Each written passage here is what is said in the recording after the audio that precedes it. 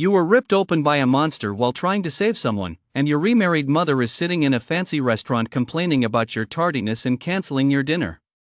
A cold blade tears through your chest, and the butterfly specimen you made yourself mixes with your blood, staining the filthy alley red. You collapse to the ground, your consciousness fading, thinking only of seeing her one last time. Meanwhile, at the Cloudtop Garden restaurant, that woman is elegantly carving her steak, completely oblivious to you on the other side of the empty table. She glances at her watch and says impatiently to the waiter, "I'm not waiting anymore. Cancel the other order." She will never know that as she enjoys her dinner, her forgotten son is, amidst despair and blood, transforming into a horror she could never imagine. Chapter 1, Ian. The school bell pierced the twilight. Ian, carrying his old backpack, pushed his way out of the school building with the crowd. Unlike most of his classmates, he didn't head for the bus stop or private cars outside the school gate. Instead, he tightened his shoulder straps and turned onto a quiet side street. He had to go to the Cloudtop Garden restaurant. The woman he was supposed to call Mom had sent him a rare text a week ago, inviting him to dinner at 7 tonight. Ian glanced at his phone. It was 6:10. He could make it in time by bus, but he didn't want to spend the $2 running there would take about 40 minutes. He took a deep breath of the cool autumn evening air and began to jog. His backpack bounced against his back with each step inside. Besides his textbooks, was a small, carefully wrapped hardcover book. It wasn't a book, it was a handmade butterfly specimen album. He had spent the entire summer collecting, pressing, and mounting them one by one in the countryside, in parks, and even under the eaves of old houses. Every page was filled with butterflies of all shapes and sizes, but one stood out, a white one, with wings so pale they were almost transparent. He remembered a long time ago, his mother had looked at the wings of a white butterfly in the park and said enviously, "So pure, like moonlight untouched by any stain." He had never forgotten those words. Delivering this gift today would mark the final end of his relationship with his mother, who had long since remarried. He ran 3 blocks and turned into a familiar old alley. The alley was narrow and long, lined on both sides by weathered, mottled walls. At the end stood a pastry shop that had been open for decades. The food was delicious, but the location was out of the way, so few people knew about it. Just as Ian was about to speed through the alley, a familiar figure pushed open the door of the pastry shop. "Ian?" It was a girl's voice, clear and bright, tinged with a hint of surprise. Ian turned to look. It was Lynn from their class. She wore a clean, light blue school blazer, her ponytail tied neatly, and carried an elegant paper box from which a faint, sweet scent of cream wafted. Lynn came from a wealthy family, was beautiful, and consistently ranked at the top of the class. Strangely enough, she always showed this quiet, shabbily dressed classmate a calmness and kindness that others didn't. "Lynn." Ian stopped in his tracks, slightly out of breath. "What are you doing here?" Lynn stepped closer, noticed the thin sheen of sweat on his forehead, and recalled the address he'd once registered. "Running? Did you go far?" "Yeah, I'm going to eat." Ian replied briefly, saying no more. "Cloudtop Garden?" Lynn thought for a moment, recalling the name of that restaurant famous in the city for its high prices, yet not too far from here. Noticing the slight look of surprise in Ian's eyes, she smiled and waved the cake box in her hand. "My mom likes the desserts at that restaurant too, but she says the best cake is actually hidden in this alley, so I come here every week to help her buy some." Her tone was natural, neither boastful nor probing, just a casual statement. Perhaps that was why Ian didn't mind talking to her. "Oh." Ian nodded, momentarily at a loss for words. "That's a bit far in that direction. Are you planning to run there?" Lynn glanced in the direction he'd come from. "My car's right at the entrance of the alley. It's on my way. Want a ride?" Ian hesitated for a second. A free ride, it saved time and effort. There was no reason to refuse. Besides, he really didn't want to show up at a place like Cloudtop Garden all sweaty and disheveled. "I'd love that." Lynn smiled and walked out alongside him.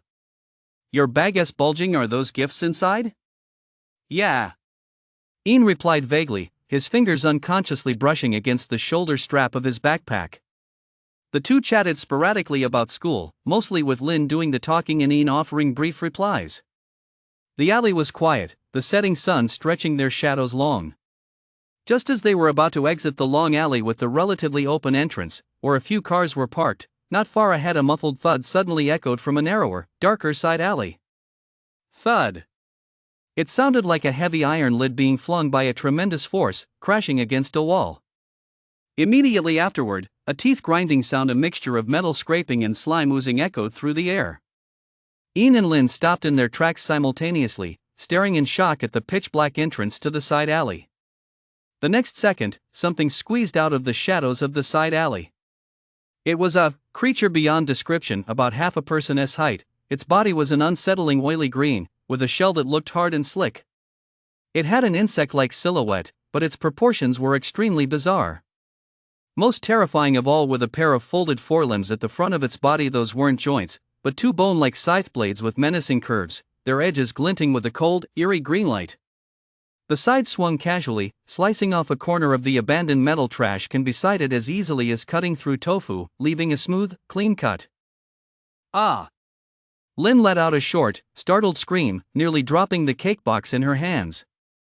Hearing the noise, the bizarre mantis turned its head, 2 points of crimson light locking onto the two humans at the alley entrance. Damn it, an E-rank monster, emerald mantis.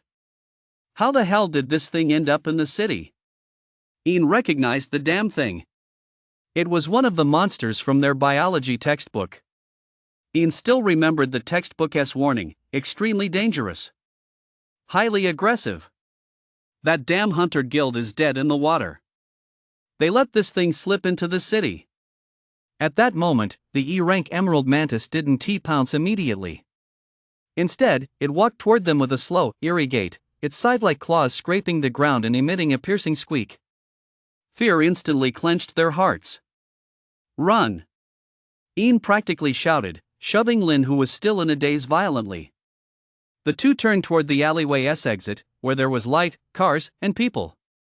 They sprinted with all their might, the squeaking sound behind them growing louder, carrying the cruel rhythm unique to a predator. Since Lynn's shoes weren't really suited for running, her steps became even more erratic in her panic. Just a dozen or so meters from the light at the alley's exit, she tripped. With a scream, she fell forward, her knees and palms scraping harshly against the rough concrete. The cake box flew far away, its beautiful wrapping smashed to pieces. She tried to get up, but a searing pain shot through her knee, leaving her unable to muster any strength. Ian had already run a few steps ahead. Hearing the noise, he turned back and saw Lynn lying on the ground, and the emerald mantis was about to emerge from the alley. The scythe at its front had already emerged from the alleyway, its eerie glow flickering. Time seemed to slow down. Ian saw Lynn's pale face, etched with despair. He saw the figure gradually emerging from the alleyway.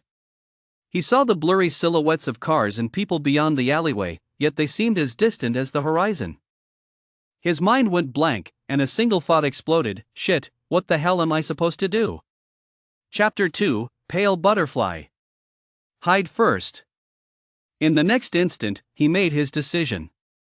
Ian screamed, turned back, and practically dragged Lynn, shoving her forcefully behind a pile of huge, bulky construction waste bags by the roadside. Ian, run. Don't worry about me. Don't make a sound. Don't come out. The boyish voice was laced with fear and a hint of reassurance. His slightly panicked eyes shone brightly, as if pleading, trust me, leave it to me. With that, he grabbed his backpack from the ground and turned to face the monster, which had already emerged from the alley and was now mere inches away. At that moment, Ian felt his heart pounding so hard it felt like it would burst. Fear numbed his limbs, but something deeper and almost instinctive impulse overpowered that fear. It was called courage. Lynn had been kind to him at school. A girl as good as her shouldn't die here. He was different, he had no one left to care for him, and perhaps no one cared for him either. He couldn't lead the monster to where Lynn was hiding. She had to survive. Damn it! You bastard! Your dad-ass right here! Ian swung his backpack with all his might, shouting at the top of his lungs, then ran toward another alley narrower and deeper in the opposite direction from the entrance. Sure enough, the emerald mantis was drawn to the commotion. Its shallow intellect wasn't capable of processing the absence of a single person, so those crimson eyes instantly locked onto the screaming, fleeing human. With a swing of its scythe, it gave chase.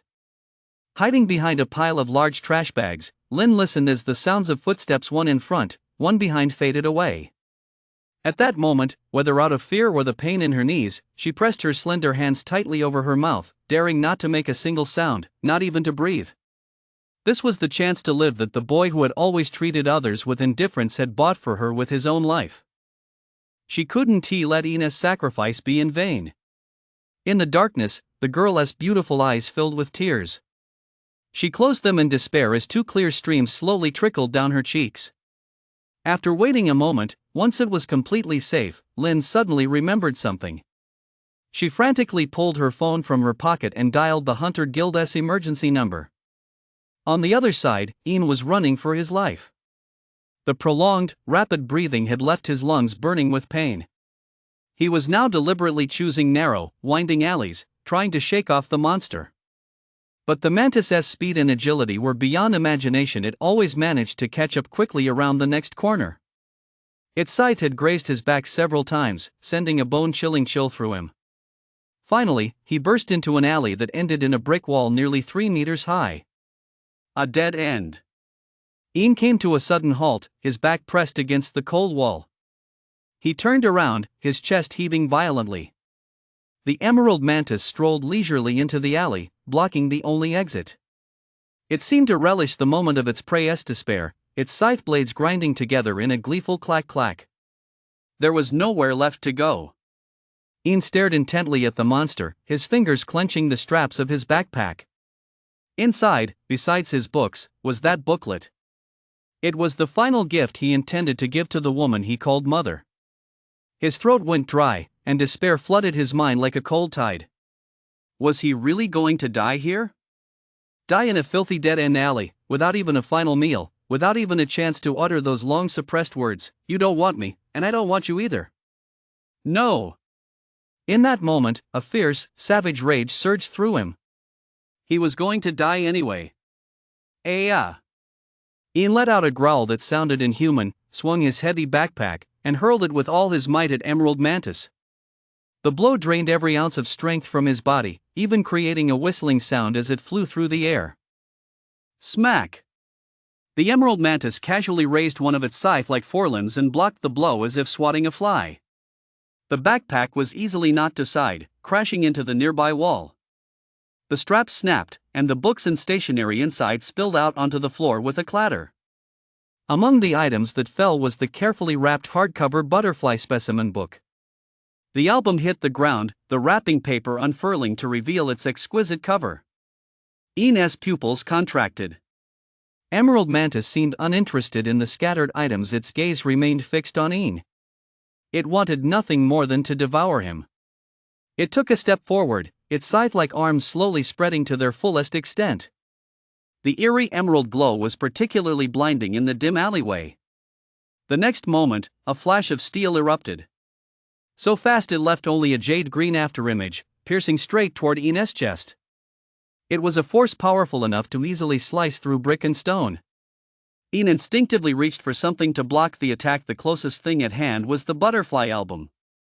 He grabbed the album and held it in front of him. Thud! A faint sound of a sharp object piercing through cardboard and glass. Ian froze, looking down. A jagged, emerald green blade tip, coated in eerie slime, protruded from the back of the butterfly specimen book. The next moment, the sensation in his body told him after piercing the book, the blade's momentum hadn't waned, and it had sunk deep into his chest. The excruciating pain was delayed by half a second, then swept over him like a tsunami. Ugh! Ian opened his mouth, but couldn't form a coherent sound. He saw his own contorted face reflected in the Emerald Mantis's compound eyes. The Emerald Mantis seemed impatient. It swung its scythe violently. Crash! The specimen book was completely torn to shreds by the ferocious force. The sturdy cardboard, the thin glass slides, the tissue paper holding the butterflies in place, and those meticulously collected, pressed, and preserved butterfly specimens. Everything, in that instant, shattered into countless fragments, exploding like a tragic and desperate shower of butterflies, swirling through the dim alleyway. Enes' body was hurled backward by the immense force, slamming hard into the brick wall behind him before sliding to the ground. He lay on his back, his vision beginning to waver and blur. A horrific gaping hole had been torn in his chest, blood gushing out and swiftly staining his bleached white school uniform, spreading a thick, dark pool across the ground. Cold and unprecedented cold spread from the wound and throughout his entire body, devouring his body heat and consciousness. Am I going to die? Maybe it's for the best. No one wants me to live anyway. Mom! Do you see these butterflies? This is the last thing I want to give you. Once I give this to you, I won't be your son anymore. Enes' mind began a pre-death flashback, with countless fragments flashing by painful memories he'd rather forget. Among those fragments were moments of childhood happiness, his parents' arguments, his mother's resolute retreating figure, and finally, his father who, in an effort to give him a better life, had accidentally fallen from a scaffold and now lay in a hospital bed, his body hunched and emaciated. Accompanying these fragmented memories were the mocking taunts of countless people around him. Those voices, some childish, some mature, all echoed the same phrase in unison: a child without a mother, a monster who brings his father's death. The world was not kind to him, leaving him with a deep sadness he could not share with anyone. In the end, he could only don a mask of indifference. The next moment, fragments of a shattered butterfly specimen, those vibrant wings, those delicate antennae and body mixed with shards of glass and scraps of paper, drifted down from the sky. It was as if heaven had taken pity on him for the first time, sending down a snowfall of regret. Many of these peculiar snowflakes landed on Enes' body and face, settling around his horrific, gushing wounds. Some fragments even fell directly into the churning mass of flesh and blood. Just then, a strange transformation occurred. Those blood-stained butterfly fragments suddenly seemed to be infused with life, glowing faintly with a soft, pale light. Immediately afterward, they began to melt, not burning, not corroding, but undergoing a more wondrous process of transforming directly from solid matter into pure particles of light. 1, 2. Countless pale specks of light emerged from the fragments, drifting gently as if guided by an invisible force, and began to converge toward the terrifying gaping hole in Enes' chest, and then merged into it. Ugh! Enes' eyes snapped open, and his body convulsed uncontrollably. It wasn't pain, but an indescribable sensation: emptiness, utter emptiness. It was as if his body had suddenly turned into a bottomless black hole, frantically craving to be filled. At the same time, the air around him seemed to tremble slightly. Invisible and intangible, yet present throughout the universe, mana began to be drawn in, surging toward Enes' body. At first, it was merely a breeze-like current, but it grew stronger and stronger, eventually forming a small, invisible vortex around his body. Pale specks of light and the invisible torrent of mana surged into his battered body together. The flesh around the terrifying gaping wound in his chest began to writhe, grow, and heal at a speed that defied all logic. Severed blood vessels reconnected, shattered bones reformed, and torn internal organs regenerated. The entire process was silent yet swift. The emerald mantis seemed bewildered by this sudden turn of events. Holding its blood-stained scythe, its crimson compound eyes fixed on the human on the ground, now enveloped in pale specks of light, it hesitated. In the space of a few breaths, the wound on Enes' chest vanished, his skin as smooth as before, leaving only a tear in his clothing and a large pool of blood around it to prove that the severe injury had not been an illusion. The pale light had completely merged into his body. The influx of heaven and earth mana gradually subsided. Ian lay motionless on the ground. But those eyes, once unfocused, slowly came into focus. Deep within them, a pale, icy light like the coldest star before dawn quietly ignited. A message, like an unlocked code, naturally surfaced in his mind. Ability awakened, pale butterfly. Rank, S. Initial abilities: Life Devour skill, Healing skill, Self-contact only. Status: Newly awakened caterpillar, unbearably hungry. Hunger. Yes, an unbearable hunger rose from the deepest recesses of his body, driving every cell within him. Not a craving for food, but for greed, for vitality.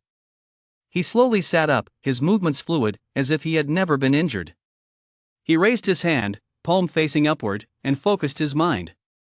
A faint pale light gathered in his palm, expanded, and transformed into an ethereal butterfly with translucent wings edged by flowing ice crack patterns. It fluttered its wings gently, scattering fine specks of light beautiful and serene, yet exuding an aura of devouring power that made life's instincts tremble. Ian raised his head and looked at the emerald mantis, which still stood nearby, somewhat bewildered. His gaze was calm, even somewhat vacant, but the pale, icy glint deep within it was as sharp as a blade. The emerald mantis seemed to sense the threat, emitting a menacing click-clack as it raised its scythe once more, its eerie glow flickering. The corner of Ian's mouth twitched ever so slightly.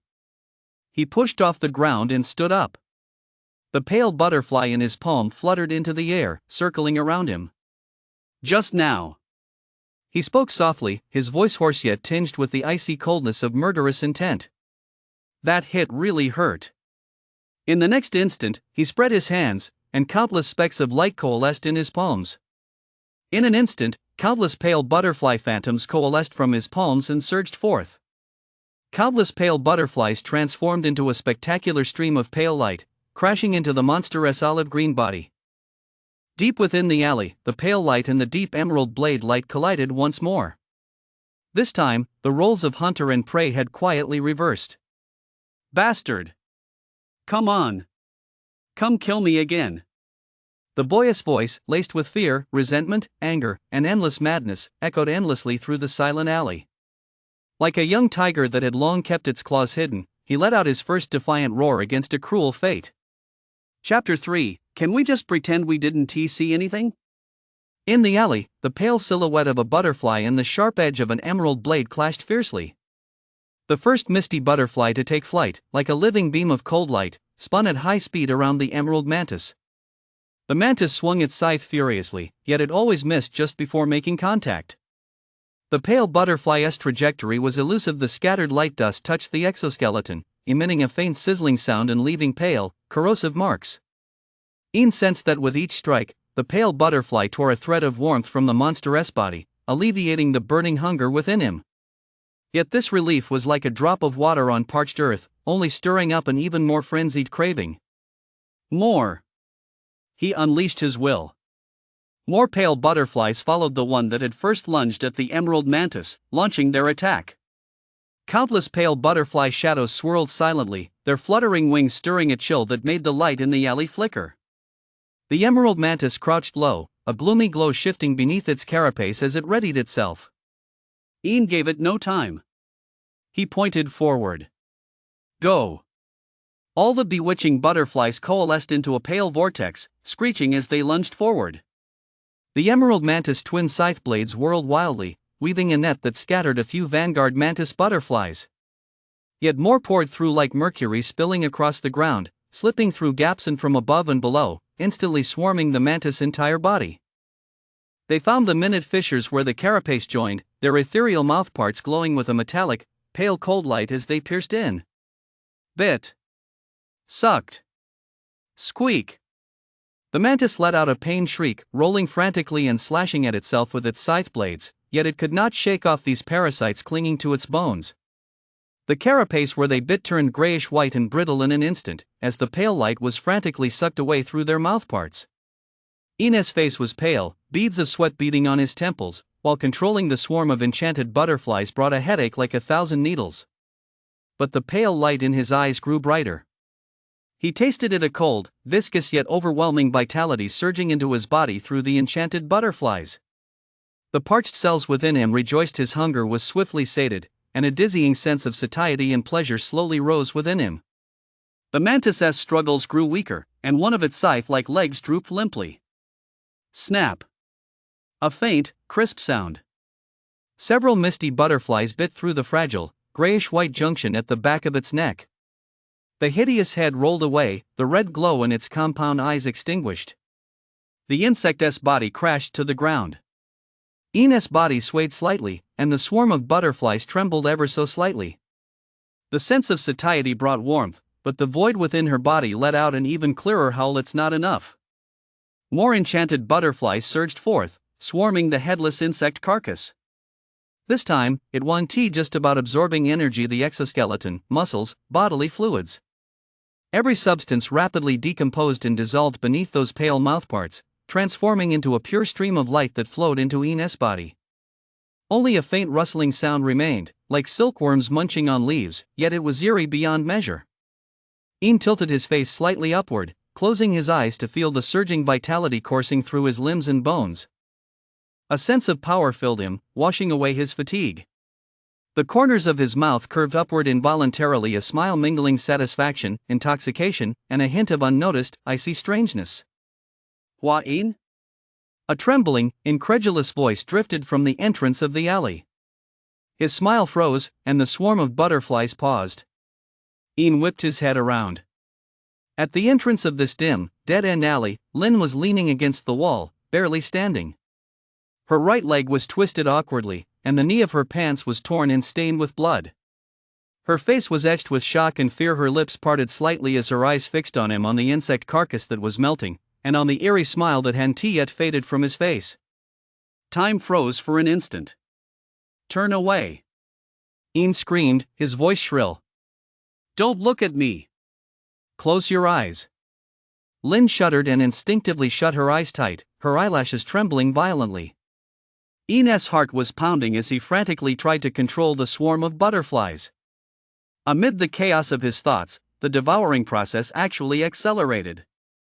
A few seconds later, the massive insect carcass vanished completely, leaving behind only a shockingly intact gray-white skeleton and a pool of evaporating mucus. It was as clean as if it had never existed. Woo-wah, woo-wah! Outside the alley, sirens grew louder as they approached. Red and blue lights flashed alternately on the wall at the alley entrance. The authorities were here. Ian's pupils contracted sharply. He quickly scanned the scene: scattered books, shattered specimen albums, knife marks on the wall, pale insect bones. And a witness. Lynn. He forced himself to stay calm and strode over to stand behind Lynn, who was trembling with her eyes tightly shut. The girl sensed his approach and began to shake even more violently. Ian took a deep breath, raised his icy hand, and gently placed it over her eyes. He could feel the trembling of her eyelids and the warmth of her skin. "Lynn," he whispered, his voice barely above a murmur as he leaned close to her ear, "listen. Everything you just saw." He paused, his voice growing deeper, laced with both pleading and an unquestionable authority. "Keep this a secret for me, okay? Don't tell anyone. Not a soul.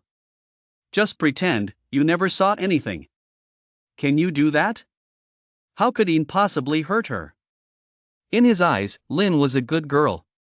The girl beneath his hand went rigid. A few seconds of silence passed, stretching as long as a century.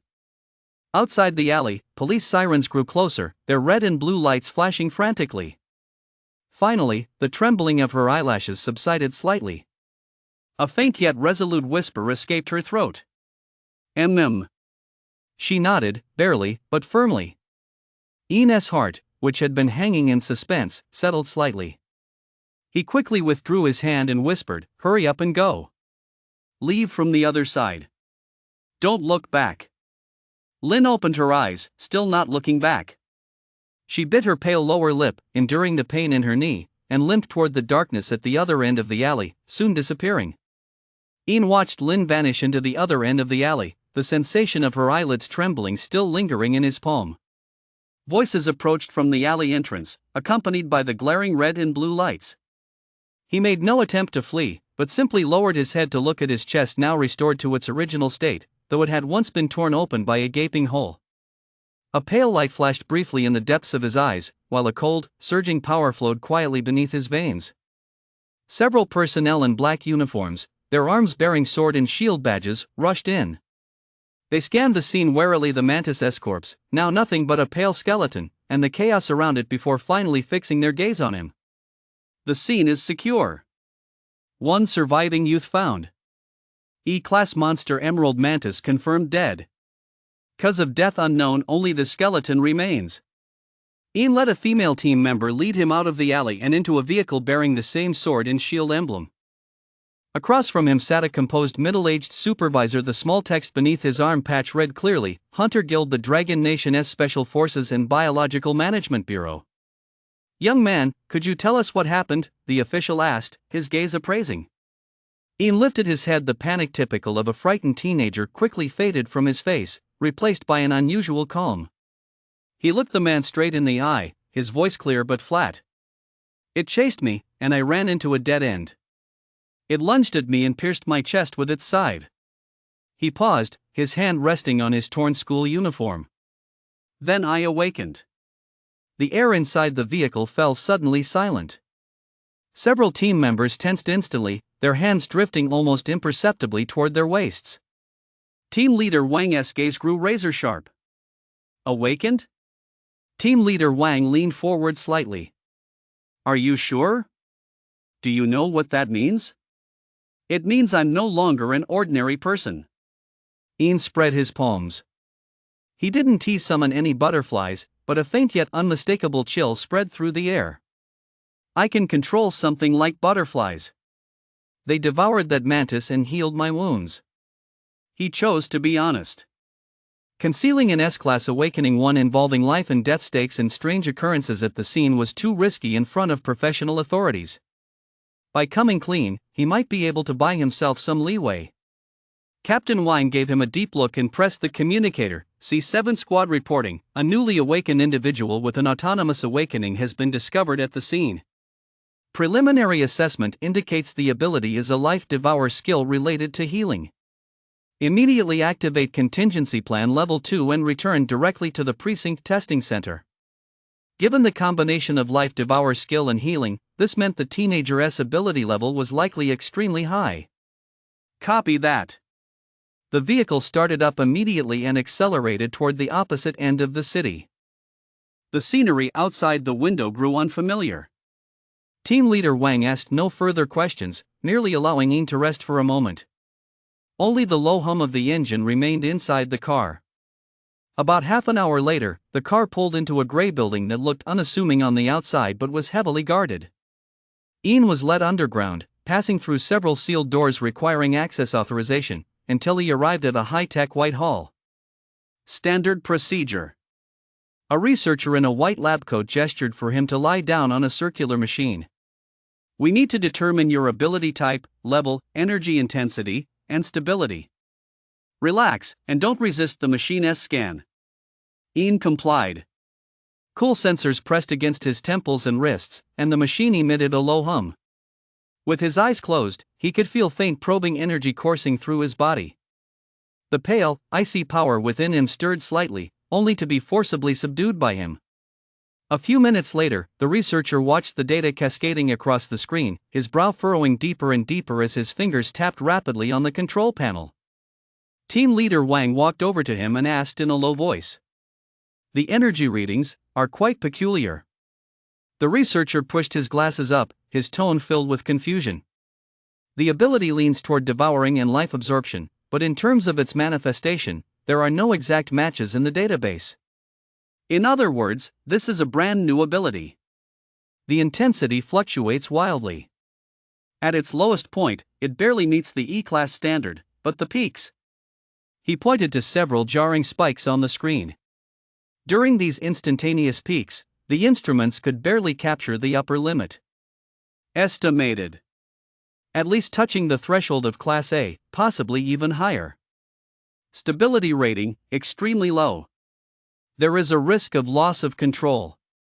Team leader Wang's expression grew grave.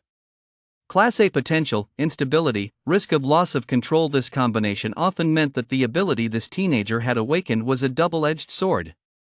"Conduct an in-depth spirit core resonance test," Captain Wang ordered.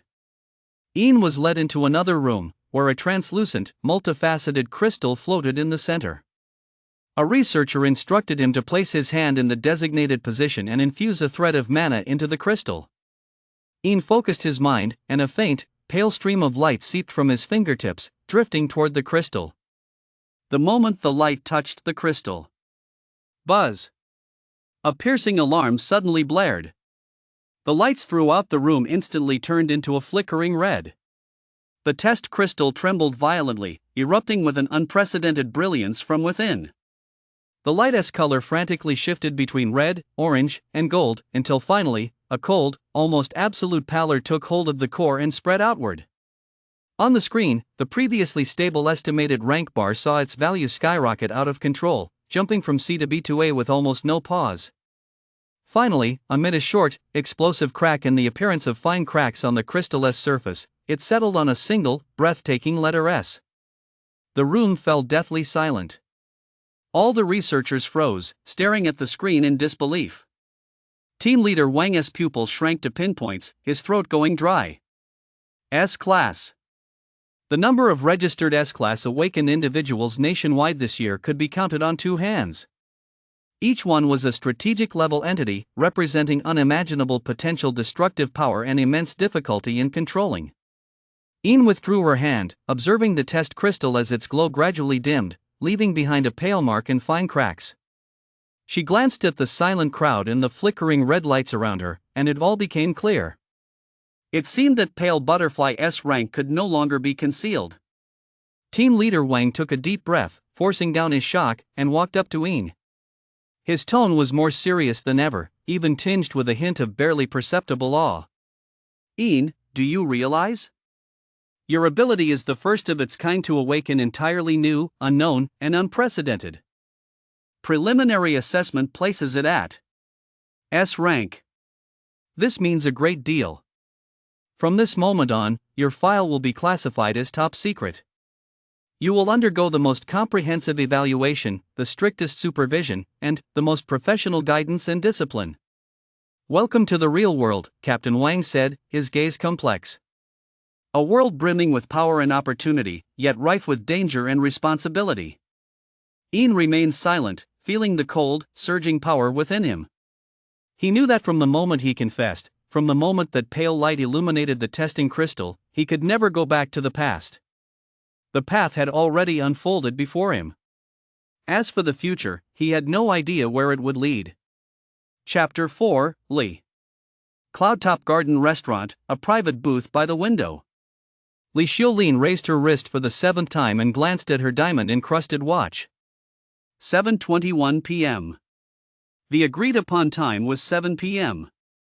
She had been sitting here alone for 21 minutes.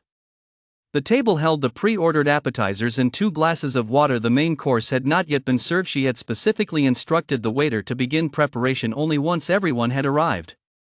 The seat across from her was empty, with the light jacket she'd originally set aside for her youngest son, Chensu, draped over the back of the chair. Chensu had come at first, but after sitting for less than 10 minutes, he'd grown thoroughly impatient. Mom, how much longer do we have to wait?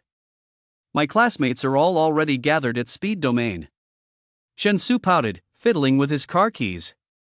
He said he'd just pop by, and it's been ages. What's up with Een? He has absolutely no sense of time. Just wait a little longer, Xiu. Maybe there's traffic. Li Xiaolin soothed him, glancing again toward the restaurant entrance. There, only waiters were coming and going. There was no sign of that familiar yet somewhat unfamiliar, tall, slender figure. What's there to wait for? Isn't he always like this? Dragging his feet, unable to handle even the smallest task. Chensu's dissatisfaction was written all over her face. Dad said yesterday that I should learn to be more level-headed from him. From him? What's there to learn? His penny-pinching ways and his unlucky streak? Mom, can't you just leave him alone? It'd be so much better to let him fend for himself. Wouldn't it be so much better if we, as a family, could just be happy together? This is so annoying. I'm leaving. You guys eat without me. Xiao Su.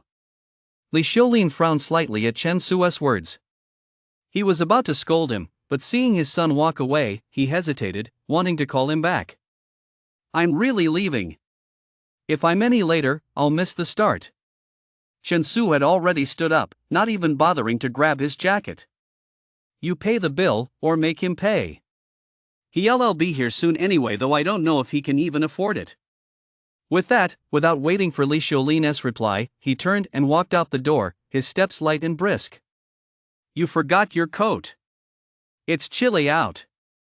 Li Xiaolin opened her mouth, but in the end, she could only sigh helplessly and let him go. She knew her youngest son's temperament better than anyone. Pushing him too hard would only backfire. She glanced once more at the empty seat across from her, and a faint flicker of displeasure, one that was almost immediately swept away by other thoughts, flew across her mind. That he really is becoming more and more inconsiderate. They had a set time, yet he is this late without even a phone call. Does he really expect his mother to chase after him? She picked up her phone, her finger hovering over in her contacts for a few seconds before finally locking the screen and putting it down. Never mind. Maybe something really did come up. I'll wait until he gets here. The waiter approached and asked politely, "Ma'am, would you like me to bring your main course now, or should we wait for your other guest?" Li Xiaolin glanced toward the entrance. There was still no sign of Ian. The sliver of patience she mustered while waiting had quickly evaporated after her younger son left. Sitting here alone, waiting idly, felt like a joke. I'm not waiting anymore. Bring it out. She waved her hand, her tone returning to its usual composure, though tinged with a barely perceptible chill. Just bring what I ordered earlier. One portion is fine. The other, cancel it. Certainly, ma'am. The waiter bowed and withdrew. Soon, the meticulously prepared steak and sides were brought out, a single portion, set before Li Xiaolin. She picked up her knife and fork and began to eat with elegant grace, occasionally glancing out the window at the night view or replying to a message on her phone. Soft music played in the restaurant, and the atmosphere remained elegant and comfortable. She seemed to have completely forgotten that this dinner tonight was originally meant for two. Or perhaps, in her heart, the most important part of this gathering had already ended the moment Chen Su left. Whether Ian came or not, or when he might arrive, had become irrelevant. That gift from her eldest son, one she likely hadn't even considered along with the taciturn son himself, was merely an insignificant blur in the busy, refined tapestry of her life at that moment, not even worth the effort of speculating on the reason for his tardiness. She finished her dinner at a leisurely pace and ordered dessert. It wasn't until nearly 8:30 that she signaled for the check. The bill arrived. She glanced at it and deftly pulled out her card. The waiter politely reminded her that ingredients for a previously ordered but uncancelled set meal had already been prepared, and she might be charged a portion of the cost. Li Xiaolin frowned but said nothing, merely nodding. She swiped her card, signed the receipt, and picked up her handbag. Rising from her seat, she walked toward the restaurant entrance with a composed stride and an upright posture. From start to finish, she never once looked back at the seat that had remained empty all evening, nor did she attempt to call the number she had ignored. The night breeze was slightly cool. She settled into the back seat of the waiting private car and told the driver her next destination, an evening tea salon hosted by a friend. The car smoothly pulled away from Cloudtop Garden and merged into the glittering stream of traffic. She didn't know, and would never know, that at the very moment she was elegantly enjoying her solo dinner, worrying about her youngest son, and planning her next social engagement. In a dim, filthy dead-end alley a few blocks away, her forgotten son had just survived a bloody ordeal of life and death. His chest pierced by a monster, he had transformed amidst a sky filled with shards of dust and the fluttering shadows of butterflies, amidst blood and despair, into a being possessing an S-class horror ability, destined to shake the very foundations of the future. Awakened one. In a corner unknown to anyone, the scales of fate had already tipped. Yet she remained immersed in that seemingly glamorous, yet in reality cold and distant, ordinary night, completely oblivious to the storm about to sweep in, a storm intimately connected to her good-for-nothing eldest son. After tonight, the already paper-thin bond between her and Ian would begin to be torn apart by worlds and destinies that were worlds apart. S-class. The shock these two words sent through the Hunter Guild SU City branch was far more intense than Ian could have imagined.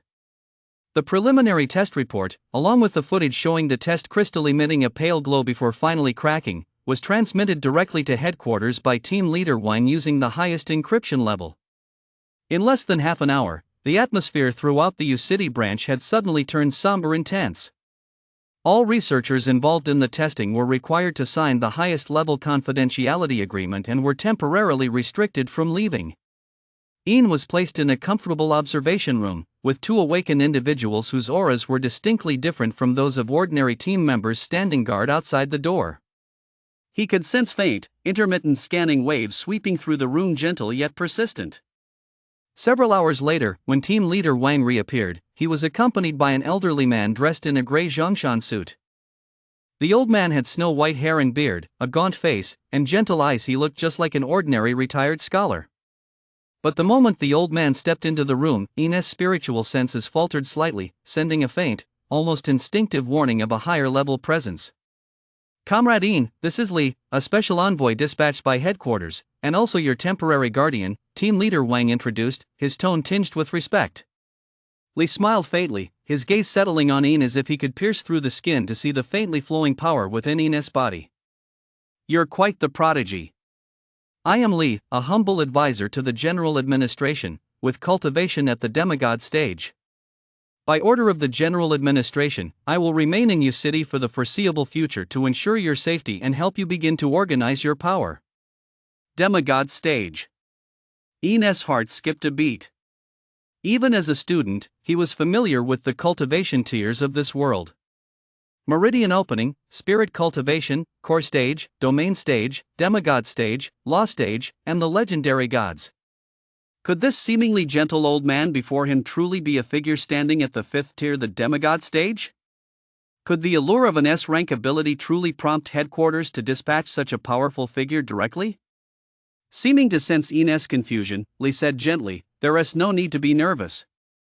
Those with S-rank abilities are treasures to both the nation and its people, yet they are also variables that must be handled with caution. You've only just awakened, your power is still unstable, making you vulnerable to external threats and prone to harming yourself. My purpose in coming here is, first, to protect you, and second, to guide you." He paused for a moment before continuing, "By your age, I imagine you've already gained some understanding of the truth of this world.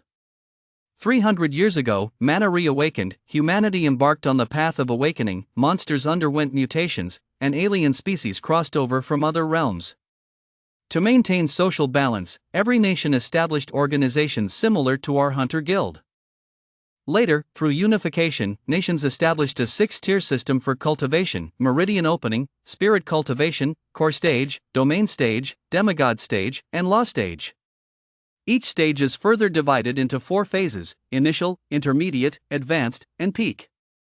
For ordinary awakened individuals, reaching the spirit cultivation stage by the end of their lives is considered a solid foundation. The core stage marks them as local experts, and the domain stage makes them pillars capable of defending major cities. As for the demigod stage, these are strategic pillars. There are no more than 100 of them worldwide. You've just awakened, yet your ability is already S-rank. Your starting point far exceeds that of ordinary people, meaning your potential points directly toward the demigod stage at the very least, and you may even have a chance to reach the law stage or higher. But precisely because of this, your growth requires vast resources, systematic guidance, and an environment where you can grow with peace of mind." At that moment, team leader Wang placed a thick folder in front of Ian. The cover bore the Hunter Guild's emblem. "Ian, this is the preliminary cooperation and training plan drafted for you by headquarters. Given your unique circumstances and potential value, we hope you will formally join the Hunter Guild as our specially appointed trainee agent." Ian opened the folder, and the very first item that caught his eye made him catch his breath. Basic resource allocation. 1. Monthly fixed quota, 10,000 spirit stones standard units. 2. Based on your development stage and mission contributions, additional access will be granted to the library of cultivation techniques, combat skills, and arcane arts ranging from D rank to A rank. 3. Provision of a dedicated cultivation advisor and a safe house. Spirit stones? Ian looked up. This was the first time he'd heard the term. So, it turned out that awakened ones didn't rely solely on the mana of the heavens and earth for their cultivation. Following the revival of mana, high-purity energy crystals have formed at certain mineral veins and earth veins. These serve as the standard currency among awakened ones and are the core resources for aiding cultivation, restoring strength, and powering specialized equipment. Team leader Wang explained, spirit stones are graded into 4 tiers: low, medium, high, and ultimate. The exchange rate is typically 100:1. The plan provides standard low-grade spirit stones. The pure mana contained in a single low-grade spirit stone is sufficient to sustain a cultivator in the early meridian opening realm through 3 days of full-intensity cultivation. 10,000 per month. This is a privilege even many core stage experts might not enjoy. Ian stared at the number, his heart racing. 10,000 per month, even if they were only low-grade, was an unimaginably vast sum. And this was merely the basic allowance. The document went on to detail the obligations, accepting unified dispatch from the Bureau, though they promised to fully consider his student status and developmental stage, cooperating with necessary research and testing, ensuring safety and voluntary participation, adhering to Hunter Guild regulations and confidentiality protocols, and assisting with special incidents within the jurisdiction to the best of his ability. The rights included generous mission allowances, compensation for injury or death, and most importantly a relatively legal and protected identity to manage and utilize this sudden, highly dangerous power of his. Your situation is unique. You're under 18 and have just awakened. The Bureau has issued a special directive granting you a 1-month consideration period. During this time, Lee will be responsible for your basic guidance and safety, and your resource supply will continue as usual. Team leader Wang spoke earnestly. Ian, we hope you'll join us. Not only to add a future pillar of strength to the nation, but also for your own sake. In this world, high-level awakened individuals operating independently without organizational backing rarely last long. They're either coveted and fought over by various factions, or left helpless when their power spirals out of control or they face a powerful enemy. Ian closed the folder and fell silent for a moment. The terms offered by the Hunter Guild and the protection they provided seemed, for now, to be his best option, perhaps even the only sensible one. Otherwise, he wouldn't have chosen to confess his awakened status to Captain Wang from the very beginning. No need to think about it. I agree to join, he said, lifting his head with a calm gaze. But I have one condition. Chapter 5, Fusion? Go ahead. Until I'm strong enough, I don't want my mother and my other loved ones to be dragged into the other side of this world. They should live ordinary lives. Ian said slowly. This might be the last thing he could do for a relationship that had already grown distant. That was the paradox of Ian. He was ruthless, yet not ruthless enough. A flicker of approval crossed Lee's eyes, loyal without being sentimental, worldly wise without being cynical. Acceptable. The Bureau will handle this matter appropriately, ensuring your family information receives the highest level of protection and remains free from unnecessary interference. Captain Wang also nodded. That's a reasonable request. I'll have a new agreement sent over immediately. Also, Ian turned to Lee, regarding my ability, it seems to be quite hungry. I need to know how to safely feed it, and what its true nature is. Lee's expression grew serious. That is precisely one of the core objectives of my mission here. Pale Butterfly, there are only scattered records in the Bureau's database, pointing to an ancient and secret legend. You are not yet ready to know this secret. Someone will explain it to you later. Your ability initially manifests as the disintegration and devouring of life and energy, and may even touch upon the conceptual level. Its potential and danger are both top tier. How to master it rather than be consumed by it will be the key to your cultivation. He held out his hand, palm upward, and a warm, serene, pale golden light appeared, forming a subtle contrast with the icy power within Ian's body. The path of cultivation places the greatest emphasis on foundational training. Starting tomorrow, I will first teach you the basic spirit vein guidance method to help you solidify your meridian opening realm and master the flow of mana. As for the hunger, spirit stones can alleviate it, but they only treat the symptoms, not the root cause. You must learn to discern what can be devoured and what cannot, and you must understand the true purpose of the power of devouring. Ian nodded. The path ahead remained shrouded in mist, but at least he was no longer alone in facing that endless pallor and hunger. Soon, a new agreement was delivered. He opened the file once more. The observation room was silent. The city lights outside the window, filtered through specially treated glass, were reduced to nothing more than a blurry halo. Outside the window lay a life that appeared ordinary and peaceful inside, a supernatural world brimming with power and resources, yet rife with unknown dangers. Ian lifted his gaze from the new contract, met Lee's deep eyes, and then turned his attention to the familiar yet transformed city lights beyond the window. In that moment, his mind raced. A phantom pain, as if his chest were still pierced by the jade-bladed scythe, lingered. Power surged silently within him. The image of Lin closing her eyes in terror flashed through his mind, and the silhouette of his mother hurrying away remained vivid. The world had already undergone a drastic upheaval.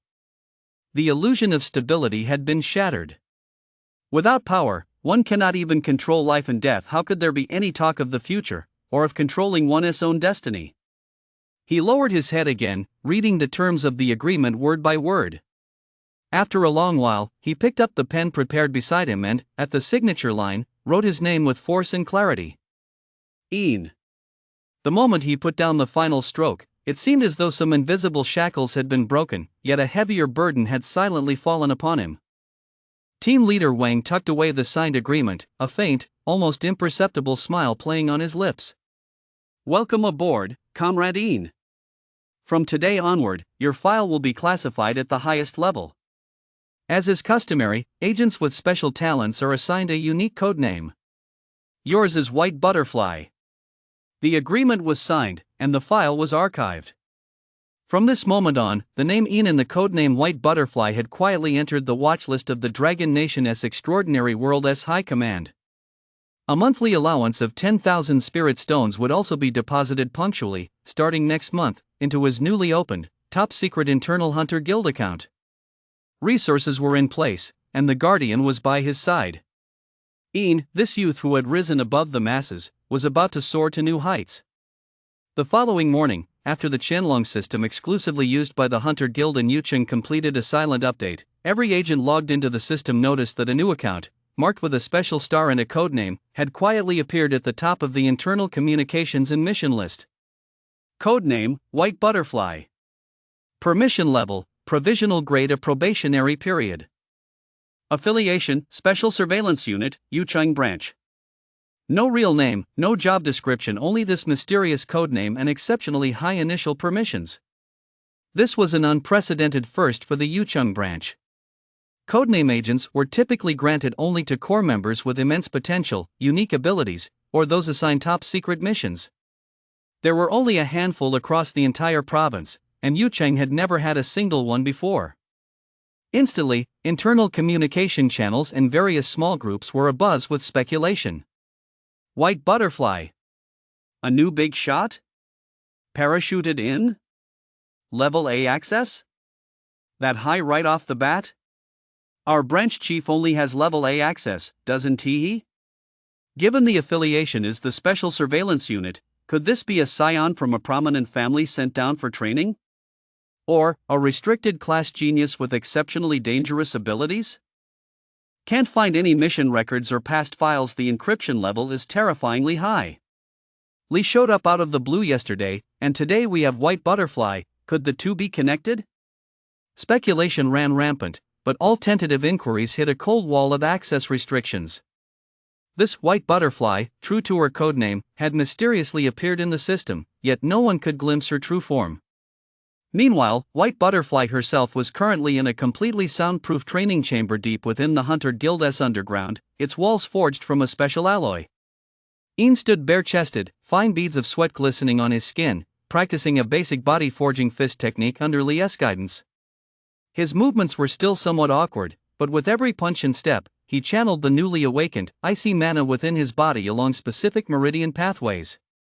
Though faint, the flow was already beginning to take shape. The beginning of cultivation lies in opening the meridians. Li stood nearby with his hands behind his back, his voice calm yet cutting to the heart of the matter. For mana to enter the body, it must have a path to follow. The human body possesses innate, hidden spiritual meridians.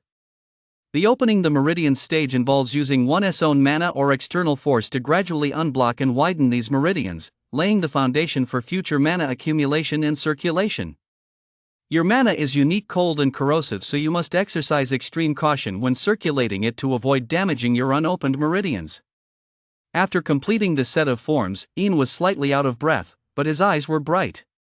He could feel that as the mana flowed, the ever-present hunger within his body seemed to be slightly soothed, and his control over his body had become a bit clearer. Rest for a moment, then sense your own ability.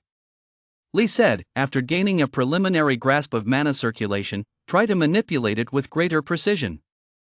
Ian sat cross-legged, closed his eyes, and focused his mind. His consciousness sank into his body, touching the pale core slowly rotating in his dantian.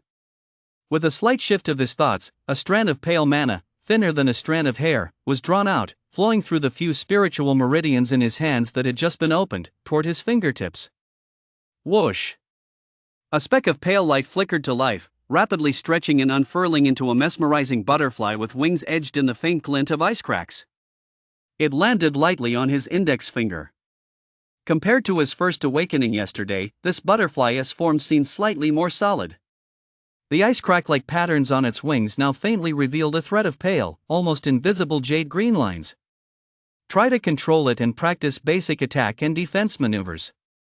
Lee pointed to the testing area on one side of the meditation chamber, where several targets made of different materials stood, ranging from ordinary wooden planks to special alloys. Ian focused his mind, and the enchanted butterfly fluttered into the air. He began by attempting simple maneuvers: flight, hovering, and sharp turns, maneuvering it as effortlessly as if it were an extension of his own arm.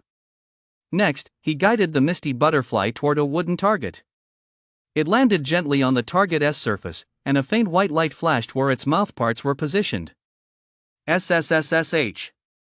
A tiny hole appeared in the wooden target, its edges smooth, as if pierced in an instant by an extremely fine ice spike. Next came the harder plastic targets and ordinary steel plates.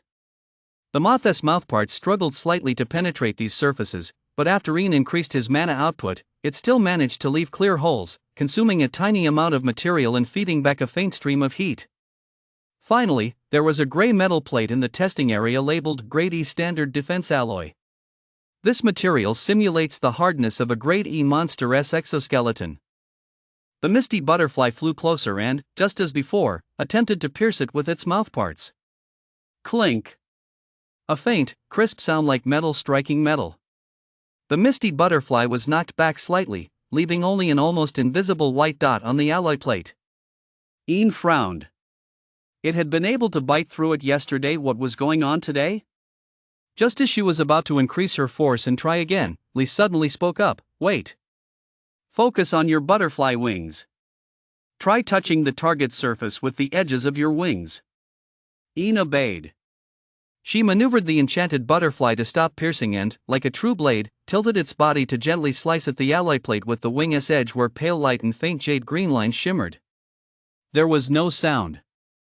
Nor was there any noticeable resistance.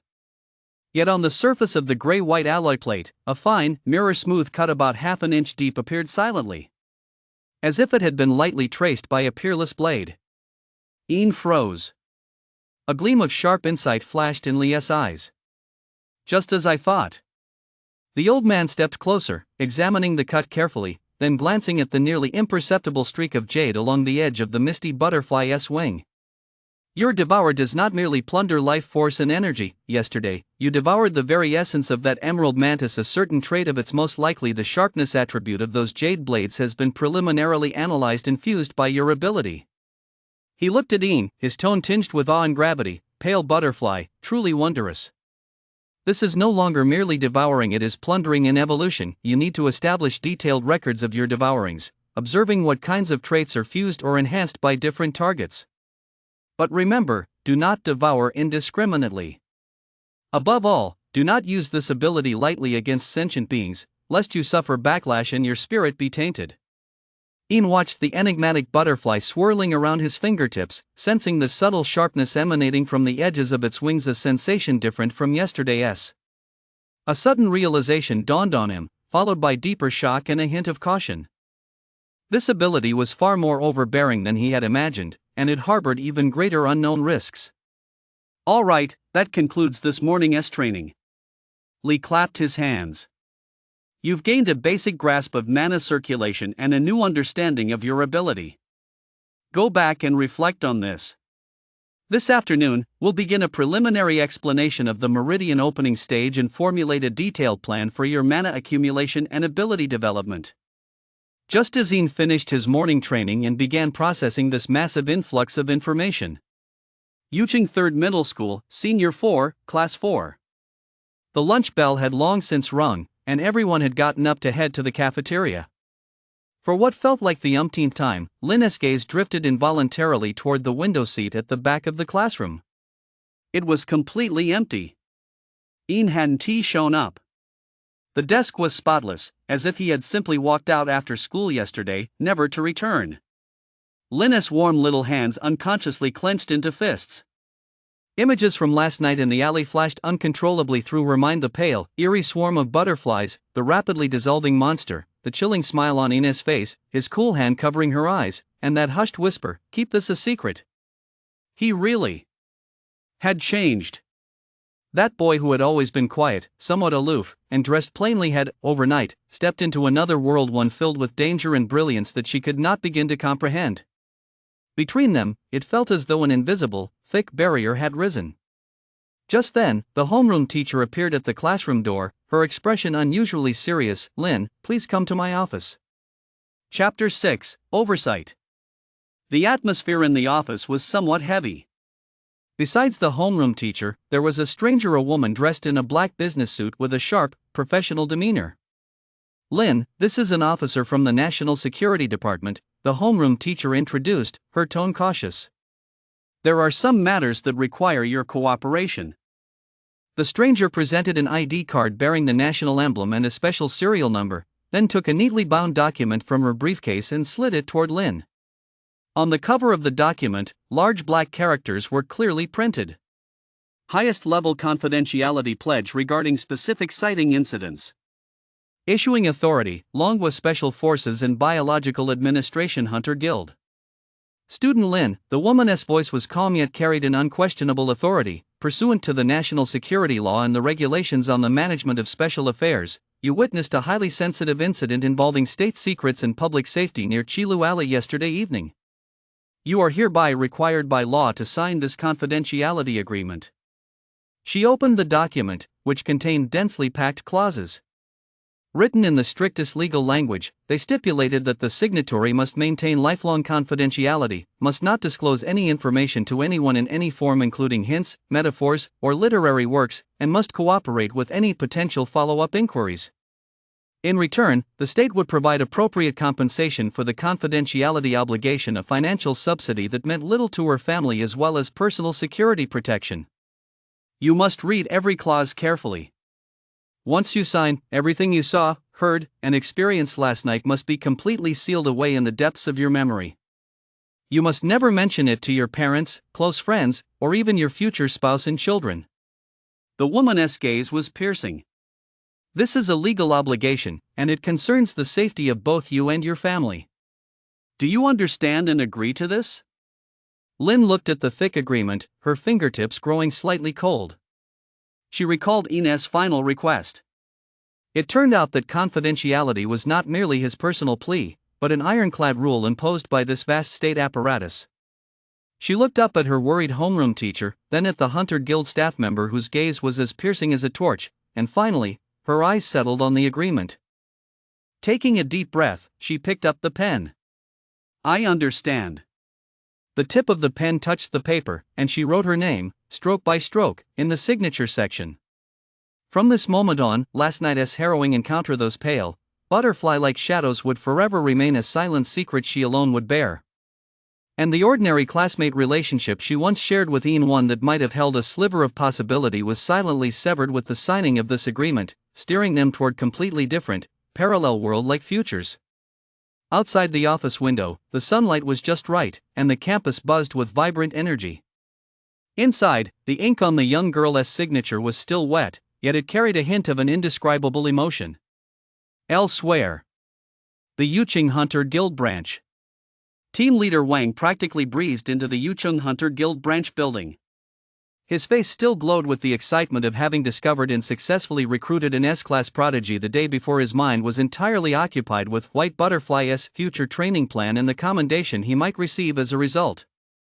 He walked briskly to the branch director's office and knocked on the door. "Come in," came Chief Lua's steady voice from inside. Team leader Wang pushed the door open, a smile on his face. "Good morning, Chief. Regarding the preliminary arrangements for the newly discovered S-Class Awakener White Butterfly from yesterday and His words came to an abrupt halt. Behind his desk, Deputy Chief Lu did not greet him with his usual smile. Instead, he sat with his hands folded on the desk, his expression grave and solemn, even tinged with a rare hint of coldness. The computer screen in front of him displayed the preliminary investigation report on yesterday's Emerald Mantis incident in Crossroads Alley. Captain Wang, Lu slowly raised his head, his gaze as sharp as a hawk's, fixing directly on him. Don't rush to mention White Butterfly just yet. I'm asking you, how did your operations division handle things yesterday? Captain Wang's smile froze on his face, and his heart gave a sudden jolt. An E-class monster, the Emerald Mantis, highly aggressive, with distinctive features. How did it manage to silently breach the city's triple psychic security perimeter and infiltrate a bustling commercial district less than 2 blocks from 3rd Middle School?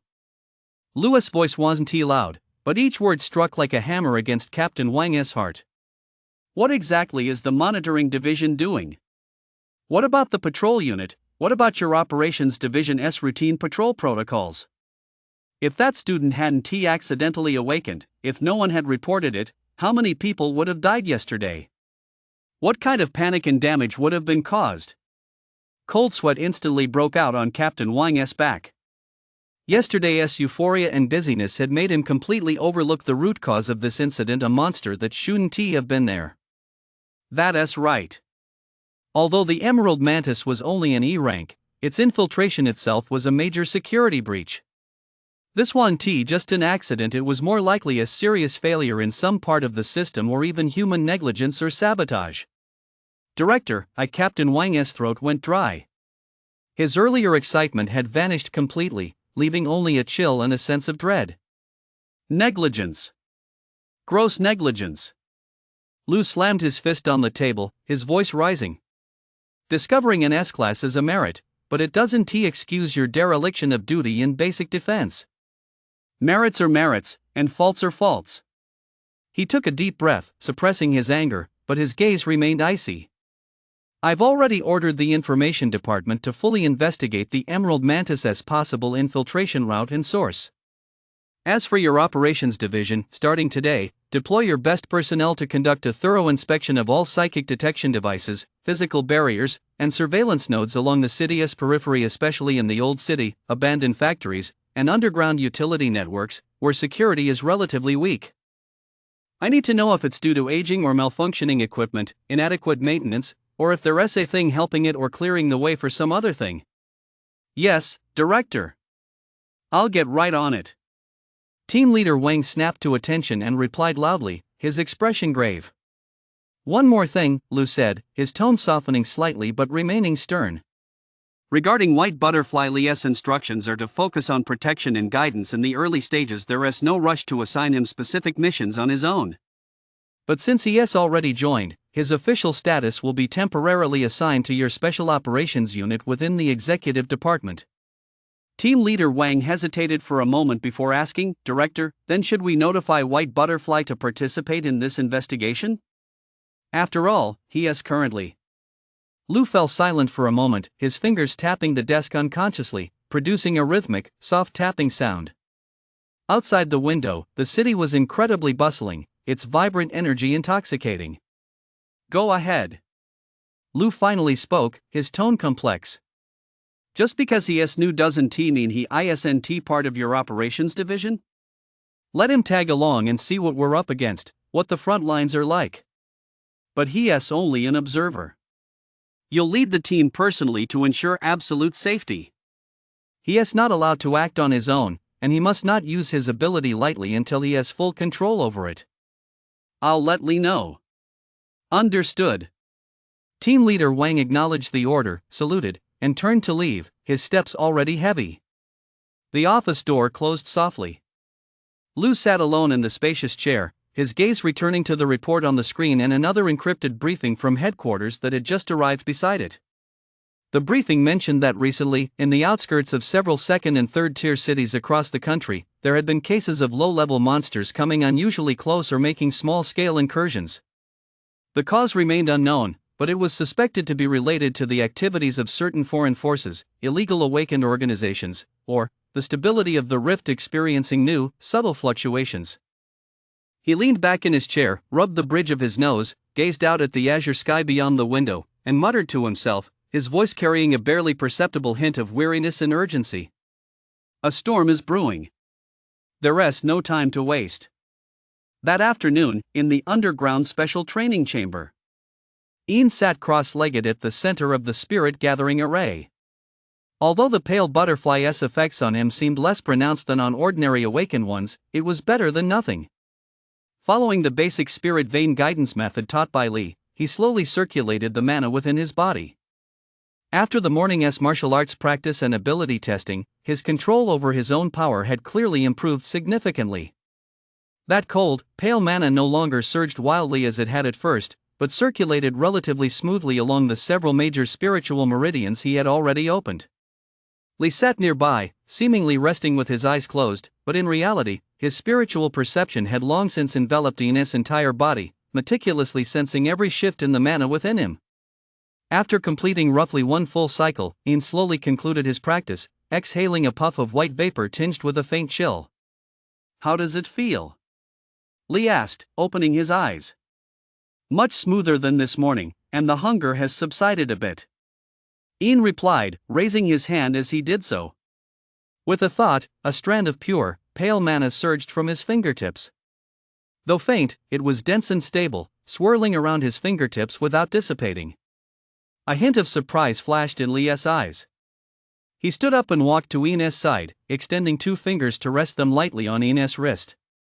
A gentle, peaceful stream of pale golden mana flowed in, swiftly coursing through Ian's entire body. A moment later, Lee withdrew his hand, his face revealing a look of genuine astonishment for the first time as he scrutinized Ian from head to toe, as if examining a rare treasure.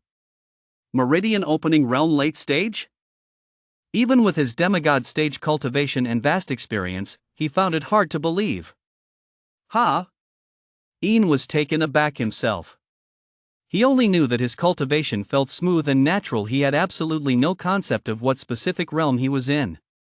For an ordinary awakener, when mana first floods their body upon awakening, being able to stabilize at the early stage of the meridian opening realm is already a sign of good aptitude. It takes months, or even a year, of arduous practice, supplemented by spirit stones and elixirs, to gradually open the spiritual meridians and enter the mid-stage. As for the late stage, it requires a perfect combination of talent, resources, and relentless effort. Lee sighed, his tone complex. Yet you just one day after awakening, with only basic guidance and a single shallow cultivation session, have already opened nearly half of your major spiritual meridians. Your mana reserves are substantial, and your circulation is seamless. This is already a hallmark of the late meridian opening realm." He gazed intently at Ian, truly worthy of the S-rank talent pale butterfly. "Your body and spiritual veins seem as if they were born to bear and circulate this high-level power. The massive surge of mana that flooded your body upon awakening, combined with the energy gain from devouring that monster, not only healed your injuries but also laid a foundation far deeper than that of ordinary people in an extremely short time." Ian looked down at her palm, sensing the power within her body indeed, far more abundant and solid than before, and felt a surge of emotion. S-class potential was manifesting itself so tangibly in such a terrifying rate of cultivation. However, with great fortune comes great peril. Lee quickly regained his serious demeanor. Building a foundation quickly is a good thing, but your character, control over your power, and understanding of the essence of your ability must keep pace with your advancement in cultivation. Otherwise, it's like building a tower on quicksand, it can collapse in an instant. Starting tomorrow, in addition to accumulating mana, you must double down on character refinement and practical combat simulations.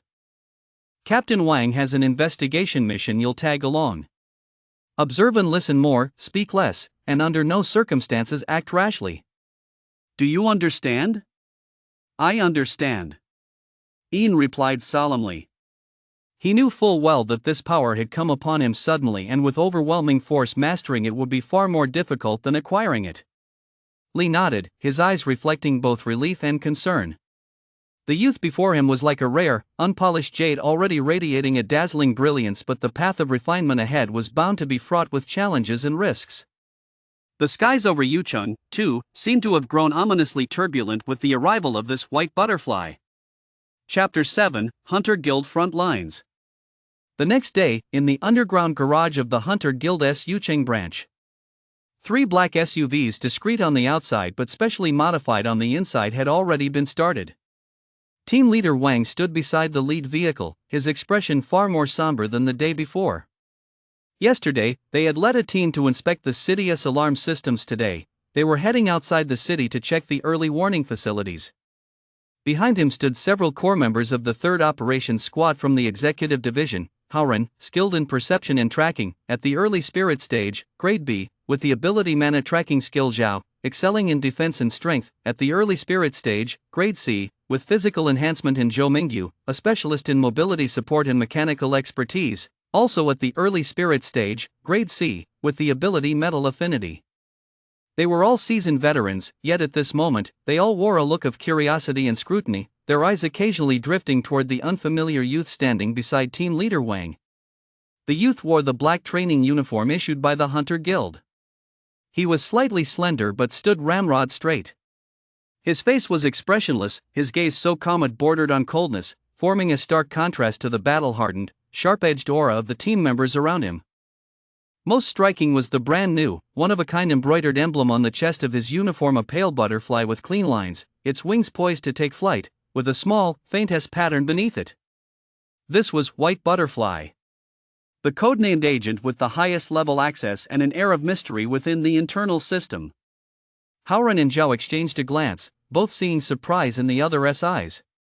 They had previously speculated on all manner of possibilities: a genius kept in reserve by a prominent family, an ace sent down from headquarters, or even the heir to some reclusive master, yet they never imagined the real person would be a student who appeared to have just come of age, with such an aloof demeanor.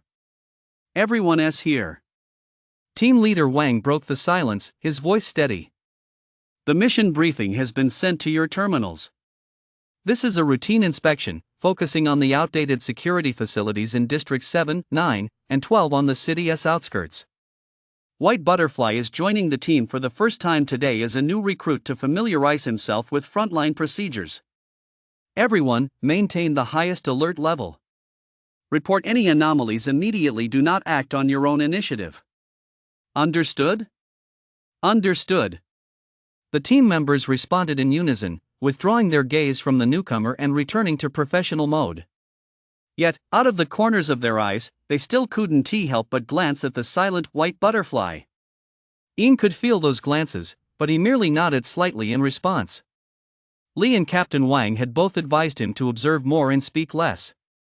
Right now, he was mostly sensing the spiritual energy fluctuations, both obvious and subtle, emanating from the team members around him, sensing the atmosphere in this underground garage, a mixture of steel, motor oil, and a hint of tension, and sensing the faint flutter of his own heartbeat in this unfamiliar environment. Ian had to admit, he was a little nervous. The convoy drove out of the precinct, merged into the daytime traffic, and headed toward the city outskirts. Occasional brief confirmations and traffic updates crackled over the in-car communication channel, but for the most part, it was quiet.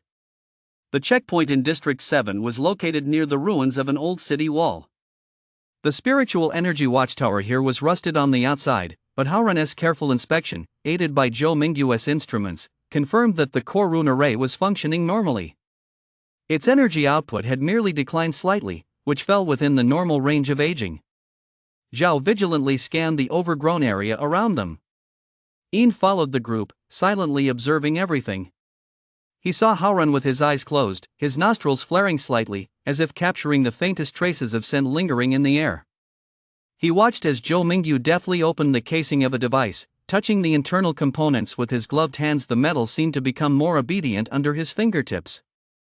He also observed team leader Wang moving about seemingly casually, yet his gaze was as sharp as an eagle's, sweeping over every corner where danger might lurk. This was the daily routine of the Hunter Guild's frontline personnel. There were no earth-shattering battles as one might imagine. Instead, the work consisted mostly of these meticulous, monotonous, and even somewhat tedious inspections and maintenance tasks. But everyone remained fully focused, because they knew that these seemingly unremarkable devices were the first line of defense against the threat of monsters outside the city. The checkpoint in Sector 9 was located at the outlet of a drainage channel in an abandoned factory. The environment was even more complex and filthy. This time, a problem arose quickly. Captain Wang. Zhou Mingyu's voice came from a metal inspection manhole half hidden by weeds, tinged with gravity. Something's wrong with the earth vein sensor pile here. The casing shows signs of forced prying, and the internal core runes have been destroyed. Everyone rushed over instantly. Captain Wang crouched down, examining the metal stake about as thick as an arm and covered in intricate runes that Zhou Mingyu had pulled up from the manhole. In the middle of the stake, the runes which should have been a seamless hole showed obvious fractures and scorched, twisted distortions, as if directly eroded by some brutal force. Vandalism? Zhao asked in a deep, resonant voice, his fists clenched. It doesn't look like natural deterioration, nor is it the kind of damage a monstrous impact could cause. Haoran leaned in, sniffing the fracture carefully, his brow furrowed. There's a faint, lingering scent of some kind of decaying plant. It's strange, not typical of common monsters. And the method of destruction is highly professional. They've severed the critical nodes of the spiritual energy circuit directly. Team leader Wang's expression darkened instantly, turning grim. He immediately activated the encrypted communication channel. Headquarters, this is Executive Division 3rd Squad, codename Anvil. At Checkpoint C7 in Sector 9, we've discovered that Earth Vein Sensor Pile DL309 has been deliberately sabotaged. The method is professional, and there's an unusual odor lingering. Request immediate access to all recent surveillance footage and psychic energy fluctuation records for this area. He paused, his gaze sweeping over the damp, muddy ground and the edges of the drainage ditches. Haoran had already begun expanding the search area in perfect sync. Soon, he made an even more startling discovery. Captain Wang. There are tracks here. More than one kind. Haoran pointed to the soft mud beside the drainage ditch and a patch of flattened weeds. Look at these claw marks, they're from rotten tooth rats. There are quite a few, at least a small colony. And these drag marks, they look like scrapes from the scales of a rock-skinned pangolin. Over there, the bushes have fresh gnawing marks. Those are the teeth marks of a night stalker deer. A chill crept into his voice. These traces are all very fresh, no more than 48 hours old. And they all came from outside the city, passing through this area that should have been fully monitored and flagged by the sensor posts. What this meant was self-evident. The security equipment had been sabotaged, creating a monitoring blind spot. And within the last day or two, more than one group of low-level monsters had slipped through this breach, silently infiltrating the city limits of Yucheng.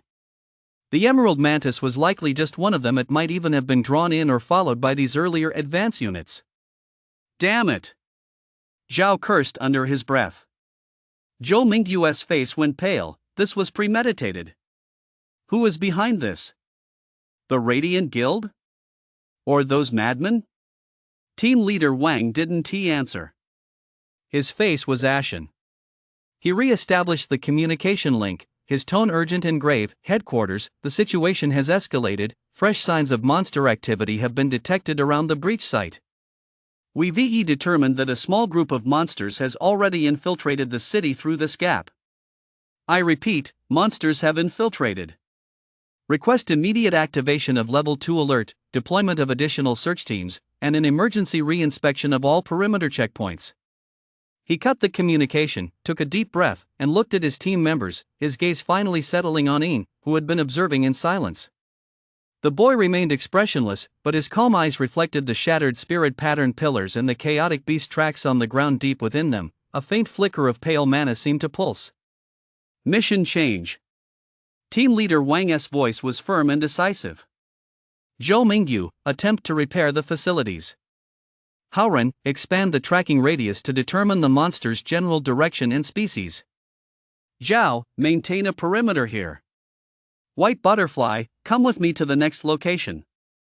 The vehicle's engine roared to life once more, carrying the silent youth toward the peril-laden outskirts of the city.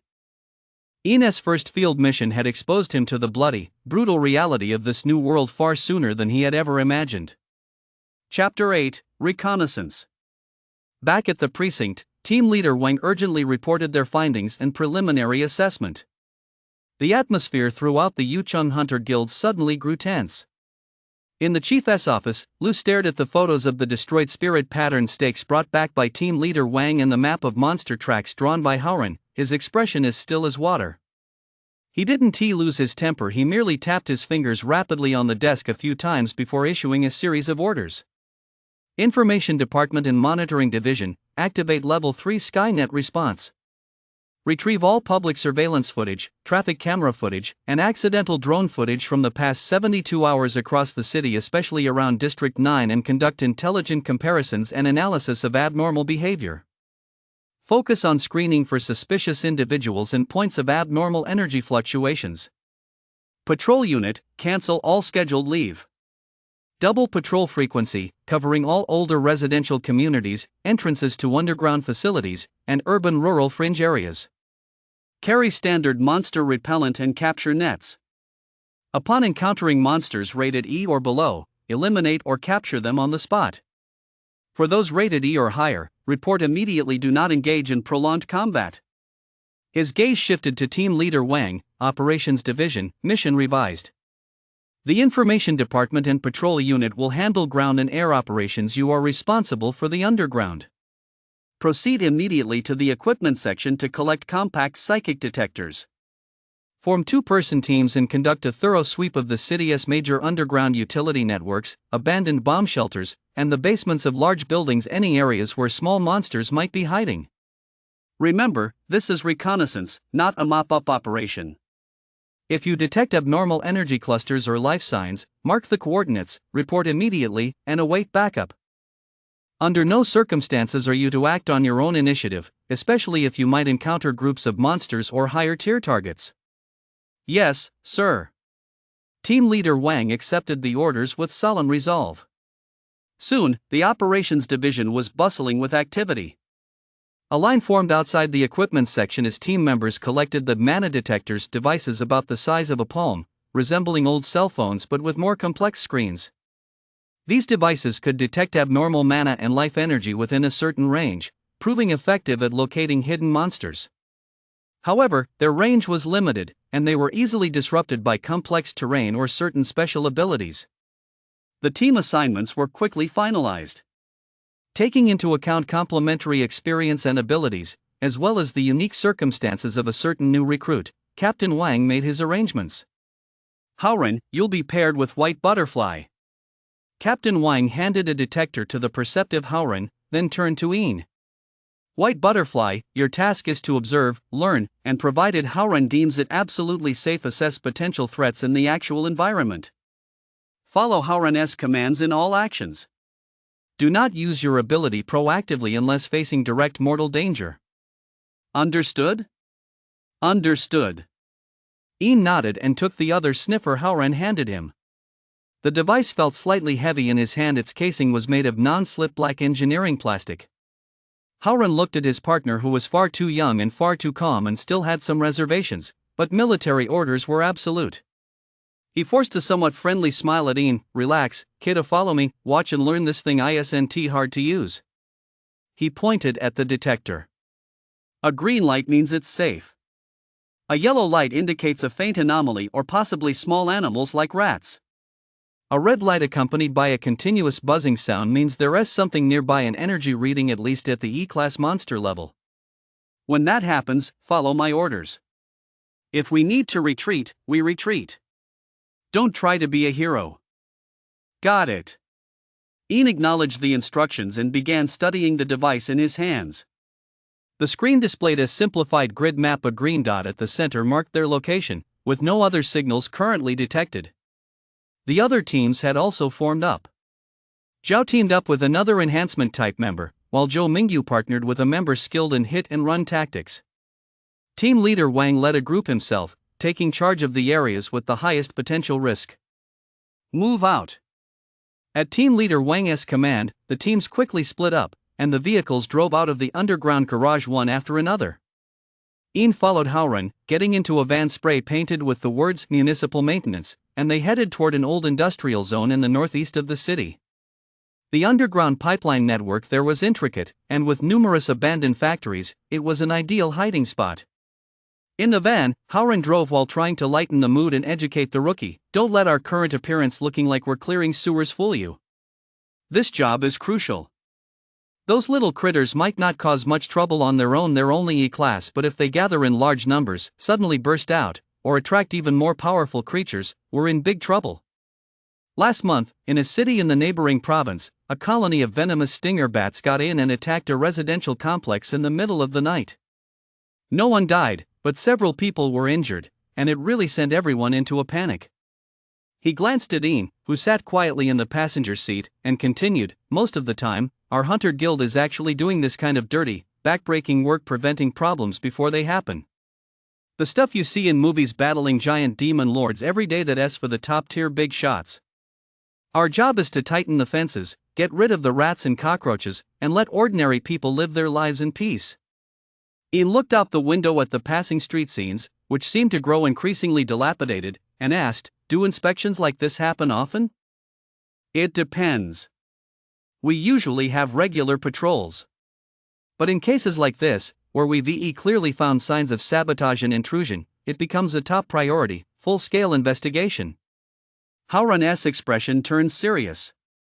That's why I said this isn't a simple matter. Sabotaging the spirit pattern stakes that's not something an ordinary monster could pull off, nor is it something a typical illegal awakener would dare to do. It's tantamount to a direct challenge to the nation's defenses. There's definitely something fishy going on behind the scenes. He paused, then lowered his voice. Bro, your codename is White Butterfly. Running into something like this right after you joined is a real eye-opener. But stick with me, and I'll show you what the real front lines are like and prove that we didn't put on these uniforms for nothing. If things get a little dicey, maybe you'll show off your skills and let your brother see what a code agent is capable of? We'll see. Ian brushed it off casually. The car pulled up near a rusted iron manhole cover marked Municipal Pipeline Maintenance Access. Howran deftly slipped on a fluorescent vest, pulled out his tools, and pried open the heavy manhole cover. A subterranean stench, a mix of mold and a faint fishy odor, waved up. He turned on his high-powered flashlight and shone it down into the shaft, then glanced at the detector in his hand. The screen remained green. I'll go first. Stay close. Watch your step, it's slippery. With that, Howran led the way down the wet, slippery ladder. Ian took a deep breath, clipped the detector to his belt, and followed. Chill, dampness, and darkness enveloped them instantly. Only the light from Howran's flashlight and the faint glow of the detector's screen illuminated a short stretch of the circular pipe ahead, covered in moss and water stains. A faint dripping sound came from the distance. Deeper inside, it was pitch black, as if leading to an unknown lair. A faint, imperceptible pale glow flickered at his fingertips. The mana within him seemed to pulse with slightly heightened vitality in this subterranean environment, brimming with the unknown and potential danger. The shadow reconnaissance beneath Ghost City had begun. Chapter 9: The Unconventional Path. Deep within the underground pipeline network, the silence was shattered by the beam of a flashlight and the sound of footsteps. Ian followed Howran, navigating the damp, slick pipes for nearly 2 hours. The screen of the psychic detector in his hand remained a reassuring green for most of the time. Occasionally, a brief yellow glow would flicker as they passed pools of stagnant water or piles of decaying matter. Howran confirmed these were mostly harmless fungal spores or minor methane seeps. The air was thick and murky, permeated by the stench of rust, sewage, and age-old decay.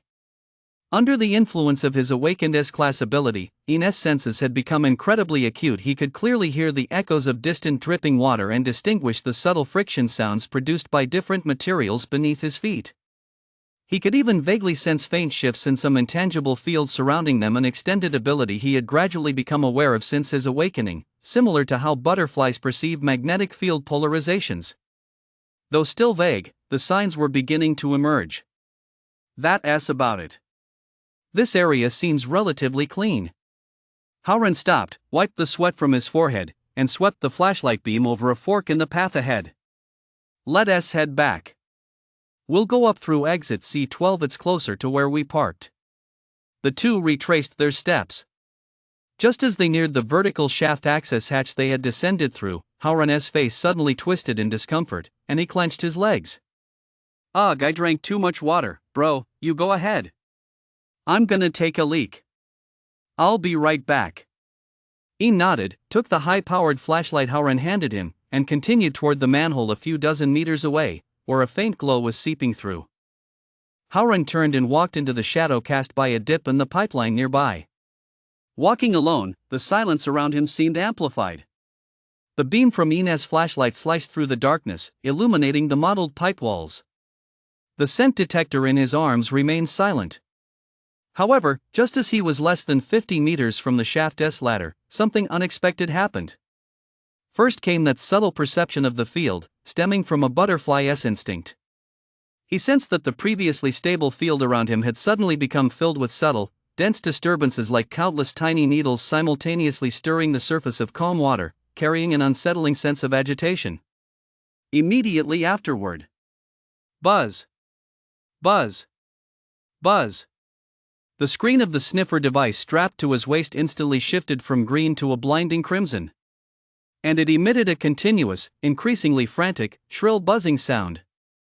In the silent sewer, this sound was like the knock of death itself, sending chills down one's spine. Almost at the same moment, Howran's terrified shout exploded from not far behind him. White butterfly, run! It's a pack of rotten-toothed rats. E-class gregarious monsters. How the hell are there so many? Ian spun around abruptly, sweeping the beam of his powerful flashlight toward the source of Howran's voice and deeper into the darkness. At the edge of the light, the shadows seemed to come alive, seething. Countless crimson specks lit up densely the eyes of the rotten-toothed rats. They were the size of house cats, but their fur was slick and filthy. Their exposed incisors glowed a sickly green, dripping with corrosive saliva, and they emitted a constant, shrill squeaking sound. There were so many of them that they nearly filled the cross-section of the pipe behind them, like a black tide surging madly toward them. The pungent stench of blood and decay intensified tenfold in an instant. Run! Up the shaft! Howran had already burst out of the shadows, his pants still around his ankles, his face deathly pale. He hurled 2 tactical glow sticks toward the swarm in an attempt to distract them, all while bellowing at Ian. The 2 of them sprinted with all their might toward the shaft opening. Behind them, the rustling of the rotten-toothed rats' movement mingled with shrill squeaks, forming a chorus of death that closed in rapidly. Their sharp claws scraped against the metal and concrete floor, producing a noise that made one's teeth ache. As he ran, Howran pressed his earpiece with one hand and reported urgently, panting heavily, "Headquarters. This is Howran and White Butterfly. We've encountered a massive swarm of rotten-toothed rats in the underground pipeline network of Sector 9, C12. Number unknown, but extremely large. We're fleeing toward the shaft opening. Requesting backup. Repeat, requesting emergency backup. Copy that. Hold your ground. Reinforcements are on the way," came the urgent reply over the channel. What was merely a few dozen meters felt like an eternity at that moment. Just as the stench of blood behind them grew increasingly intense. Finally, the 2 of them sprinted to the bottom of the shaft. The faint light filtering down from the opening above was like a ray of salvation. Quick! White Butterfly, you go first. Howran abruptly shoved Ian toward the slippery metal ladder, then spun around, drew the tactical baton from his waist, and assumed a defensive stance against the surging tide of black rats. His voice was hoarse but resolute. I'll hold them off. Once you're up, disperse the crowd immediately. Hurry! Ian glanced at him, said nothing, grabbed the cold ladder, and climbed upward as fast as he could. His movements were more agile than ever before. The meridians within his body were slightly warm from the surging mana, providing an endless supply of strength.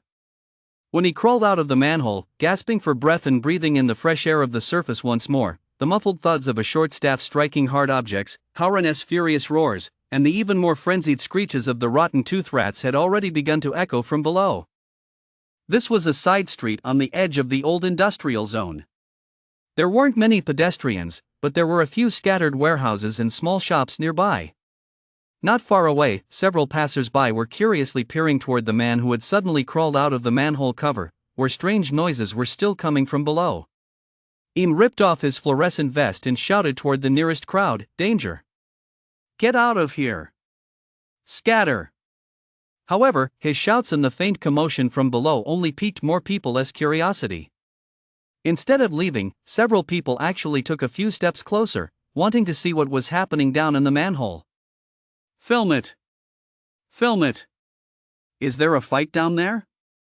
Did something go wrong with the municipal maintenance?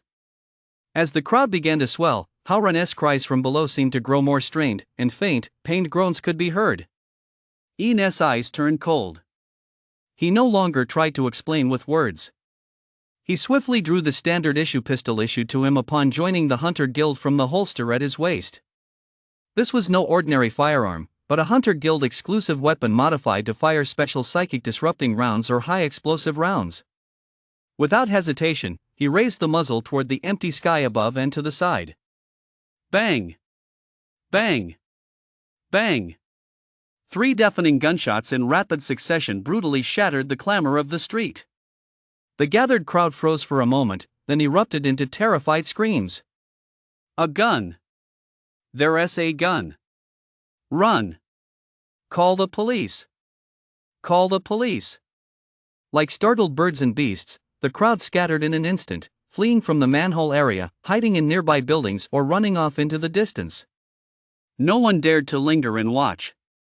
Down in the shaft, Howran was fighting with all his might, using a short club to fend off several rotten-toothed rats that had lunged at him. His arms were already scratched and bleeding. Hearing the sharp gunshots from above, his movements froze. He narrowly dodged another rat's bite and couldn't help but mutter under his breath. Damn it! Are the new recruits these days really this lawless? But there was no denying that this crude, brutal method had indeed cleared the area of any civilians who might have been caught in the crossfire in the shortest possible time.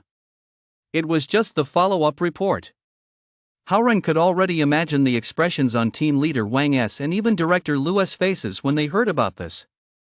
Meanwhile, Ian had once again turned his gaze toward the dark, deep well, his grip on the pistol tightening, his eyes coldly intense. He hadn't fled. Instead, he was assessing how much longer Howran could hold out, whether he should go down to provide backup now, and when reinforcements from headquarters would arrive. The screeching of rats and the clanging of metal from below, the acrid smell of gunpowder on the surface, and the faint wail of sirens in the distance all blended into a scene teeming with danger. Chapter 10: Taking Action. Howran's cries from below carried the desperation of a man cornered. Ian's eyes narrowed without a moment's hesitation. He strode back to the edge of the well. He dropped to one knee, his left hand steadying his right wrist as he aimed at the vertical shaft below. His breathing steadied, his gaze sharp as an eagle's. Though it was merely a standard issue pistol, in his hands it now seemed imbued with a cold, murderous intent. Bang! Bang! Bang! Bang! Gunfire rang out once more, but this time the rhythm was steady, the aim precise. Every shot struck the rotten-toothed rats attempting to leap and bite Howran as he climbed, or those that had already squeezed near the ladder, ready to surge upward. Psychic disruption rounds exploded into faint blue flashes among the rat horde. Though not lethal, they were enough to make the struck rats stiffen and screech in agony, disrupting the rhythm of their assault. Occasionally, a bullet would strike a rat's blood-red eye or gaping mouth with precision, sending a spray of filthy blood flying. Howran could only hear bullets whistling overhead as the rat's assault below faltered, the pressure easing instantly. Seizing the moment, he scrambled upward with all his might, gasping for breath as he shouted, "Way to go, white butterfly! Your aim is spot on. Steady, accurate, and ruthless. Where do you practice that? Even the new recruits at the Bureau's shooting range can't pull that off." Ian took down another rat that was about to bite Howran's heel, the corner of his mouth curling up ever so slightly. His gaze remained fixed below as he replied briefly, "I've practiced. I practiced on CF." He paused, seemingly feeling that wasn't precise enough, and added another sentence, his tone carrying a rare, barely perceptible hint of preference, "I prefer the AK." Ha! Howran nearly spat out a mouthful of blood, torn between laughter and exasperation. Oh, online games? And an AK? You little. Before he could finish, he finally grabbed the edge of the well. Under the cover of another round of Ian's precise burst fire, he scrambled up onto the ground, disheveled but safe. He collapsed onto the ground, gasping for breath, the scratch marks on his arms and calves stinging fiercely. However, the danger was far from over. The swarm of rotten-toothed rats below seemed thoroughly enraged by the loss of their comrades and the escape of their prey. They no longer limited themselves to biting attacks. Instead, using their sharp claws, they surged upward like a tidal wave along the vertical metal ladder. The sheer density of them was enough to make one's scalp crawl. From deeper within the pipes in the distance, more squeaking sounds were converging. Oh no! Howran's face paled as he struggled to get to his feet. His ability, mana tracking skill, excelled at tracking enemies and sensing the environment, but it lacked any significant offensive power. Facing a rat horde of this magnitude, staying behind to hold them off would be suicide. He scanned the area and spotted the van parked nearby. We have to drive the van over here to block the manhole. We need to hold them off for as long as we can. Just then, Ian emptied his last magazine. The pistol clicked hollowly. The first few rats at the front of the swarm had already poked their heads out, their crimson eyes fixed intently on the two men by the well, fangs bared. Howran's heart sank to the pit of his stomach. Ian looked at the empty gun in his hand, then at the swarm of rats gushing from the well like a black fountain, his expression calm. After a mere moment's thought, perhaps not even a second, he made his decision. He took a step forward, holstered the empty pistol, and stood in front of Howran, who was panting heavily as he tried to reach the van. Then, he held out his right hand toward the surging horde of rats. A pale light suddenly erupted from the palm of his hand. It was not a soft glow, but a cold flame as tangible as solid matter. In the next instant, accompanied by a faint fluttering sound that seemed to come from the depths of the void, countless pale butterflies surged forth from his palm like a pale, bursting flood. Their sheer number instantly formed a churning, pale cloud of fluttering butterfly shadows before him. Compared to the previous test, these illusory butterflies had a more solid form. The faint jade-green threads along the edges of their wings derived from the emerald mantis now seemed infused with power, coursing with razor-sharp mana, making each butterfly wing resemble a miniature, icy, lethal blade. Ian's face paled visibly, and the veins on his temples began to throb. Summoning and sustaining such a vast swarm of illusory butterflies at once placed an immense strain on his mental energy. He had only recently entered the late stage of the meridian opening realm, and his meridians pulsed with a wave of exhaustion. Yet his gaze remained icy, his resolve as firm as iron. Go! The silent command was issued. The pale cloud of butterflies suddenly surged into motion.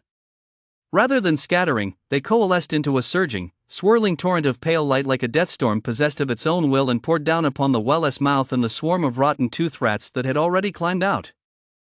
Pop, pop, pop, pop, pop. There was no earth-shattering roar, only a series of faint, teeth-grinding pops, as if countless razor-thin blades were simultaneously slicing through leather and fragile bones. The first few dozen rotten-toothed rats to surge from the well's mouth were swallowed by the swarm of pale butterflies before they could even let out a half-scream. The moment their bodies touched the swarm, it was as if they'd been thrown into a high-speed meat grinder made of countless razor-sharp blades. Fur, flesh, bones. As the butterfly wings, glinting with jade green, razor-sharp mana, swept past, they were effortlessly torn apart, dismembered, and sliced into countless tiny fragments. The swarm showed no sign of stopping, pouring back into the shaft. The vertical shaft below and the nearby conduits instantly transformed into a highly efficient and terrifying slaughterhouse. Pale light flickered and swirled madly within, accompanied by the brief, piercing screams of countless rotten-toothed rats, screams of utter despair, swiftly snuffed out. Squeak! The sounds were dense and fleeting, quickly merging into a single, spine-chilling cacophony. Howran slumped to the ground, staring at the scene before him in utter disbelief, his mouth hanging open, unconsciously, forgotten. He had seen many powerful offensive abilities: fire, ice, lightning, shockwaves. But this was the first time he'd ever witnessed such an eerie, silent, yet chillingly efficient display of slicing and disintegration. Those beautiful, pale butterflies now looked to him like nothing less than the coldest scythe of death itself. In less than 5 minutes, no new rats emerged from the well.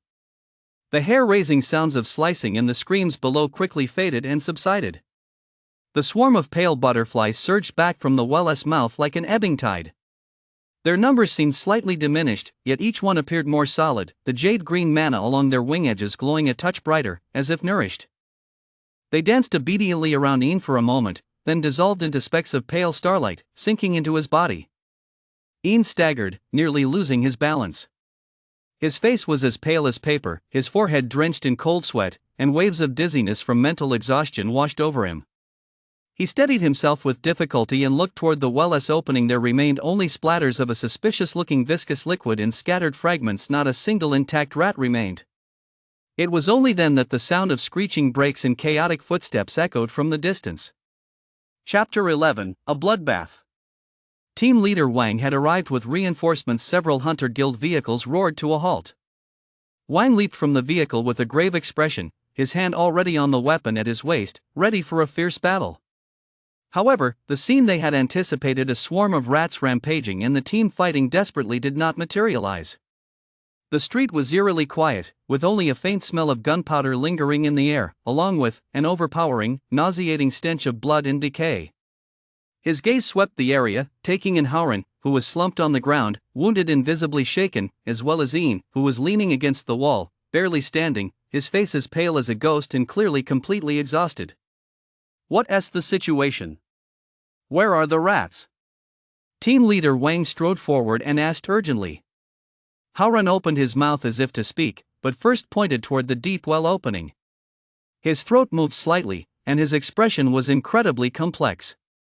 Team leader Wang frowned and signaled to two team members, "Go down and check it out. Be careful." The two fully equipped team members responded, cautiously approaching the well's edge. They shone their powerful flashlights downward while simultaneously aiming their detectors at the depths below. A few seconds later, both men froze in their tracks. Instantly, their faces turned pale before their very eyes, and their Adam's apples bobbed violently. Ugh! One of them spun around abruptly, rushed to the nearby grassy area, and bent over, retching violently. The other wasn't much better off. Fighting the sensation of his stomach churning violently, he staggered back a few steps, shook his head at Captain Wang with great effort, then nodded, signaling that it's safe down there, but his expression was more wretched than if he were crying. Captain Wang's heart sank. He walked to the well opening himself, took the flashlight, and held his breath as he peered down. The beam of the powerful flashlight pierced the darkness below, illuminating the bottom of the shaft and the interior of a nearby section of pipe. Even for Captain Wang, who had seen it all and experienced countless bloody scenes, his stomach churned at the sight, and his face paled repeatedly. It could no longer be called a battlefield. It resembled more a workshop of flesh and blood that had been thoroughly pulverized by violence. As far as the eye could see, the pipe walls, the ladder, the floor, nearly every inch of surface was caked with a thick layer of sludge that was dark red and murky green, viscous, and mixed with shreds of fur, bone fragments, and unidentifiable internal organs. There was scarcely a single rat carcass left even remotely intact. Everything had been broken down and sliced into a paste no larger than a fingernail or even finer that oozed and pooled in the dim light, emitting an indescribable stench.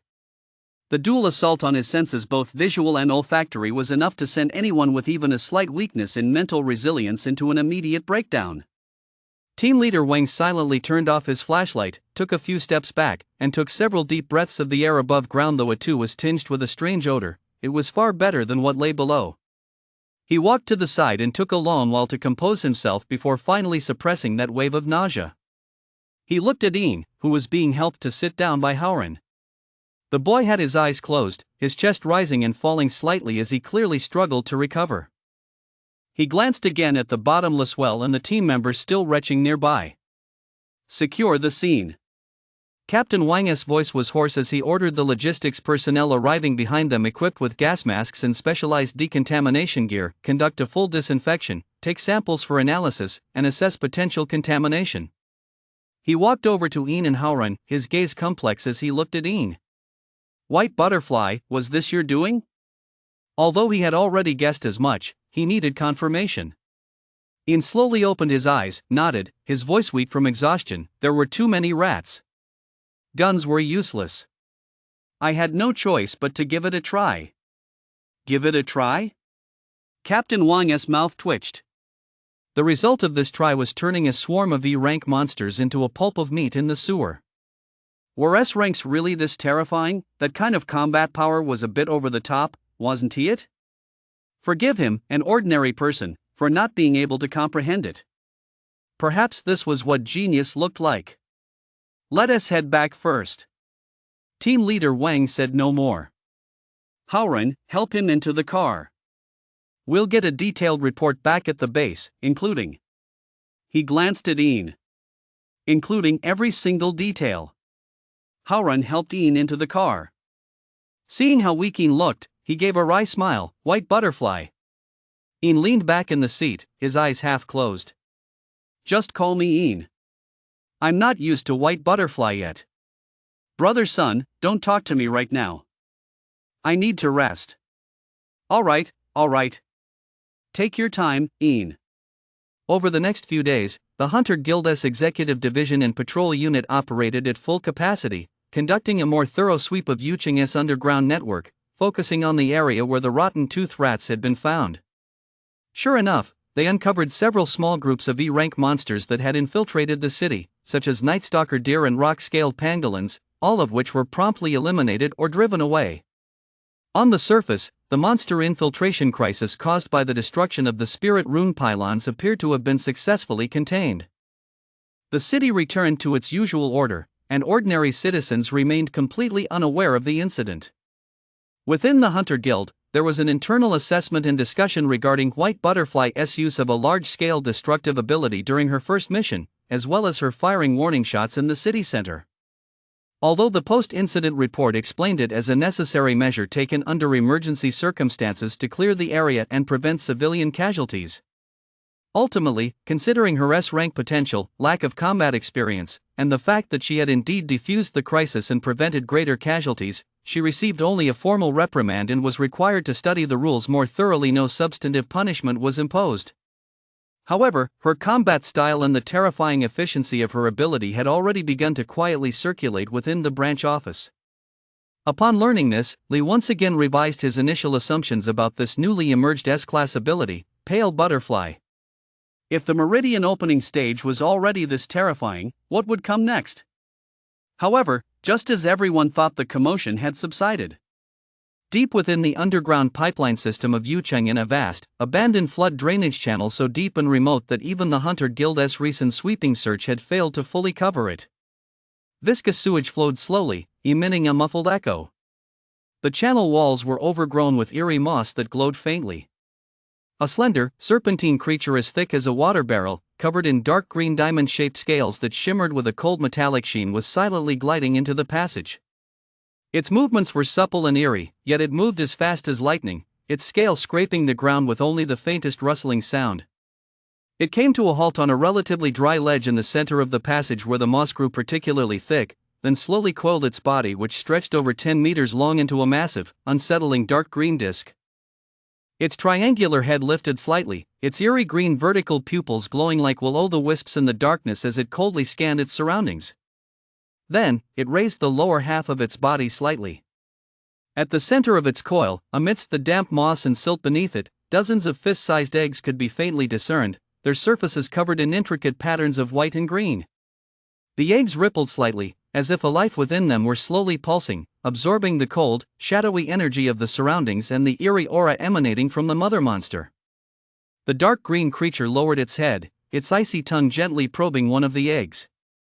A fleeting, indescribable, almost intelligent cold gleam flashed in its emerald vertical pupils. It lay still, blending into the darkness, as if waiting, yet also as if guarding. Chapter 12, Lia's Gift. After the sudden encounter in the sewers, Ian's life settled into a fast-paced yet highly regimented routine. Mornings were strictly reserved for intensive training. In that special chamber underground, he continued to follow Li, honing his physique and refining his mastery of mana manipulation. Having long mastered the fundamentals of spirit vein guidance, Li began teaching him more sophisticated techniques for channeling mana and some basic close combat maneuvers. Sometimes it was fierce swordplay, emphasizing speed and explosive bursts. Other times, it was grappling techniques focused on deflecting force and grappling. Lia's demands were so strict they bordered on cruelty. Every movement had to be perfect, every flow of mana had to be precise, and the slightest error meant extra training. As a result, Ian's body was often covered in fresh injuries layered over old ones, yet the mana within him seemed to grow increasingly dense under this high-intensity training. In the afternoons, he would typically accompany different squads from the operations division on urban patrols or fixed-point monitoring. Sometimes he followed squad leader while other times, it was other senior members. He remained a man of few words, but his attitude toward observation and learning was impeccable. During this time, he has learned how to communicate with community members to gather clues, how to investigate suspicious areas without causing panic, and has observed several operations to drive away or capture roaming low-level monsters. His marksmanship has further improved during live fire training, and on rare occasions when it is absolutely safe and permitted he also attempts to use his ability, such as the pale butterfly, in the most minimal and restrained manner possible to provide support. For instance, using the wingtips of a single pale butterfly to sever specific ropes or conduct ultra-precise, micro-scale reconnaissance. Each attempt was accompanied by Lee S. or the team leader as close supervision and followed by a detailed post-operation analysis. His codename, White Butterfly, gradually evolved within the operations division from a mysterious symbol into a new force representing high efficiency but requiring careful handling. The evenings, however, were his time for personal cultivation. Returning to the single-occupancy dormitory provided by the Hunter Guild, a simple yet fully equipped room with basic spirit-gathering effects and tight security. He would ingest the supplementary elixirs Lee had judiciously rationed for him. Holding a spirit stone in his hand, he would practice his cultivation techniques, gradually accumulating mana and expanding his spiritual meridians, all while repeatedly reflecting on the gains and losses from the day's training and missions. The pangs of hunger remained, but with a steady supply of spirit stones and the occasional, approved disposal of monster remains during missions, they were largely under control. These days were fulfilling and exhausting, yet they allowed him to clearly feel his own growth with each passing day. Before long, half a month had flown by amidst sweat and concentration. Early that morning, Ian had just finished a whirlwind-like sword drill. He sheathed his blade and stood at attention, beads of sweat rolling down his temples, yet his breathing had already returned to a steady rhythm. Just as he was about to wash up and have breakfast, Lee strolled into the training hall, hands clasped behind his back. The old man's gaze swept over Ian, taking in his increasingly lean and muscular build and the calmness in his eyes. He nodded slightly, a look of satisfaction spreading across his face. "Not bad. You haven't wasted a moment these past 2 weeks. Your foundation in the late meridian opening realm is now thoroughly solidified, and your control over mana is on the right track. More importantly, your mental discipline is beginning to bear fruit. You haven't let the growth of your power make you restless." Lee's voice carried a tone of approval. Ian wiped the sweat from his brow and replied respectfully, "It is all thanks to your guidance, Lee." Lee waved his hand dismissively and, with a cheerful smile, pulled something from his robe. It was a ring of simple, ancient design, neither gold nor jade, yet made of a smooth, lustrous material with a dark silver hue. Its surface was etched with extremely fine, cloud-like patterns that appeared to have formed naturally. "Here. This is for you." Lee held the ring out toward Ian. Ian paused slightly, hesitating to take it. It had been a long time since his father's passing that he had received such a personal gift. As for his so-called mother, although she occasionally asked if he needed anything, he would always instinctively brush her off with polite yet distant responses like "No, thanks, we have it at home," or "I can handle it myself." And that was the end of it. Over time, even that perfunctory concern had all but vanished. "Lee, this." Ian hesitated slightly. "Take it." Lee shoved the ring directly into his hand. It felt slightly cool to the touch. It's a low-grade summit mustard seed ring, commonly known as a storage ring. The space inside isn't large, about 3 cubic meters, but it'll be enough for you at this stage. It'll be convenient for carrying essential items, spirit stones, and elixirs. He paused, meeting Ian's somewhat complex gaze. His smile was gentle, yet his tone was as casual as if he were discussing something trivial. "Don't read too much into it. An old man like me has lived this long. I've got a few savings stashed away. I like what I see in you. I think you've got potential, so consider this an early investment. If you ever rise higher than I have, just remember to look out for the younger generation I leave behind." "Well, never mind. Just make sure to take good care of the common folk instead. He patted Ian on the shoulder. Bind it with a drop of blood, and once you establish a spiritual connection, it's ready to use. Accessing and storing items with your mind is pretty convenient. Alright, go wash up and eat. Don't be late for this morning's advanced mana control class. With that, before Ian could say another word, he turned and strolled away at his leisure. Ian stood there for a long time, clutching the storage ring that still retained a faint trace of warmth. Lee had spoken lightly, but Ian knew that even the lowest grade storage artifacts were exorbitantly priced on the market, far beyond the means of an ordinary awakened. More importantly, behind this gift lay unreserved trust and high expectations. Finally, he nodded silently and slipped the ring onto the index finger of his left hand. It fit perfectly. That night, Ian lay on his dorm bed but didn't fall asleep right away. He raised his left hand and, by the faint glow of city lights filtering through the window, examined the simple, ancient-looking ring on his finger. With a thought, a thread of his spiritual energy cautiously probed inside. Instantly, he froze. The interior of the ring was not the empty void he had imagined. Within the space roughly 3 feet across, several piles of spirit stones were neatly stacked. A quick glance revealed at least 4,000 or 5,000 low-grade spirit stones, and even a small pile of roughly 100 mid to high-grade spirit stones, whose mana was noticeably richer and purer.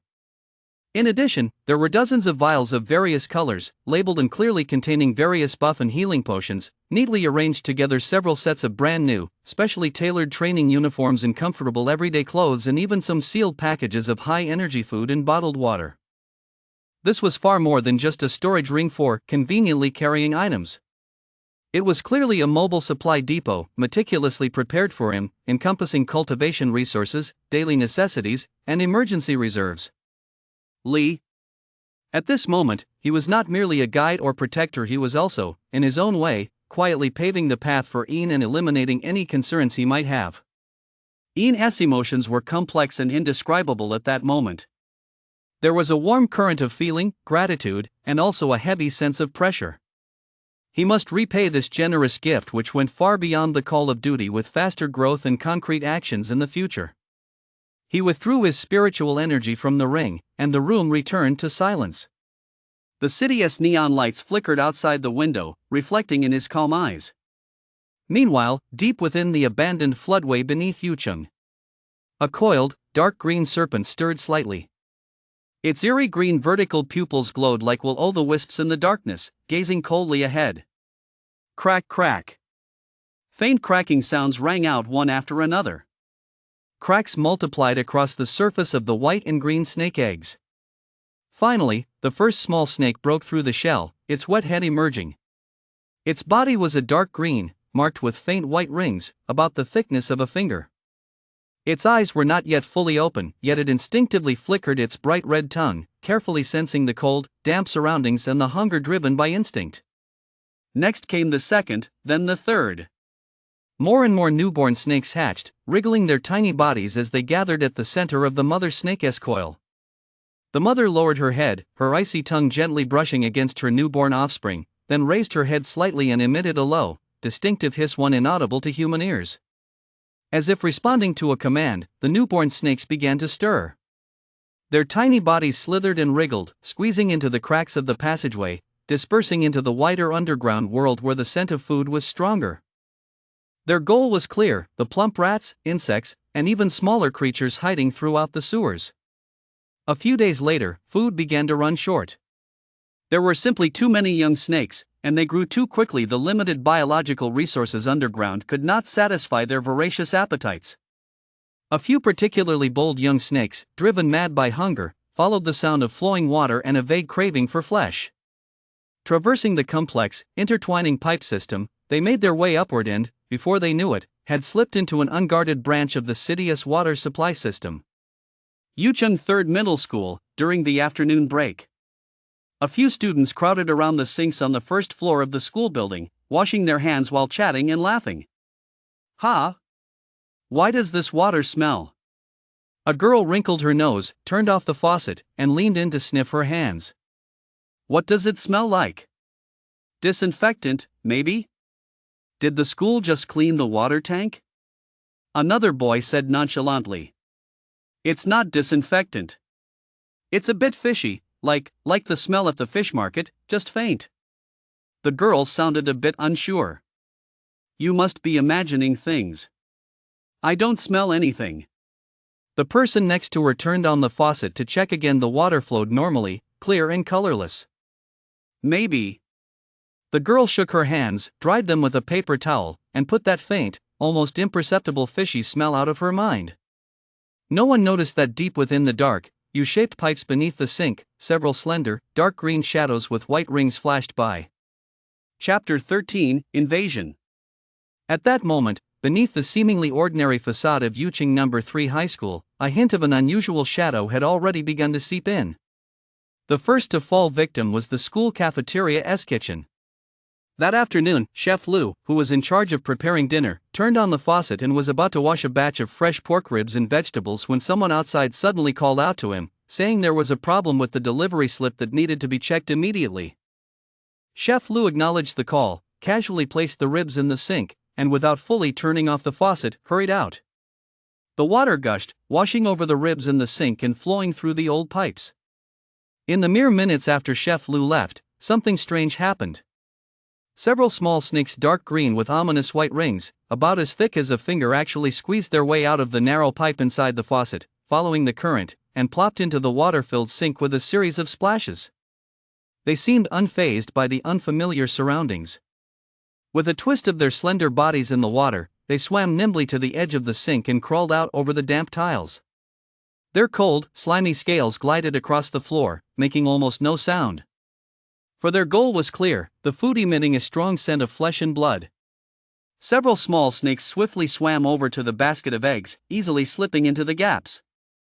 Their tiny mouths stretched to an unbelievable angle, and within seconds, they had swallowed several eggs, their midsections swelling into distinct bulges. Others climbed onto the prep counter, opening their mouths at the bright red spare ribs. Just then, footsteps sounded outside the door again. Chef Lu and his colleague were walking back, chatting. Hiss. A faint, almost inaudible hiss rippled among the snakes. They immediately stopped eating and slithered away from the counter and the floor at astonishing speed, darting into the shadows beneath the stove, cracks in the corners of the walls, and even behind piles of junk bags, vanishing without a trace in an instant. Master Lu returned to the kitchen and glanced at the sink. The water was still running, and the spare ribs were soaking in it. He muttered, "Did I not turn it off properly just now?" He tightened the faucet with a flick of his wrist and got back to work. It wasn't until he began marinating the ribs that he had a vague feeling the numbers didn't quite add up. He looked at the egg basket again. It seemed a bit emptier than usual. Strange, could it be that Xiao Wang took some earlier to prepare other dishes? He shook his head, deciding not to dwell on it. The students' dinner couldn't be delayed. As night fell, the cafeteria staff clocked out and left, and the kitchen fell silent once more, illuminated only by the faint blue glow of the UV disinfection lamp. In the dark corners, those dark green shadows began to wriggle once again. This time, they were even more brazen. The entire kitchen became their banquet hall. Stored fresh meat, frozen goods, prepared ingredients, anything containing animal protein or fat became their prey. Their slender bodies swelled, wriggled, and digested as they devoured, then grew thicker and longer at a visible pace. In just a single night, the largest few had grown to nearly the thickness of a wrist. Their dark green scales glowed eerily in the dim light, and the white ring patterns became even more distinct and jarring. The largest snake, coiled on the cold metal stove, slowly raised its front half, its cold, dark eyes scanning the territory they had occupied. It opened its mouth, its bright red forked tongue darting in and out rapidly, emitting a hiss unlike that of ordinary snakes, deeper and carrying a strange, rhythmic quality. The sound was not loud, yet it seemed to pierce through walls and pipes, carrying far into the distance. Soon, more rustling sounds began to echo through the intricate network of pipes beneath the school grounds. From the dark depths, countless slender, dark green figures ringed with white were summoned by the sound, converging and writhing from all directions toward Third Middle School. The next morning, Master Lu arrived at the kitchen early as usual to begin preparing ingredients for lunch. When he opened the door to the cold storage room, he froze in the doorway. It was empty. The cold storage room, which had been packed to the brim just the previous evening, was now nearly empty. The large shipment of fresh meat, chicken legs, and fish fillets that had been ordered had vanished without a trace, and even the backup supply of frozen sausages and ham was nearly half gone. Only some vegetables, rice, flour, and cooking oil remained. What on earth is going on? Chef Louis' head spun. He hurried to check the other storage rooms and freezers, only to find the same situation: all meat supplies had suffered severe losses. He rushed to report the incident to the cafeteria manager. The manager's first thought was internal theft. His face turned ashen. Investigate. Check the surveillance footage. Who was the last one to leave yesterday? Did anyone secretly make a copy of the key? But he also knew this wasn't the time for an investigation lunch for over 1,000 students. Couldn't be left hanging. Hurry! Contact the suppliers immediately and have them rush another shipment over. We'll pay whatever it costs, make sure it's here by 10:30. The news couldn't be contained and soon spread throughout the school. During breaks, students buzzed with curiosity and banter. Did you hear?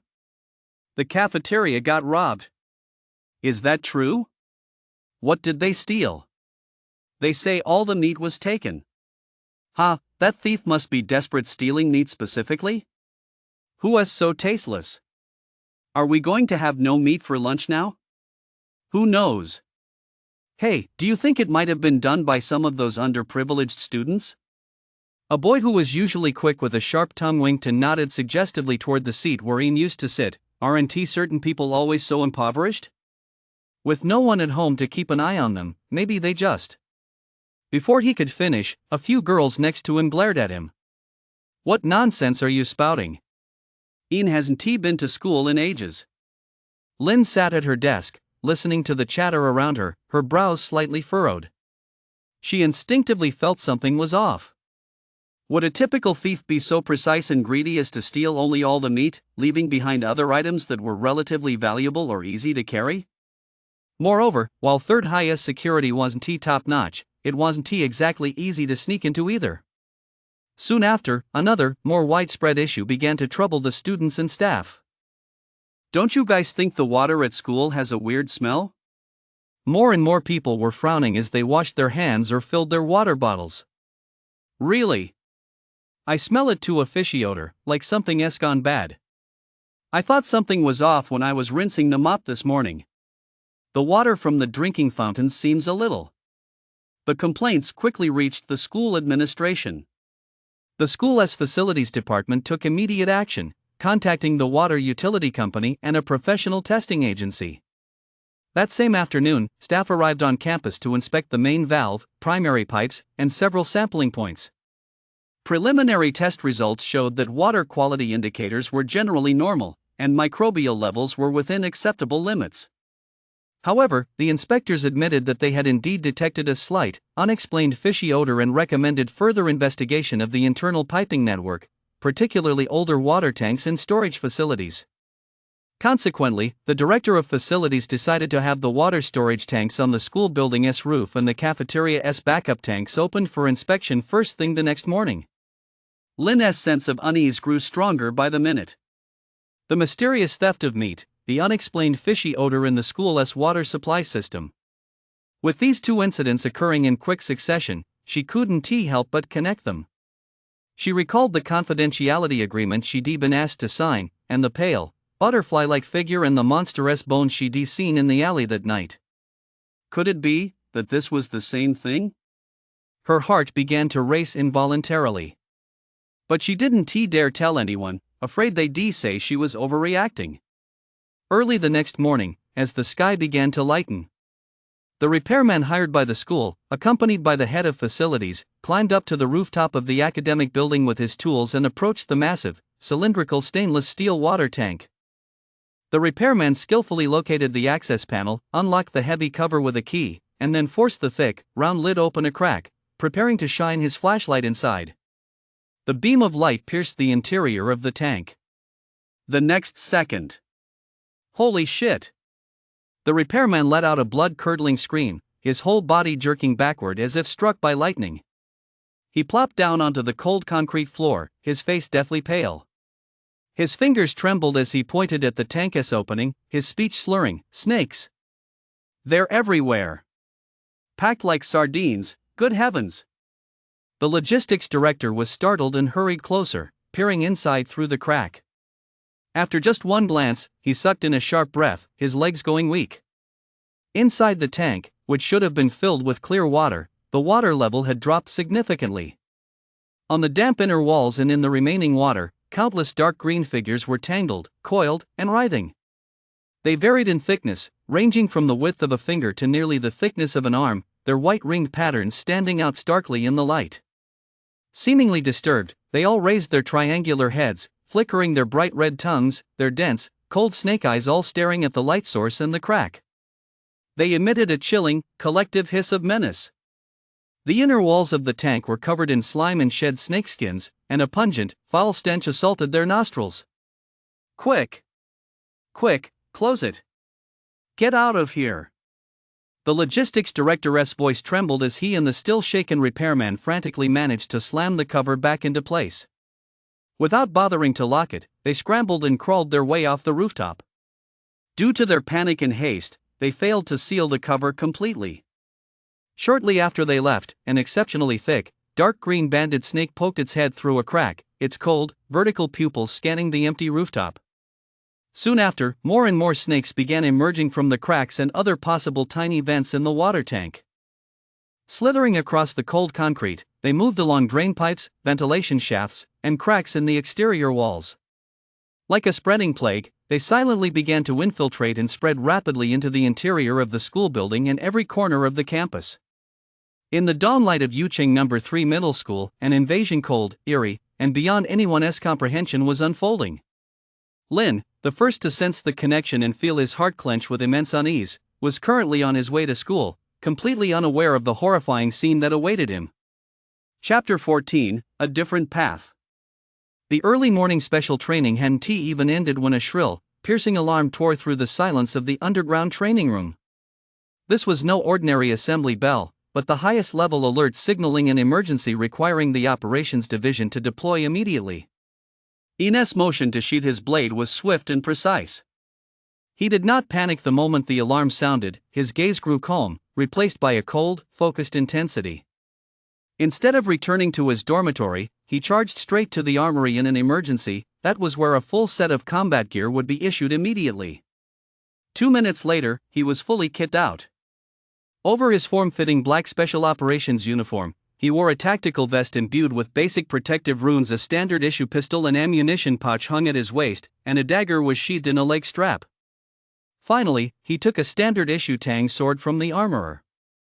The blade was long and straight, with a slight curve. Though not a spirit-powered weapon, it was forged from a special alloy, sharp and resilient, more than capable of cutting through the carapaces of most E-class monsters. He gripped the hilt, feeling its cold touch, and tightened his fingers to test its weight and balance. Then he slung it behind his back and sprinted toward the assembly point. On the small plaza in front of the main building, engines growled as several black SUVs were already in position. The entire 3rd Squad of the Operations Division was present, with Squad Leader Wang standing solemnly beside the vehicles. The other squads were also rapidly assembling. Seeing Yin arrive fully armed and clutching his knife, many team members lingered on him for an extra moment. 2 weeks of intensive training and the minced meat rumor had ensured that the codename White Butterfly was no longer just a rookie in their minds. Get in! Briefing on the way. Captain Wang cut straight to the chase. As soon as Yin jumped into the designated vehicle, he immediately ordered them to move out.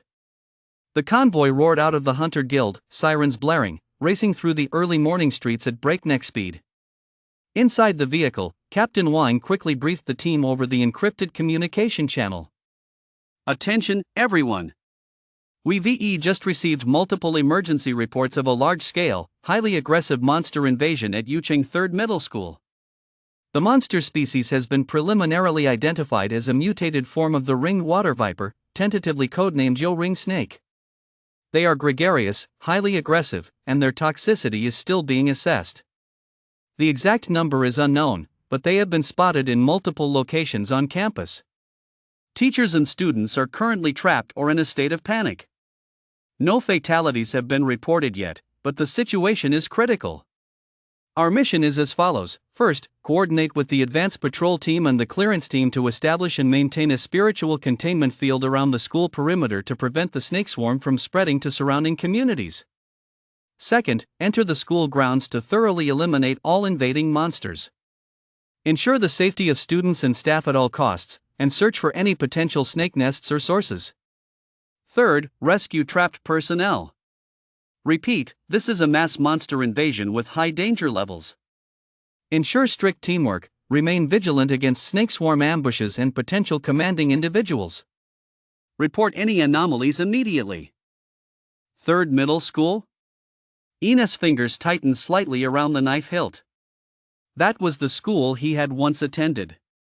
Though he'd only been gone for a little over half a month, it felt like a century had passed. He never imagined he'd return this way. The convoy soon reached the outskirts of 3rd Middle School.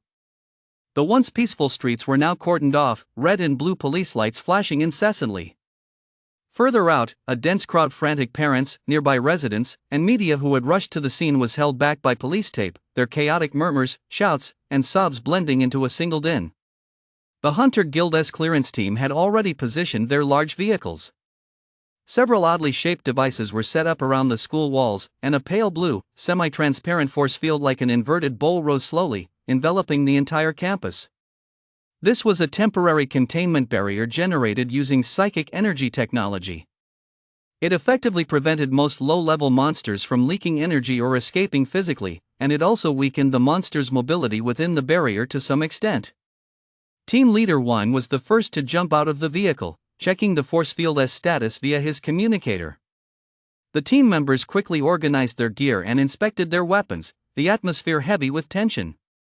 Ian also pushed open the door and stepped out, his tang sword slung diagonally across his back. His gaze swept over the noisy crowd beyond the security perimeter, the anxious faces, the wailing mothers, the fathers trying to push forward. Suddenly, his gaze paused briefly on a certain spot. A little further forward in the crowd, Lynn was standing there. Her face was slightly pale, her hands clutching the straps of her backpack tightly. Her gaze passed over the police line and the bustling Hunter Guild personnel, fixed on the school grounds. As if sensing something, her eyes shifted and met those of Ian, who had just stepped out of the vehicle, clad in black combat gear and fully equipped. She visibly froze, her pupils dilating slightly, her lips parting unconsciously. She saw the Hunter Guild insignia on Ian's uniform, the knife on his back, and the cold, stern demeanor on his face, a warrior-esque look that stood in stark contrast to the students around him. He stood among those sharp-looking team members, fitting in perfectly. Ian saw her too. His gaze was calm and impassive. It lingered for less than half a second before he looked away, turning his attention back to the school entrance shrouded in the force field. As if he had merely spotted an insignificant stranger. That single glance felt like a gentle prick to Lynn's heart, followed by a wave of icy chill. She realized clearly that Ian, the quiet, reserved classmate who used to sit at the back of the classroom, was truly gone. In his place was an agent of the Hunter Guild's executive department, and he now bore a codename she didn't know, White Butterfly. He had stepped into that extraordinary world brimming with danger and power, while she remained trapped on the ordinary side. If they ever met again, would she even have to look up to him just to say hello, or perhaps address him respectfully as Agent Hua? The vague, even unclear feelings in the girl's heart seemed so pale and powerless in the face of this cold, harsh reality. Perhaps, ever since that night in the alley, from the moment he covered her eyes and whispered for her to keep it a secret, that invisible chasm had already been destined to remain unbridgeable. It was only now, however, that she saw the width of that chasm so clearly. She bit her lower lip lightly, silently lowering her head to push the surging emotions back into her heart. At the same time, due to the Hunter Guild South emergency road closures and the massive crowd gathering, the road leading to another nearby private school was severely congested. A luxury sedan was also trapped in the traffic. In the back seat, Li Xiaolin glanced at her wristwatch with growing impatience. Her youngest son, Chen Su, had an important extracurricular activity today. He absolutely could not be late. She rolled down the window and looked out at the noisy crowd and flashing police lights, her brows furrowed. What is going on? The police have blocked the road? Has something happened? The driver leaned forward to take a look. Ma'am, it looks like there has been an incident at 3rd Middle School up ahead. There are a lot of special vehicles here, and those strange light canopies. 3rd Middle School? Li Xiulin's heart skipped a beat for no apparent reason. Isn't he at 3rd Middle School? But she dismissed the thought the very next moment. Even if something had happened, it couldn't possibly have anything to do with him. Just as she was about to roll up the window to block the sight, her gaze inadvertently swept over the group of men in black gathering at the school entrance, preparing to enter the force field.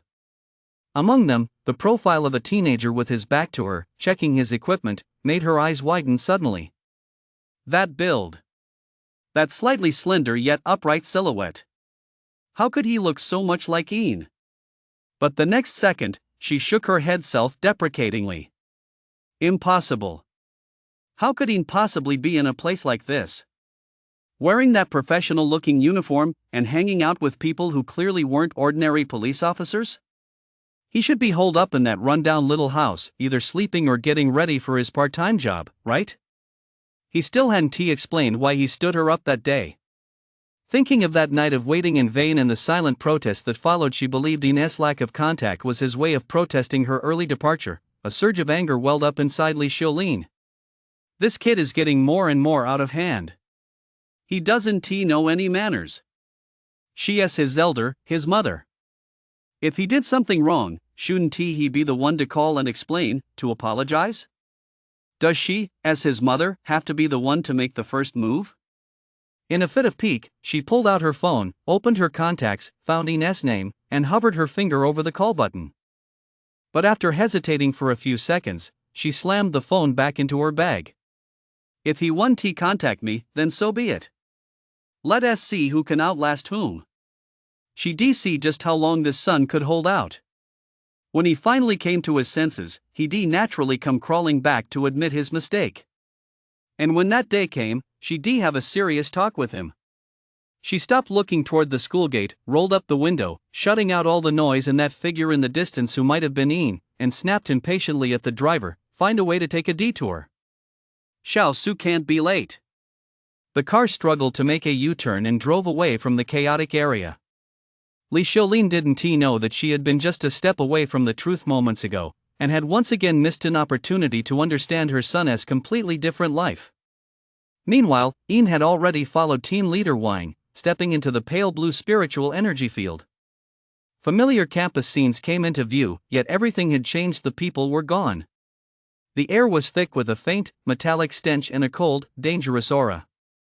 His sharp gaze swept over the abnormally silent academic buildings, playground, and gardens, and he seemed to hear a faint, unsettling hissing sound in his ears. The mission begins. Chapter 15, Changes in the Magnetic Field. The moment he stepped into the containment field, the outside noise was completely cut off. An eerie silence pervaded the campus. Aside from the familiar fresh scent of plants, there was an increasingly thick, nauseatingly sweet and metallic odor. Sunlight filtered through the pale blue force field, casting an unreal, cool hue over everything. Spread out. Prioritize searching enclosed buildings where people might be hiding: classrooms, the library, the cafeteria, the gym, and so on. If you find survivors, guide them to the assembly point at the school gate.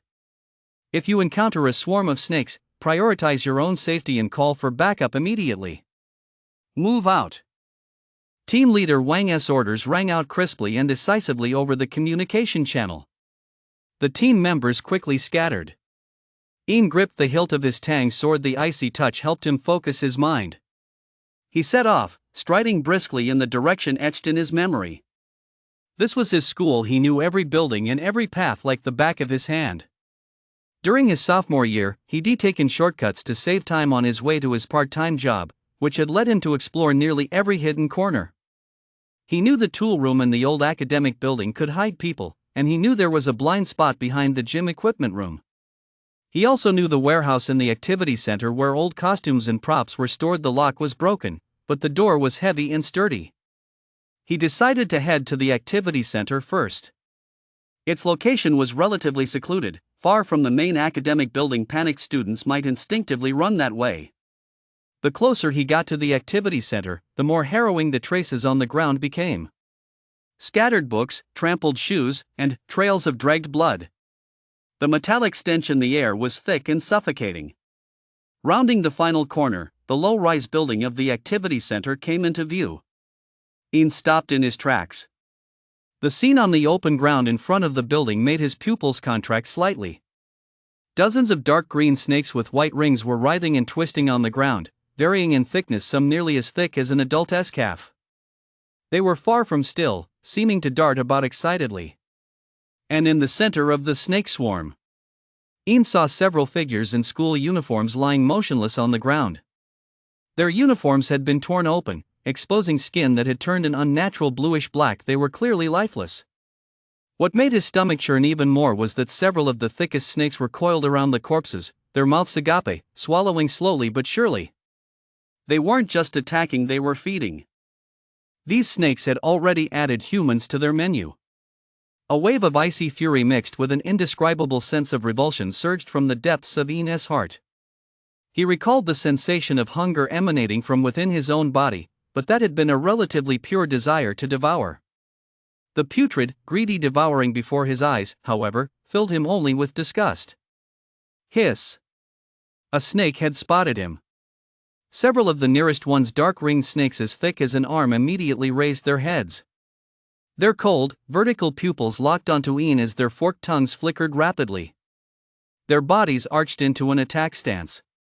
Without hesitation, Ian pushed off the ground and lunged forward, the tang sword in his hand tracing a cold, sharp arc through the air.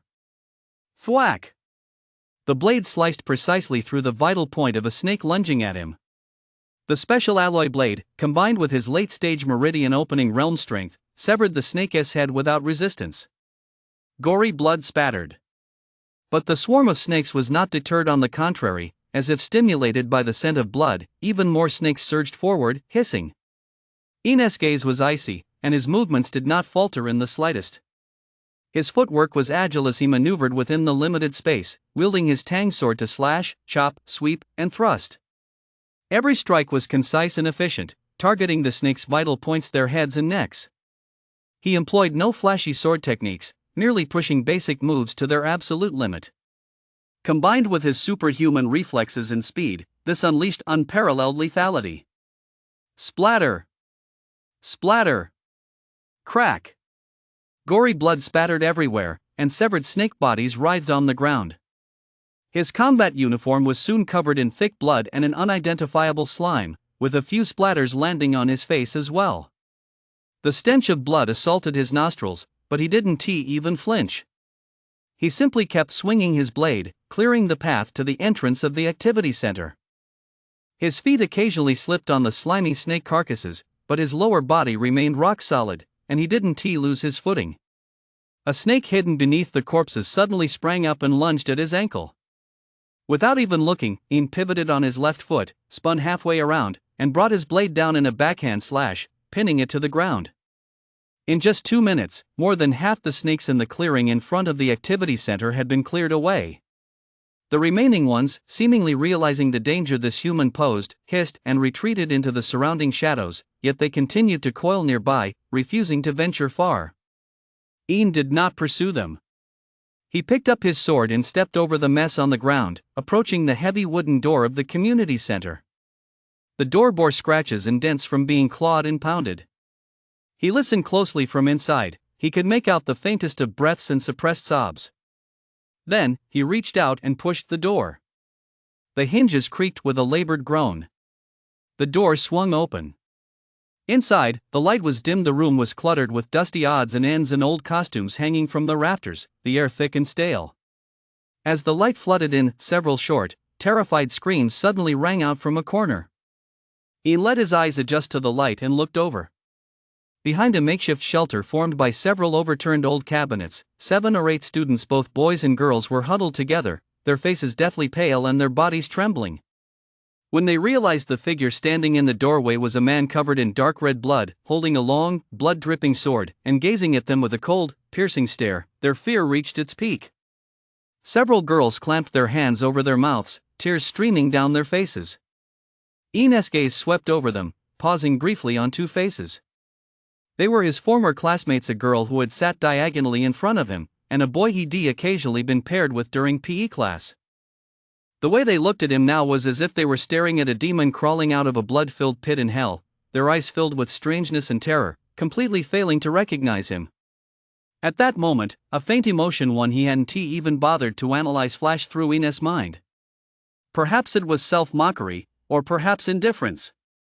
He suppressed the killing intent that had naturally radiated from him during the battle and tried to steady his voice, though it remained cold and hard. "Hunter Guild. It's safe outside for now. Stay close to me, I'll take you to the assembly point at the entrance." At the mention of Hunter Guild, the fear in the students' eyes lessened slightly, but seeing Ian's terrifying appearance, they still dared not move. Ian said no more. He turned, the tip of his blade pointing downward but still unsheathed, his gaze scanning the remaining snakes outside the door with vigilance. "If you don't want to die, follow me now." Perhaps it was his composure that rubbed off on them, or perhaps their fear of the snakes outside outweighed their fear of him. One boy tremblingly stood up first, then a second. The two classmates, supporting each other, watched Ian's back with a mixture of shock and doubt in their eyes before finally taking a step forward. Ian led the way out of the activity center, his tang sword held horizontally before him, his sharp gaze scanning every corner where a snake might dart out. The students followed closely behind him, almost stepping in his footsteps, not daring to breathe a word. Just as they left the blood-soaked clearing in front of the activity center, no one noticed. From the wounds of the snakes Ian had slain, a faint, pale green mana tinged with a chilling aura began to emanate. Flickering like a dying candle, it silently merged with the air and spread out along the earth's veins. Deep underground, in an abandoned floodway, the coiled, dark green mother snake suddenly opened its eerie green vertical pupils. For the first time, a violent emotional surge appeared in that icy gaze, the fury of a mother whose offspring had been slain and whose mark had been triggered. It jerked its massive head upward, its forked tongue darting frantically as it tracked the direction and aura of the death mark, a signal only it could clearly perceive coming from afar. A chilling, ferocious spiritual pressure surged from its body, churning the foul air within the passage. The next moment, its massive form sprang into action. No longer moving in slow, sinuous coils, it shot forward like a giant, dark green arrow released from a bow, darting into a larger main drainage pipe and charging furiously toward the source of the Mark Yuching Third Middle School. Its hard scales scraped against the concrete pipe walls, emitting a dull, terrifying sound.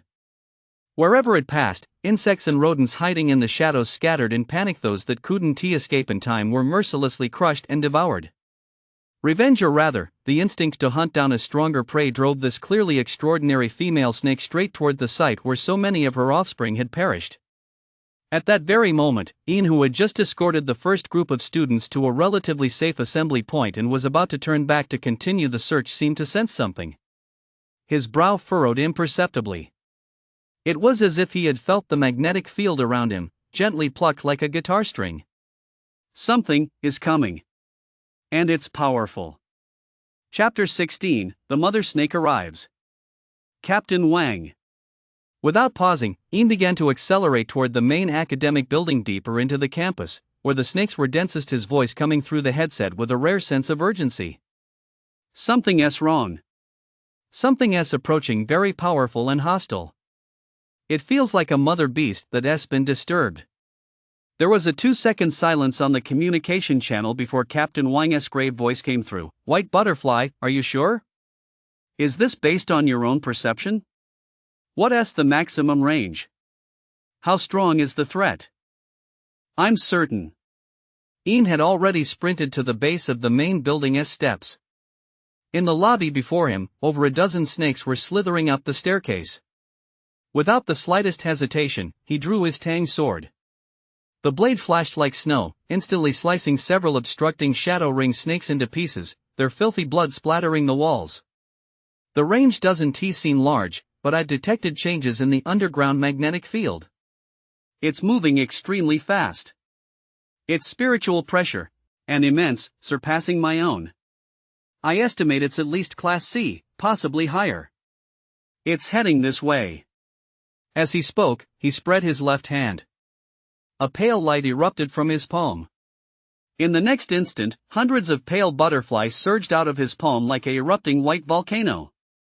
The faint jade-green edges of their wings shimmered in the dim light. This time, Ian spared no spiritual energy. His thoughts spread out like an invisible web.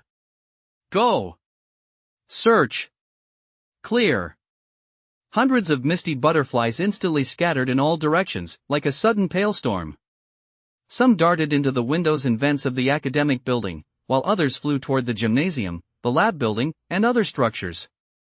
They followed Ian's top priority: find survivors. The swarm moved with astonishing efficiency through hallways, classrooms, and storage rooms, quickly relaying the locations of terrified, cowering students back to Ian. At the same time, their sharp wings like tiny scythes effortlessly sliced through the smaller, isolated shadow ring snakes, severing them silently. I've sent the swarm out to search and rescue. It should buy us a little time.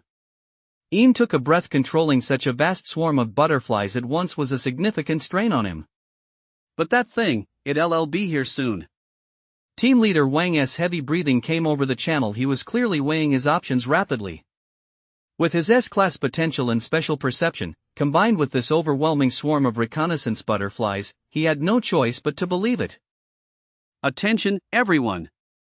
Captain Wang's voice suddenly rose, echoing through all the team members' headsets. White butterfly alert confirmed.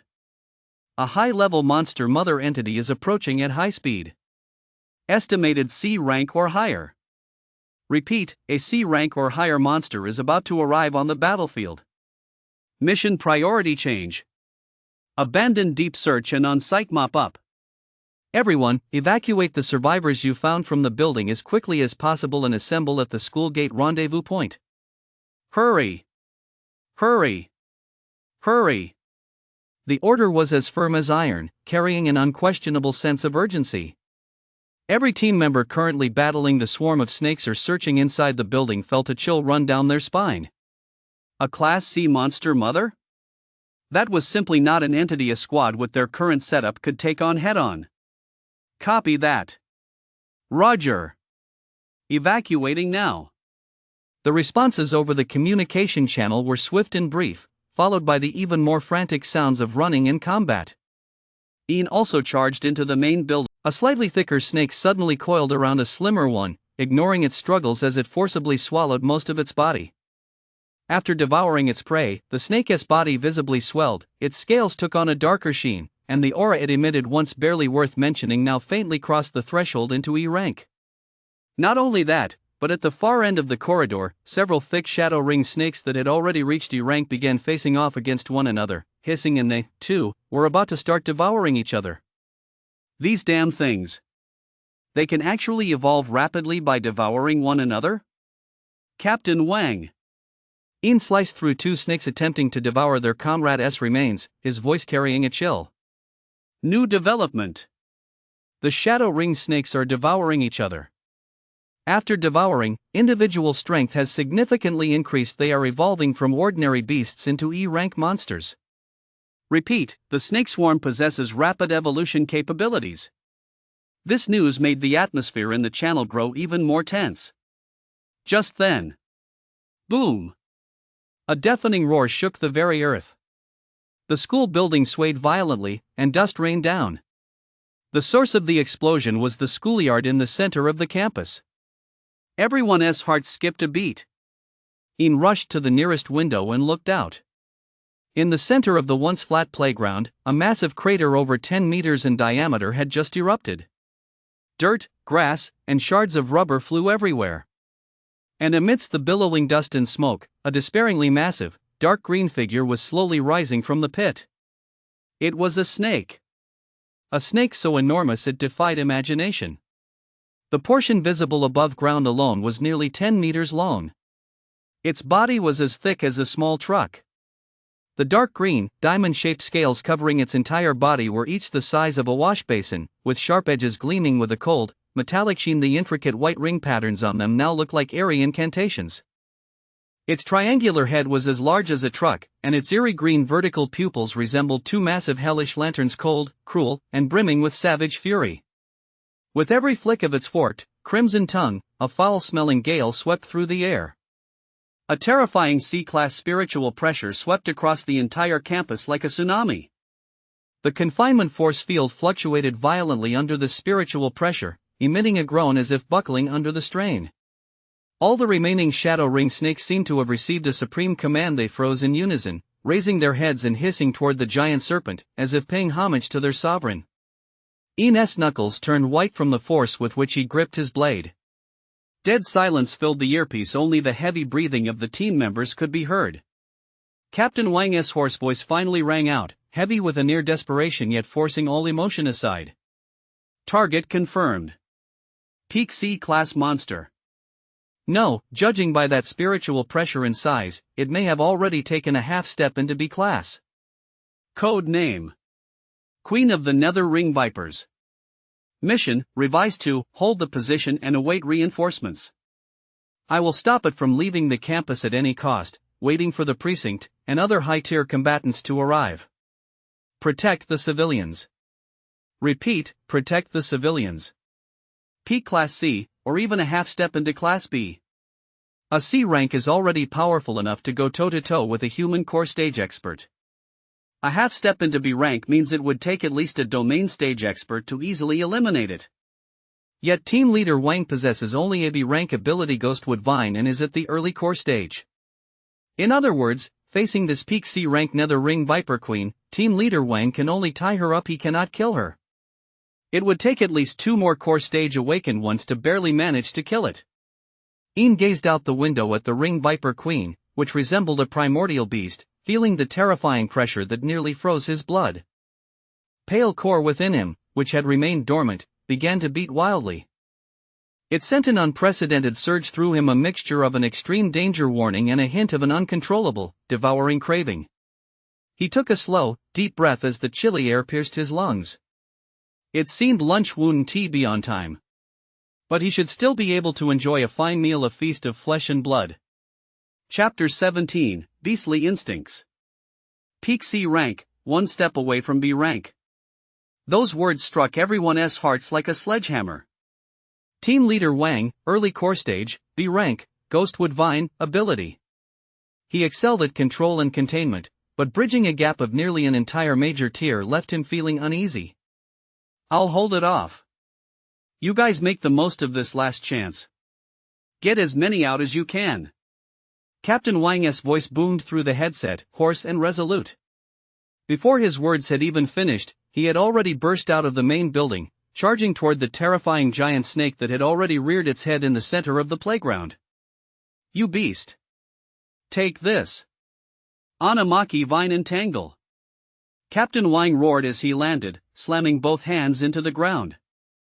A blue-black glow of mana suddenly flared around him, and the power of the core stage poured out without reserve. Boom!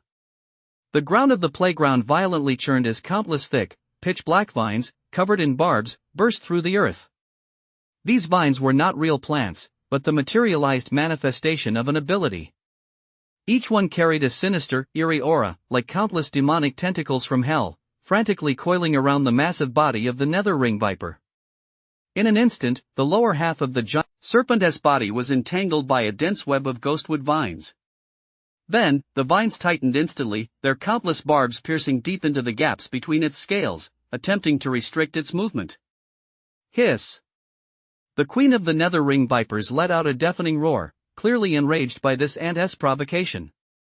It thrashed violently, unleashing a terrifying burst of brute strength that snapped countless ghostwood vines, scattering them across the ground. But Team Wang gritted his teeth and held his ground, refusing to retreat. More vines surged endlessly from the ground, one after another, wrapping around the serpent not to kill, but to delay. Team Wang's face quickly turned pale, veins bulging on his forehead. His early-stage core stage mana was being rapidly depleted under such intense pressure. Every passing second felt like dancing on the edge of a knife. Hurry! Move faster! The other team members, eyes bloodshot, seized the brief opening Captain Wang had fought with his life. They frantically searched, hoisted, and dragged the last group of survivors, those who were either too terrified or injured, and sprinted with all their might toward the school gate. It was relentlessly assaulting his sanity. This hunger was not the emptiness of his stomach, it was a desire from the depths of his heart, the collective screech of the pale butterfly, a frenzied, instinctive throbbing from the very depths of his soul. He could even smell how delicious the scattered life force and that cold, sinister energy from every snake he slew would be. And those snakes devouring one another, growing ever stronger with each bite, exuded an alluring fragrance. Kill. Devour them. At that moment, a cold, indistinct voice whispered deep within his mind. This made the blade in Ines' hand move faster, so fast it left only after images. But his gaze gradually lost its previous calm restraint. Deep within his pitch-black pupils, a pale flame began to burn uncontrollably, growing brighter and brighter, more and more greedy. Devour. Another E-rank ghost ring snake lunged at him, only to have half its head sliced off by a backhand slash. The snake's corpse fell to the ground, twitching, and the energy it emitted made Ines' throat involuntarily gulp. He felt his saliva welling up, not from disgust, but from a craving for food. Ian shook his head violently, desperately trying to stay lucid. But the pale butterflies he had released seemed to sense their master's change. Their flight patterns grew increasingly frantic and fierce, even actively diving toward the snake's still twitching corpse. Their wings swept past, their mouthparts opened, siphoning away faint threads of energy and feeding them back to Ian, like droplets of cold, sweet water. This sweet droplet fell into the cauldron of desire raging within Ian's heart, igniting it instantly. In that moment, desire completely overwhelmed reason. Roar! A low, beast-like growl escaped Ian's mouth. Finally, Ian was no longer satisfied with just his blade. Suddenly, his left hand snapped open. Whoosh!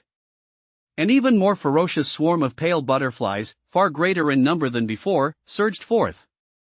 This time, they were no longer tools for scouting or supporting attacks. Instead, they transformed into the scythe of death, becoming a pale, blood-soaked storm of slaughter.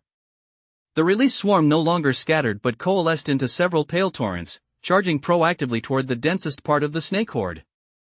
The pale butterflies no longer sought to precisely sever vital organs. Instead, they frantically pounced on every single snake, using their razor-sharp wings and mouthparts to cut and tear with frenzied fury. In an instant, the entrance hall was filled with flying flesh and blood. It was no longer the long, split-in-half strips created by swords and blades, but a gruesome, dismembered mess, as if tortured by countless tiny blades. Ian stood in the center of the hall, sword in hand, breathing heavily. His face was splattered with fine fragments of flesh and blood, and his eyes grew increasingly bright as the rationality of a human being was replaced by a more primal, colder hunting instinct. He watched the snakes wail and shatter amidst the swarm of butterflies, feeling the chaotic, icy energy, yet an unending stream of it flowing into his body through the misty butterflies. The pale core within Ines' body was pulsing powerfully, like a heart. A wave of pleasure, akin to food being swallowed, caused the corners of Ines' mouth to gradually curl upward. Not enough. Still not enough. More. Stronger. Ian even unconsciously took a step forward, his gaze fixed on the elite serpent monsters in the distance, those devouring one another, their auras already at the peak of E rank, and even beginning to emit D rank fluctuations. Those were the truly nutritious prey.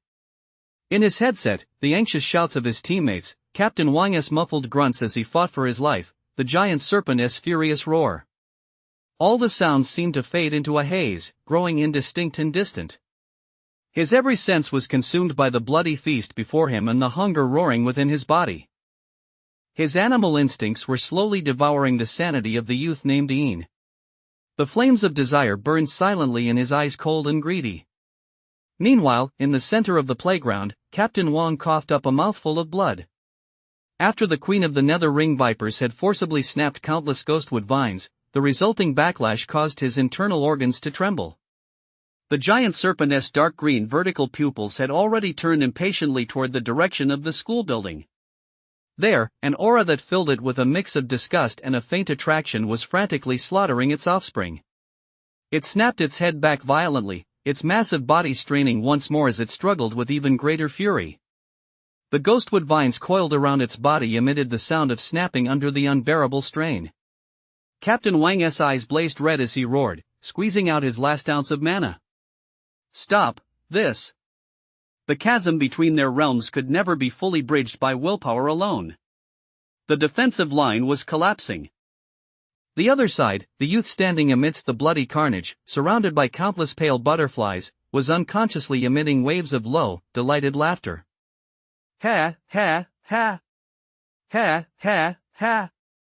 Chapter 18, Consciousness Substitution. The entrance hall had been transformed into a meat grinder. The swarm of pale butterflies cut and devoured tirelessly, turning the surging tide of snakes into an endless stream of icy energy that fed back into Ian. His breath carried an unnerving heat, and the pale core within his chest pulsed with unprecedented intensity. With every beat, it pumped out more power and unleashed a deeper hunger. The pale flame deep within his pupils threatened to overflow, and even Ian's vision was tinted with a blood-red filter. Ordinary shadow ring snakes were no longer enough. His gaze, like that of a predator locking onto its prey, was fixed intently on the snake not far away that was undergoing a transformation.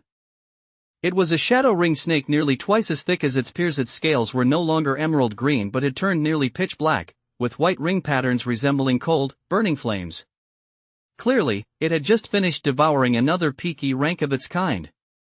Its body writhed and swelled violently, its bones emitting a teeth-grinding crackling sound, while its aura climbed steadily, suddenly breaking through a critical threshold. D rank. A cold, viscous spiritual pressure, laced with palpable malice, radiated outward, causing several weaker snakes nearby to retreat in fear. It raised its head, its newly formed, even more crimson forked tongue flickering in and out, its vertical pupils fixed intently on Ian and the swarm of pale butterflies beside him, a sight that evoked both instinctive revulsion and a vague sense of dread. Hiss! The D-rank snake demon launched the first attack. Unlike its lower-tier counterparts, it did not charge head-on.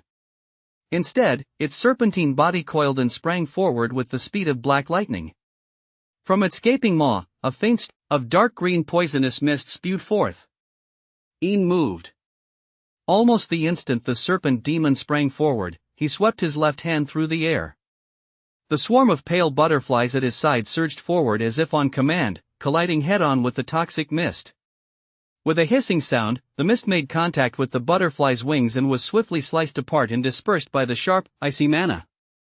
But the swarm dimmed slightly, and their numbers dwindled noticeably. At the same time, Ian sidestepped, narrowly evading the snake demon's bite that followed the toxic mist. Using the momentum of his spin, he swung his tang sword upward in a fierce arc. Clang! A piercing clang of metal on metal. The blade struck the snake demon's neck scales with precision, sending a trail of sparks flying. The defenses of a D-rank monster could not be easily breached by ordinary blades, so Ian's strike left only a deep gash in the scales. The snake demon, stung by the pain, lashed out violently, its thick tail sweeping like a steel whip. Ian raised his sword to parry. The immense force sent a jolt through his arm, numbing it, and he slid backward several steps, his shoes leaving trails in the blood-stained ground. Far from bringing him to his senses, the pain and recoil only served to fan the flames. Roar! A growl utterly unlike any human sound erupted from the depths of Ian's throat. The last vestige of human hesitation vanished from his eyes, replaced by a pure, icy, predatory glint. The swarm of pale butterflies sensed their master's fury and killing intent, and instantly went wild. They no longer attacked in scattered waves but converged madly upon Ian's right arm and the tang sword he held. Countless butterfly shadows layered upon one another, as if covering his right arm and the long sword with a layer of pale, ferocious armor and scabbard formed from countless fluttering, blade-like wings. Roar! Ian charged forward, his speed increasing once more. His right arm swung, and the tang sword, enveloped by the swarm of pale butterflies, sliced through the air, emitting a high-pitched, piercing screech. Wherever the blade passed, the air seemed to be cut apart. The D-rank snake demon, too, was in a frenzied rage, constantly spewing dark green poisonous mist. Its body twisted nimbly as it used both its fangs and tail to battle Ian. The poisonous mist was constantly dispersed and sliced apart by the swarm of butterflies, while the scales and the blade's edge, covered in butterfly wings, collided, sending up a flurry of sparks and a screeching, teeth-grinding screech. With every clash, shards of pale butterflies and fragments of snake scales flew in all directions. Ian had completely abandoned defense, focusing solely on the offensive. His movements grew faster and wilder. His swordplay had long since lost all form, reduced to nothing but the most instinctive slashes, thrusts, and sweeps. Coordinated with the swarm of butterflies biting and slicing, he was like a frenzied, pale beast, engaged in the most primal and bloody battle with the pitch-black serpent demon. The wounds on his body multiplied, the snake demon's fangs and tail lashed left their marks on him. Yet the pale core churned madly, swiftly converting the energy it devoured into healing and combat power, making him seem oblivious to pain and fatigue. Just as this bloody struggle reached a fever pitch, with both sides fighting with blind fury. In the center of the field, the queen of the Nether Ring Vipers, who was locked in a desperate struggle with team leader Wang, Fujiki, flickered with a glimpse of cold, cunning calculation, strikingly human in nature, deep within her lantern-like, eerie green vertical pupils. Her massive body shook violently, seemingly letting out an angry hiss in response to Captain Wang's latest all-out attempt to bind and restrain her, a sound that captured his full attention. However, masked by that roar, an intangible yet bone-chilling mental wave like the most concealed poisoned arrow silently shot forth from the center of the Nether Ring Viper Queen's skull. Ignoring the distance, it instantly spanned 100 meters, striking with pinpoint accuracy the D-rank snake demon inside the school building's entrance hall, who was locked in a deadly struggle with Een. The innate skill, mind-sharing consciousness swap, was activated. The D-rank snake demon's massive body froze abruptly. In an instant, the crimson color drained from its vertical pupils, replaced by two eerie green beams, ancient, icy, and brimming with boundless brutality and cunning. Although the spiritual pressure it emitted hadn't increased in magnitude, the texture and oppressive weight of that aura suddenly became incredibly terrifying and profound. Almost at the same moment, the eerie green vertical pupils of the 100-meter-long serpent in the center of the playground dimmed slightly, flashing a momentary look of bewilderment before quietly becoming relatively weaker than before. Consciousness had been swapped. The consciousness of the Queen of the Nether Ring Vipers, utilizing the body of her D-rank offspring, had arrived on the front lines. Meanwhile, her own C-rank peak physical form, imbued with terrifying power, was temporarily entrusted to the control of that D-rank offspring. Inside the entrance hall, the D-rank snake demon facing in slowly straightened its head, its movements carrying a composure that was almost elegant, a stark contrast to its previous demeanor. It flickered its tongue, its eerie green vertical pupils fixed on Een. The gaze was no longer merely the savagery of a monster. Instead, it carried a condescending, icy scrutiny, as if observing an amusing insect, along with a hint of the intense interest of a predator, stirred by that pallid aura. A low, hoarse thought, as if composed of countless overlapping serpentine hisses, crashed directly into Een's mind, which was filled with animal instincts. Devour, interesting little insect, your power is unique. Meanwhile, in the center of the playground, the peak C-rank serpent's body, temporarily controlled by a D-rank consciousness, let out a roar that was slightly immature yet terrifyingly powerful, and lashed out violently. Captain Wang, Fujiki too, already pushed to his limits, was shattered in large sections by this burst of sheer brute force. Captain Wang spat out a mouthful of blood and was sent flying by the backlash, his eyes filled with shock and horror. Something's wrong. This feeling, it's not right. On Een's side, his animal instincts instantly sensed the terrifying transformation in the enemy's true nature. It was no longer a D-rank monster, but the will of some unimaginable, higher-order entity descending upon them. The extreme danger alert struck him like a bucket of ice water, temporarily suppressing his urge to devour. The crimson, bestial glow in his eyes flickered violently, and he regained a shred of clarity. He gripped the tang sword sheathed in the pale butterfly blade with an iron grip, every muscle taut.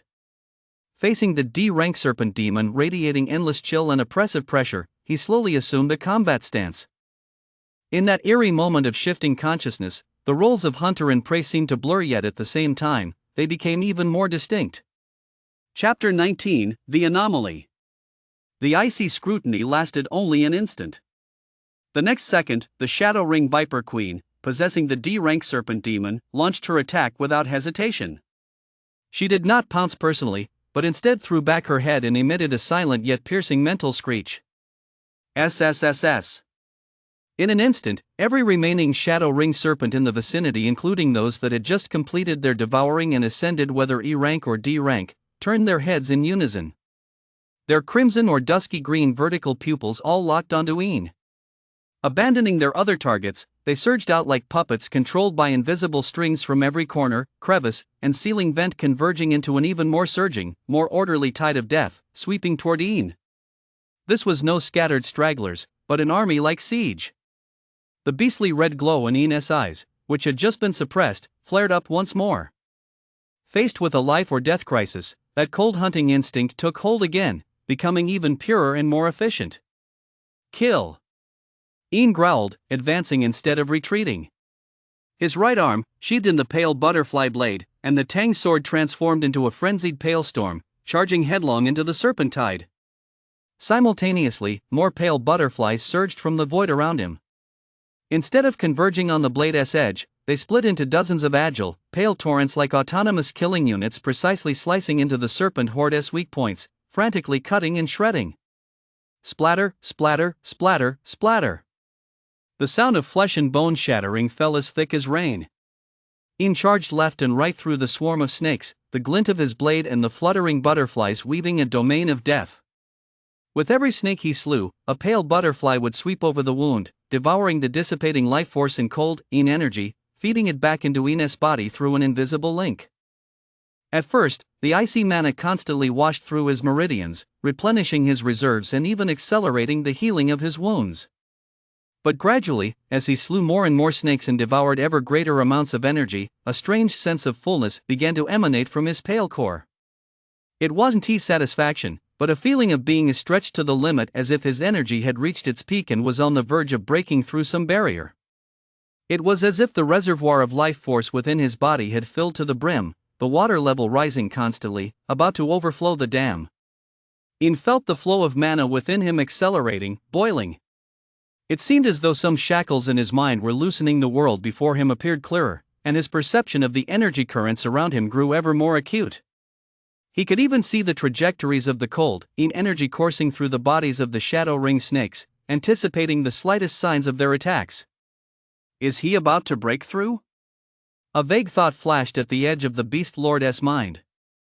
But he was still just a hair's breadth away. Just a hair's breadth from a purer, more powerful life force to serve as the catalyst that would help him completely shatter that barrier. The swarm of snakes remained endless, yet under Ian's increasingly frenzied and efficient slaughter and pale butterfly's tireless devouring, the onslaught was temporarily held at bay. A flicker of impatience and astonishment passed through the eerie green vertical pupils of the Shadow Ring Viper Queen, who had possessed the D-rank snake demon. The resilience of this human boy and that bizarre devouring ability exceeded its expectations. This cannot be delayed any longer. It must personally eliminate this variable. It violently dispersed part of the surrounding snake swarm, clearing a path. With a single flick of its thick, pitch-black body, it lunged toward Ian at a speed far surpassing its previous pace. Venom dripped from its fangs, and its tail coiled, ready to strike. Ian sensed the even more concentrated and terrifying killing intent locked onto him. His animal instincts told him that his chances of winning in a head-on confrontation with the snake mother, now possessed, were extremely slim. That faint sensation of a breakthrough that had just begun to emerge needed space and time. Run! That thought instantly overpowered everything else. He violently shook off several E-class snakes entangled around him, kicked a charging D-class snake away with a single blow, and turned to dash toward the interior of the main building. Not outward, but upward. Toward the rooftop. Hiss! The snake mother's consciousness emitted a sharp, mocking mental scoff, believing Ian had finally fled in fear. It immediately dispersed most of the snakes still besieging him, fearing they might vie for its blood feast. The next moment, that massive serpentine body darted with astonishing agility into the stairwell, hot on his heels. Smooth scales scraped against the stairs and floor, emitting a rapid rustling sound like the footsteps of death closely trailing Ian. Ian pushed his speed to the limit, his pale core pulsing wildly as he channeled mana into his legs without regard for the cost. He could clearly hear the scraping sound growing closer behind him, and feel the cold, viscous intent to kill almost touching his back. The fullness within him and the throbbing urge to break through grew ever stronger, like a volcano on the verge of eruption. But he was still missing that final spark. That final thread, the higher quality fuel capable of prying open the barrier to the next realm. Bang! He kicked open the rusted iron door leading to the rooftop and burst out. The open rooftop came into view, the cool wind biting from the heights. Almost the very second he stepped onto the rooftop, the iron door behind him was smashed open by a colossal force. A pitch-black D-class serpent-esque body squeezed through the doorframe, its eerie green vertical pupils immediately locking onto Ian, who was leaning against a water tank, gasping for breath. Ian turned around, his chest heaving violently, his face flushed an unusual shade of red from exhaustion and that strange, bloated sensation. On the Tang's sword in his hand, the pale butterfly shadows clinging to it flickered erratically. Guided by the Snake Mother's consciousness, the D-rank snake demon glided slowly onto the rooftop, moving neither too fast nor too slow, with the mocking air of a cat toying with a mouse. It watched Ian's slightly disheveled appearance, the greed in its eerie green vertical pupils growing even stronger. It could sense that a vast amount of energy had accumulated within this human's body, energy of a unique nature.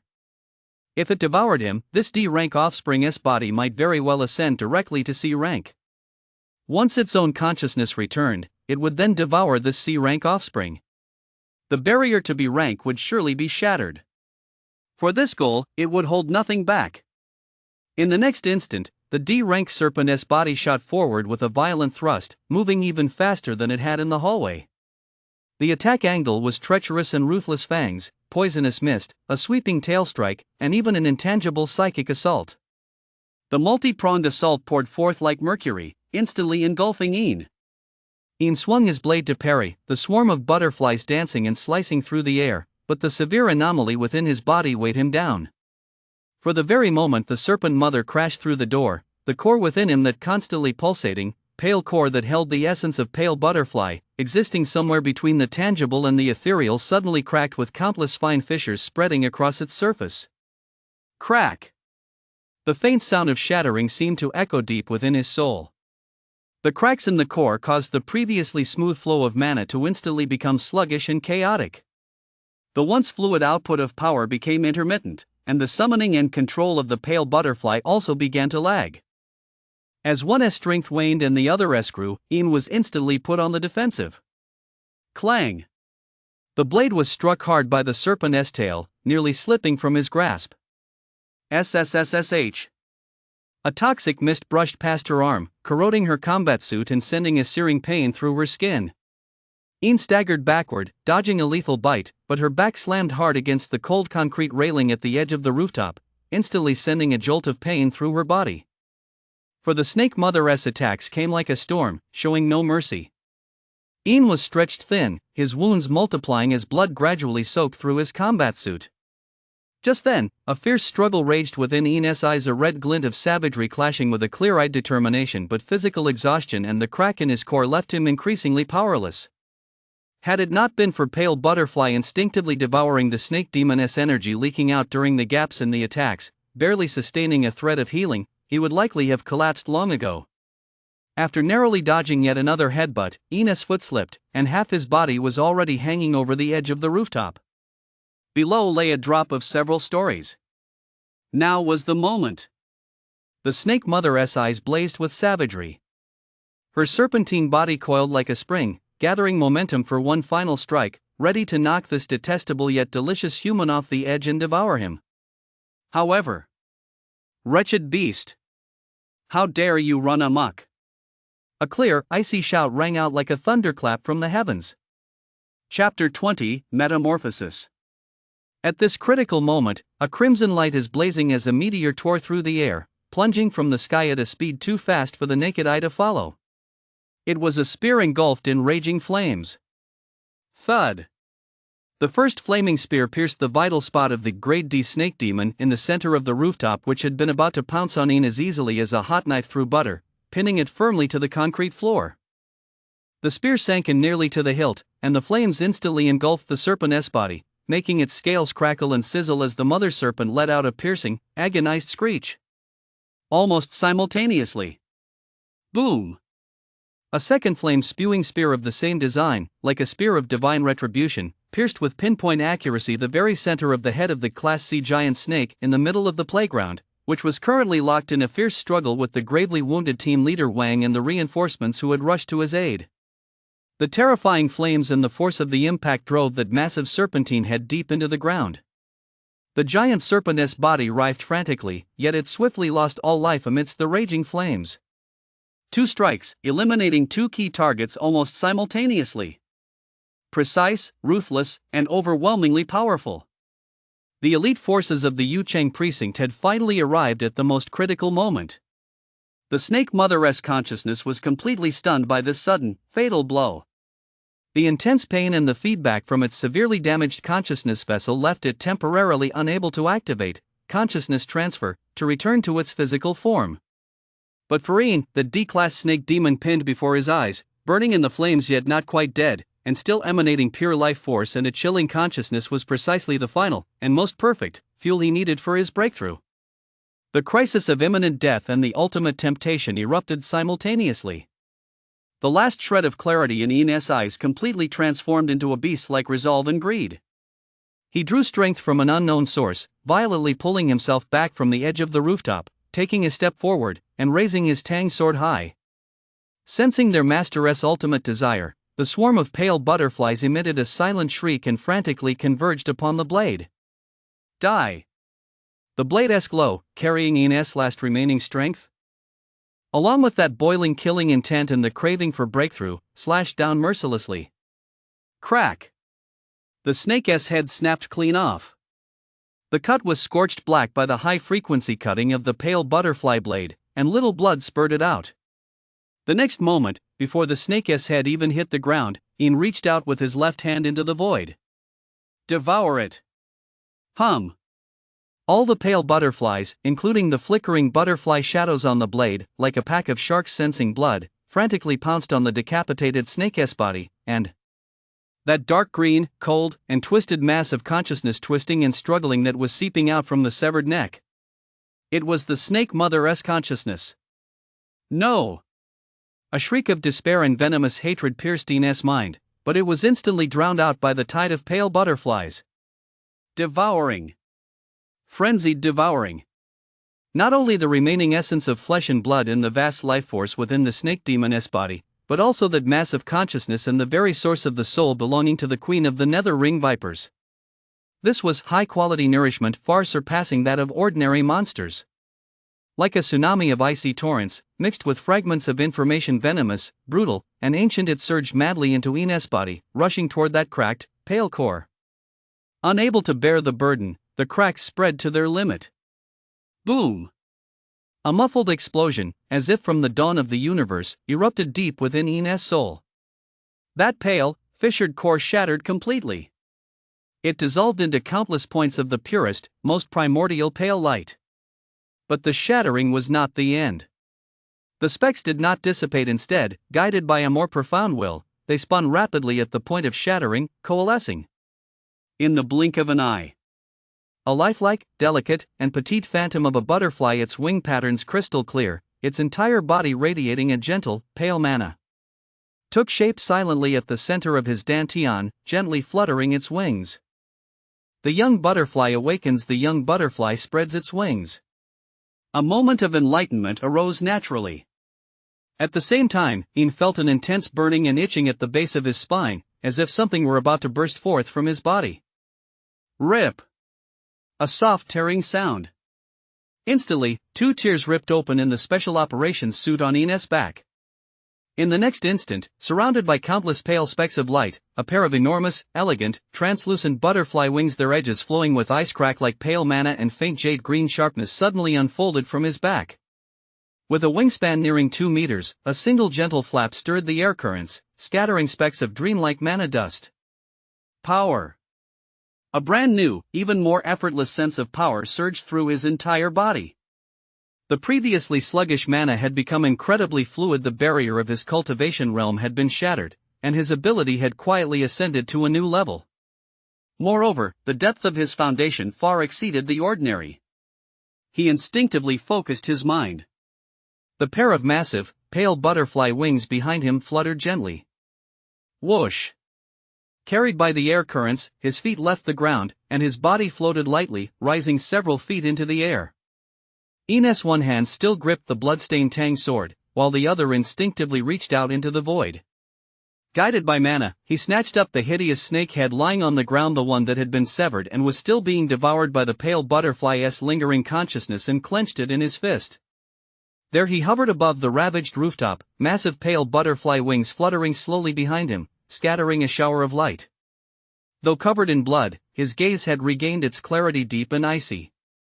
A sword in one hand, a serpent's head in the other. At that moment, sunlight pierced through the pale blue containment field, falling upon him and casting his pale wings in a light that made them appear almost sacred, imbued with an otherworldly, eerie beauty. Outside the police tape, Lynn, who had been staring intently at the school building with her heart in her throat, suddenly covered her mouth, her pupils dilated to their limit, forgetting to breathe. In her eyes, the figure suspended in midair was reflected. That once taciturn classmate, that cold-hearted boy who had demanded secrecy in the alley, that agent who had stormed into the campus in his special operations gear. Now, with wings of light on his back, standing mid-air, holding a demon's head in his hand, he resembled a deity who had stepped out of mythology to descend upon the mortal realm and punish demons. Awe completely overwhelmed the girl's thoughts. That unspoken affection, in the face of this scene beyond imagination, seemed utterly insignificant, yet as if branded with an eternal mark. Ian seemed to sense something. His gaze pierced the distance, glancing toward the crowd outside the school, but his eyes held no focus, and he quickly withdrew his gaze. He descended slowly, folding away his striking butterfly wings. He tossed the demon's head to a team member who had rushed over to assist, then reported calmly into his communicator. "White Butterfly reporting, the threat on the rooftop has been neutralized." His voice traveled through the channel, reaching the ears of every Hunter Guild member. It was carried by the breeze and, passing through the force field that hadn't yet fully closed, faintly drifted outside the school grounds. That voice seemed to land in Lynn's ears, crystal clear. "White Butterfly. Agent Hua." She murmured silently, finally accepting it completely. They were now people of two different worlds. And that young man, at this moment, was so distant, so dazzling, and yet so heart-stopping. Chapter 21, By. With the complete annihilation of the Nether Ring Viper Queen's consciousness and her massive body pinned down by a single shot, the Nether Ring Serpent Horde, deprived of its supreme commander, instantly descended into chaos. Although many D&E rank serpent demons continued to put up a desperate last stand, they were swiftly and thoroughly eradicated one by one under the combined assault of the Hunter Guild's elite reinforcements and Wang's team, who had regained their composure. The screams and cries within the campus gradually subsided, replaced by the sounds of the cleanup crew spraying disinfectant and hauling away the monsters' corpses, as well as the occasional stifled sobs of students who had survived the ordeal. Ian folded the pair of breathtakingly pale butterfly wings on his back and walked step by step down from the main building. His mental energy was severely depleted, and his mana still unstable following his recent breakthrough made his steps unsteady, yet his back remained straight. The standard issue Tang sword in his hand, its blade long since blunted and caked in filth, was casually sheathed. As he stepped into the main hall, an overwhelmingly pungent stench of blood and an even more chaotic scene hit him. This was the place where he had fought the snake swarm the longest, and it had become a slaughterhouse where the butterfly swarm had ravenously devoured everything. The floor, walls, and even the ceiling were smeared with a thick layer of indescribable, dark red sludge, a mixture of blood, flesh, shattered bones, mucus, and the lingering glow of the pale butterfly wings. Several student corpses, gnawed to unrecognizable fragments, lay scattered among the mess, adding to the horror. Several specialists who were conducting a preliminary survey and setting up isolation markers in the lobby looked up as Ian descended the stairs.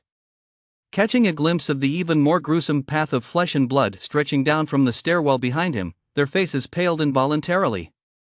With complex expressions, they averted their gaze and silently sped up their work. "Ian!" Captain Wang's voice rang out.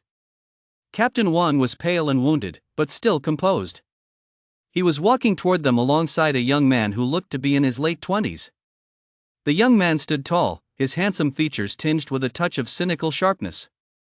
He wore a custom-made dark blue combat uniform with shoulder patches different from Captain Wang's. Most striking were the two shotguns slung across his back, their handles visible, and the aura swirling around him, an aura that felt both scorching and razor-sharp. The top combatant of the Yucheng precinct, a class ability wind flame gun, domain stage beginner by S gaze, brimming with undisguised interest, scanned Ian from head to toe. He lingered for a moment, particularly on Ian's slightly tattered, blood-stained combat suit and those eyes now calm, yet still as bottomless as ever. So you're White Butterfly? The new S-Class? I spoke, his voice clear and tinged with curiosity. Those wings up there just now were pretty flashy. And down here. He surveyed the scene around them, a veritable hellscape, and raised an eyebrow. Quite the commotion. Ian nodded in acknowledgement, his voice hoarse. It's an emergency. Understood. I smiled, though it was hard to tell if it was approval or something else. To withstand that female snake's consciousness swapping assault and then devour her will in the end, that's ruthless. Let us go. Come back with me and Captain Wang to give a detailed report on the process, especially your final breakthrough and what happened when you devoured the snake mother's consciousness. He deliberately emphasized the words devour consciousness. Ian had no objections. Back at the Hunter Guild, after undergoing a tedious yet efficient decontamination process and receiving basic medical treatment for his wounds, Ian was led into a secure interview room by Captain Wang, and 2 record analysts dispatched by headquarters were present. The debriefing was tedious yet meticulous. Ian recounted the entire sequence as objectively as possible, from the initial warning, encountering the snake swarm, being surrounded, detecting the snake mother's consciousness, being forced upstairs, facing a desperate situation, being rescued by Bai, seizing the opportunity to slay and devour her, all the way through to his breakthrough. He withheld details regarding his ability such as the sensation of hunger, the feedback from devouring, and changes to his core, but did not conceal any key aspects of the battle. The analysts asked numerous questions, particularly regarding the strength and characteristics of the Snake Queen's consciousness, as well as his sensations while being devoured. Ian could sense that their focus on the phenomenon of devouring consciousness even surpassed their concern for the snake disaster itself. The debriefing lasted nearly 2 hours. Finally, I waved his hand. All right, that's all for today. White Butterfly, go back and rest. Don't use your ability to cause widespread casualties for the time being. There may be further inquiries at any time. Your performance this time well, your merits will be assessed later. Ian stood up, bowed silently, and turned to open the heavy door of the interview room. Just as the door was about to close, a faint, hushed voice drifted out from inside, tinged with, and a barely perceptible hint of worry. S-Class. The instability is too obvious. There were clear signs of losing control at the end. A devouring type, involving the consciousness level as well. While it will undoubtedly be formidable as it matures, the potential risks are also. Another voice interjected, softer, but Ian's hearing had become even more acute since his breakthrough. Yes, by convention, once a prospect like this is confirmed, a special envoy from the Imperial Capital headquarters should have arrived to take them by now. Even the bigwigs at the General Bureau might have inquired personally. But this time, aside from ordering Lee to keep an eye on them, why is there absolutely no movement from above? It's a bit unusual. The door closed softly, cutting off the discussion behind him. Ian stood in the hallway, his fingertips growing slightly cold. It wasn't fear, but a subtle sense of resentment, like an ice needle pricking his heart. An unstable factor? A potential threat? To be taken away? So, in the eyes of some, was he merely an item requiring risk assessment, to be taken away and managed? Were his struggles, his battles, and even his breakthroughs merely unstable data to be analyzed? He pressed his lips together, pushing that emotion back into his heart, and walked toward the dormitory area. Returning to his private dorm, he closed the door, cutting himself off from the outside world. Ian leaned against the door and slowly exhaled a breath of stale air. Only then did exhaustion truly wash over his entire body. He walked to the bed, sat down, closed his eyes, and began to recall every moment of the day. The frenzy of the snakes, the surging primal instincts, the shattering of the core, the unfolding of the butterfly wings. And finally, the fragments of coldness, brutality, and ancient resentment that flooded his mind as he devoured the mother snake's consciousness. Just then, a gentle yet unquestionable voice suddenly rang out in the quiet room. Ian. Ian stiffened, his eyes snapping open instantly, his hands instinctively spreading as mana surged through them. In the shadows by the window, Leah's figure had appeared as if he had always been there. The old man's face had lost the gentleness he usually displayed when teaching. His gaze was calm yet profound, as if capable of seeing through every tremor of Ian's soul. Lee looked at him and slowly spoke his first words, not a question, not a comfort, but a direct statement, carrying a heavy weight. "Ian, today, you lost control." Ian opened his mouth, wanting to defend himself, to say it was for survival, for a breakthrough, that he'd been forced by circumstances. But in the end, all words caught in his throat.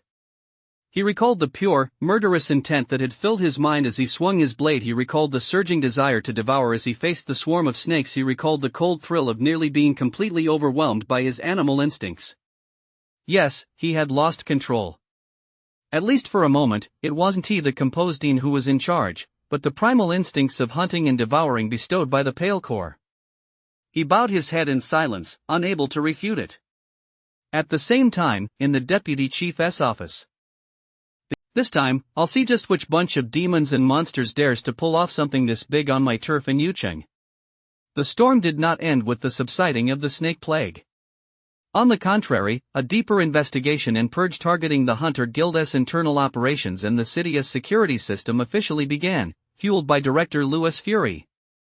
And Ian, who had just begun to show his potential but had already been labeled unstable, was also swept up in these increasingly turbulent undercurrents. Chapter 22, Obstinacy. The room was so quiet that Ian could even hear his own heartbeat. Leah's words, "You lost control," struck like an icy chisel, shattering the shell of self-justification that had protected Ian's heart. He braced himself for the expected reprimand, scolding, or even harsher punishment. After all, losing partial control in that situation could indeed have led to unnecessary risks or consequences. Yet the thunder he had anticipated never struck. Lee slowly stepped out of the shadows, pulled over the only chair in the room, and sat down, moving with such natural ease as if this were his own room. The stern, icy shell on his face melted away, restoring his usual gentle and profound demeanor, though his gaze remained bright as he looked at Ian. "Sit," he said, pointing to the spot by the bed. Ian hesitated for a moment before sitting down as instructed, though his back remained instinctively straight, as if awaiting a verdict. "Don't be nervous." Lee seemed to sigh, his voice softening. "I'm not here to pass judgment. Your performance today, for any rookie facing combat of this intensity for the first time, especially against a high-tier monster's mental corruption, wasn't excessive at all. In fact, you managed to seize the opportunity to break through under those circumstances and even destroy part of the enemy's consciousness that was nothing short of spectacular." Ian raised his eyes. A faint flicker of emotion crossed his gaze, but it quickly faded back into the stillness of ink-black depths. He merely nodded, saying nothing. "I've been watching the whole time." Lee pointed to his own eyes, then to the ceiling. "From the moment you charged into the activity center, to when you were surrounded by the snakes and your animal instincts took over, all the way to your escape to the rooftop and your life and death struggle with that mother snake's consciousness, I knew it all." Ian's heart stirred slightly, but his expression remained unchanged. He was long accustomed to being observed and scrutinized. It had been that way since childhood. "So, I know you heard what those two analysts said." Leah's gaze seemed to pierce right through his heart. "Unstable element, potential threat, should be taken away according to protocol." Those words stabbed into your heart like thorns, didn't they? The corners of Ian's mouth tightened imperceptibly for a moment, then relaxed. He averted his gaze, looking at the floor, his voice flat and emotionless. "I heard them." No denial, but no complaint either. As if those words were merely insignificant background noise. Lee had, of course, investigated Ian's records and knew his past. Watching him stand there, impervious and shut off from the world, Lee understood. This boy's emotional defenses were even thicker than he'd imagined. For the neglect and loneliness he'd endured from his family over the years had forged not only resilience, but also a layer of icy aloofness. He didn't care what others thought, or rather, he used not caring as a shield to protect himself. "It's normal to harbor resentment." Lee nodded, as if speaking of the most ordinary of matters. Genius, especially an S-class genius like you, is inherently a double-edged sword. You grow at a pace surpassing ordinary people, and the power you possess often exceeds conventional understanding. For those in charge, the greater the delight, the deeper the concern. Because you are simply too uncontrollable. He paused, his voice calm yet firm. But Ian, you need to understand two things. First, from the very beginning, you haven't been on the same starting line as ordinary awakened ones or even many A and B rankers. Your track is rougher, the scenery more magnificent, but the cliffs on either side are also steeper. Their scrutiny, their worries, and even a certain degree of fear and isolation stem from their inability to understand your world or assess your future. This isn't your fault, but it's a reality you must face. With great power comes great responsibility. Having chosen the path of a prodigy, you are destined to bear the weight of more complex gazes than others. Ian kept his eyes downcast, his fingers unconsciously rubbing the dried bloodstains on his combat uniform. He knew what Lee was saying, but he didn't care. What did it matter to him what others thought? All he needed to do was grow strong enough to control his own destiny. Second, Lee changed the subject. The fact that headquarters didn't take you in immediately isn't a bad thing, and it certainly isn't neglect. He met Ian's puzzled gaze and explained, in the past, once an S-rank was confirmed, especially a combat-oriented, high-potential S-rank headquarters would indeed place great importance on it, even directly integrating the individual into the headquarters training system to concentrate the very best resources for standardized development. But in recent years, the situation has become somewhat delicate. Lee lowered his voice slightly, adopting the solemn tone of one sharing a secret. The world is not at peace. The fluctuations of the rifts, the increased activity of alien species, the restless stirrings of certain foreign powers and illegal organizations, the situation is more complex than it appears on the surface. Headquarters no longer needs merely superweapons cultivated in a greenhouse according to a fixed template. What it needs even more are variables capable of adapting to complex environments and finding their own path through real, brutal trials. Dispersing promising recruits like you across the country, allowing you to grow in relatively down-to-earth environments, and experiencing genuine crises and decisions. This might better forge the sharp tools required for the future. Of course, necessary protection and guidance will not be lacking. For instance, I'm right here. Ian nodded silently. Whether he was taken away or stayed, it made no difference to him. Lee paused, then continued, the nature of your power tends to instill fear. Pure slaughter and disintegration cause people to instinctively classify you as hazardous material. He shifted his tone. But what if your power can do more than just bring death? Ian finally raised his eyes to look at Lee. Doesn't your pale butterfly also possess healing and regenerative property? Lee asked. Ian nodded. Yes, I usually use it to heal myself. Then try healing others. Lee's voice carried a guiding tone. In future missions, in moments of rescue, let your butterfly become mana that brings vitality, rather than merely a blade that cuts through life. This will not only change how others perceive you, but more importantly, it represents a deeper understanding and mastery of your power. Healing requires just as much precision and insight into the essence of life as killing does. Ian fell silent. Intellectually, he understood Lee's advice. Demonstrating his healing abilities could provide him with a layer of protection, helping him avoid trouble. But deep down, a stubborn sense of defiance was stirring within him. Why should he change the way he used his power just to please others? Why should he have to curry favor or prove himself? His power was a tool for self-protection and achieving his goals, not a trick to be performed for recognition. But he kept these thoughts to himself.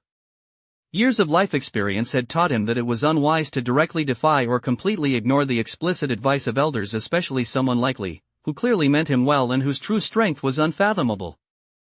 So he nodded again, his voice as flat as ever, betraying no emotion. I understand, Lee. I will try to practice healing. His tone was respectful, his demeanor compliant. Yet deep within those pitch-black eyes, the icy expanse of his aloofness showed no sign of thawing. Lee, being the man he was, naturally took in every subtle nuance of this reaction. Observing Ian's expression, that look that said, I understand, but I may not follow through, at least not wholeheartedly, Lee did not grow angry. Instead, a faint, almost resigned smile flitted across his eyes. After all, he was still just a child. A child who had been hurt and had grown accustomed to arming himself with coldness and aloofness. The door to his heart was shut too tightly, forcing in those lessons about responsibility, fitting in, and actively shaping one's image now would likely only provoke deeper resistance. The path must be walked step by step, the heart must be warmed bit by bit. Lee said no more. He stood up and patted Ian's shoulder gently. Strength is your wings, how high you fly is up to you. But don't forget to look at the path beneath your feet and the people along the way. Leaving these words behind, he gazed deeply at Ian. My boy, there are some truths you may only truly understand one day, when you've climbed high enough and seen far enough to look back. There was no coercion in his voice, no disappointment, only the serenity and foresight of one who has weathered countless storms. With that, his figure faded like a brushstroke in an ink painting, quietly vanishing from the room as if he had never been there. Ian stood alone in the light, motionless for a long time. Leah's final words echoed softly in his ears. Stand high enough, only then will you truly understand. The boy's face was expressionless, his eyelashes drooping slightly to hide the thoughts deep within his eyes. Stand high? See far? He didn't doubt Leah's wisdom or vision, but those principles about only understanding in hindsight felt too distant and too vague for him right now. His life philosophy was simple: rely on himself. Grow stronger. Survive. The opinions of others, the rules of his environment, and even so-called better choices in the years he'd spent alone, none of these had ever been his top priority. Accustomed to being overlooked, he'd grown used to being responsible only for his own choices. Healing abilities? One more tool, one more guarantee of survival. He agreed with that logic. He understood what Lee meant by crafting an image and gaining acceptance, but it left him unmoved. Those were not things he sought, at least not now. From the moment of his awakening, his world had been reduced to understanding, controlling, and mastering this cold, ever-hungry power within him. He slowly raised his hand and opened his palm. A faint pale glow quietly emerged, spreading serenely until it transformed into a mysterious butterfly with translucent wings and pale jade-colored edges that shimmered with a sharp gleam. It landed gently on his fingertip, its subtle fluttering of wings carrying a barely perceptible chill. Ian gazed at it, his eyes focused and serene, as if he were looking at another version of himself. There was no fervor, no self-satisfaction, only a calm scrutiny bordering on dissection.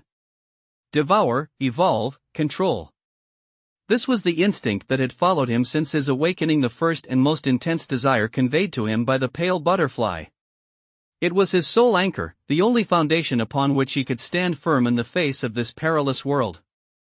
Everything else, whether the expectations of others, the rules of the system, or the more harmonious way of life Lee spoke of, seemed like a landscape view through a pane of glass, real, yet unreachable, and incapable of stirring any true resonance deep within him. He did not resent Leah's guidance, in fact, he harbored a hint of gratitude. But he had his own path to walk and his own judgment to follow. This aloofness did not stem from ignorance or arrogance, but from an inertia forged through long solitude, a trust in nothing but his own will. His fingertips twitched slightly, and the pale butterfly dissolved into a scattering of light, vanishing silently back into his body. Silence returned to the room. The youth stood alone beneath the lamp, his silhouette stretched out, appearing somewhat frail yet radiating an obstinacy bordering on the extreme. He had listened to what others had to say. He had chosen his own path. As for whether the day Lee spoke of, the day of understanding, would ever come, he did not know, nor did he wish to dwell on it. For now, he only wanted to clench the cold power in his hand and keep moving forward, step by step. Chapter 23, Shinsu. Changlin Mountain Road, night.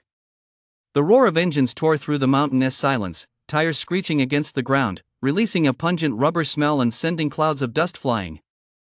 A dozen or so extravagantly styled, expensive sports cars, like restless beasts, were scattered around a relatively open bend on the winding mountain road.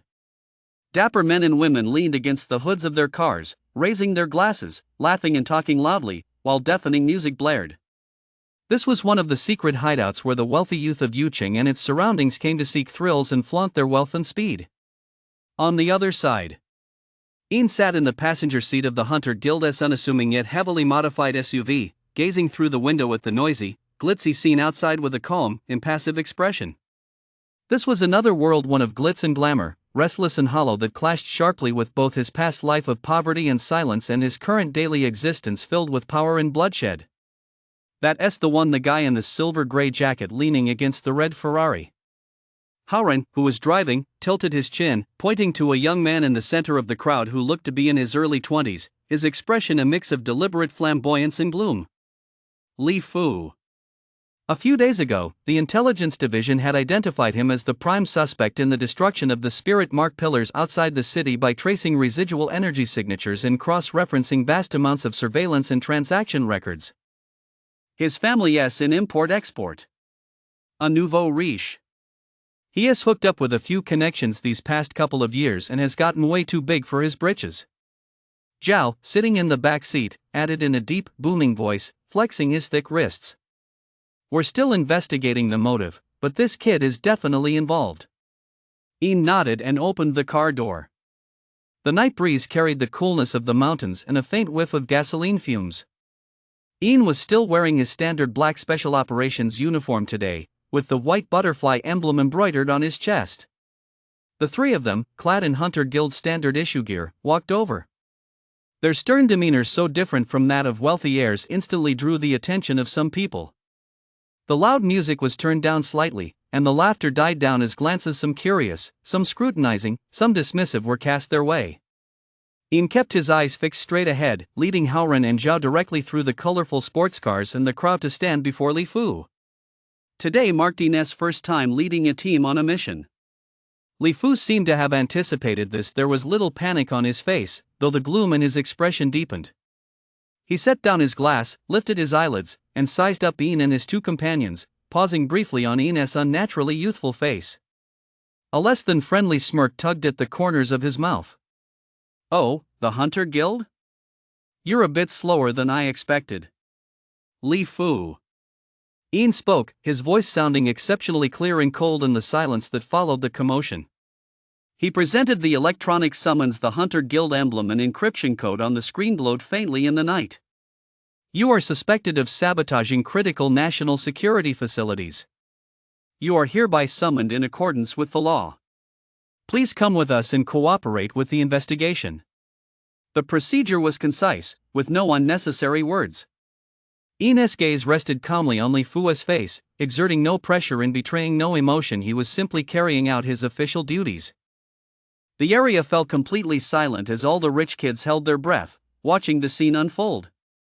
To their circle, the Hunter Guild was mysterious and distant, representing a different level of power and danger. Seeing the usually arrogant and domineering Li Fu being publicly summoned like this, many exchanged glances, their thoughts running wild. Li Fu shrugged, seemingly trying to appear nonchalant, but his eyes darkened. Just as he was about to speak. Hey! Shinsu, isn't that the half-brother from your mom's ex-husband you've been going on and on about? A slightly surprised male voice, spoken at a fairly loud volume, came from the side of the crowd. The speaker was Su Wenjiang, a neighbor a few years older than Chen Su, whose family did business with Chen Su's father. Tonight, seeking to network and curry favor, he had specifically brought Chen Su, who had been constantly raving about sports cars, to see the world. At that moment, he had his arm around Chen Su's shoulder, yet his finger pointed somewhat uncertainly at Ian. The moment his words left his mouth, it was as if a boulder had been dropped into calm waters. Whoosh! Almost everyone's gaze instantly shifted away from Li Fu, all turning in unison to fix on Chen Su, whose face had suddenly turned crimson. Then, with expressions ranging from amusement and curiosity to realization and disdain, their eyes darted back and forth between Ian and Chen Su. Chen Su felt as if his face were on fire. He wanted nothing more than to find a crack in the ground to crawl into. He usually hated it when people brought up his unpresentable half-brother. He saw him as a stain on his perfect family, proof of his mother's disgraceful past. And now, of all places, he'd been singled out in public at an event where he'd been trying so hard to fit in and make a good impression. And in such an embarrassing manner, as if the Hunter Guild were making an arrest. Especially those stares from the crowd, as if they were silently saying, "Look at Chen Su's penniless older brother, he is actually part of the Hunter Guild? And he is here to arrest someone from our circle? How amusing." Shame, anger, and the long-standing, inexplicable loathing and contempt he harbored toward Ian, all mixed with a teenager's vanity and impulsiveness, erupted like a volcano in that moment. He violently shook off Su Wenjiang's hand. In a fit of rage, before anyone could react, he charged out of the crowd. His target was clear, the retreating figure of that stepbrother who just humiliated him. Ian! Who told you to come here and show off? Chen Su roared, using his momentum to deliver a vicious kick to Ian's back as he turned to leave. Thud! A dull thud. Ian hadn't expected this at all. Caught off guard, his body lurched forward, but thankfully his lower body was extremely stable, and he immediately regained his footing without falling. However, the impact from behind and the unmistakable malice behind it made him narrow his eyes instantly. Almost the moment Chen Su's foot struck Ian, Zhao, standing nearby, moved. Looking for death. His furious roar thundered. Zhao had a fiery temper to begin with, let alone witnessing his own teammate, the team's prized S-rank asset, being attacked in public by some upstart. This was nothing short of a direct challenge to the Hunter Guild's authority.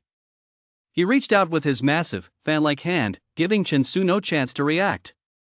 Grabbing the leg that had not yet retracted after the kick, he slammed him to the ground as if tossing a little chick. His other hand had already flashed out to grab a pair of handcuffs. With a sharp click, he swiftly and decisively cuffed Chen Su's hands behind his back. The entire process took less than 3 seconds. Ah! Chen Su was thrown into a daze. The icy touch of the handcuffs and the pain from his joints being twisted into an unnatural position made him scream in agony. Instantly, an overwhelming sense of humiliation and the unprecedented treatment he was enduring caused him to completely lose his mind. There he was, struggling futilely, his face flushed red as he hurled abuse at Ian and Zhao, his profanities laced with vicious curses about Ian's disgraceful origins. Let me go! Do you know who I am? How dare you arrest me? Ian! You son of a bitch!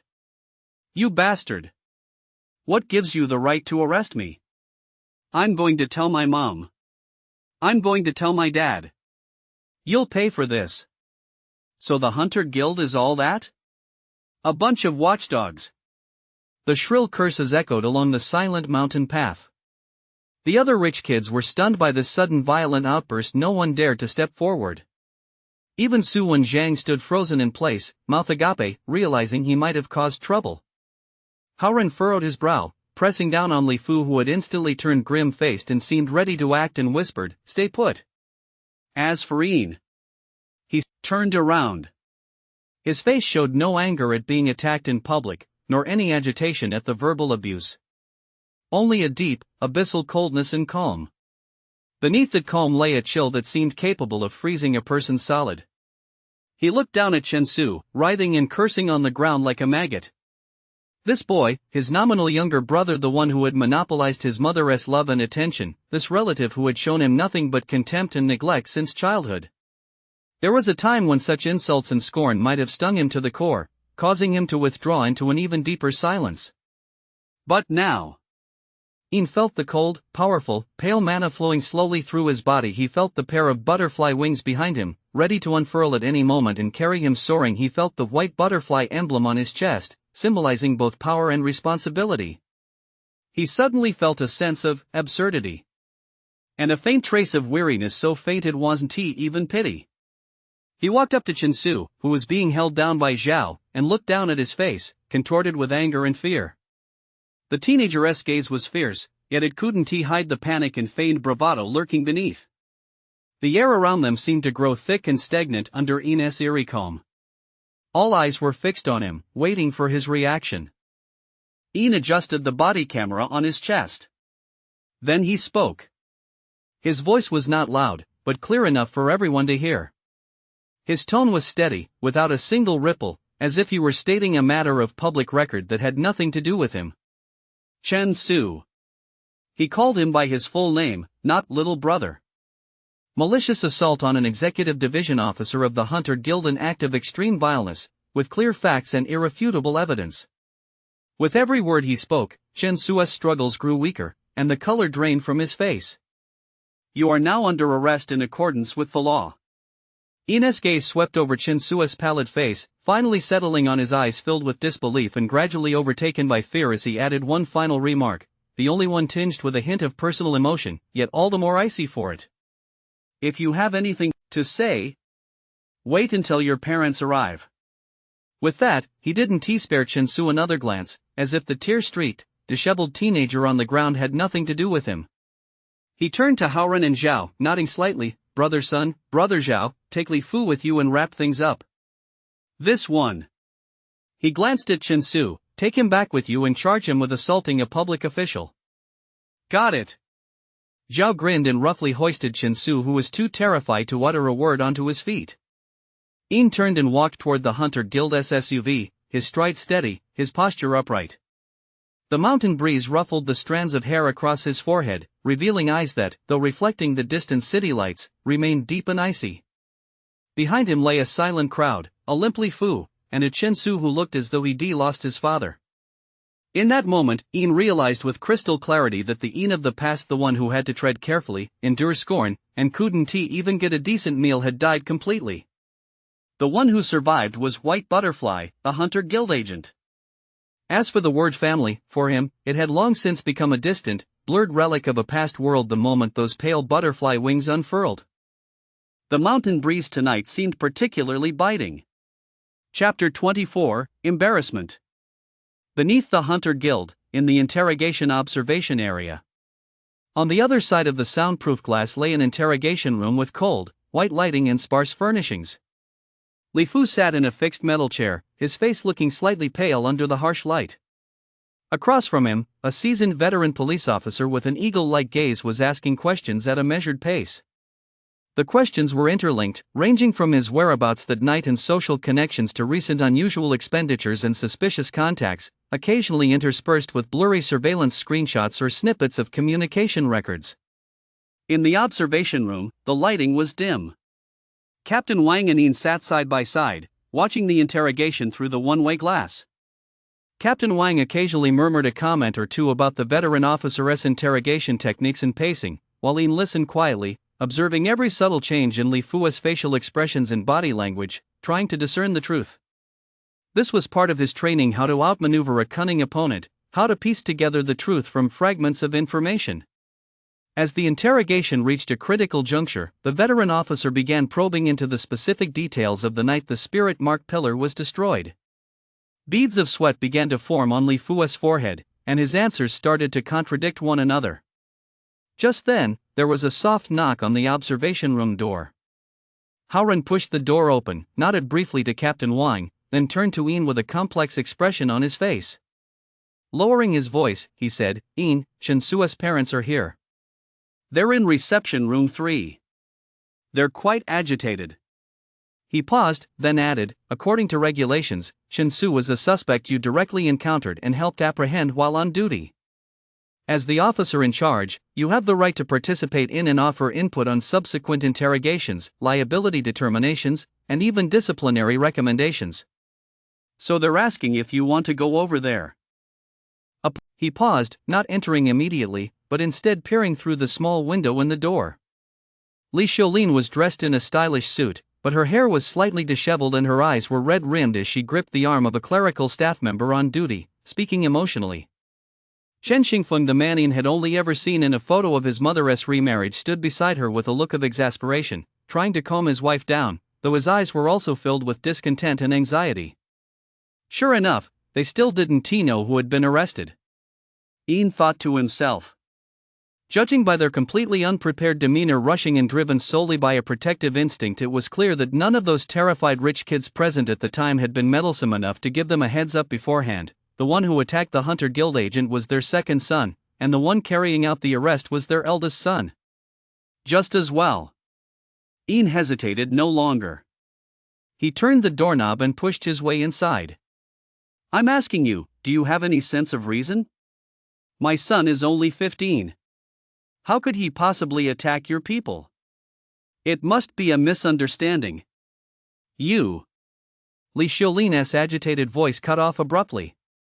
Chen Xingfeng's words of protest also caught in his throat. The two of them seemed to have had the pause button pressed on them, every movement, expression, and sound froze in place. Their eyes widened as they stared intently at the young agent who had just walked in dressed in a black special operations uniform with crisp epaulets and a stern, impassive expression. He stood tall and straight, his features sharp and cold, his gaze calm and unruffled. That face was both incredibly familiar and utterly unfamiliar to them. What was familiar were the contours of his features, in which they could still faintly discern the shadow of that silent, frail teenager from years past. What was unfamiliar was his entire demeanor, cold, composed, exuding an aura of unassailable authority, and the bottomless calm in those jet-black eyes. Standing there, he was no longer the burden she, Li Xiaolin, occasionally remembered and deigned to spare a little attention, but a law enforcement officer representing a special state agency. Hua Yin? Li Xiaolin's mind went blank with a sudden buzzing sensation. She had been feeling frustrated over the silhouette she glimpsed a few days ago during a traffic jam, one that looked suspiciously like Ines, and had been waiting for this irresponsible son to take the initiative to admit his mistake and apologize. She never could have imagined that their next meeting would be here. In this way. Yin, how could he be a member of the Hunter Guild? When did he? How is this even possible?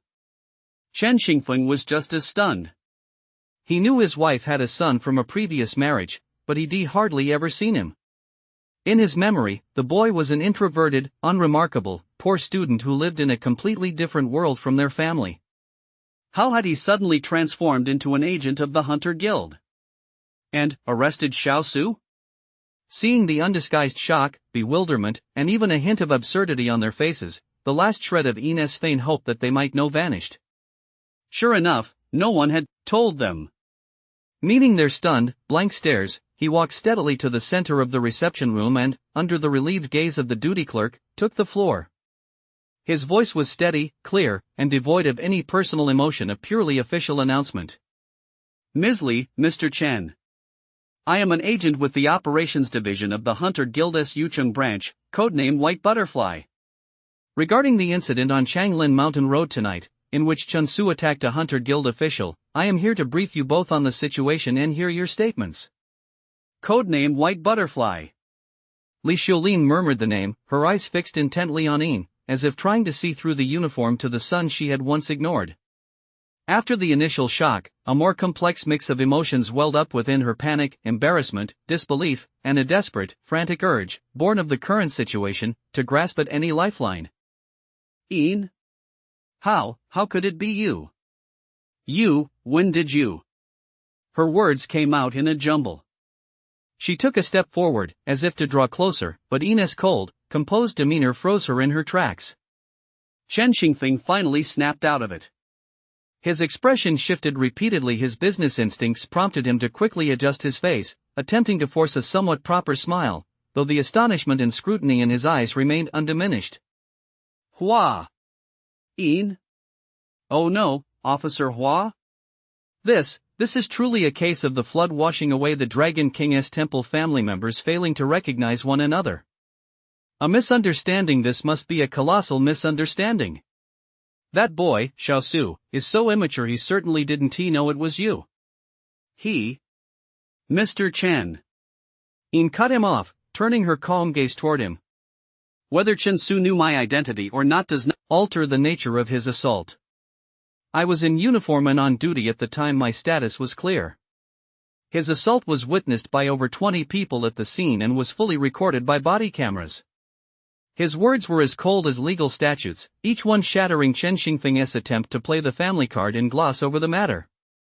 Li Xiaolin's face grew even paler. As she watched Ines' strictly professional demeanor more distant than if he were dealing with a stranger, her heart sank. She finally realized that the son standing before her was no longer the burden she could casually ignore or even mention with a hint of annoyance. He was an agent of the Hunter Guild. The man who had arrested her precious son. And she hadn't even known when he had acquired such a status, or what kind of transformation he had undergone. A sense of immense absurdity and a belated, piercing panic gripped her heart. Chapter 25, Defiance. Ines' words were like an icy wall, deflecting every attempt Chen Xingfeng made to whitewash the situation or play the family card. The assault was witnessed by over 20 people at the scene and was fully recorded by body cameras. Every word rang out clearly, striking Li Xiaolin and Chen Xingfeng right in the heart and shattering their last shred of hope that it might be a misunderstanding. The color drained completely from Li Xiaolin's face, and her lips trembled slightly. She stared at the face before her, familiar yet alien, and at the bottomless calm in his eyes. A chill ran up her spine from the soles of her feet to the top of her head.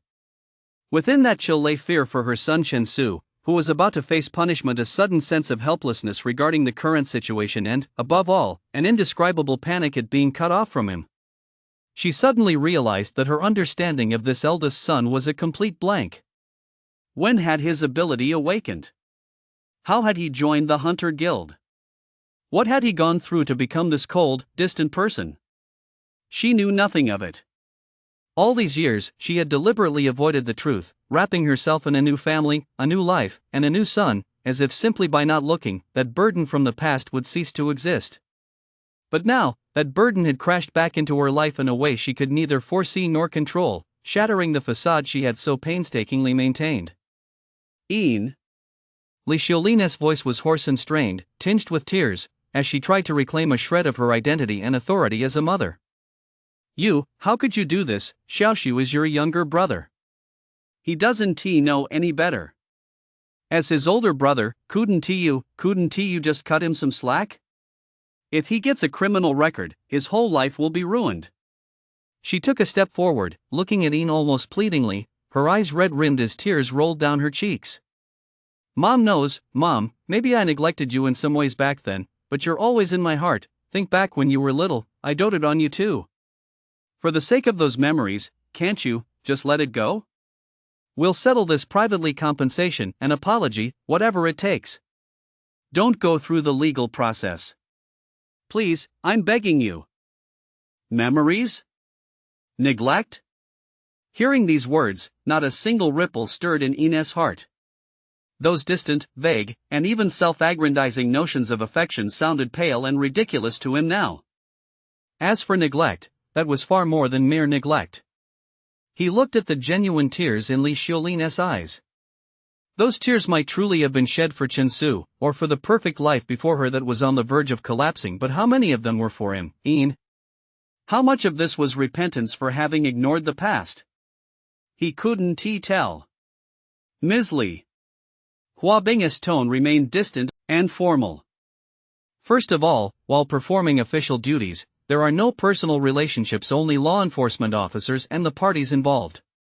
Second, Chen-su's actions were not simply a case of immaturity or a brotherly dispute.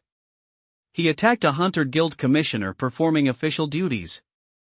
The nature of his actions is egregious, and the repercussions are extremely severe.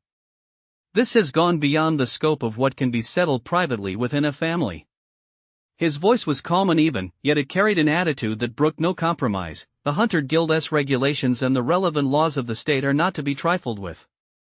His actions must be dealt with according to the law. You. Li Xiaolin felt a tightness in her chest at these words. Her tears flowed even more freely, though they were no longer purely from grief, but rather from frustration and a sense of anger at being disrespected. She was accustomed to Ian's neglect and had even subconsciously believed that Ian should meekly accept whatever attitude she took toward him. Now, this cold and absolute rejection was difficult for her to accept. Ian. How can you be so heartless? He is your own brother. She shouted, losing control, her fingers nearly jabbing at Ian. Seeing his wife lose her composure, Chen Xingfeng hurriedly grabbed her, his own expression grim. He was more pragmatic than Li Xiaolin. From Ian's attitude and words, he had already realized that playing the family card or pleading for mercy was utterly useless in the face of this suddenly unfamiliar and assertive stepson. He took a deep breath, forcing down the irritation and vague unease in his heart. After all, offending the Hunter Guild was no small matter. He adopted a more conciliatory tone, attempting to approach the matter from a practical standpoint. Officer Hua. Look, what's done is done. Xiao Su did make a mistake, and he deserves punishment. We accept the penalty. But, could you, perhaps show a little leniency within the bounds of the rules? For instance, regarding the form of punishment, or the official record? We're willing to offer the most sincere compensation, whether financial or. I know your Hunter Guild needs resources as well. The Chen family might be able to lend a hand through certain channels. A quid pro quo? Hua Bing sneered inwardly. Chen Xingfeng was indeed a businessman. His first thought was always a deal. Unfortunately, he had miscalculated. Mr. Chen. Hua Bing turned her gaze toward him, her expression still calm. The Hunter Guild handles cases based solely on facts and the law. There is no such thing as the leniency or compensation in exchange for leniency you mentioned. All outcomes will be strictly handled in accordance with established procedures and subject to oversight. As family members, you now have the right to be informed of the situation, the right to hire a lawyer for Chen Su, and the right to express your opinions within the prescribed limits. But the final outcome will not be determined by you, nor by my personal will. He paused and added, given that Chen Su is a minor and this is his first offense, these factors will be taken into comprehensive consideration during the proceedings. However, this does not mean he can be exempted from the punishment he deserves. His words were airtight. They affirmed the principles while offering a faint hint of the possibility of leniency, yet completely shut off any avenue for private deals. Chen Xingfeng's face flushed red, then turned pale as he clenched and unclenched his fists.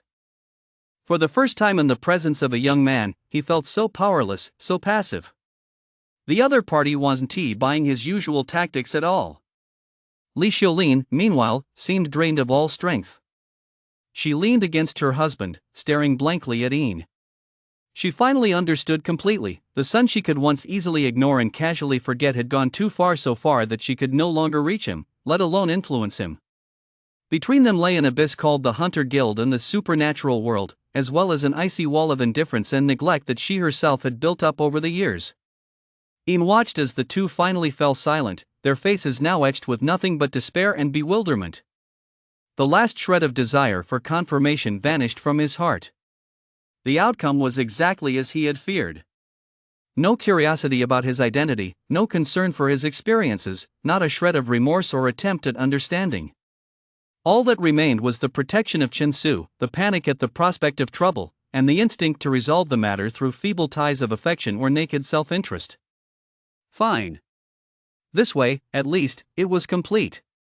He wasted no more time, turning to the clerk on duty and instructing, "You will handle the follow-up reception and notification procedures. Chen Su is to be held in custody for the time being, pending the results of the preliminary investigation and further instructions. If his family has any questions, answer them according to protocol." "Yes, Specialist by Dai." The clerk replied immediately. Yin cast one last glance at the dazed Li Xiaolin and the sullen-faced Chen Xingfeng, gave a slight nod, and spoke in his usual matter-of-fact tone. "Gentlemen, the situation has been explained. Please wait here, a colleague will be in touch with you shortly. I have other duties to attend to. Excuse me." With that, he made no further delay, turned, opened the reception room door, and walked out. The door closed softly behind him, sealing off the stifled sobs and oppressive silence within. All he ever talks about is regulations, laws, and official business. Does he even see me as his mother anymore? I told you ages ago, that kid's got a stubborn streak just like his good-for-nothing father. He'll never be tamed. And now look, he is all grown up, joined the Hunter Guild, thinks he is something special, and turns around to turn on his own family." Chen Xingfeng stopped in his tracks, his brow furrowed, his tone laced with impatience and a hint of regret. "What good does it do to bring this up now? I told you back then you should at least given them some face, sent them a little allowance regularly, and not made things so ugly. But you just wanted to out of sight, out of mind, and practically cut off all contact. Now that he has climbed the social ladder, become a member of the Hunter Guild, and holds power in his hands, you suddenly remember your mother and son? Too late. How was I supposed to know he'd turn out like this?" Li Xiaolin seemed to have been struck at a raw nerve. Her voice suddenly rose, tinged with hurt and defensiveness. "He used to be so withdrawn, and his grades were nothing to write home about. Who could imagined he'd awaken? And get into the Hunter Guild? Is that place open to just anyone? Who knows what kind of luck he had?" She wiped away a non-existent tear from the corner of her eye, her tone shifting to one of self-pity and complaint. "Do you think it's easy for me? Back then, taking care of him, how hard was that? Then I met you, and we finally had a new life, and we had Xiaosu. All I wanted was a peaceful life, to forget all those unpleasant memories from the past. What did I do wrong?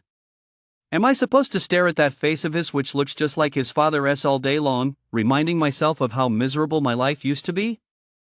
Chen Xingfeng sighed and ran his fingers through his hair in frustration. He understood his wife's mindset. To some extent, he himself had always viewed Ian as a symbol of his wife's less than glorious past, subconsciously ignoring him. But now trouble had come knocking, and this trouble had taken the form of a hunter guild inspector they couldn't easily deal with. Enough. There's no point in talking about this now. He walked over to the liquor cabinet, poured himself a shot of hard liquor, and downed it in one gulp. The burning sensation barely managed to quell some of his restlessness. The top priority is getting Xiao Su out of there. As for Ian, it seems she is determined to handle this strictly by the book. That route is a dead end. We need to think of other ways, pull some strings, see if we can exert some influence within the Hunter Guild or through the legal process. After all, Xiao Su is a minor and a first-time offender. There might still be room for leniency. Li Xiulin listened to her husband's words, but her eyes remained filled with indignation. What she couldn't shake from her mind were Ian's eyes so calm they bordered on cruelty and those icy addresses, Mrs. Li, Mr. Chen.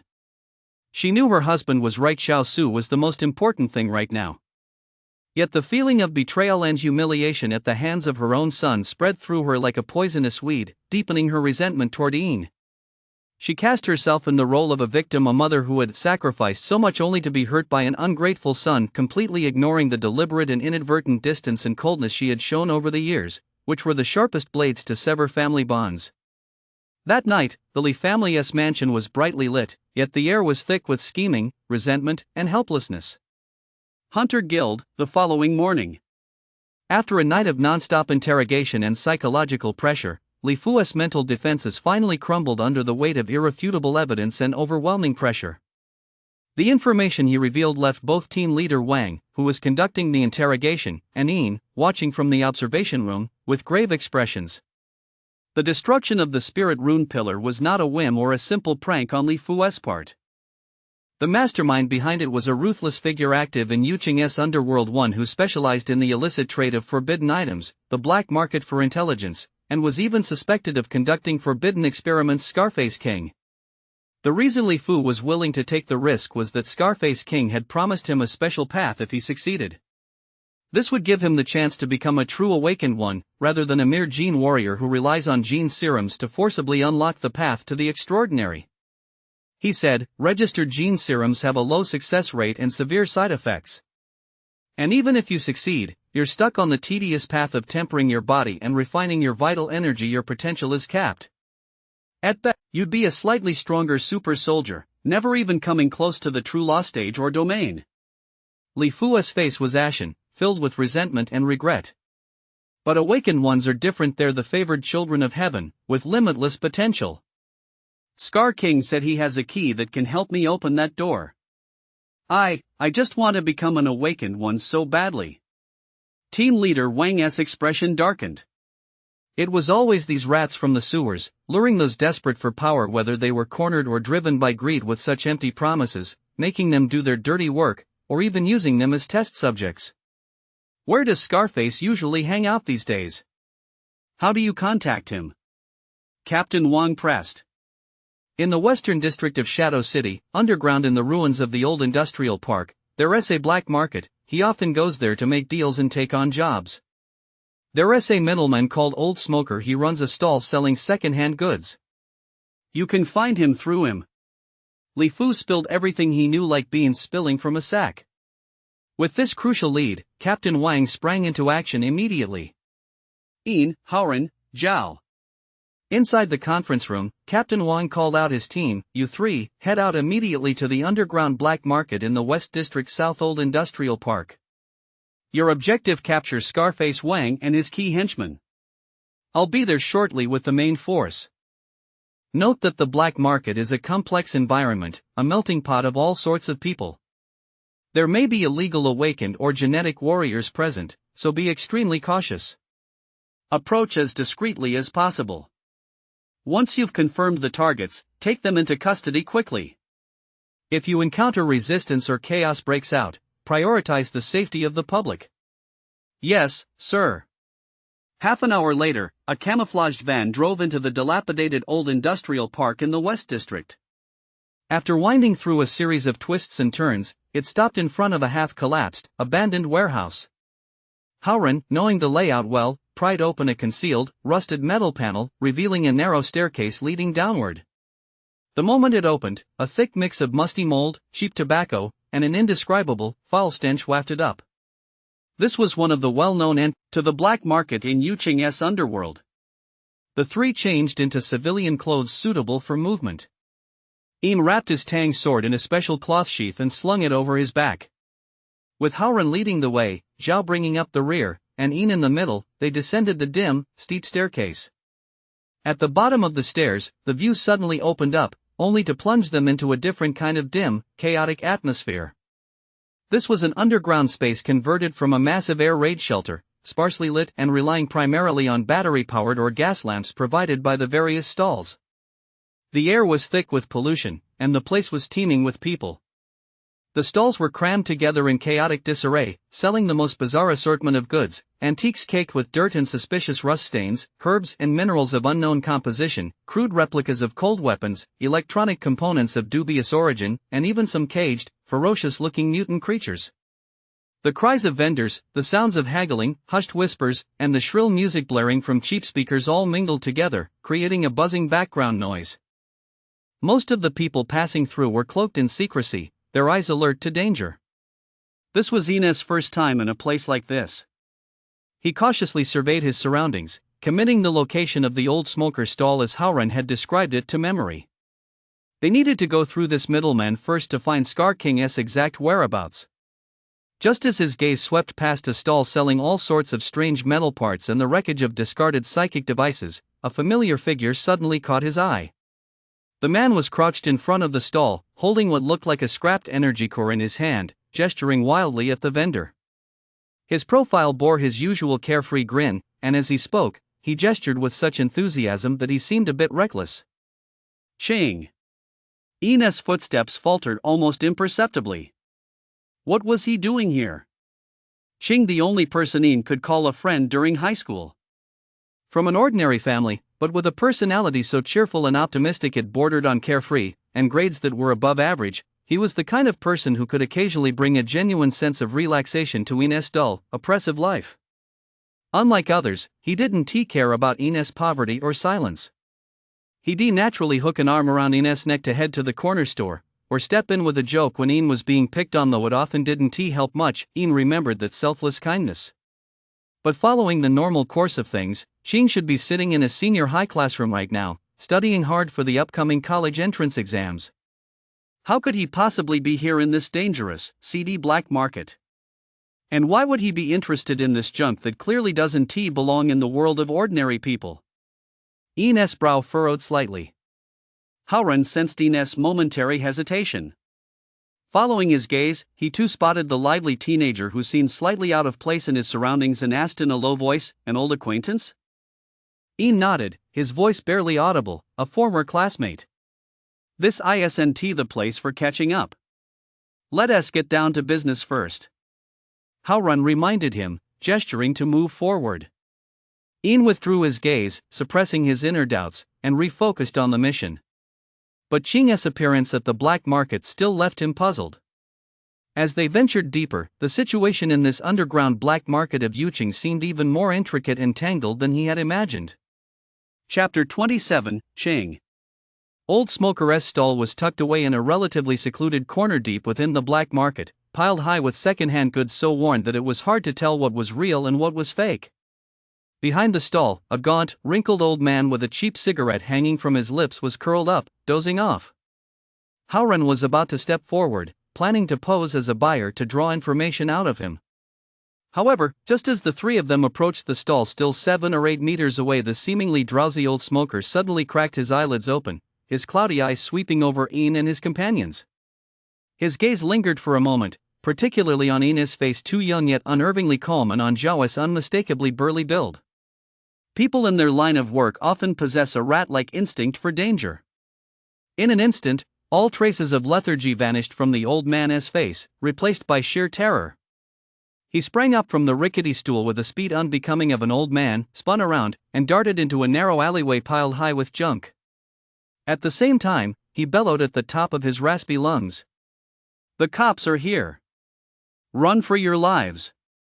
The shrill scream exploded like a thunderclap in the relatively enclosed space of the black market. In an instant, the entire black market erupted as if cold water had been thrown into boiling oil. The stall owners' faces turned ashen. Some immediately grabbed their most valuable goods and scrambled into dark corners, while others, in their panic, knocked over stalls, causing even greater chaos. The buyers were even more terrified, screaming as they scattered in all directions, shoving and trampling one another. Some desperados clearly carrying hard goods or with criminal records glared menacingly, pulling out their weapons to create even more chaos and cover their escape. Damn it! We've been exposed. Howrun cursed under his breath, reacting with lightning speed. Chase him. Don't let Old Smoker get away. Their plan for a stealthy approach was instantly ruined, and the three immediately switched to a full-scale pursuit. Ian's eyes narrowed. He pushed off the ground and, like a cheetah, charged out first, chasing after the alley where Old Smoke had vanished. Howrun and Zhao followed on either side, tasked with clearing out any desperate criminals who tried to block their path. The alley was narrow and dim, cluttered with trash and debris. Old Smoker knew this terrain like the back of his hand, weaving through it like an eel, using every obstacle to try and shake off his pursuers. Though Ian was fast, he was unfamiliar with the surroundings. Several times, he nearly tripped over sudden obstacles or was blocked by shelves Old Smoker had deliberately knocked over. Right. He turned into the right-hand side passage. Howrun shouted from behind. He was barely keeping track of the old man's lingering scent using his mana tracking skill, but tracking him in such a chaotic and filthy environment was proving difficult. The crowd scurried about like headless flies, severely obstructing both sight and movement. Ian watched as the Old Smoker's figure flashed through a gap in the crowd, about to vanish down another side street. Just then. Ian. Up there. That passageway on the left with the rags hanging from it. He went in there. A familiar, anxious shout rang out from behind and to the side. Ian whipped his head around and saw a teenager standing atop a pile of discarded mechanical debris. It was Ching. Ching had climbed up there at some point and was now standing on tiptoe, his finger urgently pointing toward an inconspicuous opening draped with a tattered curtain to the left. He recognized me. He actually noticed the commotion over here. Ching's gesture was like a beacon in the darkness. Without a moment's hesitation, Ian changed direction, ducked low, and weaved through the panicked crowd like a fish, charging toward the opening. Howrun and Zhao immediately followed suit. However, Ching's conspicuous gesture instantly caught the attention and aroused the anger of certain thugs amidst the chaos. You little brat! Mind your own business! A burly drug dealer, his eyes flashing with malice, snarled. He reached into his pocket and pulled out an unremarkable pebble. Its edges, however, were ground to a razor's edge. Gathering all his strength, he hurled it with all his might at Ching, who was perched above. Whoosh! The sound of the projectile cutting through the air rang out. Ching's full attention was focused on guiding Ian. He never expected anyone to ambush him. The next moment, he felt a sudden chill on his cheek, followed by a searing, excruciating pain. Ah! He let out an agonized scream, lost his balance, and tumbled straight down from the nearly 3-meter-high pile of debris. Wu Yan! Ian caught a glimpse of the scene out of the corner of his eye, and his heart lurched.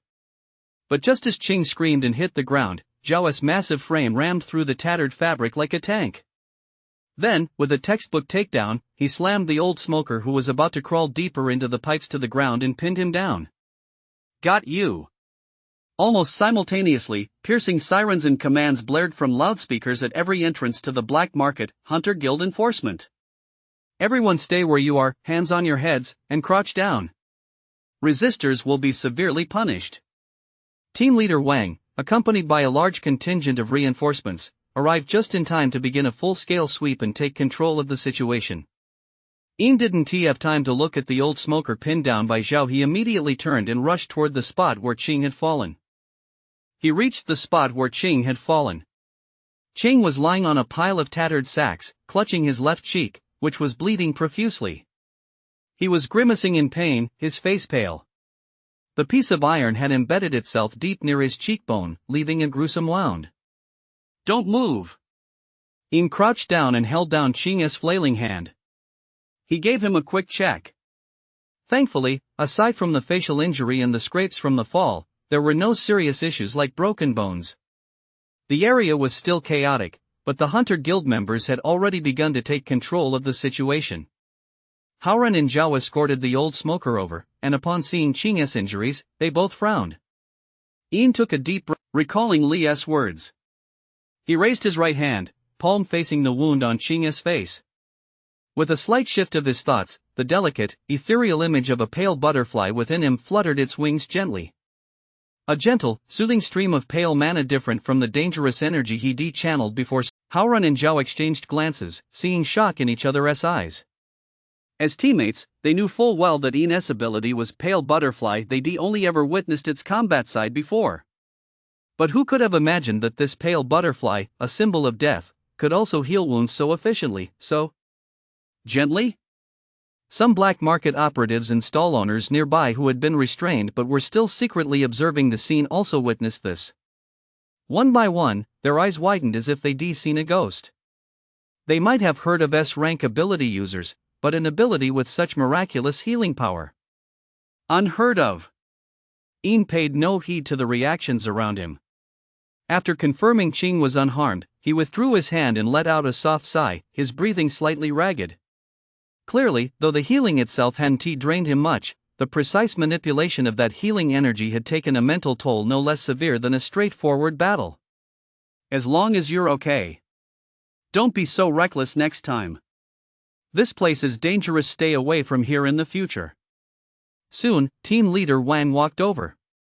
Seeing that the situation was under control, the old smoker had been apprehended, and Ian was unharmed, he nodded. Good work. Let us wrap this up. On the ride back, Ian leaned back in the rear seat and silently took a few low-grade spirit stones from the storage ring Li had given him, holding them in his palm. As he absorbed the gentle mana from them to replenish his energy, he also soothed the hunger that was beginning to stir within him once more. In the passenger seat, Howran and Zhao, who was driving, were still excitedly whispering about Ian's healing spell from earlier, their voices full of wonder. Ching, squeezed in next to Ian, suppressed the lingering fear in her heart. Her face beaming with excitement, she chattered non-stop. Ian, you're so awesome. That just now was like magic. You healed me in an instant, my face doesn't hurt at all now. Oh, do you know what happened at school last time? We were all trapped in the classroom, and we could hear this rumbling outside, plus the snake's screeching. It was terrifying. Later we heard it was a young agent from the Hunter Guild, with white wings on his back, who descended from the sky and sliced off the snake demon's head with a single stroke. Was that you? Was it you? I knew it was you right then. You suddenly stopped coming to school back then, so I figured you must have awakened. And are you a full-fledged agent of the Hunter Guild now? Which department? The Operations Division? Do you fight monsters every day? Is it exciting? Oh, and were those guys from earlier your co-workers too? That big guy, man, he is so strong. He chattered away, as if he had an endless supply of questions, livening up the previously somewhat somber atmosphere in the car. Ian occasionally gave a brief reply, but most of the time he just listened quietly, watching his friend's lively, animated face. The tension in his heart, which had been tight as a string ever since his friend appeared on the black market, eased slightly. At least, Ching was still the same Ching, cheerful, impulsive, and always full of curiosity. Back at the Hunter Guild, Ching was taken in for a brief statement as an eyewitness and a heroic citizen who had intervened. His explanation for being at the black market was, "I heard you could find interesting old parts and weird books there, so I was curious and went to check it out." Though the excuse was a bit flimsy, considering his usual personality and student status plus the fact that no illegal activity or ties to black market forces were found, the Hunter Guild didn't press the matter. After a stern talking to, they let him go. As he was leaving, Ching clung to the doorframe, his eyes sparkling as he looked at Ian. "Ian, are you free tonight?" "It's on me. Same old spot, that beef noodle shop. We haven't seen each other in ages, let us catch up properly. You're a big shot now, you wouldn't turn me down, would you?" Ian looked at his friend's expectant gaze and, remembering that he had indeed helped him out today and even gotten injured in the process, nodded, "Sure. See you tonight. It's a deal." Chang waved happily and dashed off. Watching his friend's excited retreating figure, a complex expression flashed across Ian's eyes. Xing's appearance was like a thread, briefly reconnecting him to that ordinary, down-to-earth world. He hoped Qing really had gone to the black market just out of curiosity, as he declaimed. Chapter 28, Genetic Serums. Hunter Guild Interrogation Room. In the observation room behind the one-way glass, Ian frowned slightly as he watched the standoff inside the interrogation room. The old smoker was indeed a seasoned veteran of the black market, slick as they come. Faced with the interrogation expert's escalating questions and the occasional fragment of evidence thrown his way, he either played dumb, claiming his old age made it hard to remember, or dodged the crucial points, admitting only to dealing in trinkets. Regarding Scar King's specific whereabouts, the details of the transactions, and especially the core information involving the destruction of the Earth vein sensing pylons and illegal awakening methods, he shook his head and claimed to know nothing. "Sir, I'm just a old geezer making a living by running a street stall.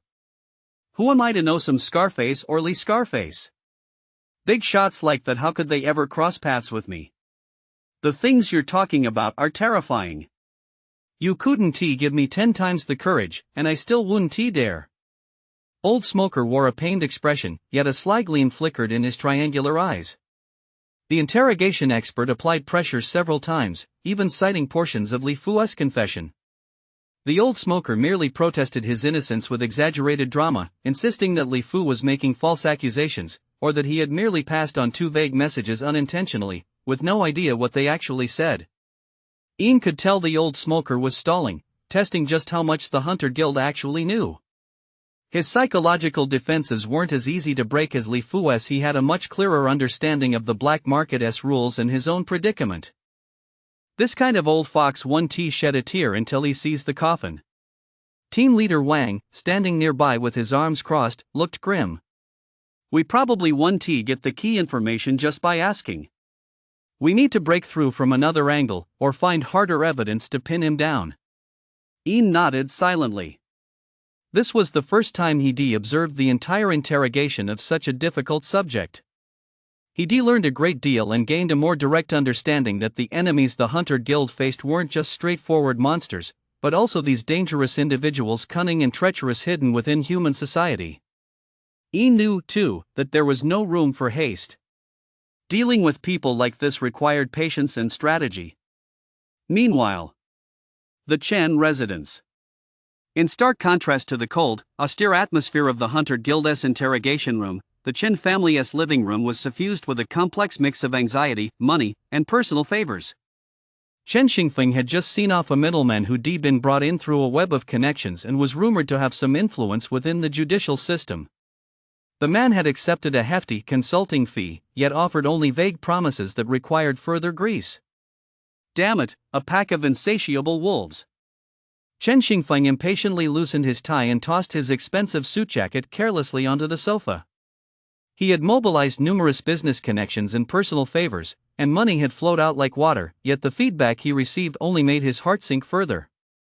The Hunter Guild was keeping a tight lid on things, especially regarding a case as serious as assaulting a public official on duty. Ordinary connections were hardly enough to penetrate their ranks.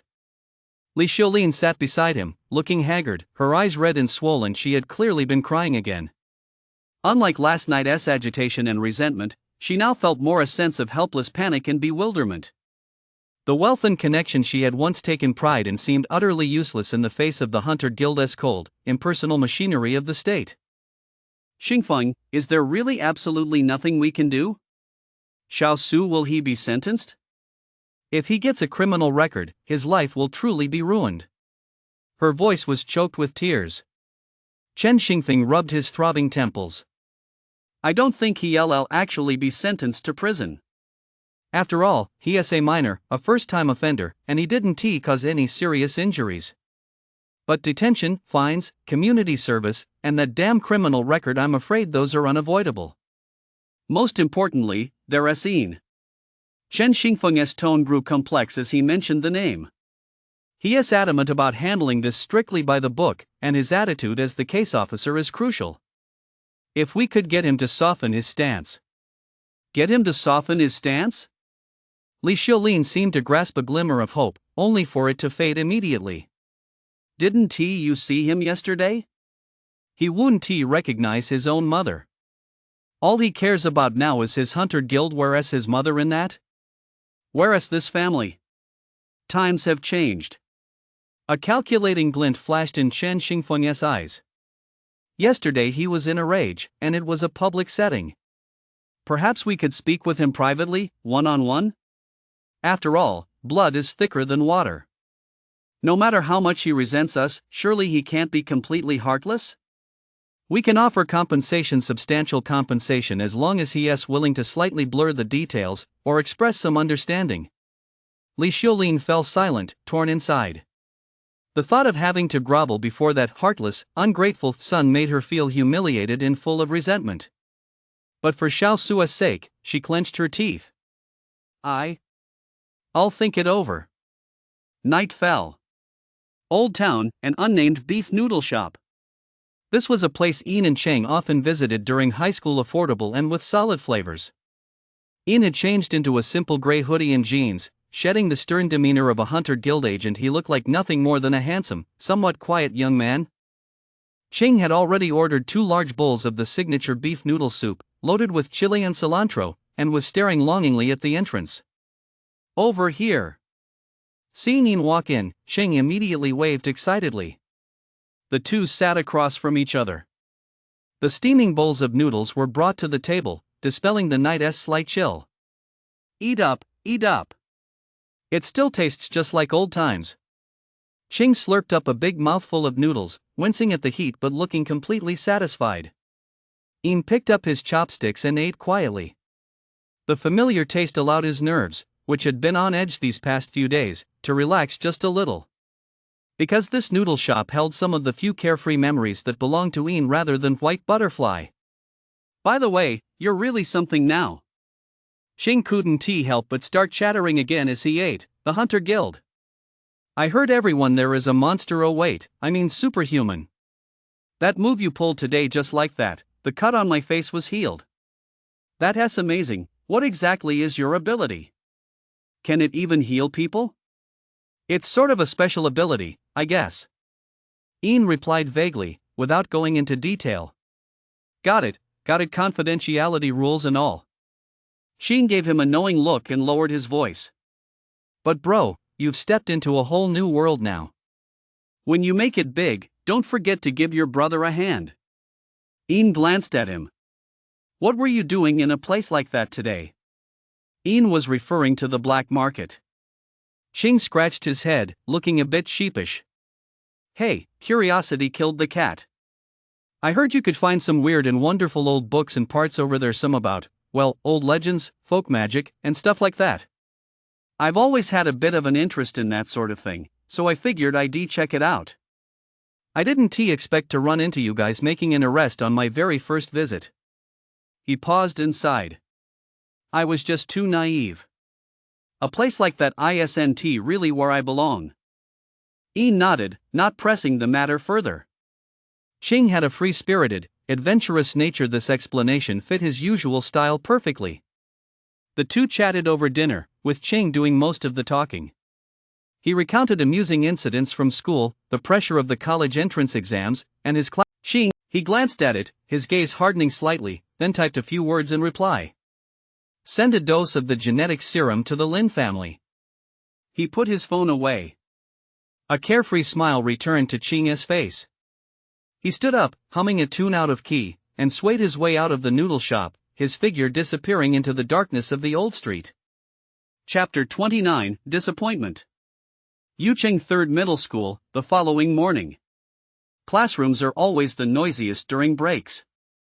But unlike usual, today's conversation wasn't centered on celebrity gossip or gaming scores, but rather on two names, Ian and Cheng, who had just become a legendary witness. Is that for real? Wuyan, did you really see wait, Officer Hua, suddenly conjure up a bunch of glowing white butterflies and heal the wound on your face in an instant, not even a scar left? A girl covered her mouth, her eyes wide with astonishment. You bet it's true. Xing sat on his desk, beaming and gesturing wildly. The patch of skin on his face, now fully restored, seemed to be the best proof of it all. You guys didn't see the scene back then. The Hunter Guild was making a roundup, and the whole black market was in total chaos. Ian and the others were chasing this old fox. The guy was as slippery as an eel. If I hadn't spotted him and climbed up to show him the way, he might be gotten away. He deliberately glossed over his own humiliating fall and injury, instead emphasizing Ian's miraculous healing skills and the Hunter Guild's lightning-fast operation. Those butterflies are amazing, so cool and refreshing. Just to touch on the wound, and boom, it's healed. Just like in a sci-fi movie. Ian is really completely different now. That aura he has, wow, no wonder he is part of the Hunter Guild. Did wings grow out of his back then? Like the rumors going around school last time? I didn't see that. Maybe it wasn't the right situation? But just that healing alone was scary enough. An awakened one. Our school actually produced an awakened one. Amazement, envy, curiosity, and even a hint of awe filled the classroom. The naming had completely transformed from that of a taciturn former classmate into a symbol of mystery and immense power. As the eyewitness and rescued party, Xing naturally drew a great deal of attention and questioning. He clearly relished it, spinning the tale with ever greater vividness. No one noticed that, amidst his seemingly excited and exaggerated narration, a fleeting, barely perceptible hint of mockery incongruous with his expression would occasionally flicker in his eyes. Lunchtime on the school rooftop. Lin stood alone, leaning against the railing, gazing at the city's distant silhouette, her eyes lost in thought. A gentle breeze ruffled her hair, yet it couldn't dispel the faint gravity between her brows. Xing approached, holding 2 cans of soda, and handed one to her. Thanks, Lin said, taking it. Her fingertips felt cold. Hey, Lin, still thinking about the gene serums? Xing leaned against the railing, took a big gulp of soda, and asked casually. Lin gave a soft offering no denial. Ever since that night's encounter and the subsequent snake plague, a deep sense of unease and a craving for power had taken root in her heart. The world of ordinary people was too fragile. She wanted to grasp hold of something, even if that path was bound to be arduous. The official registration channels are too difficult, long wait times, strict reviews, and... She paused. I hear the quotas for suitable serums are also very tight. Although her family had some influence, their reach was limited in the domain when it came to extraordinary resources. Xing clicked his tongue, glanced around, and lowered his voice. That's how the official channels are. But I've heard there are some unofficial channels that might be able to get their hands on stuff that leaks out from the big pharmaceutical companies. Lin's eyes narrowed as she looked at him. Unofficial channels? You mean? The black, but Lin, you'd better think this through carefully. That kind of place is a real mixed bag. If you do go, you'll have to be extra careful. It's best, well, to be fully prepared. His smile was sincere, his tone concerned, as if he were simply a helpful classmate with some inside connection sharing a secret. Lin clutched the black card tightly, her breathing slightly labored. She fell silent for a moment before finally tucking the card carefully into her pocket. Deep into the night, in the northern district of Shadow City. This place was a stark contrast to the chaotic, bustling black market in the western district. The entrance was extremely well hidden, requiring passage through several layers of hidden sentries and identity checks. The interior wasn't particularly large, but the decor was eerie, the lighting dim, and the air thick with a scent blending rare spices, spiritual materials, and some indescribable chemical agents. There weren't many people coming and going, but each exuded a solemn aura and kept a watchful eye. Transactions were mostly conducted in sealed private rooms or secret chambers. This was one of the true cores of Yu Cheng's underworld, catering exclusively to clients with money, power, or special connections. Inside a completely soundproof chamber with walls covered in dark silver sound-absorbing material. King Scar, the man who ruled a corner of Yu Cheng's underworld, was here as well. He was in his late 40s, with a menacing centipede-like scar running from his right eyebrow to the corner of his mouth. He was lean and muscular, his eyes fierce, exuding the rugged aura of a genetic warrior, yet at this moment, he appeared somewhat uneasy. The chamber had no windows, its only light came from a small lamp in the center of the ceiling, emitting a pale, cold glow. Beneath the light, on the only chair, sat a figure. The person was completely hidden in the shadow cast by the chair. His face was indistinguishable, though one could vaguely make out a slender build and a youthful appearance. He leaned back in the chair with an air of ease, only his hands exposed to the light, resting casually on the armrests. Those hands had prominent knuckles, long, fair fingers, and neatly trimmed nails. They looked like the hands of a pianist. But for some reason, in this cold, gloomy environment, those excessively beautiful hands gave off a feeling that made one's heart race. The mission failed. The target was captured. A young, calm, yet utterly emotionless voice drifted from the shadows, its tone somewhat peculiar, as if synthesized electronically. "Scar, you've disappointed me." Chapter 30, Preparing for Action. Hunter Guild, Interrogation Observation Room. On the other side of the one-way glass, the old smoker's face looked even more ashen than before. The cunning and stubbornness in his eyes had been replaced by deep exhaustion and fear. He hadn't been tortured into confessing. Rather, it was through the coordinated efforts of interrogation specialists, intelligence analysts. He slumped in his chair, his lips trembling, his voice dry and hoarse. I'll tell you everything." Scarface's movements are usually unpredictable, but he has a few regular hangouts and meeting spots in the North District. There's a warehouse he frequents in the basement of that abandoned factory complex behind the old record bar, and there is a private VIP room on the top floor of the hazy nightclub. He sometimes meets important clients there. Lately, things have gotten tight. He might be spending more time over at the factory complex. It's a vast area with plenty of secret passages, easy to defend, hard to attack. He gave a halting account of several possible locations, contact codes, and the physical descriptions of the few trusted henchmen who usually accompanied Scarface. Having secured the key testimony, Captain Wang immediately assembled the task force. The atmosphere in the conference room was tense. The large screen displayed satellite imagery and a simple layout diagram of the abandoned factory complex in the North District. Target: Scarface and his core associates. Location: underground facilities of the former 3rd Textile Factory in the North District. Target threat level: high. At least 3 genetic warriors or illegal awakened individuals are accompanying him. They may possess prohibited weapons, are familiar with the terrain, and may have set traps. Captain Wang's voice was firm and decisive. Operation strategy: rapid entry, precise capture. Avoid frontal assaults that could trigger large-scale chaos or casualties. White Butterfly, Haoren, and Zhao, the 3 of you will form the first assault team, responsible for the frontal breach and securing the primary target. The 2nd and 3rd teams will handle perimeter security and block off access routes. Agent Bai will provide support from the perimeter to prevent any unexpected incidents. His gaze swept over Ian, your healing abilities may come in handy this time, but your primary task is to assist in maintaining control of the situation. Remember, we're dealing with seasoned desperados.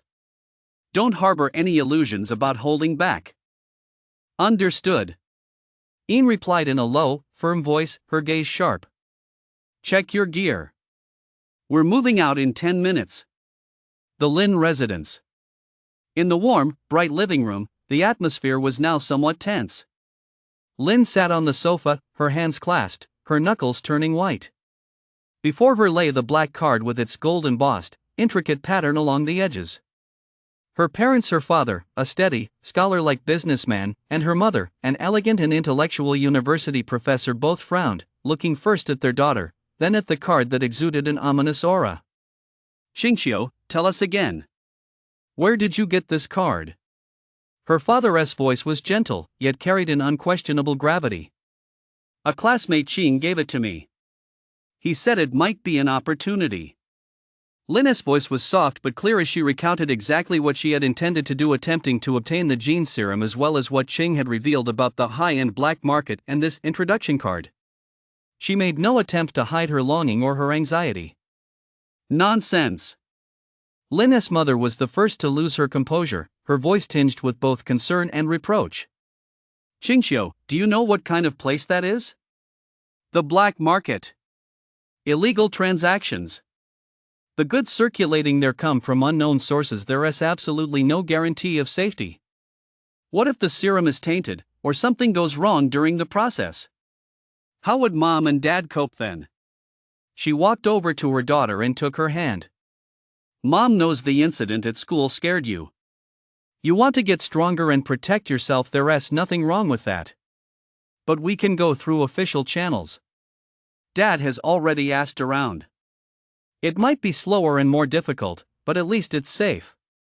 Lin's father also sighed and rubbed the bridge of his nose. Qingxiu, your mother is right, genetic awakening is no trivial matter, and registered potions are strategic resources strictly controlled by the state. What's on the black market is either defective lab rejects, illicit contraband, or even bait used by illegal organizations for experiments. The risks are far too great. He looked into his daughter's eyes, stubborn yet filled with confusion, and softened his tone, speaking with even greater gravity. Besides, once you set foot in a place like that and associate with those people, it could leave a stain on your record, affecting many aspects of your future. Have you thought about that? Mom and Dad don't expect you to become some extraordinary awakened one, we just want you to live a safe, healthy, and happy life. But... Lin looked up, her eyes red-rimmed. How long will I have to wait through official channels? A year? 2 years? Or will I never even get a spot?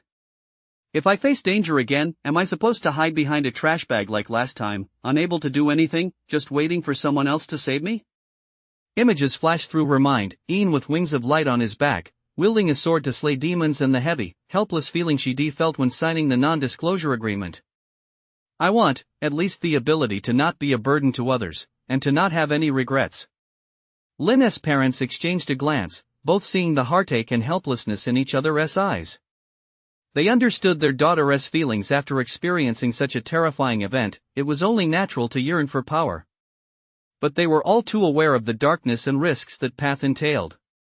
Qingxiu, Lin's father said solemnly, we cannot agree to this card must be destroyed. As for the gene serum, I promise you, Dad will use every legal and legitimate means to secure it, but the black market is absolutely out of the question. This is not only for your safety, but also for the future of our family. He picked up the black card, walked over to the shredder, and fed it in without hesitation. Amid the faint hum of the machine, the card was cut into countless unrecognizable fragments. Lin watched the card turn to dust, her lips pressed tightly together. She said nothing, but the flame of longing deep in her eyes had not been completely extinguished, it had merely been temporarily suppressed. She knew her parents were right, they were looking out for her. But that yearning for power and control over her own destiny was like a seed planted deep within her. Once it sprouted, it would be difficult to extinguish. It was late at night. The Lin family villa fell silent. Lin lay in bed, staring at the ceiling with wide-open eyes. The shattered card, her parents' opposition, Qing's seemingly well-intentioned warning, Ian's distant figure, a jumble of thoughts swirled through her mind. On the other side of the city, in the shadows of an abandoned factory in the North District, the Hunter Guild's convoy had arrived silently. Ian checked the Tang sword at his waist and his holster, then cast a final glance at the tactical terminal on his wrist, which displayed the assault route and the location markers of his teammates. The night concealed the impending conflict, just as it concealed the silent struggle within the young girl's heart. Two completely different paths stretched out into the unknown in the dark night of Yucheng. Chapter 31, The Hunt Begins. North District, abandoned third textile factory. The massive shadow of the factory loomed in the night like a crouching monster, its rusted steel skeleton casting a menacing silhouette under the sparse starlight. The air was thick with a mixture of rust, machine oil, and decaying vegetation. Occasionally, a night bird would sweep past, emitting a short, eerie cry. The Hunter Guild's convoy lay hidden at the far edge of the woods, all headlights turned off. Only the faint glow of tactical terminal screens and the pale green light from the team members' night vision goggles outlined their grim silhouettes in the darkness. Team leader Wang's voice came low over the encrypted channel. Team 1, take your positions. As planned, breach through the damaged ventilation shaft on the east side. It leads directly to the upper level of the underground warehouse. Teams 2 and 3, perimeter security is complete. Bye, how's it looking over there? Clear view. The rats haven't come out of their holes yet. Bai's lazy voice came through, tinged with a hint of pre-hunt excitement. Outside the eastern factory building, Howren and Zhao were already crouched at the base of a wall that had collapsed nearly to the ground. A dozen meters ahead lay a jagged opening in a sewage pipe, about half a meter in diameter, pitch black and leading who knows where. According to old Smoker's instructions and their preliminary reconnaissance, this was one of the relatively covert and direct routes into the underground area. Howren adjusted his night vision goggles and whispered to Ian behind him, "Ian, stay close. It might be very narrow inside, watch your step." He habitually offered these reminders, following the standard procedure for guiding new recruits. Zhao had already flexed his broad shoulders, ready to be the first to crawl inside in passages this narrow. It was usually Howren, with his relatively slighter build, or the Ageline who went first, but Zhao habitually wanted to lead the way. In his own words, "I've got thick skin, it doesn't hurt when I bump into things." Just as Howren finished speaking, Zhao had already crouched down, his head nearly touching the pipe opening. "Brother Sun, Brother Zhao." Ian's voice suddenly rang out, calm, yet tinged with a hint of resignation, a rare note of resignation in his tone. Howren and Zhao both froze, turning to look at him. They saw Ian standing 2 paces behind them. Unlike them, he wasn't crouched in full gear, but stood slightly upright. The night breeze ruffled the strands of hair on his forehead. In his eyes, still clear and calm under the green glow of the night vision goggles, a faint glint flashed, almost like the mischievous spark of a teenager just before pulling off a prank.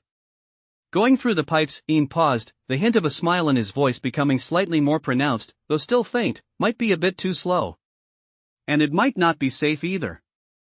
Howren and Zhao hadn't fully processed the meaning of his words yet. The next moment, they saw the air behind Ian, at the level of his shoulder blades, twist ever so slightly. Then, a soft yet unmistakable pallid aura of mana suddenly flared behind him. The light wasn't blinding, but it was crystal clear against the pitch-black night, like 2 pools of condensed moonlight. The mana rapidly stretched, expanded, and took shape. A pair of enormous, elegant, translucent butterfly wings, their edges flowing with pale, ice-crack-like patterns and faint jade-green edges, suddenly unfurled. With a wingspan nearing 3 meters, a single gentle flap stirred the air, bringing a cool night breeze and scattering specks of ethereal, pale light dust. Holy shit! Howren's mouth dropped open, his eyes behind the night vision goggles widening to the point he almost forgot to keep his voice down. Zhao froze solid, remaining in a half-crouch as he looked up at the massive luminous wings so close they seemed within arm's reach, radiating a strange blend of beauty and power. His rugged face was etched with sheer astonishment. He'd seen Ian spread his wings on the rooftop before, but that had been from a distance, impressive as it was. Now, up close, he could almost feel the faint currents of air in the icy mana stirred by the flapping wings. The visual impact was on an entirely different level. Ian watched his 2 teammates' rare expressions of dumbfounded awe, and the corners of his lips curled up imperceptibly. A fleeting thought tinged with a touch of boastfulness and the implication of "see? There's an easier way" flashed through his mind. In that moment, Ian finally revealed a hint of the youthful spirit typical of his age. At that moment, he was not the aloof agent, nor the ferocious devouring beast, but simply an 18-year-old boy who had acquired an interesting new ability and couldn't resist showing it off to his trusted companions. Of course, the thought was fleeting, so quick that even he might not have fully grasped it himself. He took a step forward, extending both hands simultaneously to grab the shoulders of Howren and Zhao, who hadn't quite regained their bearings yet. "Relax." Before the words had even finished, the wings on his back flapped violently. Whoosh! A powerful gust of wind radiated outward from Ian, sweeping up dust and dead leaves from the ground. Howren felt a sudden tightening on his shoulders and a lightness beneath his feet as a gentle yet irresistible force lifted him off the ground.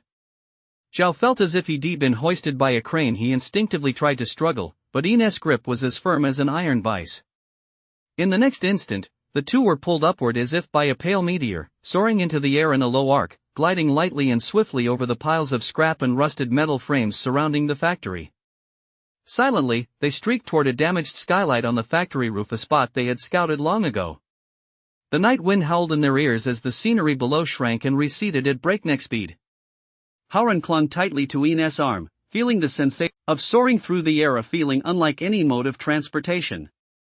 His heart pounded, not out of fear, but from pure excitement and awe.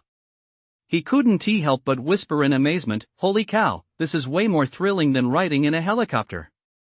Zhao, on the other hand, looked completely dumbfounded and awestruck. He glanced down at the ground receding beneath his feet. Then he looked up at Ine's wings, beating steadily and tracing pale streaks of light through the night. After a long pause, he finally managed to squeeze out in a muffled voice, "Hey, kid, won't this save us a ton on gas money when we're out on field assignments?" Ian didn't answer, focusing intently on controlling their direction and altitude. Carrying two people required far more effort than flying alone, but with his current cultivation level and increasingly refined control, he was more than capable of sustaining this short-range dash. Almost the moment the sentries patrolling the factory perimeter might have noticed them, the three of them had already slipped through the broken skylight some 15 or 16 meters above the ground as precisely and silently as a leaf carried by the wind. They landed in the factory's upper level, a vast, dark space filled with dust and cobwebs. Ian folded his wings, mana withdrew, and his wings dissolved into specks of light behind him. He released his grip, and Haoran and Zhao landed steadily. Aside from their slightly racing hearts, they were unscathed. After landing, Haoran's first reaction wasn't to survey the surroundings. Instead, he spun around abruptly, grabbed Ian by the shoulders, his eyes shining in the darkness. His hushed voice was filled with excitement and belated amazement. "Holy crap! Ian! You've got this trick up your sleeve? You just flew right in? That's so cool. You've been hiding that pretty well, kid. Why didn't you say anything earlier? You had me and Taiju crouching down, ready to crawl through a dog hole." Zhao also leaned in, slapping Ian's other shoulder with his fan-like hand and grinning widely. "Alright, that's a great move. Fast and hassle-free. Let us do it again next time." Ian stood surrounded by the two men, feeling their unmasked surprise and friendly teasing. That subtle, youthful pride that comes from showcasing one's abilities was satisfied, and his expression softened slightly. Though he remained largely expressionless, the coldness in his eyes had melted considerably. "Yeah, we can do that next time," he replied briefly, then quickly refocused his mind. Pointing toward the faint light and voices below, he whispered, "The target is down there. Stick to the original plan, infiltrate, locate, and capture." "Understood." Haoran and Zhao immediately grew serious, checking their gear and activating their night vision goggles. Ian exhaled softly, his fingertips brushing the hilt of the Tang sword at his waist. The brief interlude of relaxation was over.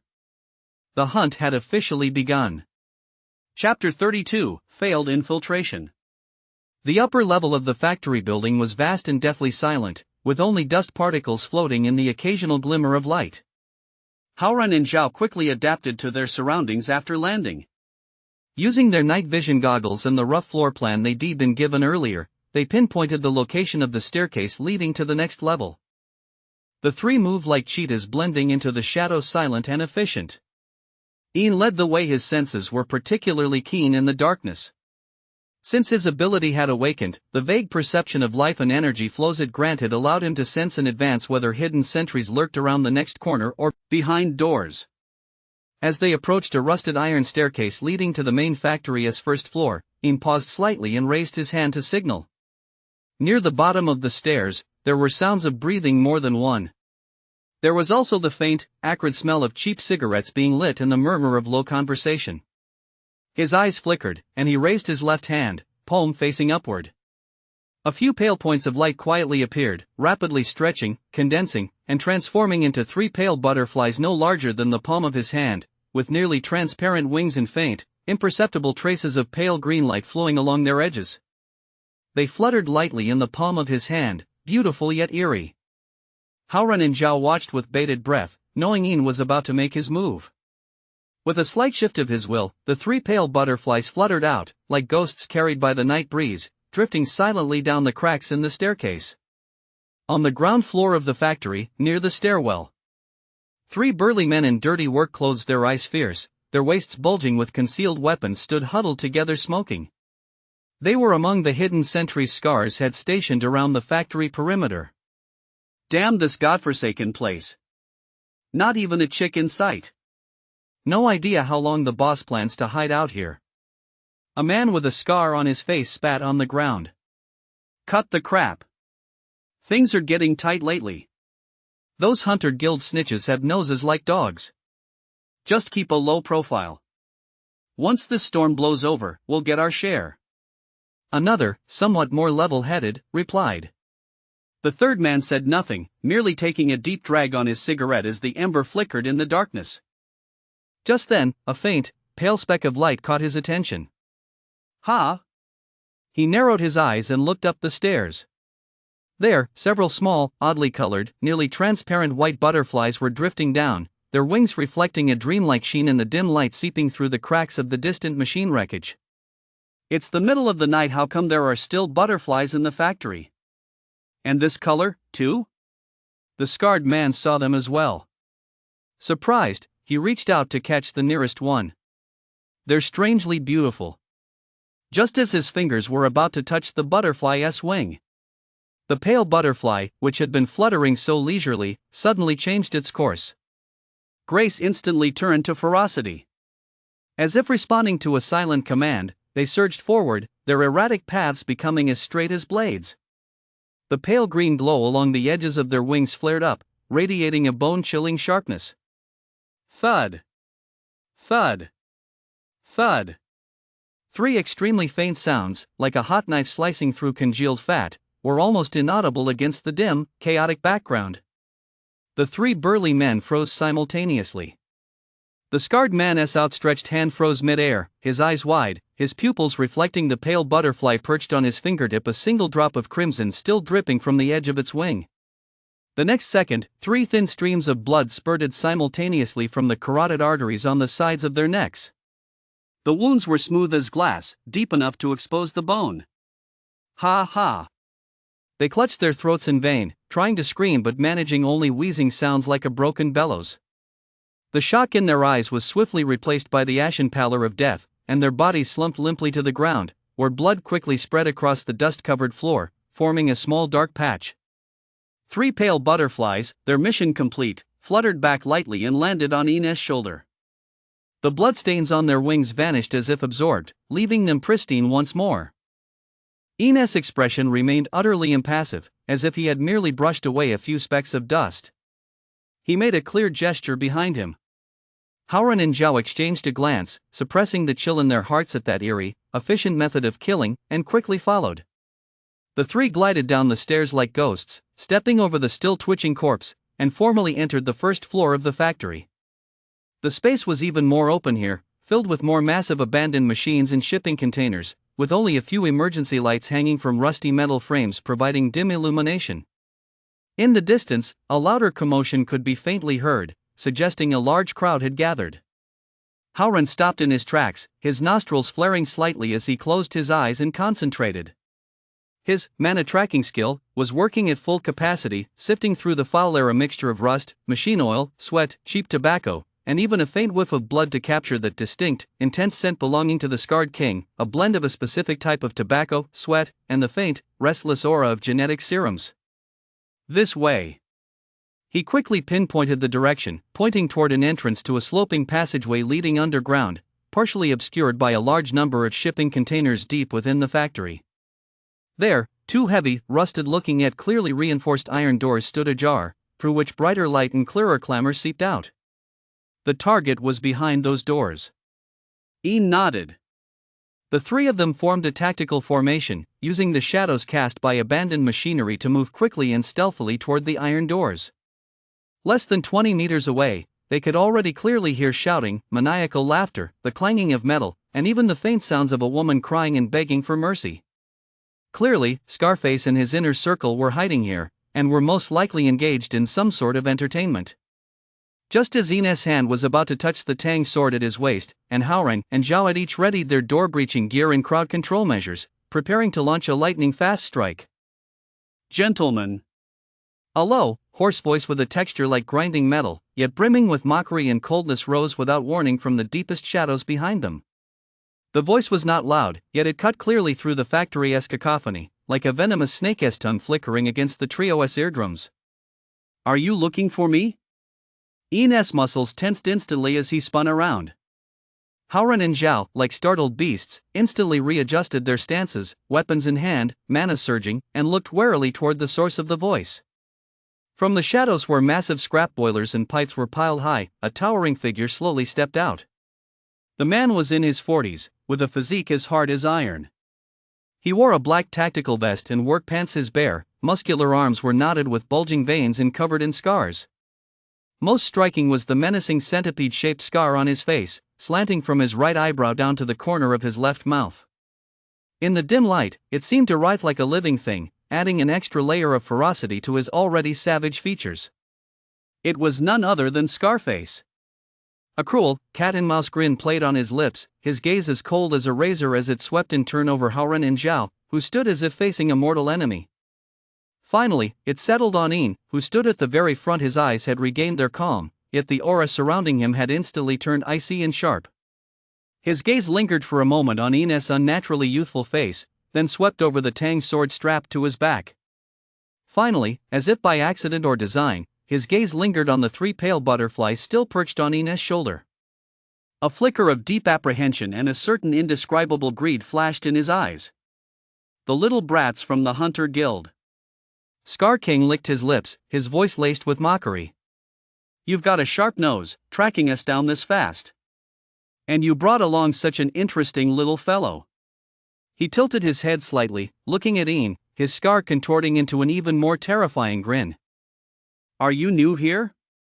I haven't seen you around before. Li Fu, an old smoker, they both fell at your hands, didn't they? He cracked his neck, producing a series of sharp, crisp pops. A violent, scorching spiritual pressure brimming with raw physical power began to surge around him. It was the fierce aura of a gene warrior, forged through countless potion treatments and life and death battles. Its intensity had reached the peak of Grade D, even faintly touching the threshold of Grade C. The ranks of gene warriors corresponded to monster ranks, though they could only reach a maximum of Class B. After all, human physical strength could never match the innate gifts of monsters. The fact that Scar King had reached the peak of Class D meant he had already received 2 injections of gene serum. Moreover, his body had nearly fully assimilated the second dose. Once that process was complete, a single additional injection would allow him to successfully advance to Class C. Perfect, he grinned, revealing a mouthful of tobacco-stained yellow teeth, his eyes flashing with savage intent. I'm going to taste the flesh and blood of you, little bastard, and see just what it tastes like. Before his words had even finished, he thrust his foot forward with all his might. Boom! The concrete ground caved in beneath his feet, sending debris flying. Scar King's figure shot forward like a cannonball, carrying a ferocious aura and a piercing whistle as he launched a brutal attack against Yin and his 2 companions. Almost simultaneously, the half-open iron door was violently smashed open from the inside. 7 or 8 desperados equally fierce in aura, wielding various prohibited weapons or radiating low-tier awakening fluctuations, burst out howling, instantly forming a pincer attack on Yin and his 2 companions from both front and rear. The infiltration had failed completely. The battle instantly reached its most brutal, white-hot intensity. Chapter 33, The Brutal Might of the Genetic Warriors. Scar King's speed exceeded Yin's expectations. It wasn't the agile swiftness granted by an awakener's mana, but rather a pure, savage, and unyielding physical acceleration, the result of muscle fibers exploding with power after being tempered 1,000 times by genetic serums. There were no flashy trajectories, just a straight line brimming with destructive force. Yin's pupils contracted sharply. Almost the moment his opponent pushed off the ground, Pale Butterfly sensed extreme danger and exploded from his shoulder, transforming into a pale barrier that shielded him. At the same time, he planted his feet and retreated sharply to the rear. However, he was still half a step too slow. Bam! A fist covered in thick calluses, with abnormally thick knuckles, accompanied by a piercing screech that tore through the air, slammed viciously into the hastily formed barrier of pale butterflies. Crack! A shrill sound of shattering rang out. It wasn't metal, nor was it bone, it was the wail of a spiritual energy structure being forcibly shattered by sheer brute force. Those pale butterfly wings, sharp enough to slice through the scales of an E-rank monster, shattered like fragile glass before this crushing blow, turning into a shower of pale specks. The terrifying impact penetrated the shattered barrier, slamming like a sledgehammer into Yin's crossed arms, which he had raised to shield his chest. Ugh! Ian grunted, feeling a wave of excruciating pain and numbness surge through his arms, as if they were no longer his own. His entire body felt as though it had been struck head-on by a speeding truck. His feet left the ground, and he was sent flying backward. Boom! He slammed into an abandoned, rusted metal drum, denting the thick sheet metal and sending a dull, thunderous roar echoing through the air. A sweet taste rose in his throat, followed by a metallic tang, which he forced back down. What overwhelming power! Ian's heart trembled violently. This was the first time since his awakening that he had felt such a vast disparity in a pure contest of strength.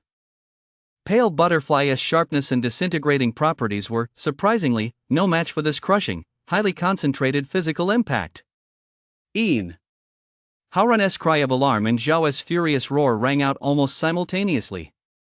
Howran hurled several specially crafted psychic jamming grenades, attempting to slow the Scar King's movements. Zhao, roaring, his muscles bulging and his skin taking on a metallic sheen, charged at the Scarred King like a human tank, his fist as large as a sandpot slamming into the opponent's back with a howling wind. Get out of the way! The Scarred King didn't even turn his head, instead unleashing a backfist. Fist against fist. Clang! A terrifying, muffled boom erupted, as if two solid iron hammers had collided. A shockwave erupted from the point where their fists met. Zhao's face went pale as he stumbled back 7 or 8 steps, each one leaving a deep footprint in the ground. His entire right arm trembled uncontrollably, and his knuckles were a bloody mess. Meanwhile, Scar King merely staggered slightly, his feet remaining firmly planted. The outcome was clear. Let us deal with this most interesting one first. The Scarred King's eyes glowed with even greater ferocity. It seemed his interest in Ian far exceeded that in anyone else. He shifted his stance and moved again, closing the distance in an instant with that same brutal, direct speed to Ian, who had just struggled to his feet from the dented metal can. To have joined the Hunter Guild at this age, you must be a genius. Scar King grinned savagely as he unleashed another straight punch toward Ian's face. The force of the punch nearly suffocated Ian. Let me see how many punches you, a delicate little genius, can take. A cold glint flashed in Ian's eyes. Driven by the life-or-death crisis, the mana within him surged at an unprecedented speed. He made no further attempt to block the blow head-on. His footwork shifted abruptly as he executed the close combat evasion techniques Lee had taught him. His body moved like a willow catkin in the wind, sliding past the terrifying fist's edge by the narrowest of margins. At the same time, he formed his right hand into a blade, concentrating his mana at the fingertips. With a piercing whistle, he thrust straight for the vulnerable armpit exposed by the Scarred King after his punch.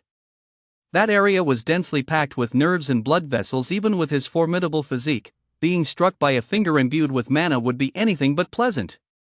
However, the Scarred King's combat experience was terrifyingly vast. He seemed to have anticipated Ian's counterattack all along. Before his fist had fully lost its momentum, his massive arm twisted in a bizarre motion, and his elbow slammed downward like an iron gate. Boom! Ian's finger strike was brutally blocked by his elbow. The clanging sound of metal on metal rang out once more. Ian felt a searing pain shoot through his fingertips, as if he jabbed into a sheet of alloy steel, his finger bones on the verge of shattering. And the residual force of that downward elbow strike slammed viciously into his chest. Cough! Ian was knocked back again, a suffocating pressure in his chest as his blood and chi churned even more violently. No! He has no match for this. The realization struck Ian instantly. His speed, reflexes, and even the peculiar nature of his ability were all being overwhelmed by his opponent's battle experience honed through countless trials until it had become almost instinctive, and by his opponent's crushing physical strength. In every exchange, he was at a complete disadvantage. His opponent's strength seemed endless. Every collision sent shockwaves through his body, damaging his internal organs. Is this the terror of an intermediate-level gene warrior? Pure, unadorned violence relying not on flashy abilities, but solely on a physical body pushed to its absolute limit.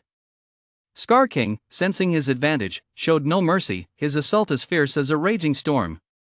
Fists, feet, elbows, knees, every part of his body became a lethal weapon, tearing through the air with a howl as they slammed into Ian from every angle. His attacks were wide and sweeping, though seemingly simple and direct. They sealed off all of Ian's space to evade or counter, forcing him to either take the blows head-on or dodge in a desperate scramble. Thud. Thud. Thud. Clang. Clang. Clang. The dense clatter of impacts echoed through the empty factory hall. Ian was like a small boat in a storm, constantly battered by the raging force. His uniform was already in tatters, revealing the specially designed protective lining beneath. Blood trickled from the corner of his mouth, and excruciating pain shot through his arms, shoulders, and ribs, clear signs that his bones were fractured. Pale butterflies kept swarming, attempting to disrupt and slice through him, but Scar King seemed to be enveloped in a layer of frenzied, vital energy. The butterflies' sharp cuts felt like striking tough rubber they couldn't penetrate, and were instead casually swatted away. Is that all you've got? A genius? What a joke! Scar King roared with laughter, delivering a powerful sidekick that slammed into Ian's arm, which he had barely managed to raise. Crack! The distinct sound of breaking bone echoed. Intense pain shot through Ian's left arm. His forearm bone was likely already fractured. The immense force sent him flying sideways, knocking over two empty oil drums stacked together. Amidst a clatter of clanging metal, he tumbled to the ground, kicking up a cloud of dust. Ian! Howran's eyes bulged with fury. Risking a slash to his back from the knife-wielding desperado, he forced several chains of spiritual energy to wrap around the scarred king's legs. Zhao roared and charged once more, trying to buy Ian a moment to catch his breath. But the scarred king didn't even glance his way. The muscles in his right leg bulged violently as he stomped down like a giant elephant. Boom! The spiritual energy chains snapped one by one. Zhao was also forced back by the recoil. Scar King advanced step by step toward the fallen Ian, his eyes brimming with greed and cruelty. He licked his parched lips. The flesh and blood of a genius awakener. If I devour you, I might just break through the genetic barrier and glimpse the true gateway to awakening. Ian lay in the cold dust and grease, excruciating pain shooting through his left arm. Every part of his body ached, and his internal organs churned with a searing heat. In his ears were the frantic shouts of his teammates and the maniacal laughter of the desperados. Before his eyes was the scarred king's ever-approaching, demonic figure. Helplessness, so clear, so cold. Was this the absolute suppression brought about by a gap in power levels? No matter how bizarre Pale Butterfly was, no matter how great his potential, he remained this fragile in the face of absolute power and vast experience. He clenched his teeth, endured the excruciating pain, and used his still functional right hand to prop himself up. The tiny phantom of the misty butterfly within him seemed to sense his master's plight and the extreme danger he faced. It began flapping its wings frantically at an unprecedented pace, conveying a pulse of defiance and a deeper, more primal hunger. Could it be that he really had to use it? In such a weakened state, forcefully devour this powerful enemy before him? The risk was too great. He might be blown apart by the opponent's power, or lose himself completely to his animal instincts. Just as Ian's thoughts raced, the Shadow King's shadow was about to completely engulf him, and that fist as large as a sandpot carried the scent of final death as it crashed down with overwhelming force. A sudden change occurred. Chapter 34, The Gap. That fist, laden with the scent of death, was less than half a foot from Ian's face. The air currents swirling around the fist's edge were already stinging his cheeks, and his pupils reflected nothing but the scarred king's hideous, contorted face, etched with greed and murderous intent. Ian could even smell the foul stench emanating from his opponent, a mixture of sweat, blood, and the restless fumes of genetic serums. The phantom of the pale butterfly within him was now frantically sounding the alarm, on the verge of exploding and unleashing its uncontrollable devouring instinct. In that split second between life and death. Boom! A deafening roar, more violent and shattering than any previous collision, erupted from above the side of the factory building. This was not the sound of fists and feet striking flesh, but the thunderous roar of some object harder, sharper, and carrying unparalleled kinetic energy and searing mana, piercing through layer upon layer of obstacles at a terrifying speed. The thick, rust-stained, graffiti-covered concrete wall on the side of the factory building bulged inward and shattered as if struck by a cannonball. In an instant, a massive hole over a meter in diameter gaped open. Fragments of brick and stone shot inward like a torrential downpour. And amidst the billowing dust and flying debris, a crimson streak like a meteor trailed a long, fiery tail. It was tearing through the air at a speed beyond the limits of human vision, emitting a piercing sonic boom, and with unerring precision heading straight for the Scarred King, who was about to strike Ian down. Before the savage grin on the Scarred King's face could even turn to shock, that deadly sense of peril enough to make his very soul tremble had already descended upon him. His pupils contracted sharply, and his beast-like instincts forced him to twist the fist he'd been swinging at Ian. Instantly, he channeled all his vital energy, crossing his arms in front of him to try and block this terrifying attack coming from his side and behind. But it was futile. Thud! A crimson glow pierced through his hastily conjured barrier of chi and blood without the slightest resistance, like a red-hot iron rod piercing butter, effortlessly tearing through his tough skin and bulging muscles hard enough to withstand ordinary bullets. It was a spear engulfed in raging flames. The spear's shaft was composed entirely of fire attribute mana refined to its absolute limit. The searing heat instantly charred the flesh around the wound, emitting a sizzling sound and the acrid smell of burning flesh. With unstoppable force, the spear not only pierced through the Scarred King's crossed arms. Its momentum unabated, it drove itself viciously through his right scapula, and immediately a piercing scream rang out. Ah! Thud! The Scarred King's massive frame was propelled backward by the spear's immense kinetic energy, crashing into a thick, rusted concrete pillar supporting the factory building, where he was pinned fast. The spear shaft trembled, emitting a low hum, as flames licked at his wounds and clothing, forcing him to let out an agonized howl, yet he was utterly immobilized. It all happened in the blink of an eye.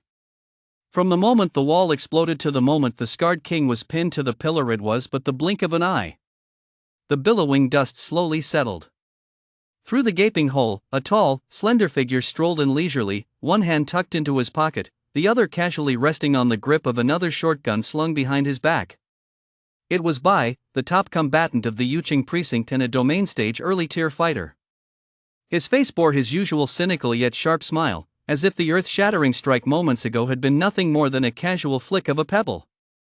He first glanced at Scarface, who was struggling to get back on his feet, then swept his gaze across the room. Howren and Zhao had already taken the opportunity to swiftly take down or subdue the remaining few desperados now. They breathed a sigh of relief, their eyes filled with awe as they looked at Bai. Finally, Bai's gaze settled on Ian, who was half lying on the ground, blood trickling from the corner of his mouth, his left arm bent unnaturally, looking rather bedraggled. "Oh, still alive? Not bad, kid. You can take a beating." Bai raised an eyebrow, his tone as casual as if he were asking if Ian had eaten yet. Ian endured the excruciating pain, using his still functional right hand to push himself up from the ground. He slowly sat up, gasping for breath, and looked at Bai, then glanced at Scarface King, who was still struggling and roaring in fury as he was nailed to the pillar. The string in his heart, stretched to its absolute limit, finally snapped. What followed was an even clearer wave of excruciating pain and weakness spreading throughout his body. Bai turned away from Ian and strolled over to the Scarred King, who was pinned to the pillar. The Scarred King's eyes were bloodshot, filled with rage, agony, and disbelief. He glared at Bai with all his might, a bestial growl rumbling in his throat. "Bai, it's you." "Why, it's me, all right." Bai smiled broadly, extending his free hand to grasp the shaft of the flaming spear that held the Scarred King in place. He gave his wrist a slight flick. Whoosh! The flaming spear, composed entirely of mana, instantly shimmered and shifted in form. It actually shortened and solidified from a long spear, transforming into a compact, medium-length spear dark red throughout, with a tip that flickered with an unstable cold gleam which he effortlessly pulled out from the concrete pillar in the Scarred King's body. As the spear left his body, the burning sensation at the wound subsided slightly, but the excruciating pain from the penetrating wound and the loss of blood caused the Scarred King to groan. His body swayed. He remained standing only because the force of being pinned had embedded him into the concrete pillar, but he no longer had the strength to struggle. Bai casually performed a graceful gunspin, then transformed the weapon back into a shotgun. With the cold, hard tip of the barrel, he slowly lifted the Scarred King's chin, which was covered in cold sweat and contorted with pain. He leaned in slightly, his face still bearing that infuriating smirk, his tone laced with undisguised mockery and curiosity as he asked, one word at a time. Scarface, Scarface. I'm quite curious. Just who gave you the nerve? He paused, his smile widening as he uttered a name that clashed with the bloody, gruesome scene. A name so incongruous it bordered on the absurd. Fish Leong? To dare attack an agent of our hunter guild? And to go so hard on a kid? Scarface, do you have any idea? You're a dead man. Scar King, with the muzzle pressed against his chin, his face contorted by humiliation and excruciating pain, heard this completely unexpected taunt. He was so enraged he nearly spat out a mouthful of old blood. His gaze was so venomous it seemed ready to drip, yet due to his injuries and the icy intent of death radiating from the gun muzzle, he couldn't utter a single curse. An eerie silence fell over the factory. All that could be heard were the moans of the subdued fugitives in the distance, Scarface's heavy breathing, and Baez's smile still carefree, yet sending a chill down everyone's spine. Ian leaned against an oil drum, watching the scene, and couldn't help but twitch the corner of his mouth. The top fighter of the Yuqing precinct, his style of operation was truly one of a kind. Still, he was saved. He slowly closed his eyes and began to channel the remaining mana within his body. With the replenishment from the spirit stones in his storage ring, he attempted to heal the fracture in his left arm and the internal turmoil in his vital energy. At the same time, his understanding of the gap in power became clearer and more profound. Domain Stage. A rank ability, Wind Flame Spear. The power of that casual strike was on an entirely different level compared to Scar King's brutal yet crude strength. Chapter 35, Integration. The aftereffects of Baez's greeting laced with dark humor had not yet faded when the sound of dense, orderly footsteps and engine roars echoed outside the factory. Led by team leader Wang, the main force of the Hunter Guild swiftly surged in, securing all entrances, exits, and key positions. Subsequent search teams, evidence collection teams, and medical teams followed closely behind, beginning to methodically clear the scene, secure evidence, and treat the wounded. Scarred King had been severely wounded in the shoulder blade and arm by Baez's seemingly casual yet precisely aimed shot. The combination of blood loss and the relentless pain from the accompanying mana burn left him completely unable to resist. Soon, he was hoisted up like a dead dog by two burly Enforcement Division agents, fitted with special restraining shackles, and roughly dragged out. His core henchmen, those who had narrowly escaped being taken down by Howren and Zhao in the melee, were also handcuffed one by one and escorted away, heads hung in defeat. The clamor and chaos of the factory hall were gradually replaced by the efficient, professional rhythm of the Hunter Guild's operation. Ian leaned against an oil drum, eyes closed in deep concentration. The tiny, ethereal image of the pale butterfly within him, though somewhat dimmed by previous exertion and injury, continued to flap its wings steadily. He diverted a thread of his consciousness, guiding the mana drawn from his storage ring and blending it with the pale butterfly's innate healing power, which slowly flowed toward the fracture in his left arm. He could clearly visualize from within, enveloped by the mana, the broken bone fragments were precisely realigned, and the intact bone was guided to connect, grow, and heal in a more optimal manner. The process was accompanied by a tingling sensation and a faint stinging pain, but it was far faster than natural healing.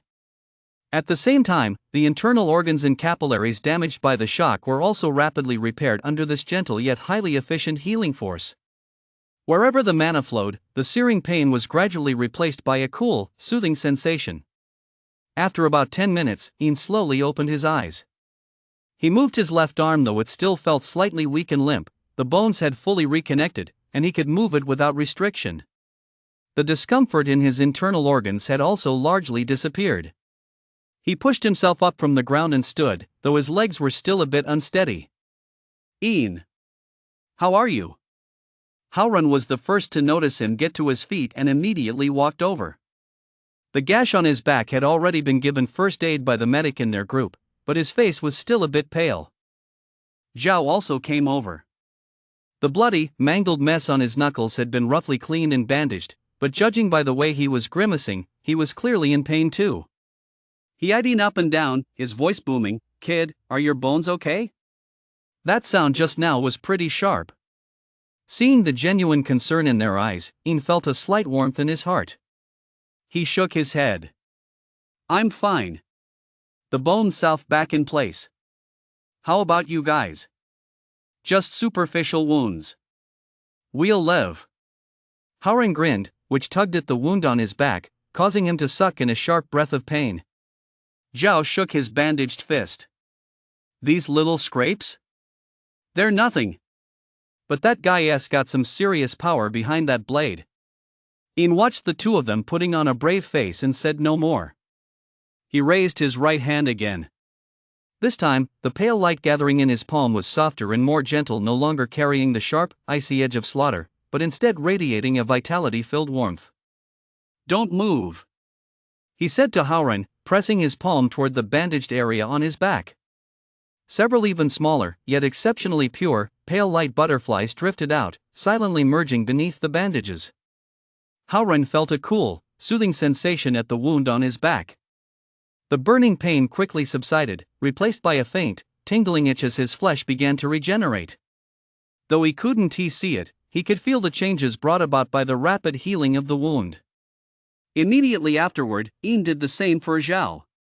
Zhao's eyes widened as he watched a faint, pale glow seep through the gaps in the bandage wrapped around his fist. Then, the excruciating pain began to subside and vanish at an astonishing speed. He wiggled his fingers, though they were still a bit stiff. He was clearly out of the woods. Holy cow! Howren, feeling the nearly healed wound on his back, couldn't help but exclaim in amazement.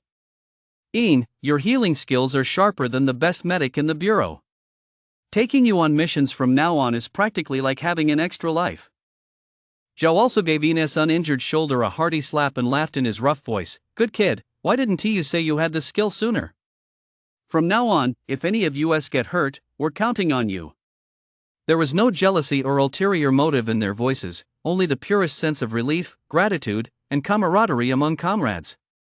That unabashed, fervent, and sincere goodwill washed over Ian like a warm tide, gently lapping against his heart, a heart that had grown somewhat closed off from years of solitude. Ian looked at the sincere smiles on their faces and the genuine approval in their eyes.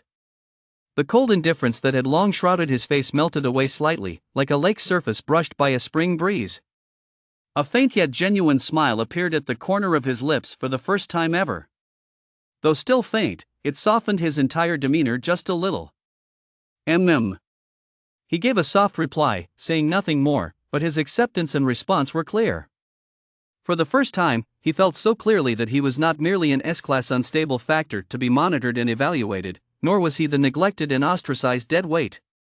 Here, at the Hunter Guild, within this small team in the operations division, he was White Butterfly, a comrade in arms, someone he could trust with his back, someone he could heal, a comrade.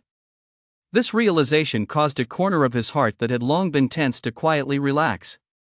All right, enough with the mutual back-patting. Team leader Wang's voice rang out as he walked over, his face bearing the relief of a mission well done, yet still tinged with a hint of seriousness. Ian, are you sure your injuries are all cleared up? I'm fine, Team Leader Wang. Ian nodded. Good to hear. The three of you in the assault team did a great job on this operation, especially at the last minute. Captain Wang glanced at Bai, who was idly fiddling with the gun handle, now transformed back into a short pistol. Your adaptability and perseverance deserve praise. Go back and write up a thorough report, especially regarding the assessment of Scar King's strength and the composition of his gang. Bye, thanks. Bai waved his hand dismissively, as if to say, no big deal. Fall back, Captain Wang ordered. The team began an orderly withdrawal. Ian followed behind Howren and Zhao, listening as they enthusiastically discussed the details of the battle. He chimed in now and then, though he still didn't say much. A sense of belonging had already quietly taken root. At the same time, inside an apartment building, Ching sat cross-legged on the carpet in his bedroom. A large screen TV in front of him displayed an intense virtual racing game, and the controller in his hands clicked and clacked as he played. His face bore his usual look of excitement when immersed in a game, and he kept muttering, "Overtake," and "Nitrous Boost." Just then, the screen of his phone charging nearby suddenly lit up, displaying an encrypted message with no subject line from an unknown number. The message was extremely concise, lacking even punctuation, consisting of just one line. Scar King arrested Hunter Guild operation at North District Factory. In the game, the race car Ching was controlling was executing a spectacular drift around a corner, about to cross the finish line. His gaze seemed completely absorbed in the screen, but the fingers gripping the controller paused imperceptibly the moment he saw the message. The next second, due to a minor misstep, the car scraped past the guardrail and crossed the finish line, securing second place. TSK, what a shame. Ching set down the controller, picked up his phone as if by chance, and tapped open the message to glance at it. Then, the corners of his mouth slowly curled upward. It wasn't the cheerful, carefree smile he usually wore, nor the excited grin from the game moments ago, but a deeper, more elusive smile, one that suggested everything was under his control. That smile held a hint of amusement, a touch of satisfaction, and a trace of cold calculation. With a light flick of his finger, the message was instantly and permanently deleted, leaving no trace. Leaning back into the recliner, his gaze fixed on the nightscape of Yucheng outside the window, Ching's eyes flickered between light and shadow under the glow of the neon lights. His fingers tapped lightly and unconsciously along the edge of the phone, the rhythm faintly matching the frequency with which he had tapped the table at the noodle shop earlier. The plan. He silently moved his lips, uttering two almost inaudible words, and immediately, that smile deepened. It's begun.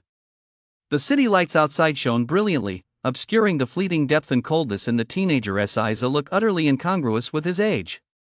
The game's ending music echoed through the room. Ching stretched, and that carefree, beaming smile returned to his face, as if nothing had happened just moments ago. He picked up the controller and skillfully selected Restart Match. The roar of engines filled the room once more. Chapter 36, Li's Departure. With the ringleader apprehended, key accomplices captured, and a large amount of stolen goods and criminal evidence collected, the Scarface King case was considered closed. The tedious follow-up work, such as digging deeper into the criminal network behind the operation and tracing the source of the illegal awakening serums, was handed over to specialized anti-crime and intelligence departments. The Hunter Guild's executive division had completed its primary mission. Given that Ian, Howren, and Zhao had all sustained injuries during the operation and endured intense combat, team leader Wang waved his hand and granted the first assault team a 3-day short leave, both as a reward and a chance to rest and recuperate. Despite this rare respite, Ian did not relax in the slightest. The battle at the North District Factory Scar King's raw, brutal, and nearly overwhelming power, as well as Bai's seemingly casual yet earth-shattering shot in the final moments, served as two clear mirrors, reflecting his current insignificance and shortcomings. Pale Butterfly possessed boundless potential and a terrifying S-class talent, but potential did not equate to immediate combat effectiveness. At the peak of the Meridian opening realm, he remained as fragile as a sheet of white paper when faced with mid to high-tier genetic warriors or awakened ones who had truly been through 100 battles and forged their power to the utmost.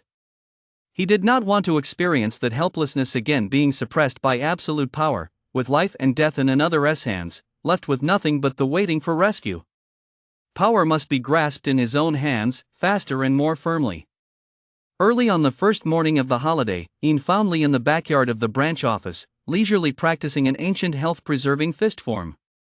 The morning light was faint, and the dew had not yet dried.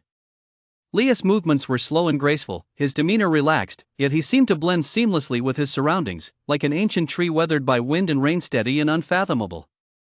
Ian did not disturb him, standing quietly to the side until Li slowly concluded his form and exhaled a long stream of white vapor.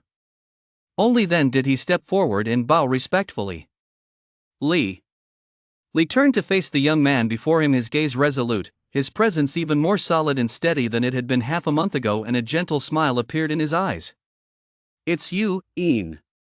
Why aren't you resting more during the break? Is there something you need from an old man like me? Li, Ian cut straight to the point, his tone earnest and sincere. I'd like to ask you to put me through stricter, more intense training. He paused, meeting Li's gaze directly. In that battle in the North District, the gap between us was too great. I don't want to hold you back anymore, and I certainly don't want to rely on others for rescue the next time I face danger. I need to grow stronger faster, gain better control over my power, especially its application and response in actual combat. Li listened quietly, his smile unchanged, though his gaze held a deeper sense of approval and a hint of barely perceptible complexity. He didn't answer immediately, but gestured to the stone bench beside him. Sit. Once they were seated, Li spoke slowly, his voice calm, It's good that you have this determination. Recognizing the gap and refusing to fall behind is the beginning of true strength. Over the past fortnight, your progress has been evident to all, from the bewilderment of your initial awakening to your current clarity of purpose. The refinement of your character has also begun to bear fruit. I am deeply gratified. He shifted the tone of his voice, adding a note of solemnity, however, regarding your future guidance and protection. Ian, I may no longer be able to fulfill that role. Ian paused slightly and looked up. Lee gazed at him and said slowly, "Just last night, I received an urgent order from headquarters." "It's not just me. Headquarters has ordered all demigod stage and higher-ranked combatants currently stationed abroad or on non-emergency missions to return to headquarters and stand by within a specified time frame." A hint of gravity flashed in his eyes, though his tone remained steady. "I'm afraid there must be a major operation requiring the mobilization of high-level combatants, or a significant change in the situation in a certain region that we are not yet aware of. Headquarters orders are urgent and unequivocal." Ian's heart skipped a beat. Even a demigod stage powerhouse like Lee was being urgently recalled? A mission requiring the participation of a large number of demigod stage fighters? What kind of event could that be? Could it be related to the recent spate of monster infiltrations in U City and the sabotage of the geomantic detection stakes? Or was an even greater crisis brewing? A faint sense of unease swept through his mind, but it was overshadowed by a deep sense of loss at Lee's impending departure. Over the past month and a half, Lee had been more than just a guardian and mentor to him. He was an elder who had shown him selfless care and trust. Ian cherished in his heart those gifts and earnest teachings that went far beyond the call of duty. "Lee?" Ian opened his mouth, momentarily at a loss for words. Lee saw the emotion in his eyes. His smile grew even gentler as he patted his shoulder. "There's no need for that. I'm very happy to have guided you on this journey and seen you gain a firm foothold. You have a long road ahead of you, and your future achievements are boundless. A transfer order from headquarters cannot be disobeyed. That is the responsibility of every citizen." He paused, a mischievous gleam flashing in his eyes, as if he had shed a heavy burden or completed an important handover. "But don't worry, you won't be left without guidance. Although I'm leaving, before I go, I've already found you a new let us call him a temporary guide and combat instructor." Ian looked at him in confusion. Lee smiled broadly and nodded toward the training ground in the distance. "There, that's the kid." Ian followed his gaze. At the edge of the training ground, I was leaning lazily against a horizontal bar, twirling his two signature shotguns in his hands, looking utterly bored. The morning light outlined his tall, slender figure and his handsome profile, which carried a hint of cynicism. By the top fighter at the Yuching precinct, and a class ability user with wind flame gun, and a domain stage beginner was here to be her new guardian and instructor? Ian was taken aback. Bai's strength was undeniable. He was undeniably formidable. But his unruly, free-spirited nature and at times, even his slightly twisted sense of humor. Could he really be a good mentor? Lee seemed to read his mind and chuckled. "Don't underestimate that kid. He may look like a slacker, but to have reached the domain stage at his age, his talent, mindset, and combat experience are all top tier. Especially his fighting style, sharp and ferocious, skilled at seizing opportunities, which perfectly compensates for your current lack of experience and weakness in handling direct, forceful assaults." And Lee lowered his voice slightly, giving him a knowing look. "Having him teach you has its advantages. That kid's background isn't simple. He's got connections at the Central Bureau. With him keeping an eye on you, at least certain people will think twice before trying anything shady. Consider it an extra layer of protection for you. I've already spoken with him." Lee beckoned to Bai. He grumbled about it being a hassle, but he agreed. "Come on, let us formally introduce you to your new instructor." At the edge of the training ground, Bai seemed to have noticed them long ago. Seeing Lee's gesture, he pursed his lips, holstered his pistol, shoved his hands into his pockets, and strode over with that characteristic, seemingly nonchalant gait. "Lee, good morning." Bai greeted them, then fixed his gaze on Ian, sizing him up from head to toe. A familiar, slightly mocking smile curled at the corners of his mouth. "Oh, S-rank kid, are your injuries healed? I heard you want to do extra training?" Ian stood up. Facing this powerful figure who was about to become his new mentor, he suppressed all emotion and nodded earnestly. Yes, Senior Bai, I want to get stronger. Please guide me. Bai raised an eyebrow, seemingly taken aback by the title senior, but he couldn't be bothered to correct it. He scratched his head and turned to Li. I tell you, Li, you really know how to give me a headache. Mentoring new recruits is the biggest hassle, especially one like this, one who is particularly prone to causing trouble. He shot a meaningful glance at Ian. Li smiled but said nothing. Bai sighed, turned to Ian, and his smile faded slightly as his gaze grew sharp. Though his tone remained laid back, it carried an air of finality. All right. Since Li has spoken, and you're so motivated. But let me make one thing clear from the start. My training isn't as gentle as Li's. Real combat always comes first. Injuries, bloodshed, and even near-death experiences, all of these are possible. If you're just looking to quietly improve your cultivation a bit, I advise you to stop right now. But if you want to truly learn how to fight, how to survive, and how to turn your S-class talent and that pile of intimidating white butterflies into claws and fangs that can actually tear enemies to shreds. He paused, his gaze as sharp as a drawn gun barrel, fixing on Ian. 5 a.m. tomorrow, at the training ground. Be a second late, and you'll run an extra 10 kilometers. Get ready to be pushed to your limits, kid. With that, he didn't wait for Ian's reaction, but waved casually at Li. See you later. Wishing you smooth sailing, old man. Then he turned, humming an unknown tune, and strolled away. Ian stood where he was, sensing the sharp aura emanating from Bai, so different from Li's and those almost harsh demands. Far from shrinking back, a fiercer fighting spirit ignited within him. Skin me alive, huh? He clenched his fists. Just what I want. Li watched the fire ignite in Ian's eyes and nodded with satisfaction. Finally, he offered a solemn piece of advice. Ian, Bai's methods are rough, but they're exactly what you need at this stage.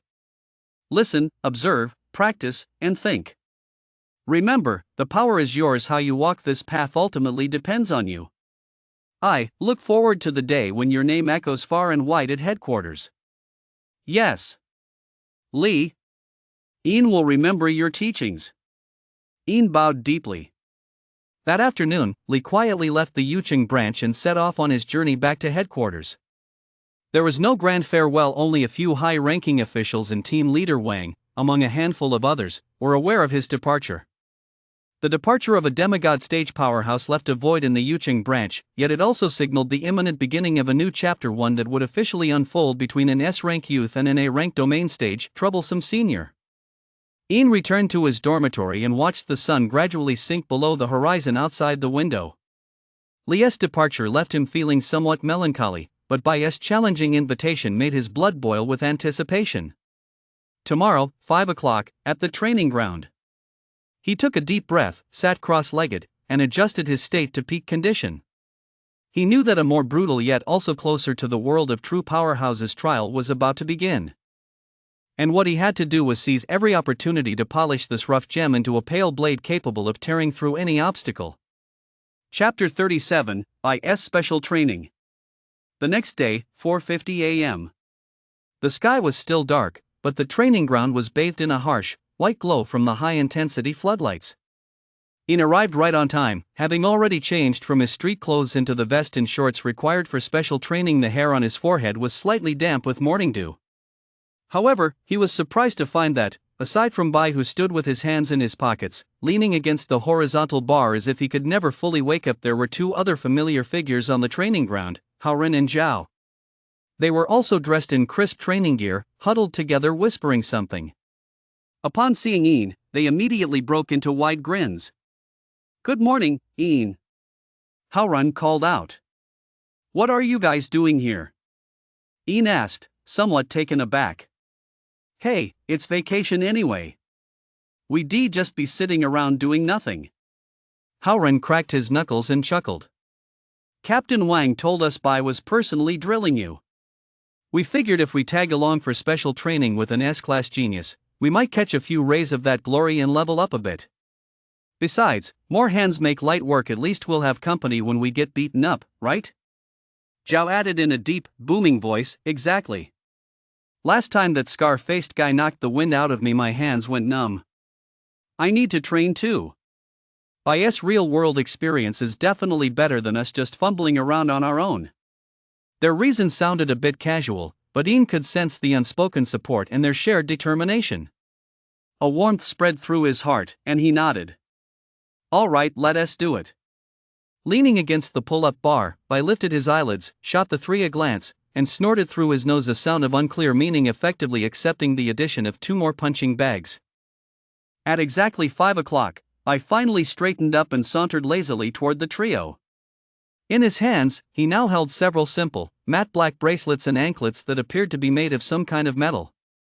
Since you're all here, we'll play by my rules. Bias' gaze settled on Ian as he casually tossed a set of bracelets and anklets his way. Here, your welcome gift.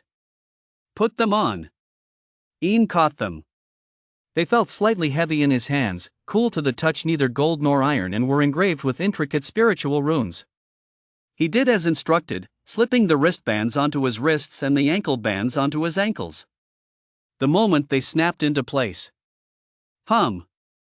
The spiritual runes on the wristbands and ankle bands suddenly glowed with a faint, dark red light. A pressure as heavy as a mountain instantly surged through his limbs. It was as if hundreds of pounds had been added out of thin air.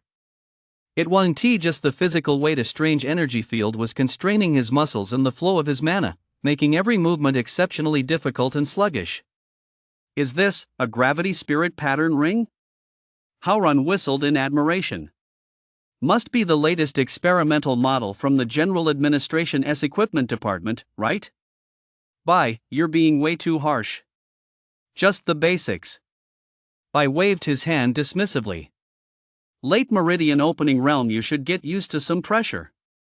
This morning, physical conditioning. Without further ado, he ordered, run laps around the training ground with the weights. Don't stop until I say so. If your speed drops below the standard, you'll face extra punishment. Howrun, Zhao, you two put on a lighter version and run along too. Howrun and Zhao grimaced as they took the noticeably thinner rings and put them on, immediately wincing in pain. The brutal special training had officially begun. The morning's physical training was pure hell mode. The weighted run was just the appetizer. What followed were frog jumps, shuttle runs, log carries, and extreme squats. Every exercise was performed under the weight of the gravity rings. Bias' demands were so harsh they bordered on the perverse. The slightest lapse meant extra drills. Sweat quickly soaked through Ian's vest. His muscles ached until they went numb, his lungs burned, and every breath made him sweat profusely. Howrun and Zhao weren't faring much better. They were exhausted, like two dead dogs, but they encouraged each other and gritted their teeth to keep up. Most of the time, Bai stood on the sidelines with his arms crossed, occasionally throwing out sarcastic remarks. Is this all an S rank has in terms of endurance? Zhao, did you skip breakfast? But his gaze was sharp as he observed the three of them, particularly Ian's endurance limits and how mana was circulating under the intense pressure. There was only a half-hour break for rest and lunch. In the afternoon, even more brutal combat training began. Bai produced a short staff from somewhere and held it in his hand as a teaching tool. Use your sword and attack. Let me see your sword technique and how you use that butterfly formation under intense pressure. Bai casually twirled the staff in a flourish, his posture relaxed. Ian took a deep breath, suppressing the heaviness in his limbs and the fatigue in his muscles, and drew his tang sword. The blade glinted coldly under the lights. He stepped forward and swept his blade diagonally. Even while carrying the weight, the speed and power of this strike were significantly greater than before. The blade sliced through the air, leaving a trail of afterimages. However, crack! A crisp, sharp sound rang out. Bai's short staff, though struck later, arrived first like a venomous snake, striking and lashed with pinpoint accuracy against the inside of Ian's wrist where he gripped the sword. Intense pain surged through him. Ian's wrist went numb, and his sword strike collapsed instantly. Too slow. Your intent is too obvious. Bai's voice rang out coldly. Again. Ian gritted his teeth and changed his technique: horizontal slashes, straight thrusts, upward hooks. He unleashed every blade technique Lee had taught him, along with some skills he developed on his own. The blade flashed fiercely, occasionally interspersed with a few pale butterflies attacking from unexpected angles. But to Bai, it all seemed like slow motion. Crack! Crack! Crack! Crack! The short staff seemed to have eyes of its own, striking with pinpoint accuracy every time at the spots where In's power was most awkwardly concentrated and his defense was weakest.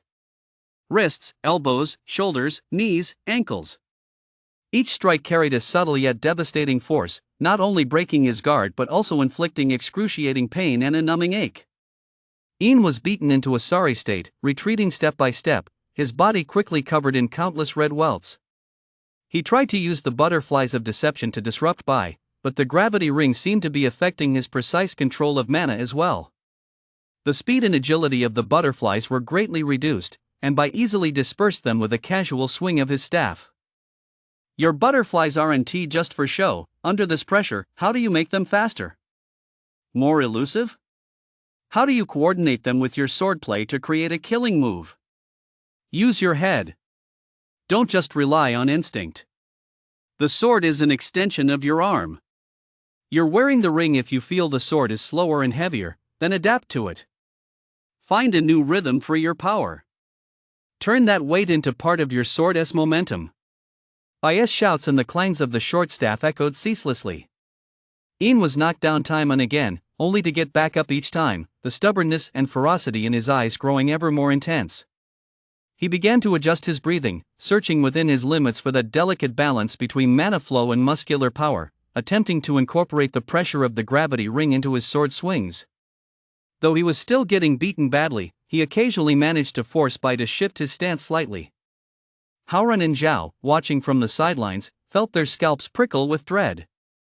Their afternoon training had consisted of sparring with each other and Bai's occasional guidance, which they already found unbearably grueling. Witnessing In's ordeal made them feel a deep sense of shared suffering. Holy shit, Bai's training him to death. Haoran rubbed his swollen arm, grimacing in pain. I'd rather go have another go with Scarface, Zhao grumbled in a deep voice, staring at his bruised calves. As the day's special training came to an end and the sun sank below the horizon, the three of them were practically chased off the training ground by Bai. 5 o'clock tomorrow, same as always. Be late, and you'll face the consequences. Bai tossed out those words, hoisted his short staff onto his shoulder, and walked away humming a tune, his back as relaxed as if he were just out for a stroll. In, Haoran, and Zhao supported each other, limping toward the dormitory area, every step feeling like walking on the edge of a knife. In, tomorrow. I don't think the two of us will be able to make it, Haoran said weakly. This isn't special training, it's a death sentence. Zhao nodded vigorously. I can't take it anymore. Brother, take care of yourself. In tugged at the corner of his mouth, trying to smile, but the movement tugged at the bruises on his face, causing him to suck in a sharp breath of pain. Yet he could feel that, though every part of his body ached, under that extreme strain, some kind of shackle deep within him seemed to be loosening. His control over mana and his body felt just a fraction clearer than before. You guys rest. His voice was hoarse. Back in the dorm, In managed to wash up almost entirely through sheer willpower, then immediately sat cross-legged, holding a spirit stone in his hand, and began cultivating mana. The period following extreme exhaustion and pain is often the best time for cultivation. Mana flowed laboriously through his parched meridians, like sweet spring water nourishing parched land. The faint image of the pale butterfly in his dantian slowly fluttered its wings, drawing in and expelling mana, channeling threads of pure energy to every limb and bone. He didn't know how much time had passed, but when he slowly awoke from deep meditation, the sky outside the window was already filled with stars. The aches in his body had not completely faded, but his mind was exceptionally clear. He looked inward and was surprised to discover that the mana flowing through his meridians was denser and more abundant than before, and its circulation had also accelerated significantly. In his dantian, the ethereal image of the pale butterfly seemed to have solidified slightly as well. Was this the peak of the meridian opening realm? He could clearly sense the barrier of that realm breaking through to the spirit stage seemed to require only the right opportunity or a sufficiently intense stimulus. Just as he felt a flicker of joy and prepared to continue consolidating his progress, the phone set aside beside him suddenly began to vibrate urgently. It was an unknown number. Ian frowned and answered. A somewhat familiar, middle-aged male voice, tinged with anxiety and resignation, came through the line. Hello? Is this Ian? It's Uncle Zhang from next door. You need to come back right away. There is a woman at your door, crying and making a scene. She has been pounding on the door for ages, claiming to be your mother. She insists on seeing you. We can't talk her out of it. She has almost woken up all the neighbors. You see. Ian's fingers tightened around the phone. The glimmer of realization and warmth that had just begun to rise in his eyes froze instantly, turning into an icy abyss. Li Xiaolin. She had actually come looking for him. It seemed Chen Sui's verdict had been handed down. Just as well. He slowly stood up, stretching his still aching limbs. There was no anger in his eyes, no sense of grievance, only a calmness of utter resolve. Some things needed to be made clear. Some relationships needed to be severed once and for all. He picked up the plain hoodie draped over the back of his chair, left the Hunter Guild dormitory without alerting anyone, and slipped silently into the deep night of U City. His destination, that old house he once called home, now reduced to nothing more than a key and a cold, distant memory. And the woman he once called mother. Chapter 38. Some knots take time to untie. In the old city, under the cover of night, the dim streetlight sliced the narrow alleys into fragments of light and shadow. Ian's pace was quick yet remarkably steady. The exhaustion and pain from his special training seemed temporarily suppressed by the icy emotions churning within him. He didn't need to look where he was going. He knew this neighborhood, where he had lived for years, like the back of his hand. Every corner, every pothole, bore the imprint of his silent footsteps.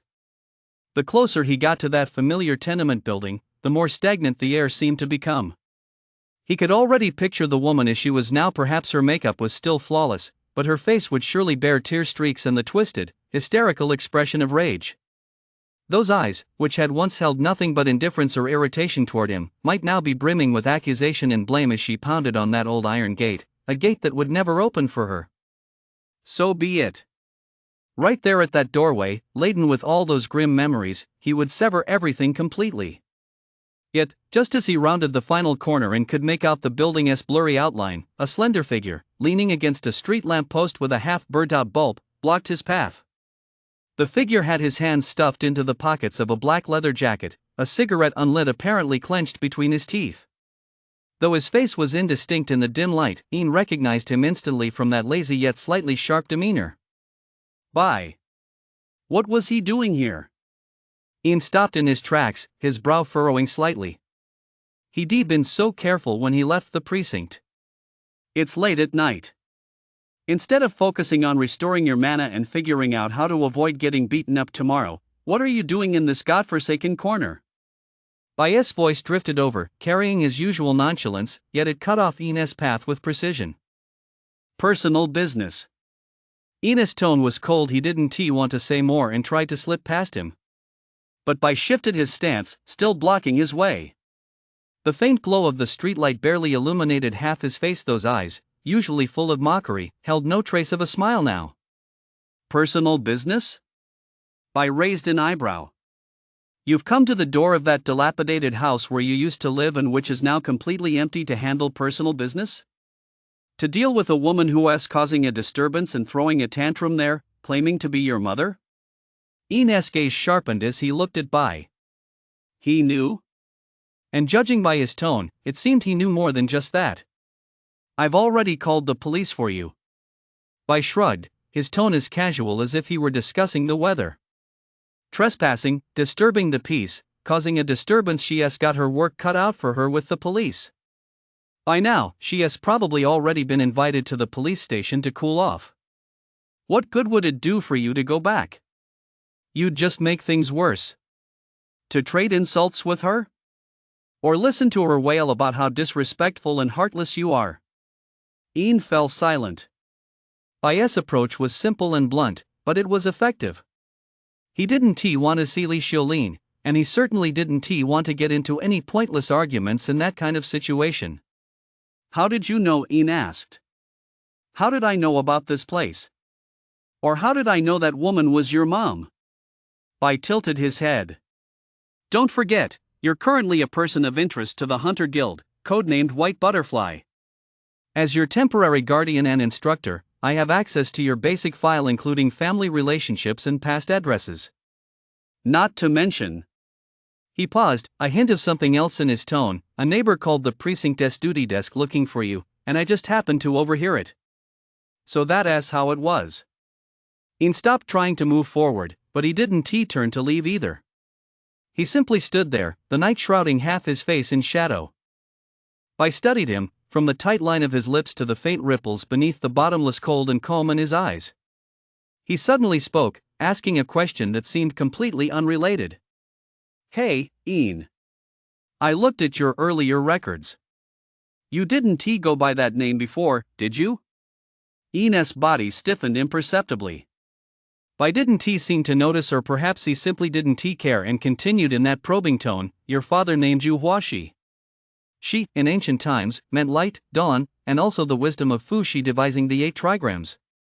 It's a fine name, full of hope and expectation. He leaned in a little closer. The dim light fell into his eyes, carrying a piercing scrutiny. Why did you change it to Ian later? Ian, darkness, shadow, a place turned away from the sun. It does go rather well with your pale butterfly ability, but as for your father's original hopes, it seems to run counter to them, doesn't it? The night breeze swept through the alley, carrying the chill of the night and the faint, distant hum of the city. Ian stood at the boundary between light and shadow, silent for a long time. I didn't press him, but waited quietly. His posture didn't resemble an interrogation, it was more like a kind of listening tinged with curiosity. Finally, Ian slowly raised his head, gazing up at the night sky fragmented by the old buildings that he had looked up at countless times before. His voice was soft, yet carried a calmness that seemed to lay bare his most vulnerable scars. Light hope. I don't deserve it. He paused, as if gathering the words that had been buried for so long, never spoken to anyone. Ever since I was born, our family's expenses kept growing. Formula, tuition, all sorts of things. My mom was always complaining that we didn't have enough money, and she'd argue with my dad. Later, they got divorced. My dad raised me on his own. He wasn't in the best of health to begin with, but to earn a little extra money and give me a better life, he took on any dirty or backbreaking work. During the day he worked at the factory, at night he watched over warehouses for people, and sometimes he even went to construction sites. Ian's voice remained flat, as if he were recounting someone else's story. Then, that winter when I was in 7th grade, he fell from the scaffolding at a construction site. He didn't make it. The alley was deathly quiet, with only the faint wail of a police siren in the distance, adding to the desolate atmosphere. The neighbors, and some relatives on my parents' side, all whispered behind my back that I was the one who brought my dad down. They said I was a bringer of misfortune, a child who brings ruin to parents, born to be a debt collector. Ian tugged at the corner of his mouth, the curve cold and self-mocking. At first I didn't believe it. I thought they were just talking nonsense. But later, lying alone in that empty house, looking at my father's portrait, I remembered his hands, cracked from the winter cold. I remembered his back, growing ever more hunched. I remembered that last time he looked at me, that smile he struggled so hard to force, just to tell me not to worry. A faint tremor finally crept into his voice, but he quickly suppressed it, his tone growing even harder and colder than before. I thought to myself, maybe they were right. If it weren't for me, he wouldn't have had to work so hard. If it weren't for me, this family might not have fallen apart. If it weren't for me, he might still be alive. Huashi, that name is too bright, too pure. I can't bear the weight of it. He turned his head to look at Bai. In the dim light, his jet-black eyes reflected no radiance, only a bottomless darkness and a self-exiled resolve. So, I changed my name. Ian. Living in the shadows, bringing ill omen. Ian. That suits me better. As the words fell, only the sound of the wind remained in the alley. The cynicism on Bai's face had long since vanished. He looked at the boy before him, a boy who had just endured a day of brutal training, covered in wounds yet not uttering a single complaint, now calmly laying bare the bloodiest wound in his heart and speaking these words that bordered on self-destruction. No complaints, no tears, only a resigned, icy self-judgment. After a long silence, I exhaled softly, took the unlit cigarette from his mouth, and rolled it between his fingertips. So, he began, his voice much deeper than usual, you think your father's death was your fault. You've locked yourself inside the naming, shouldering all the blame and misfortune yourself. Even the awakening which others would see as a tremendous stroke of luck must carry a shadow of ill omen in your heart, doesn't it? Ian didn't deny it, he simply remained silent. Foolish. I suddenly uttered those two words. His tone wasn't harsh, yet it carried an unyielding force. Ian looked up at him. Your father's death was an accident, the result of inadequate safety measures at the construction site, just one of countless misfortunes in this world. I met his gaze directly. You've taken on the faults of others and the capriciousness of fate, shouldering them all yourself. You're punishing and tormenting yourself this way. What good does it do, other than making you live like a shadow that dares not see the light, and ensuring your dead father cannot rest in peace in the afterlife?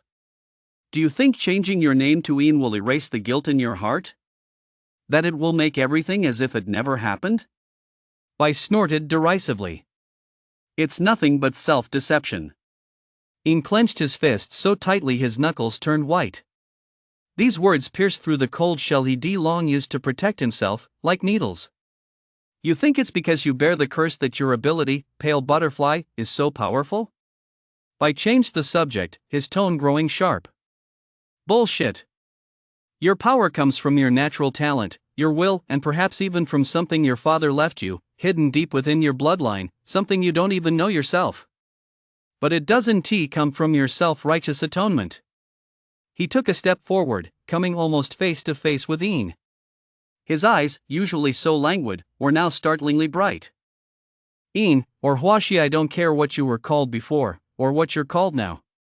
But let me tell you this, a coward who can't even face or accept himself, who only hides in the shadows of self-reproach even if he possesses an S-class ability, he'll never become a true powerhouse. Your father named you she hoping you'd have a bright future, not so you'd bear his unfounded sins and rot in the gutter. Want to get stronger? Want to stop holding everyone back? Want to master your power? I's voice echoed through the narrow alley, carrying a force that rang out like a thunderclap. Then get the hell out of this shadow prison you've built for yourself. Pick up the character your father gave you. It's not a burden, it's his blessing and his hope. Take those expectations with you, go fight, go grow stronger, go live a life even more brilliant than he ever hoped for. That's the best way to honor his memory. Not by hiding like a coward, changing your name, and thinking you've paid your debt. With that, I turned away, walking toward the exit of the alley. He waved at him over his shoulder. All right, enough of this nonsense. Go rest. Training continues as usual tomorrow. If I catch you looking so lifeless and wallowing in self-pity again, you're out. His figure quickly vanished at the entrance of the alley. Ian stood alone where he was, I's merciless yet piercing words still echoing in his ears. The night wind blew, cold and biting. He slowly raised his hand and looked at his palm. There, the red swelling from being struck by the short stick during the day's training still seemed to linger, and he could almost see his father's rough, warm hands that had eventually grown cold. Ian. The two names, like light and shadow, clashed fiercely within his heart. For a long time, he had believed that exiling himself into the shadows was an act of atonement for the past. But now, someone had told him that it was cowardice, an escape, and the greatest betrayal of his father's intentions. I's words were like a brutal hammer, shattering the icy shell he had used to imprison himself, revealing the bloodied yet perhaps a faint glimmer of genuine heart. He didn't know. But he knew that tonight, he wouldn't have to face that hysterical woman again. Some knots, perhaps, require time to untangle. Some paths demand that he think things through clearly before deciding which way to go. He cast one last glance toward the old building, then turned away. His steps were slightly heavier than when he arrived, yet they seemed to carry a bit less of the gloom that had been lingering over him. The night had grown deeper. And the frozen, stagnant pool within the boy's heart seemed to have had a boulder cast into it, stirring up ripples unlike any he had ever known. Chapter 39, The Cliff. Yucheng Third Middle School, during lunch break. The wind on the school building's rooftop was always a bit stronger than down below, whipping up fine dust in the chill of autumn. Lin leaned against the railing, watching his classmates running and playing on the playground below, his gaze unfocused, lost in some unknown distance. Footsteps approached from behind, light and familiar. "Hey, Lin, all alone here pondering the meaning of life?" Xing's cheerful voice rang out. He held 2 boxes of the school canteen's best-selling juice in his hands and handed one over. Lin snapped back to reality, took the juice, and murmured a thank you. The cool sensation seeped through the paper carton into her palm. "So, how's it going?" Xing leaned against the railing beside her, took a sip of juice, and asked casually, "Any news on the gene therapy? Did your family agree?" Lin fell silent for a moment, then shook her head gently. Sunlight fell on her profile, illuminating a small patch of shadow cast by her eyelashes. "My parents don't agree." Her voice was a little hoarse. "They think it's too dangerous, and the official channels take too long. That card my dad tore it up right in front of me." She gripped the juice carton tightly, her fingertips pressing down slightly. "They said, they'd rather I just be an ordinary person, safe and sound." Xing let out an "oh," fell silent for a moment, then sighed. "I can understand your parents' worries. A place like the black market, it really isn't a good place to be. Last time I ran into Ian and the others, you didn't see it, but it was such a mess, blood everywhere at the drop of a hat." Lin bit her lower lip. Her parents' opposition was exactly what she'd expected. It was their way of protecting her. But that sense of resentment and longing deep within her was like wild grass. The more she tried to suppress it, the more stubbornly it grew. "But," she whispered, as if speaking to herself, "that time when something happened at school, that feeling of helplessness, of just having to wait for rescue, I really don't want to go through that again. I don't want to always be the one being protected." Xing turned his head and looked at her intently. Sunlight fell on his face. Those eyes, usually brimming with laughter and a touch of recklessness, now appeared exceptionally clear and focused. "Lin," he lowered his voice, adopting the tone of a friend confiding in another, "do you really want to go down this path? Even with the risks?" Lin looked up, met his gaze, and nodded firmly, her eyes filled with an unprecedented resolve. "I do. At least, I want to see if it's possible."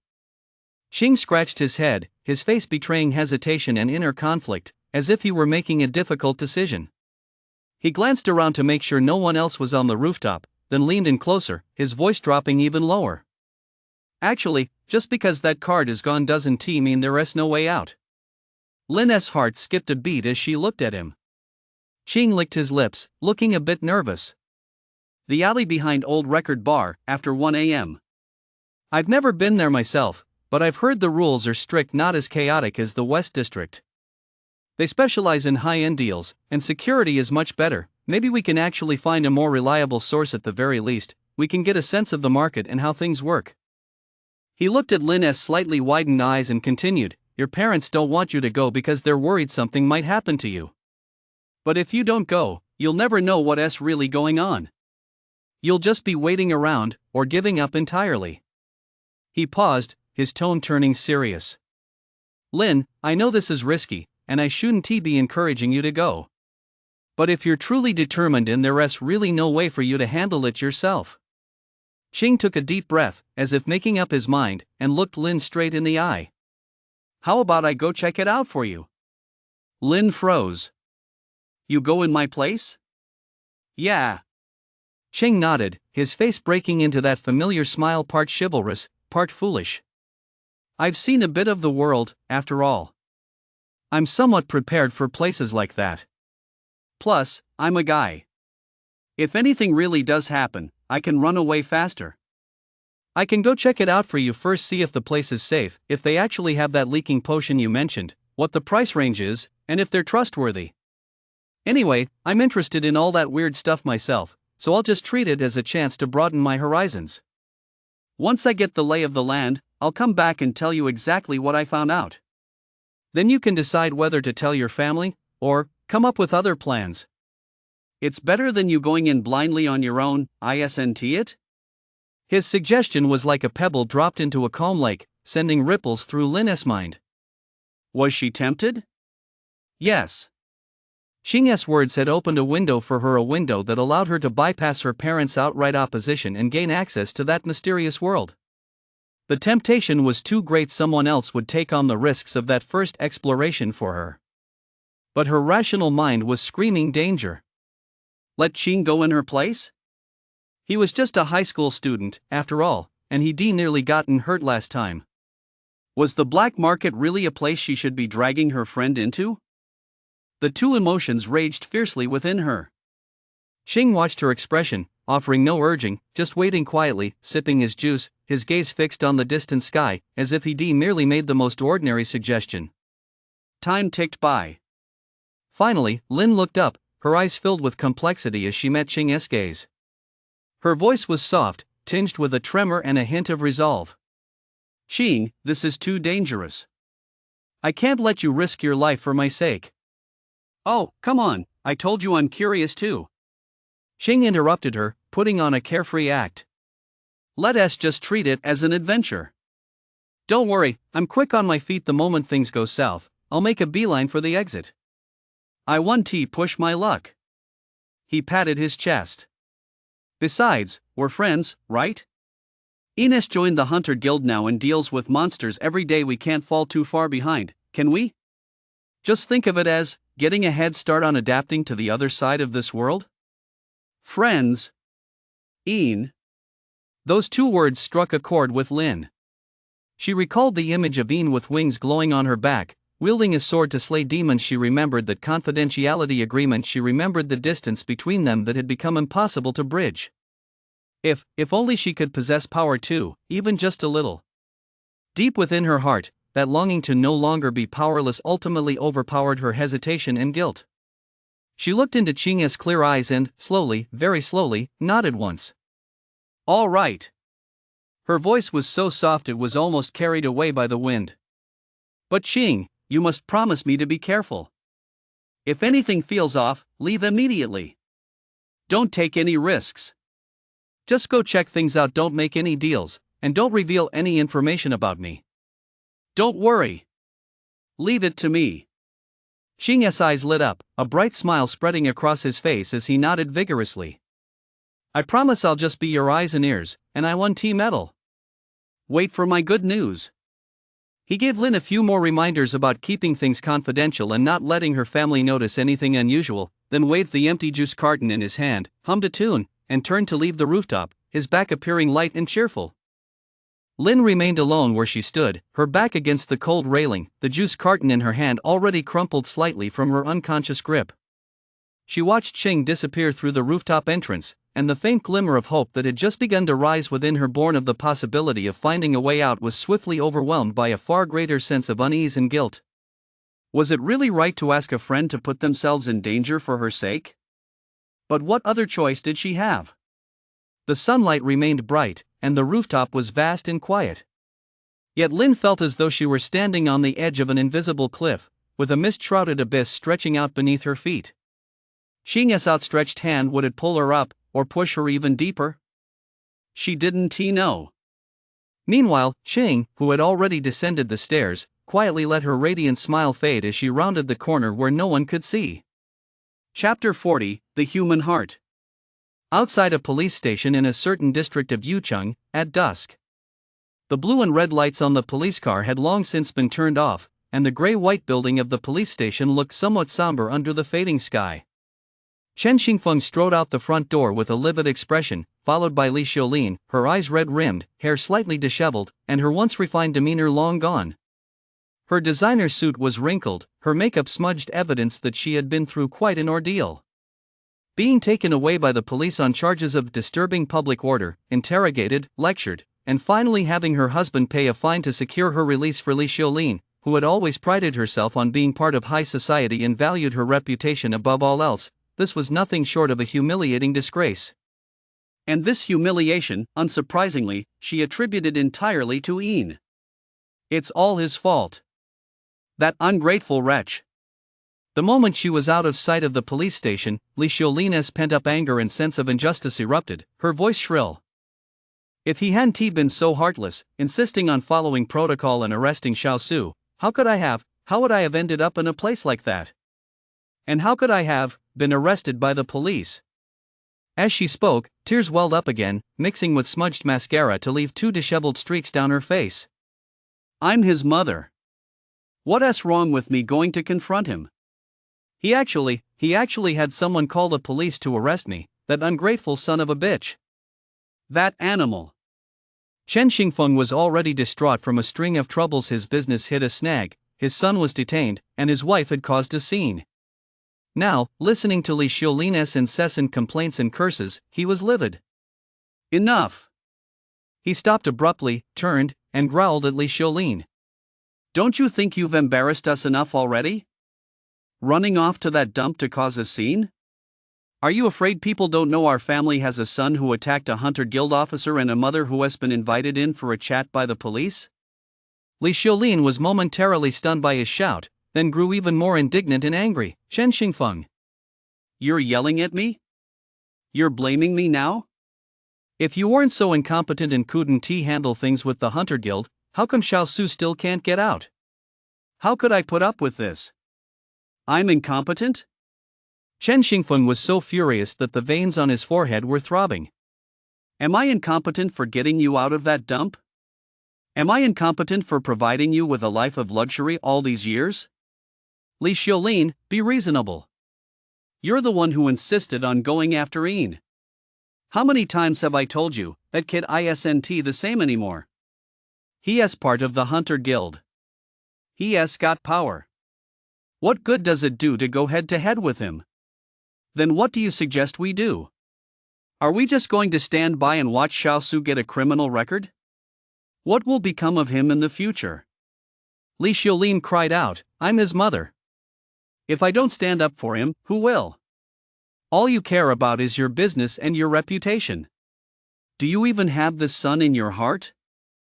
I don't have a son in my heart? Do you have any idea how many connections I've pulled and how much money I've spent on his behalf? Chen Xingfeng had had enough. Yes. I do value my business and my reputation. Without business, without money, how are you going to keep up your life as a wealthy wife? And how is Xiao Su supposed to attend private school and drive a sports car? He pointed at Li Xiulin, his finger trembling with emotion. It's all your fault. You never cared about Ian before. Now that trouble has come, you suddenly remember you're his mother? Where the hell were you all this time? Now you've completely alienated him. There's no room for compromise. Are you satisfied? Those words were like a sharp knife, piercing deep into the corner of Li Xiulin's heart she'd been most reluctant to face. Her sobbing stopped abruptly. The color drained from her face, her lips trembled, and though she wanted to retort, she found herself at a loss for words.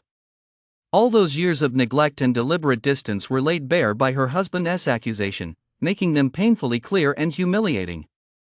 She pointed at Chen Xingfeng, her chest heaving violently. Enough with the you.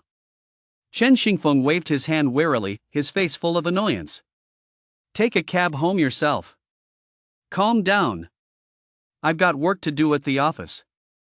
I'm leaving. With that, he turned his back on Li Xiulin's ashen face, strode quickly toward the car parked by the roadside, opened the door, and sped away, leaving Li Xiulin standing alone in the cold wind outside the police station, lonely and utterly humiliated. Xingfeng Trading Company, President's office. Outside the massive floor-to-ceiling windows lay the bustling streets of Yucheng, with neon lights flickering and traffic flowing like a river. But Chen Xingfeng had no heart to admire the view. He loosened his tie, which was cutting into his neck, and flopped heavily into the spacious leather executive chair, feeling a throbbing pain in his temples. His family life was in shambles. His son was still locked up at the Hunter Guild, his wife was a constant source of trouble, and the money he'd spent to grease the wheels and smooth things over had flowed out like water with little to show for it. Irritation and a profound sense of helplessness engulfed him. Just then, his secretary's intercom rang. President Chen, President Wang from Qiming Technology has arrived and is in the conference room. Qiming Technology was a key partner Chen Xingfeng had been aggressively courting recently. Securing their raw materials supply contract would be crucial for the future development of Xingfeng Trading. But the other party had remained ambiguous in their stance and set demanding terms. Chen Xingfeng took a deep breath, forced himself to pull himself together, smoothed out his suit, and put on the shrewd, confident smile he was accustomed to in business dealings as he walked toward the conference room. After the pleasantries, they took their seats. 3 rounds of tea later, the conversation quickly turned to business. Sure enough, Mr. Wang remained unyielding on the contract details and pricing, hinting between the lines that other competitors had offered more favorable terms. Chen Xingfeng cursed inwardly but kept his composure, his mind racing to find a way out of the impasse. Suddenly, an idea flashed through his mind. He thought of Ian and of the Hunter Guild. A bold, even somewhat risky idea popped into his head. He leaned back slightly in his chair, picked up his teacup, blew gently on the foam, and his tone suddenly became casual yet subtle.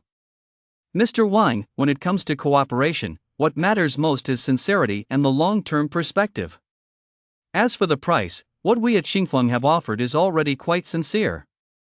Of course, in business, resources and connections also play a role. He paused, looked at his counterpart, and mentioned it as if in passing. To be honest, I've had a bit of trouble at home lately, but I'm handling it. My eldest son, Ian, is young and headstrong.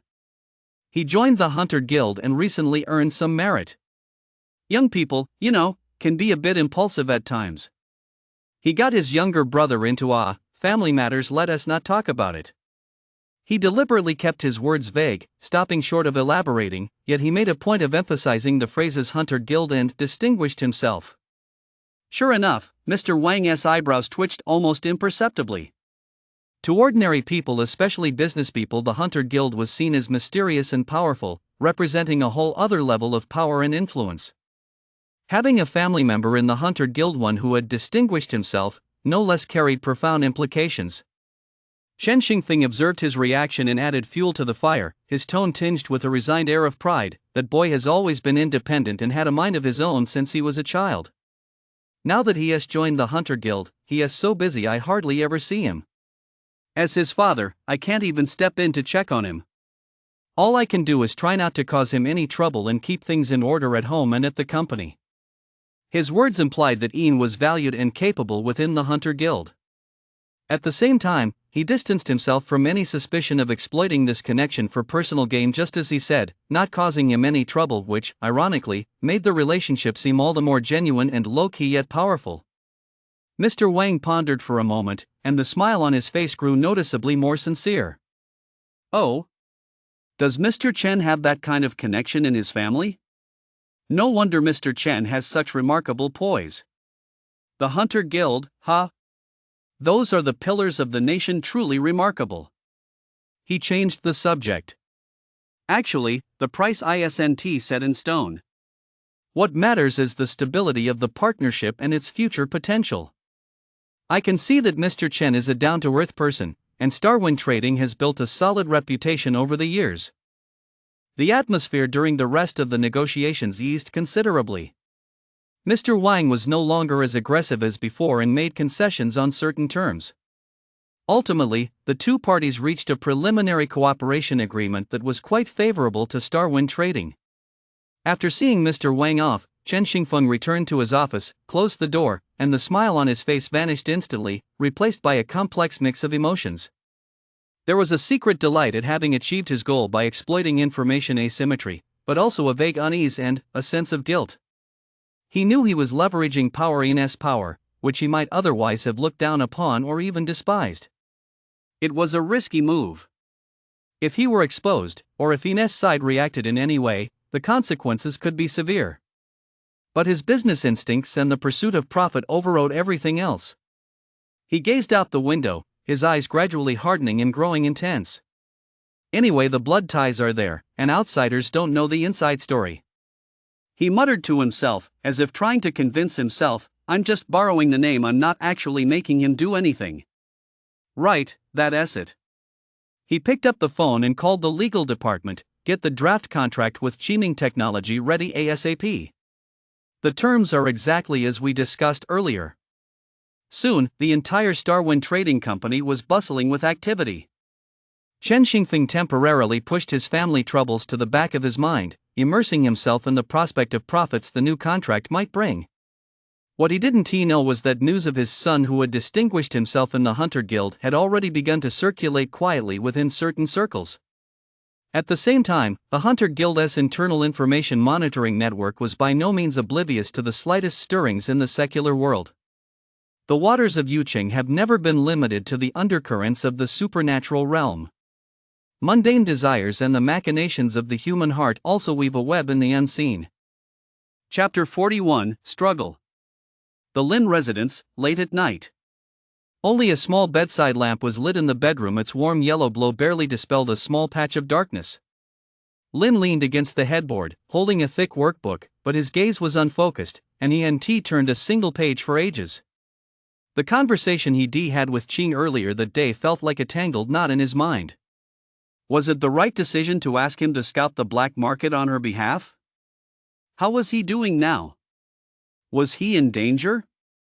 All sorts of worries and self-reproach kept her restless. She simply couldn't settle down to read. Just then, the screen of the phone lying by her pillow suddenly lit up, emitting a faint vibration. Lin's heart skipped a beat, and she immediately grabbed the phone. It was a message from Qing. No text, just a single photo. The image was dimly lit, with what appeared to be a cluttered corner in the background. The composition looked somewhat hasty. In the center of the image was a flat metal box, about 20 centimeters long and 10 centimeters wide, entirely matte black with no markings. The box was open, and inside sat 3 transparent glass tubes. The tubes were filled with 3 different viscous liquids: dark red, indigo blue, and amber yellow, which still refracted an alluring yet dangerous sheen in the dim light. Next to each glass tube was a tiny label printed with complex chemical formulas and energy reaction parameters. Below the image, Qing immediately sent a message, his tone tinged with excitement and caution. Lin, did you see that? The Swift Warrior Type 1 Gene Serum Set. The red one boosts muscle strength and explosive power, the blue one enhances neural response and perception, and the yellow one boosts cellular activity and recovery. Supposedly substandard products leaked from internal channels at Rock Bio, but their effects are definitely stronger than most registered serums on the market. Compatibility is reportedly over 75%. I've checked it out. The seller is asking for 3,000 low-grade spirit stones for this set, or an equivalent amount of rare metals or special herbs.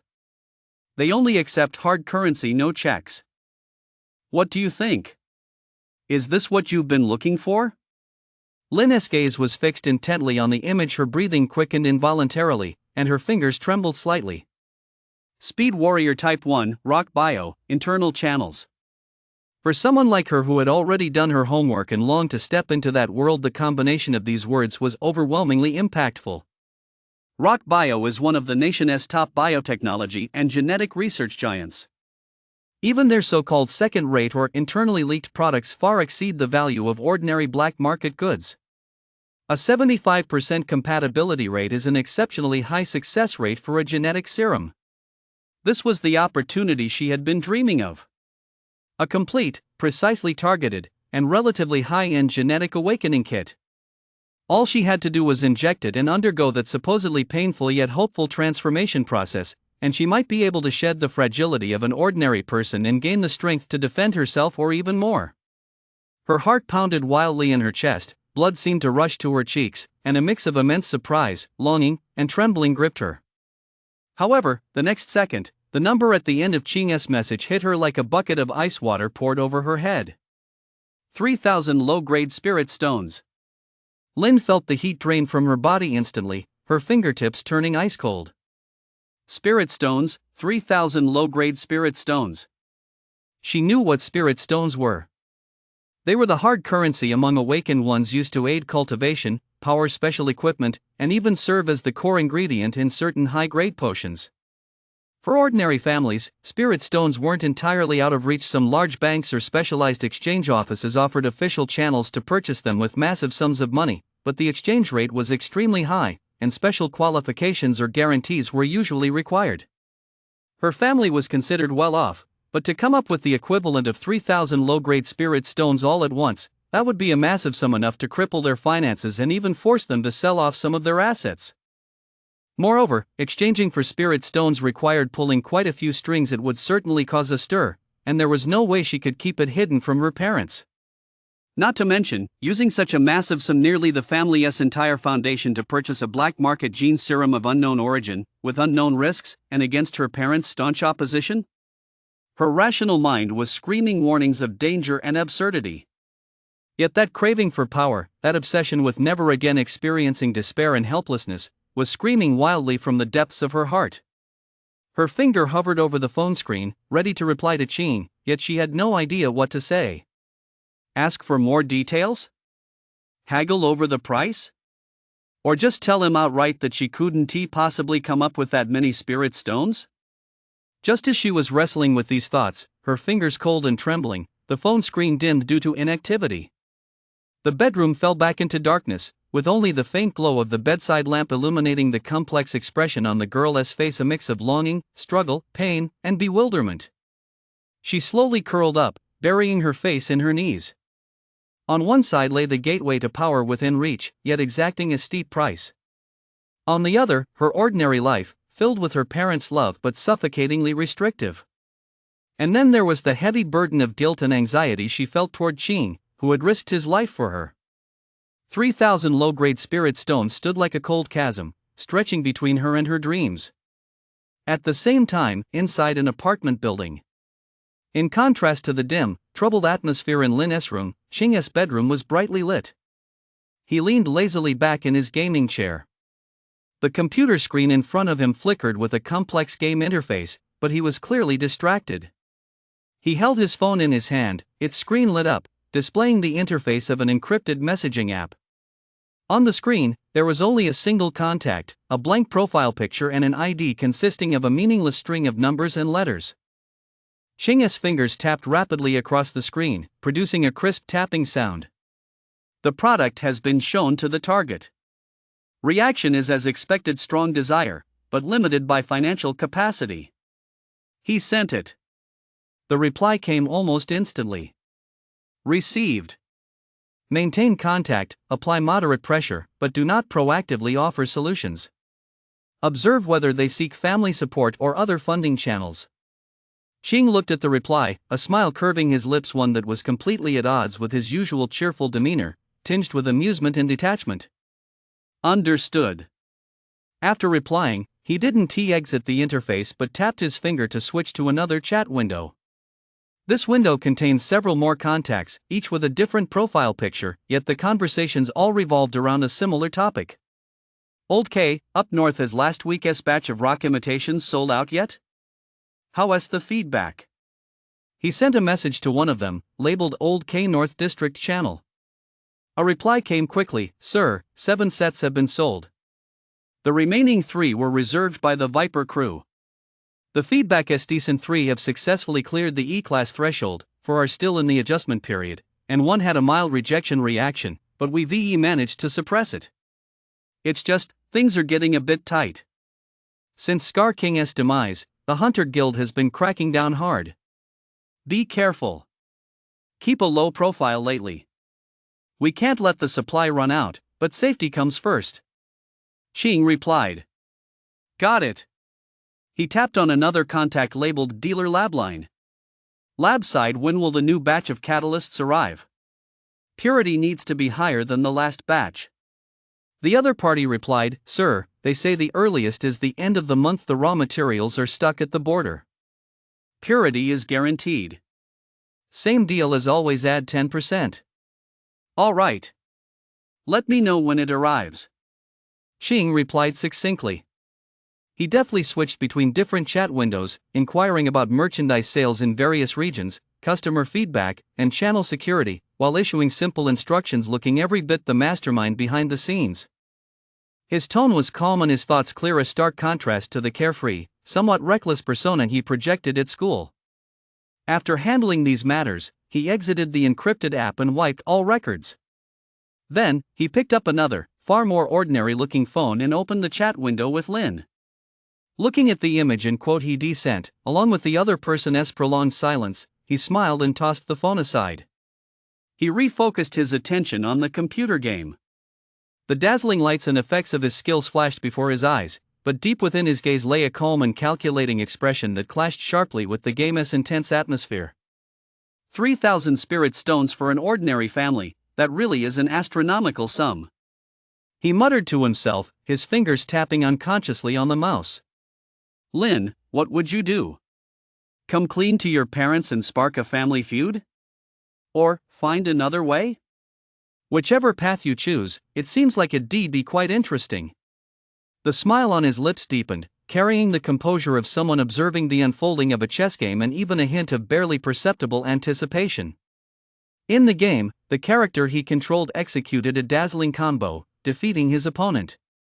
Xing stretched, his face once again adorned with that harmless, beaming smile, as if the man who had just been orchestrating an illegal gene serum trafficking operation in the shadows had been nothing more than a mirage. The night was still long. Chapter 42, Friends. Hunter Guild Training Grounds, late afternoon. The setting sun, red as blood, cast a dark golden hue over the sandy ground of the training grounds. Ian knelt on one knee, his tang sword planted before him. His chest heaved violently as sweat streamed down his temples and jawline, splashing into the dry dust and leaving dark stains. His special training vest was already soaked through, clinging tightly to his body and outlining the contours of his lean yet increasingly defined muscles. His arms, shoulders, and calves were covered in a mix of fresh and old bruises and red welts, proof of his intimate encounters with Bias' elusive shortstaff over the past few days. The gravity rune rings remained tightly fastened to his limbs, their dark red glow appeared somewhat dimmed by sweat, yet the heavy, constricting sensation served as a constant reminder of his limits. Bai stood 3 meters away with his arms crossed, the short staff casually slung over his shoulder. His face was expressionless, save for eyes as sharp as an eagle's, scanning every subtle movement and breath of Ian. That's enough for today. Bai finally spoke, his voice flat. Your mana flow is much smoother than yesterday, and your sword form has improved in stability under the weight, but your reaction to flanking attacks is still slow. Your timing with the misty butterflies has improved, but you're summoning too many, it's a waste of mana. We'll continue tomorrow. With that, he turned and walked away without a second glance. Ian took a deep breath and slowly straightened his body. He sheathed his tang sword before beginning to unfasten the gravity rings around his wrists and ankles, those objects he both loathed and depended on. As the clasps came loose, the mountain-like pressure vanished abruptly, replaced by a sensation of near weightlessness, followed by the soreness and stinging pain of overworked muscles. He flexed his stiff limbs, feeling the faint, white butterfly-like aura within him, its pulse steady despite the significant drain and the increasingly dense mana flowing through his meridians. The barrier at the peak of the meridian opening realm was becoming clearer and clearer, as if separated by nothing more than a thin veil. The progress was tangible, but Bai's training was truly no walk in the park. Howren and Zhao had bowed out completely after just 2 days, declaring they needed time to recover from the physical and mental trauma and vowing never to set foot in Bai's training ground again in the near future. Just as Ian was about to take a shower and return to the dorm to continue his cultivation, his phone, left on a bench at the edge of the field, rang. He walked over and picked it up. The name Qing flashed on the screen. After a moment's hesitation, Ian answered, "Hello? Ian. It's me, Wu Yan." On the other end came Qing's usual cheerful, energetic voice, with some background noise suggesting he was outdoors. "Are you free? Let's grab a bite. Same old spot, that beef noodle shop. It's on me. Haven't seen you in a while, I've missed you." Ian glanced at his disheveled, sweat-soaked appearance, felt the pangs of hunger in his stomach, thought for a moment, and agreed, "Sure. I'll be there in half an hour." "All right. I'll be waiting." Qing hung up happily. Ian put away his phone and hurried toward the shower. The warm water washed away the sweat and fatigue, and also helped calm his racing blood and the adrenaline from the battle. He changed into clean clothes, casually ran his fingers through his still damp hair, and left the Hunter Guild. The beef noodle shop still maintained its simple, bustling atmosphere. It was mealtime, and the place was packed with local residents and office workers. The air was filled with the sound of chatter and the aroma of food. Qing had already claimed a small 2-person table toward the back, where 2 bowls of the signature beef noodle soup loaded with meat and eggs were waiting, steaming hot with a rich, red broth. Spotting Ian walk in, he immediately waved excitedly, "Over here, over here." Ian walked over and sat down. Qing eyed him up and down, grinning, "Not bad, Ian. You look even more built. The food at the Hunter Guild must be pretty good, huh? But look at your face.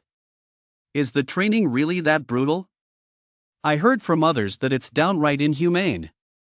Ian picked up his chopsticks, gave a faint and didn't he elaborate on the training details. He just started eating his noodles. The hot soup soothed the fatigue and hunger he felt after training. Ching, slurping his noodles, opened up and started chatting. He mostly talked about funny things at school, which teacher had made a fool of himself, which classmate had embarrassed themselves, whether the basketball team had won or lost, how crazy the mock exam questions were. He chattered on, full of the vibrancy of everyday life and the trivial worries and joys of youth. Ian mostly listened quietly, responding with just a word or two now and then. This kind of conversation, pure and unadulterated, free from extraordinary powers or life and death battles, focused solely on ordinary schoolwork, gave him a strange sense of relaxation. It was as if he had returned to his high school days, when all he had to worry about were grades and part-time jobs. Though those times were marked by poverty and oppression, they also offered simple goals. Ching was a natural conversationalist, keeping the topics flowing without prying too much into Ian's specific missions at the Hunter Guild. He mentioned Lin, saying she seemed deep in thought lately and was studying even harder. He brought up hearing that Chen Su had been arrested and the subtle shifts in attitude among some classmates. He even mentioned that the convenience store where Ian used to work had a new owner. The atmosphere at the table was relaxed. Although Ian spoke little, his expression was much softer than usual. Ching's chatter and enthusiasm were like a rough yet warm cloth, temporarily wiping away some of the blood and coldness that clung to him. Halfway through the meal, Ian felt he'd had too much soup and stood up, saying, "I'm going to the restroom." Go on. Ching was in the middle of a lively story and waved him off. Ian made his way through the crowd of diners toward the narrow restroom next to the noodle shop's kitchen. The moment his figure disappeared around the corner, the exaggerated smile and animated expression on Ching's face receded as quickly as a tide. He set down his chopsticks, his movements becoming slow and precise. His gaze swept quickly around the room. No one was paying particular attention to their table. The owner was busy, and the diners were all eating, drinking, and chatting. Ching leaned slightly to one side, as if merely adjusting his posture, and his arm accidentally brushed against Ian's jacket draped over the back of the empty chair next to him, an ordinary dark gray hooded sweatshirt. His fingers slid into the jacket's side pocket with the utmost naturalness, the motion as fluid as if he'd done it 1,000 times before. His fingertips brushed against a few loose items, a few coins, a meal card for the Hunter Guild's internal cafeteria, and a ring with a warm texture and a simple, old-fashioned design. Ching's fingers lingered on the ring for less than half a second. He didn't take it out, but merely touched it lightly to confirm its presence and texture. Then, his fingers delved deeper, and at the edge of an inconspicuous inner compartment inside the pocket, he flicked it ever so slightly with his fingernail. His movement was so fast it was almost impossible to see. A tiny, faintly glowing speck slipped out from his own cuff and slid silently into the edge of the compartment in Ian's coat pocket, which had been pried open just a sliver where it lodged between the fabric and the lining. Once this was done, he quickly withdrew his fingers, casually smoothing out the edge of the jacket pocket to restore it to its original state. The entire process took no more than 3 seconds. He sat up straight again, his face instantly resuming that expression of boredly looking around while waiting for his friend to return. He even picked up his teacup and took a sip, as if nothing had happened. A few seconds later, Ian returned from the restroom. "Took you long enough," Ching chuckled. "I thought you'd fallen in." Ian ignored his teasing, sat down, and continued eating his noodles. The two chatted for a while longer, with Ching doing most of the talking and Ian occasionally chiming in. The atmosphere seemed no different from before.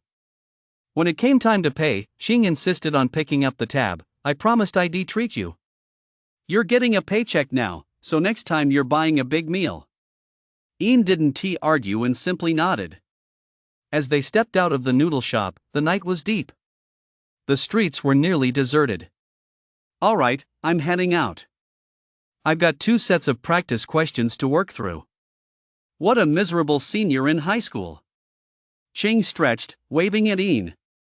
"Ian, take care of yourself too. Don't push yourself too hard. Let us hang out again sometime." "Yeah, be careful on your way home," Ian replied. Ching whistled, turned, and disappeared into the night. Ian stood alone at the entrance of the noodle shop as a cool night breeze blew past him. Putting on his jacket, he set off toward the Hunter Guild. In the inner pocket, the tiny light Ching had placed there hidden beneath the fabric gave off no glow or energy fluctuations, as quiet as if it didn't exist. Meanwhile, after Ching turned the corner, the smile on his face vanished completely. He pulled out his phone, quickly typed a message, and sent it. Operation ready. Once sent, he deleted the message. He looked up at the faint outline of the Hunter Guild building in the distance, his gaze dark and inscrutable in the night. A friend, perhaps? He smiled silently, a smile devoid of warmth. Turning, he vanished completely into the city's darkness. Chapter 43, Ching. Hunter Guild Dormitory, a single room. Ian had just taken off his jacket and casually draped it over the back of a chair. The exhaustion from training made his movements a bit sluggish. The vibration of his phone sounded particularly jarring in the quiet room. He picked up the phone. The screen displayed the name Lynn. He furrowed his brow slightly. Why would she call him directly? And so late at night. Hello? Ian answered. Is this Ian? On the other end, Lynn's voice sounded hesitant, tinged with a barely perceptible nervousness and anxiety. Sorry to bother you so late. I'm outside your Hunter Guild right now, near the small door on the east side. Could you come out for a moment? There is something I'd like to discuss with you. Outside the Hunter Guild? Ian glanced out the window at the deep night. What is it? He asked. It's not really convenient to discuss over the phone. Lynn lowered her voice. It's something important about a choice I have to make. I'd like to hear your opinion, or rather I need your help. Her tone carried a rare sense of confusion and urgency, a far cry from the image Ian had of her as a woman with clear goals and decisive actions. Ian was silent for 2 seconds. Wait for me. After hanging up, he glanced at the jacket draped over the chair. Without putting it on, he hurried out of the dorm room. The door closed softly. The room was left with only a solitary desk lamp and that seemingly ordinary jacket on the chair. After a few seconds of dead silence, at the spot where the jacket's pocket should be, the fabric suddenly bulged ever so slightly, as if something inside had pushed against it. Immediately afterward, a faint, almost imperceptible white glow seeped out from the seam at the edge of the pocket.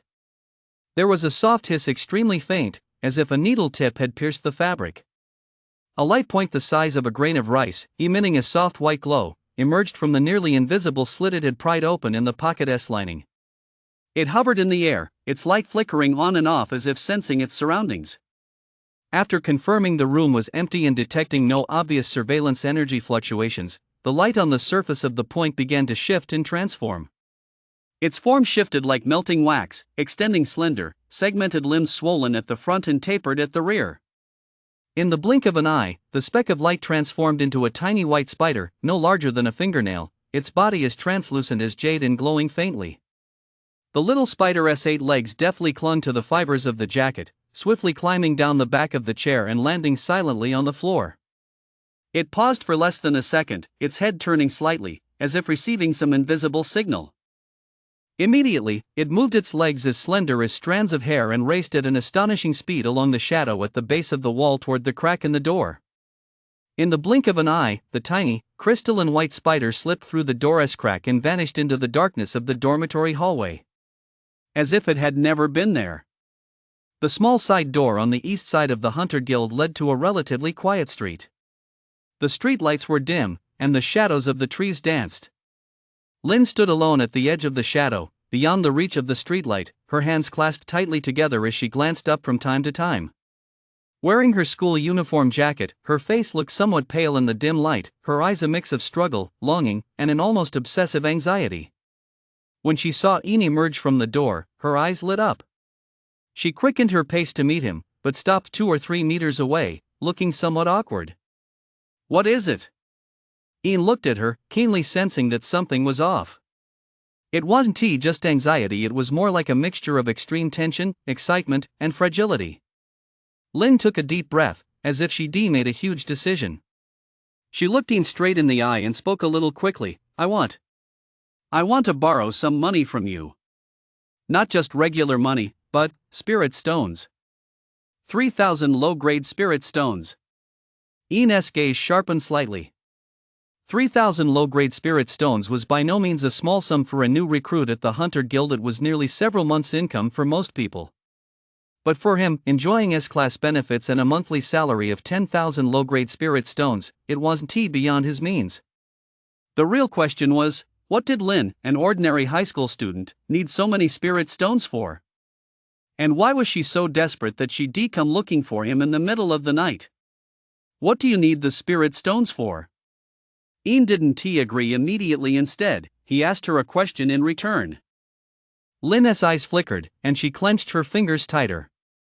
I need them to make a choice. A choice that can change my current situation. Ian, I know this is presumptuous, but I have no other way. My parents would never agree to this, and they wouldn't give me that kind of money. I've calculated it. This is the absolute minimum startup capital. With just 3,000, I can get that key and open that door. Her tone grew increasingly agitated, an unnatural flush spreading across her face as her eyes brimmed with longing and fantasy for the world beyond that door. What key? What door? Ian had a vague inkling of what she meant, and his voice grew solemn. Lynn, explain yourself clearly.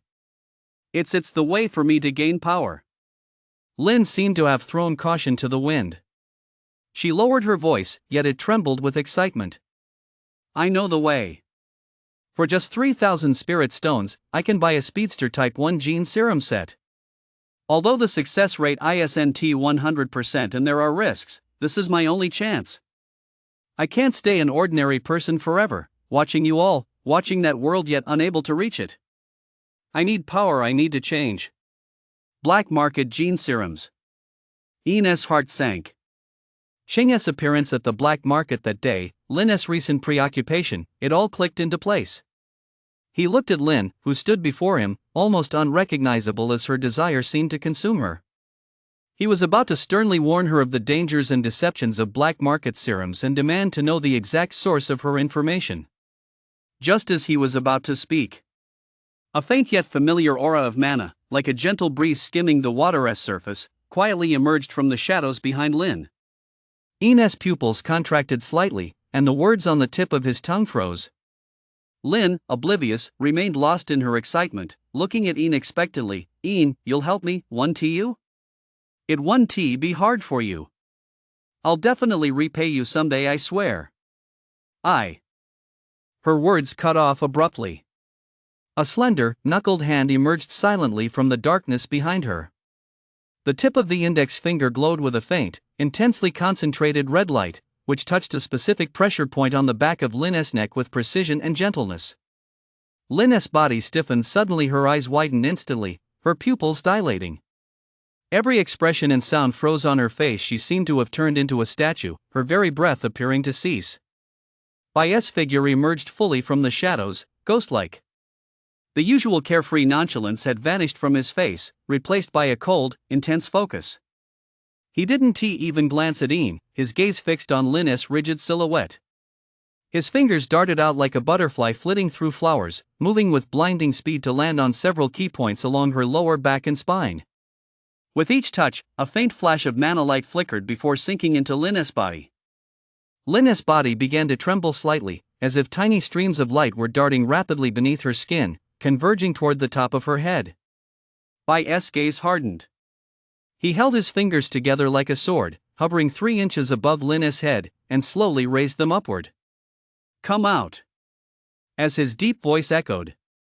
A writhing, milky white speck slightly larger than the spider that had emerged from Ian's coat earlier, and with a more mottled glow was forcibly ripped from the Bioe acupoint atop Lynn's head by an invisible force. The moment the speck left her body, a stifled groan escaped Lynn's throat. Her body went limp, and she collapsed forward. Ian instinctively stepped forward to catch her, discovering she was merely unconscious. Her breathing was returning to normal, but her face was pale, her brows furrowed as if she'd just emerged from a nightmare. Bai pinched the still twisting speck which was trying to escape between 2 fingers and held it up to his eyes for a closer look. Inside the speck, there seemed to be extremely faint, constantly shifting blurry faces and swirling emotions. He snorted derisively and released a burst of mana from his fingertips. The speck emitted an almost inaudible, shrill wail, then with a soft pft, it dissolved into a wisp of blue smoke. A heartworm. Bai shook his hand as if he'd been contaminated by something filthy, his tone laced with icy derision. It feeds on negative emotions, anxiety, desire, obsession, amplifying and feeding them back to the host, subtly warping their perception and manipulating them into making the choices the caster desires, a vile creature. Only then did he lift his gaze to Ian, who was supporting Lin, his eyes sharp as knives. This thing has been lurking for some time. It's penetrated deeply, forcing it out would damage her soul. It seems it was planted long ago. I paused, then said, enunciating each word clearly. To use such a subtle and vicious method to set a trap for an ordinary schoolgirl. Qing has come to Yucheng. Qing? Ian's heart sank. He had never heard that codename before, but the wariness and chill in Bai's tone were unmistakable. So Qing. Bai's gaze grew deep as he glanced at the unconscious Lin, then seemed to pierce through the night toward some unknown corner of the city. Qing? He repeated the name, a faint, unsmiling curve forming at the corner of his mouth. Who knows? Perhaps he was never Qing to begin with. Or perhaps. The night wind blew, carrying the chill of the night. From the very beginning, the one who approached you was one of Qing's patients. Or perhaps it was the doctor himself. Bai didn't voice this thought, but Ian read the even more chilling implication in his eyes.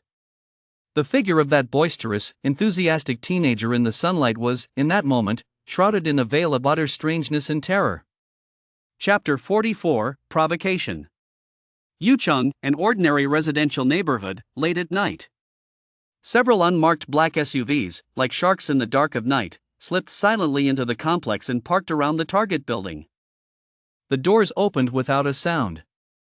I stepped out first, followed by several Hunter Guild members with fierce auras and swift movements. Ian was among them. On the way there, I had ordered him in a tone that brooked no argument, "Follow. Watch." No sirens, no commotion, only the night wind's wail as it swept through the buildings. I gave a hand signal, and the members, like droplets merging into the shadows, swiftly secured the building entrance, the stairwell, and all potential escape routes on the upper and lower floors. The entire operation was professional and efficient, bearing the distinctive style of the Hunter Guild's operations division. Ian followed by Ian up the stairs. Their footsteps were deliberately muffled, yet the sound of their heartbeats seemed amplified in the silence. His gaze swept over the familiar yet unfamiliar stairwell, the Qing residence. He had been here a few times before, though not often, but he never imagined he would return in this manner. The target, apartment 501. I stopped in front of the deep green security door, neither ringing the bell nor knocking.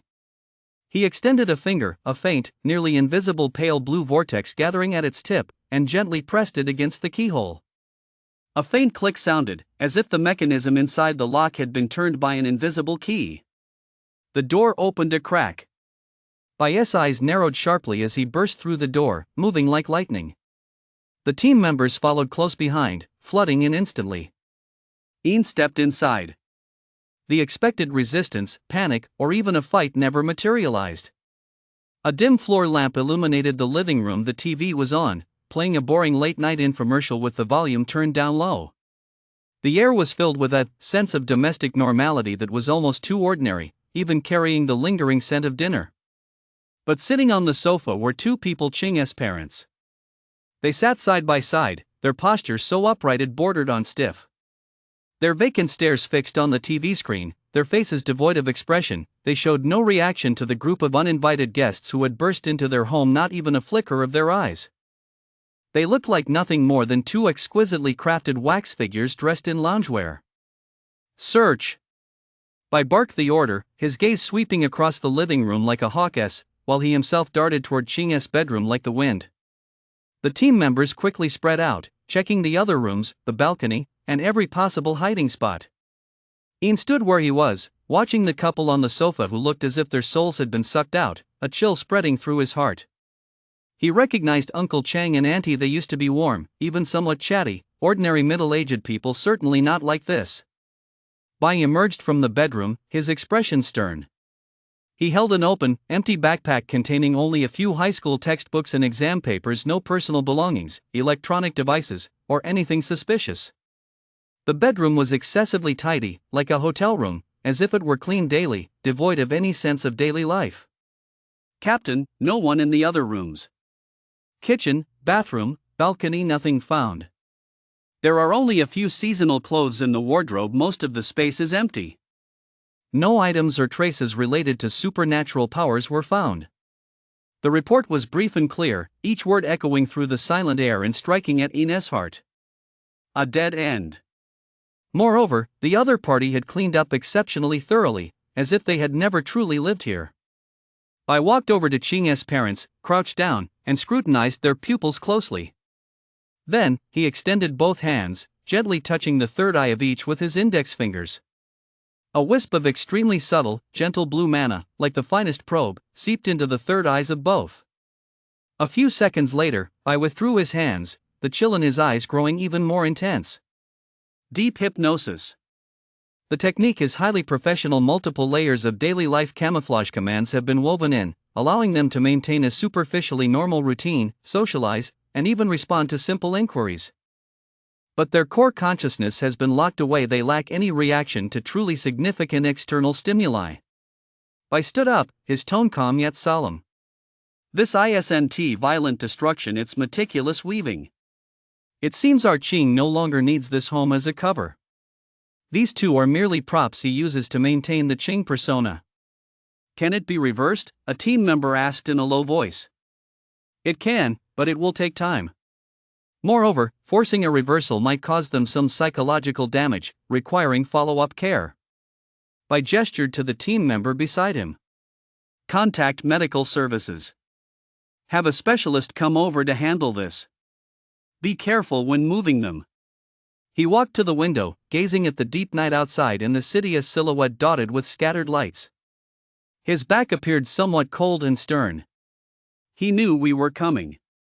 I didn't turn around, but his voice carried clearly to everyone's ears, or rather, he simply doesn't care whether this home is exposed. The identity of Qing for him, perhaps it has already fulfilled its purpose, or it can be discarded and replaced at any moment. Ian watched as the team members carefully prepared to move Qing's parents. Their two vacant, numb faces were particularly jarring under the light.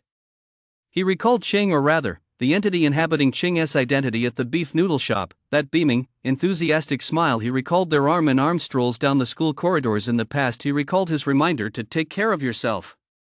Every single thing was wrapped in a meticulously woven, sunlit shell of falsehood. Beneath that shell lay deliberate closeness, a heart warm within Lin that could be detonated at any moment, and surveillance and scheming in the darkness. A surge of anger, a sense of having been duped, and a hint of indescribable sorrow churned within his chest.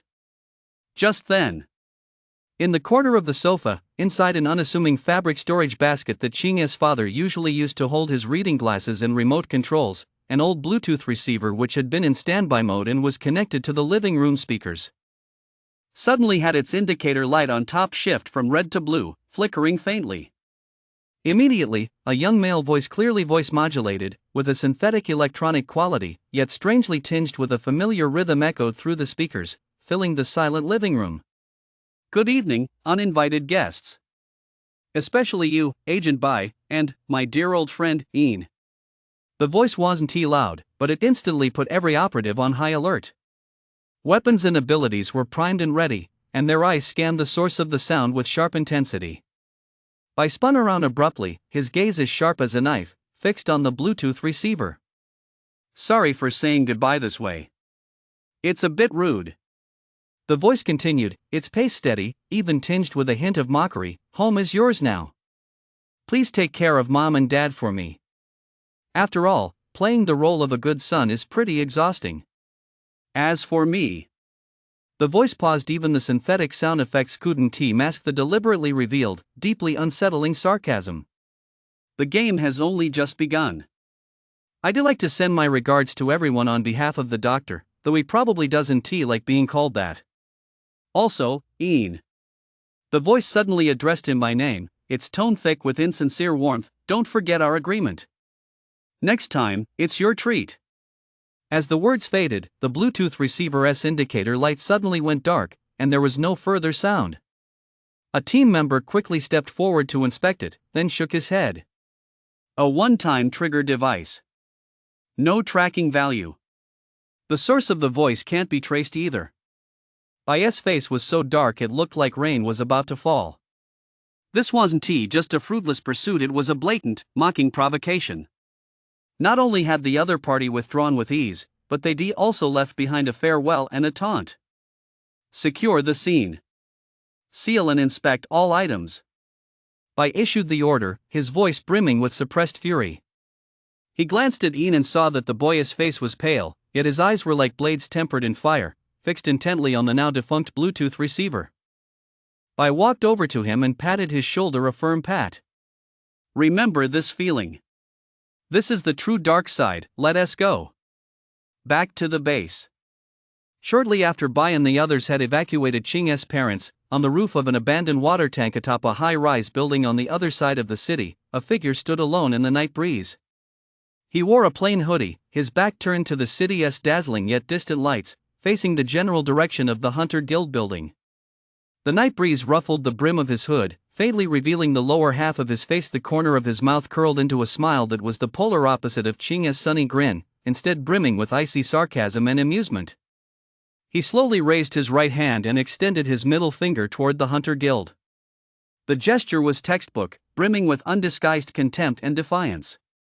Yet, strangely enough, almost at the exact same moment, in Harbor City, 1,000 miles away from Yuching, a drunkard who had just emerged from the back alleys of a bar staggered toward the lighthouse of the Harbor Hunter Guild branch under the night sky, raising his middle finger with bleary, drunken eyes. In Iwaya City, once ravaged by a massive rat plague, a homeless man standing at the edge of an old apartment building's rooftop raised his middle finger expressionlessly at the Hunter Guild's prominent headquarters in the city center. In Yunmeng City, where the ghost mist incident occurred, a night angler suddenly tossed aside his fishing rod, grinned widely, and gave the middle finger to the Hunter Guild's water outpost across the lake. In every city where a successful monster invasion or major incident has ever been recorded, in different corners, people of varying backgrounds, ages, and genders, perhaps passers-by, perhaps homeless people, perhaps office workers out late at night, seem to be controlled by the same invisible strings, performing the exact same gesture at the exact same moment, raising that middle finger, brimming with insult and defiance, toward the local Hunter Guild branch. Even the cold, mocking smiles on their lips as if watching ants struggle were identical. Like a virus, this synchronized malice silently blossomed in the night skies of multiple scarred cities across the land, all at the exact same second. Then, these people stiffly lowered their hands, their eyes returning to a state of bewilderment, exhaustion, or their original expression, as they resumed their interrupted activities, as if that eerie scene had never occurred. Even if nearby surveillance cameras captured it, it would merely be dismissed as the crude behavior of some bored individual or drunkard, quickly drowned out in the vast daily data stream of the city. Only a handful of senior analysts at the Hunter Guild, who happened to be monitoring abnormal mana levels and behavioral patterns across multiple cities simultaneously, managed at that moment to painstakingly detect this slight discrepancy in synchronization amidst the deluge of information. But at that moment, most people remained oblivious to this widespread, silent collective mockery. Except for the instigator. At the pinnacle of a skyscraper in Shadow City, that figure slowly lowered his hand and chuckled softly, his laughter carried away by the wind. The Hunter Guild has caught on. I'd better speed things up, he muttered to himself, as if reporting to someone who wanted tea there, or perhaps simply savoring the thrill of holding everything in the palm of his hand. So, next. Which patient should I schedule the doctor's consultation for? He cast one last glance toward the Hunter Guild, turned, and leaped into the air, his figure melting into the shadows until he vanished completely. The night was still long. Chapter 45, Infiltration. Meanwhile, on the car returning from the Hunter Guild, I received an encrypted message, a preliminary alert from the Central Bureau's Intelligence Analysis Center, scattered, non-specific behavioral anomalies detected across multiple cities. Patterns pending analysis marked. Please monitor relevant developments in your area. I stared at the brief message on the screen. Linking it to the provocative audio from earlier in the state of the Qing family as parents, the outline of an organization far larger and more sinister than a single infiltrator seemed to be slowly emerging from the depths. He glanced at Ian, who stood silently beside him, gazing out the window.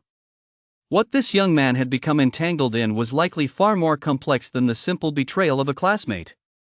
"Qing," I murmured the codename silently, his gaze as sharp as a blade about to be drawn from its sheath. It seemed a net had long been cast in secret. And Yucheng might merely be one of its nodes. Soon after Director Liu had sent an encrypted report detailing the suspected appearance of Qing, simultaneous anomalous activities across multiple cities, and the provocations and concealment tactics employed by Qing or the entity behind it, the entire Yucheng precinct began to function like a precision war machine, its internal gears accelerating and meshing into motion. Visible security levels were raised, patrol frequencies increased, and defensive forces in key areas were doubled. Behind the scenes, intelligence screening, secondary background checks on personnel, and reverse reconnaissance targeting potential infiltration routes were also proceeding at a feverish pace. An invisible tension hung in the air. Even the cafeteria ladies serving meals could sense that the Hunter Guild members coming and going today had sharper gazes and hurrieder strides than usual. However, like most defensive measures, this heightened state of alert focused primarily outward, guarding against threats lurking in the city's shadows or from unknown external sources. Attention inevitably shifted away from internal matters, particularly the processed zones already under strict surveillance. The Hunter Guild's third basement level, the detention area. The light here was always a pale, icy white. The air circulation system emitted a low hum, mingled with the faint scent of disinfectant. Heavy alloy doors separated the narrow cells. Spirit rune shackles and suppression collars were standard equipment here, ensuring that detained awakened ones or dangerous individuals could not channel mana. The scarred king, still recovering from severe injuries, was held in solitary confinement in a special high-security cell toward the back of the facility. His injuries were critical. Though treatment had saved his life, he was still far from regaining his combat effectiveness. His limbs and torso were wrapped in bandages, secured to a specially designed medical bed, allowing only extremely limited movement. The monitoring equipment by the bed flashed rhythmically, displaying his weak but stable vital signs. His eyes were closed, and he appeared to be asleep, but his brow was furrowed, and his facial muscles twitched intermittently, revealing the pain and agitation that plagued him even in his light slumber. At the edge of the ventilation duct in the cell, a faint, almost imperceptible milky white glow flickered. Immediately afterward, a tiny white spider, no larger than a fingernail and as translucent as jade, squeezed through an extremely fine gap in the mesh and landed silently on the cold metal wall.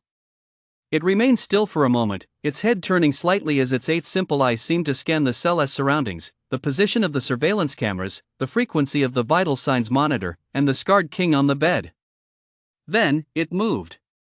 Climbing vertically down the wall, it landed and hugged the darkest crevice at the base, moving like a flowing white thread as it swiftly approached the medical bed. Its movement made no sound whatsoever, and it even avoided the faint patches of light that might have been cast by reflections off the floor.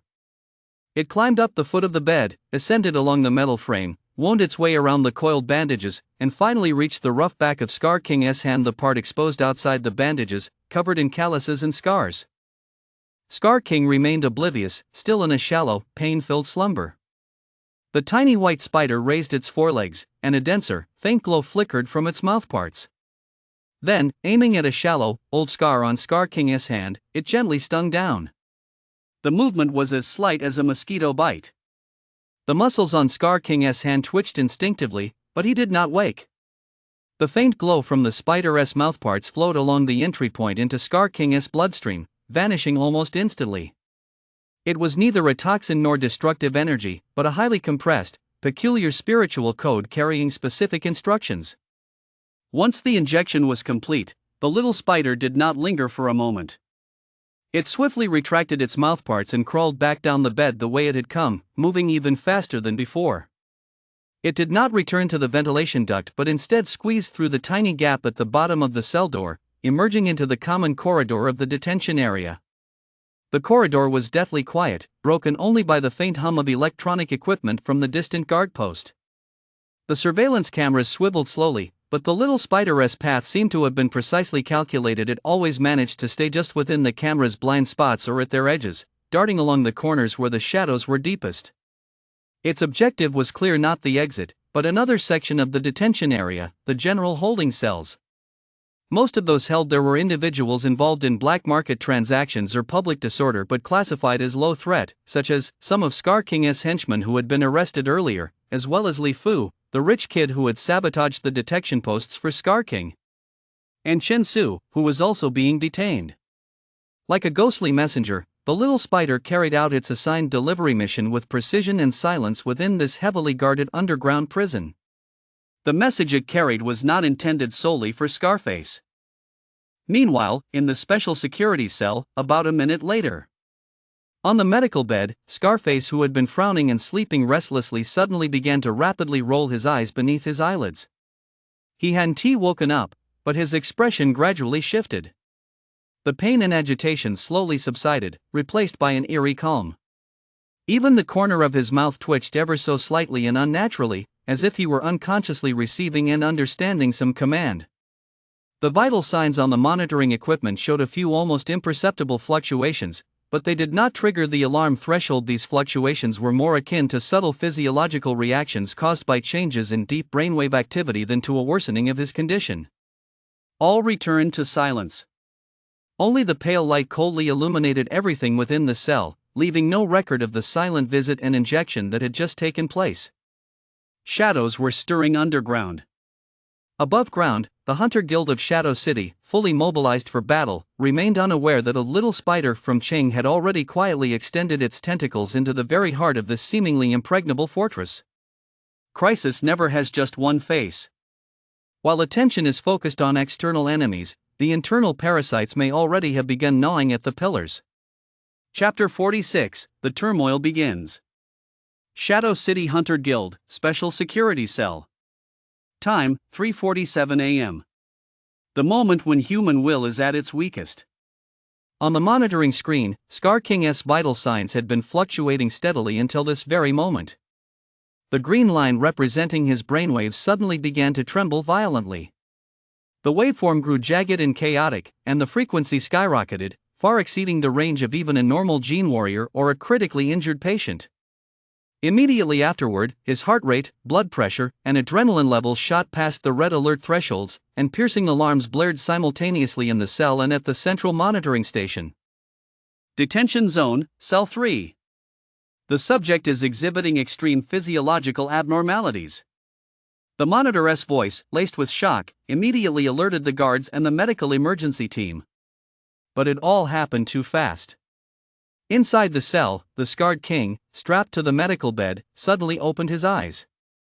There was no trace of human reason left in those eyes, only savagery, chaos, and a crimson glow, forcibly implanted, that seemed to burn away the very essence of life. Ugh! Aha! A subhuman roar, a mixture of agony and a desire for destruction, erupted from the depths of his throat, the sound waves causing the cell to buzz. Snap! Crack! The special bandages and restraints wrapped around his body, strong enough to bind a Class B genetic warrior, were violently snapped in two by a frenzied, swelling force from within. The unhealed wounds on his limbs and torso instantly ripped open, but what flowed out was not normal blood, but a viscous, tar-like liquid mixed with dark purple specks of energy. His body began to undergo a terrifying metamorphosis. His muscles swelled like inflatable balloons, stretching his skin until it became transparent and cracked, revealing the writhing, proliferating, dark red tumorous tissue beneath, shimmering with a metallic sheen. His bones emitted a bone-chilling creak as they lengthened and warped. His spine pierced through the flesh of his back, forming a series of exposed, menacing bone spurs. His skull also swelled outward, his jaw split open, and his teeth grew long and sharp, like those of a beast. The entire process was completed in a matter of seconds. The once severely wounded and emaciated Scar King was gone, replaced by a monster nearly 3 meters tall, its body covered in tumor-like muscles and bone spurs, radiating a frenzied, chaotic spiritual pressure. A runaway completely devoid of reason, catalyzed by genetic serums and some external command. Roar! Having completed his mutation, the scarred king roared once more, his blood-red eyes locked onto the cell's alloy door. That door, capable of withstanding artillery fire, groaned under the strain of his frenzied, mutation-enhanced assault. Target out of control. Estimated level B+ to A. Request immediate support from the suppression team. Repeat, request immediate support. The monitor's voice was laced with urgency. The guards in the underground detention zone reacted swiftly. Fully armed awakened guards mobilized, and the automated defensive spirit pattern arrays activated. But when they reached the corridor outside cell number 3, boom! The alloy door was smashed completely off its hinges. The twisted metal crashed into the opposite wall, embedding itself deeply. The monstrous Scar King burst out, ignoring the barrage of spirit energy bullets and restraining beams. Most of the attacks that struck his mutated body left only shallow scratches, further enraging him. He casually grabbed a guard who had charged forward, tearing him apart along with his armor as if ripping paper, splattering blood across the stark white walls. Cruel, efficient, utterly inhuman. He was not killing aimlessly. Those blood-red eyes seemed to be carrying out some command rooted deep within his consciousness. He destroyed the security systems and locks along his path, smashing open cell after cell with brute force or by spraying corrosive energy solution. Come out. All of you, come out. A muffled roar squeezed from his distorted vocal cords, yet it carried a strange blend of enticement and command. The imprisoned criminals, from black market thugs to degenerate rich kids like Li Fu.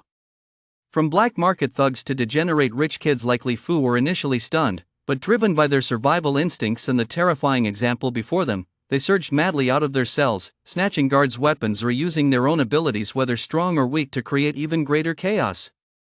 The detention area instantly turned into a hellish inferno of riot and slaughter.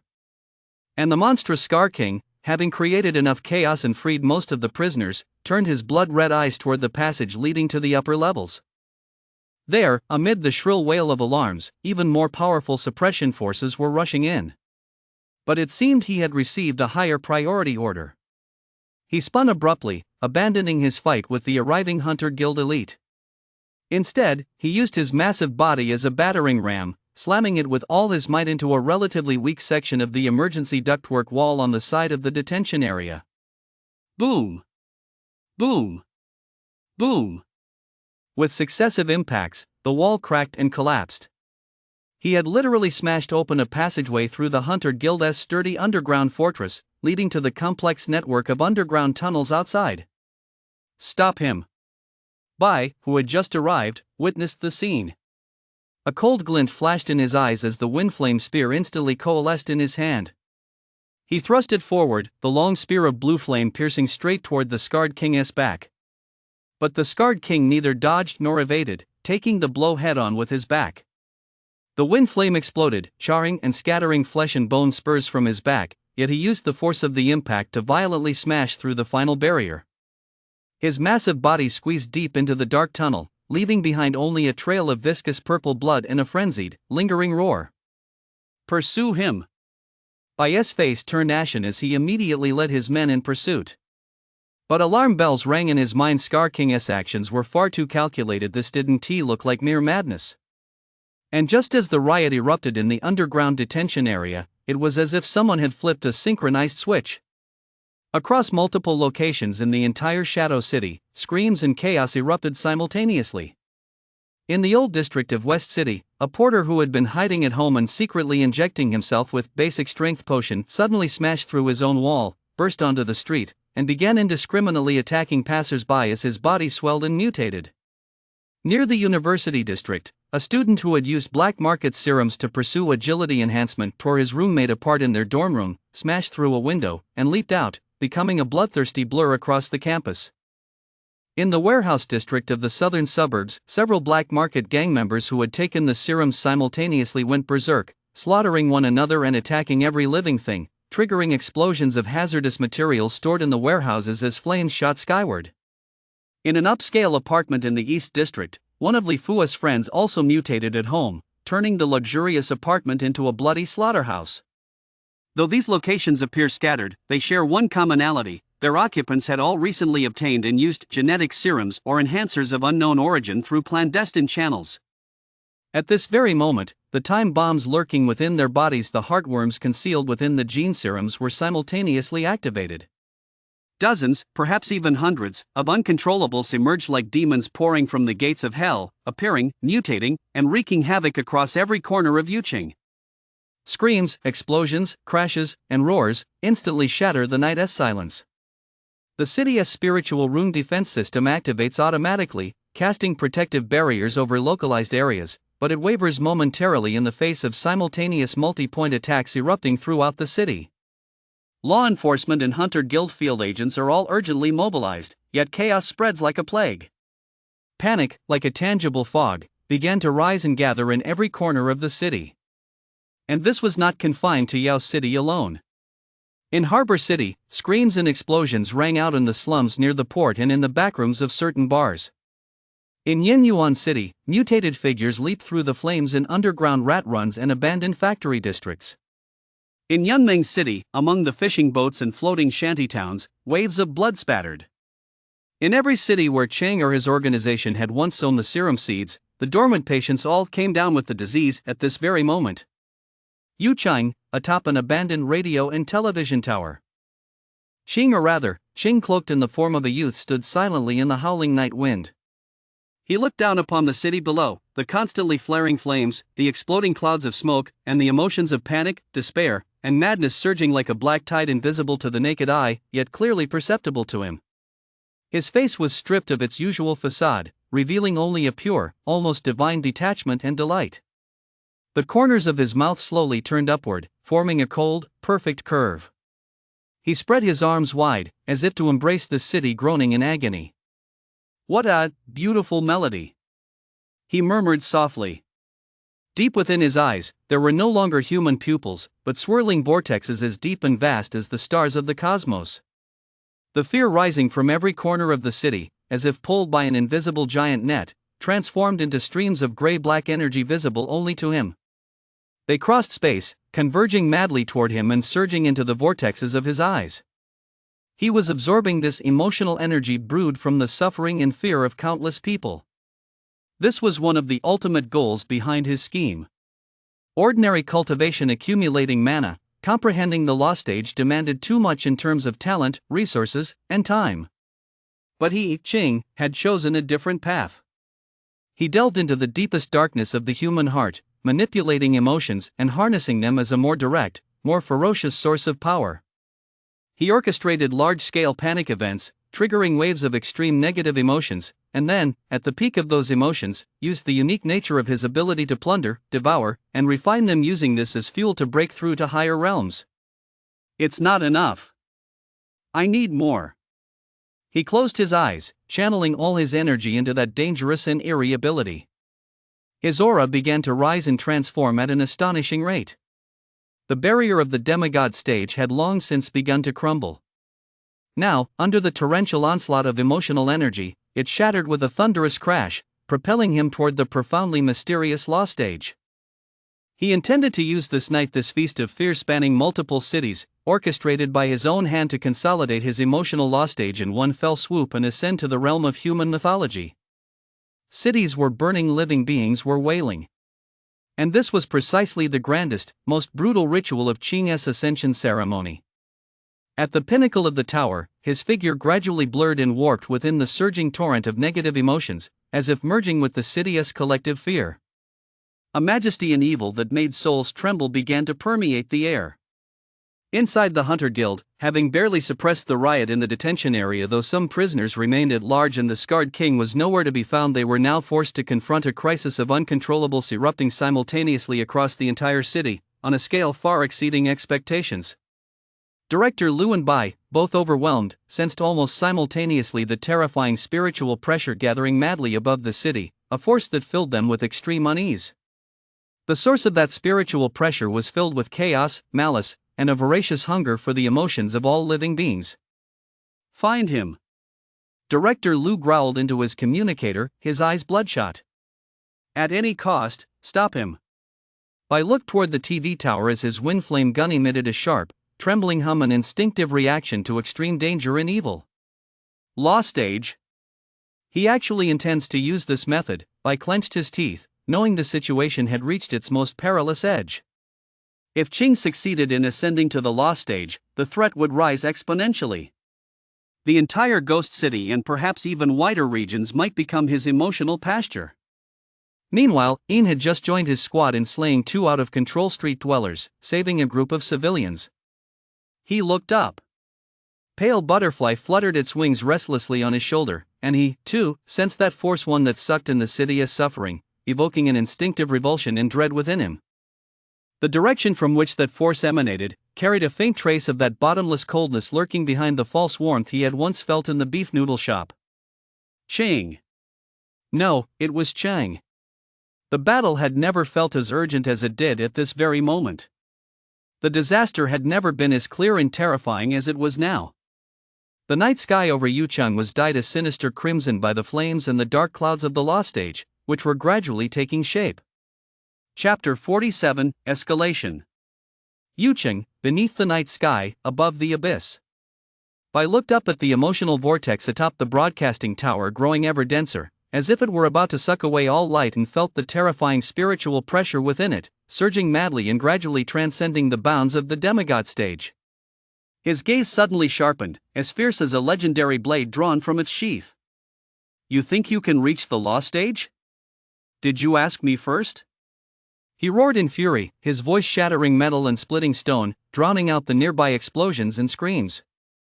Azure flames erupted around him, no longer the gentle, flowing fire of his usual form, but a nearly tangible, violently swirling storm of azure. The ground beneath his feet cracked inch by inch. His entire body transformed into a blue meteor hurtling skyward, tearing through the air with an unyielding, ruthless intent to kill, heading straight for the pinnacle of the tower. The wind flame spear hummed and trembled in his hand. The blade's edge, flickering with fluctuating sharpness, seemed to tear through space, leaving behind faint black streaks.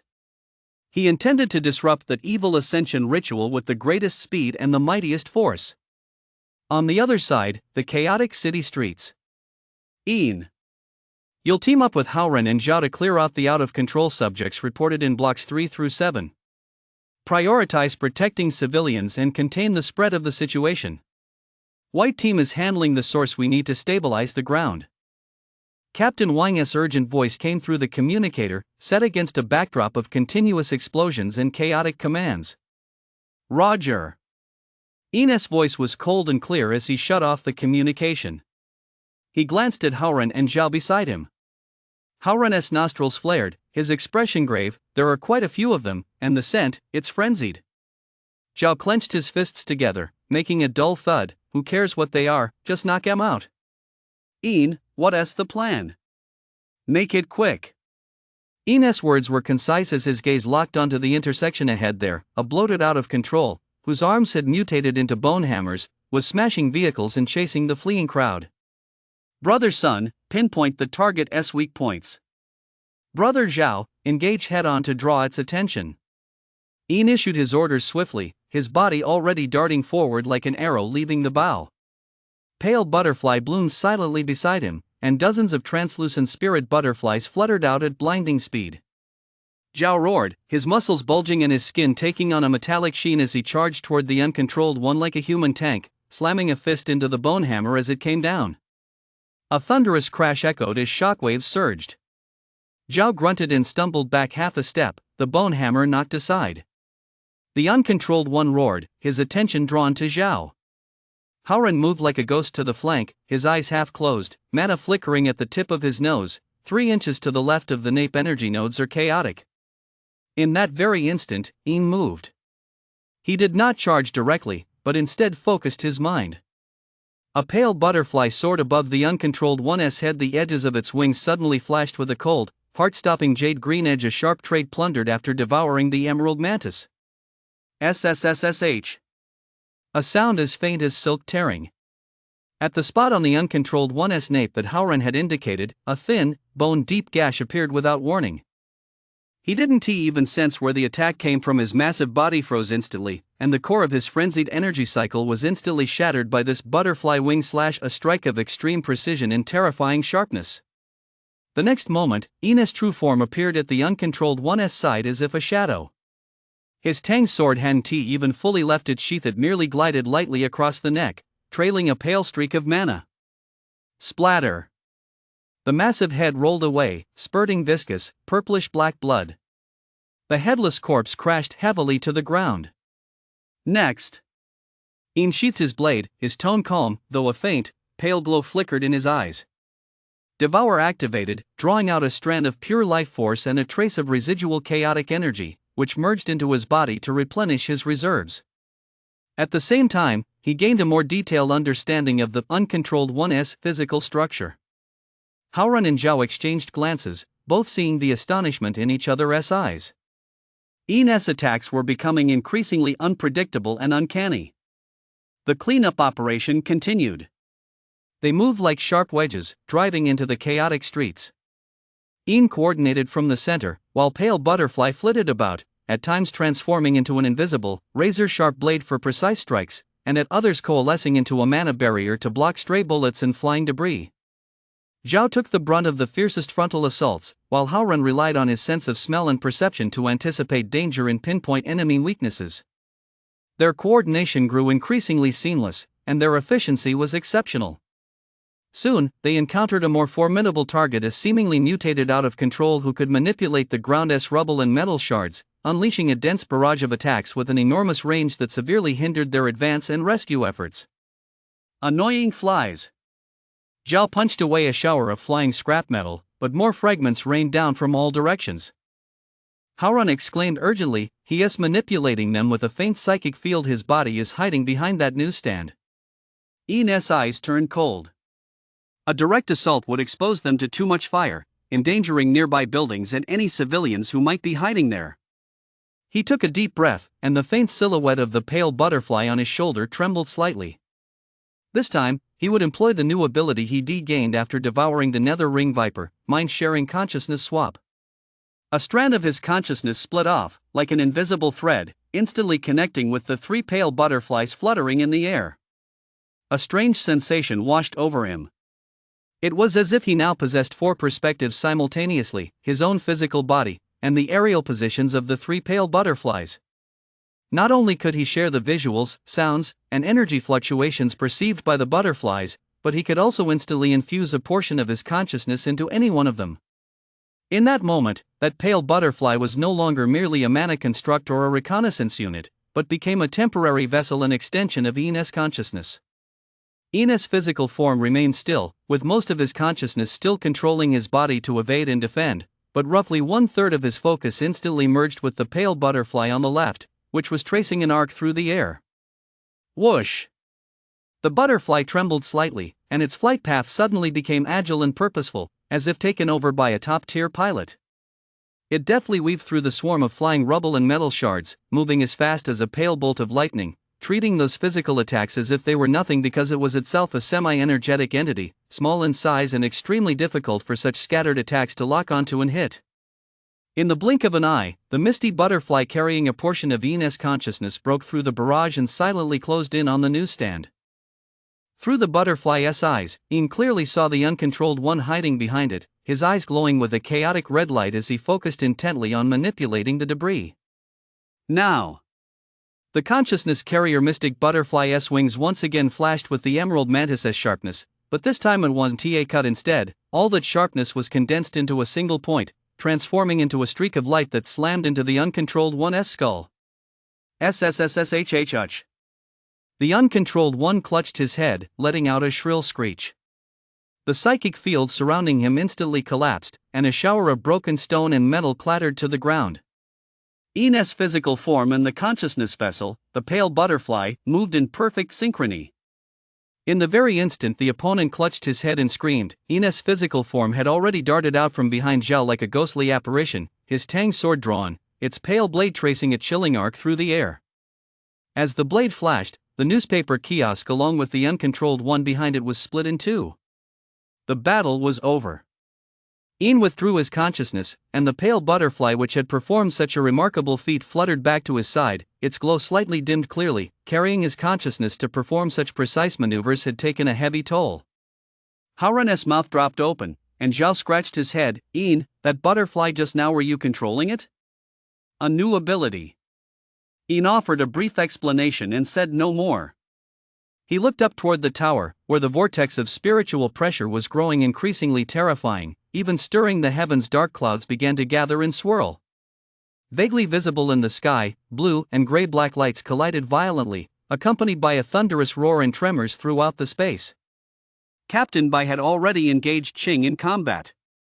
"Speed up," Ian said in a deep voice.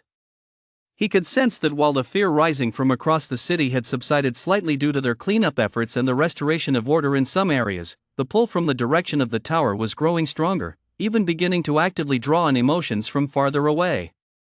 They must eliminate these sources of panic as quickly as possible to weaken the enemy's energy source. Pale butterflies fluttered gently around him. Each one could become an extension of his consciousness, and every butterfly wing might conceal a deadly edge. The power he had devoured was now quietly radiating a unique and dangerous glow, one that belonged to Ian in this battle to save the city. Leading his squad, he charged once more toward the next location where screams and explosions were echoing. Meanwhile, a high-stakes showdown in the sky that would decide the fate of Yucheng had already reached a fever pitch. Chapter 48, Duty. Yucheng, streets woven with blood. Ian had just withdrawn his tang sword from the neck of a security guard who had lost control. A gentle breeze stirred by the pale butterfly wings blew away the splattered blood. Haoren sniffed the air warily, searching for the next energy fluctuation, while Zhao kicked open a twisted car door, pulled the trapped mother and child out, and escorted them to the relative safety behind a convenience store. Thank you all." The shaken woman bowed repeatedly, clutching her child. Ian merely gave a slight nod, his gaze already fixed on the street corner where the sound of shattering glass echoed from the distance. "The next target is over there. Let us go." The trio moved like precision street sweepers, advancing rapidly through the neighborhood as chaos spread. Ian's mastery of pale butterfly grew ever more refined.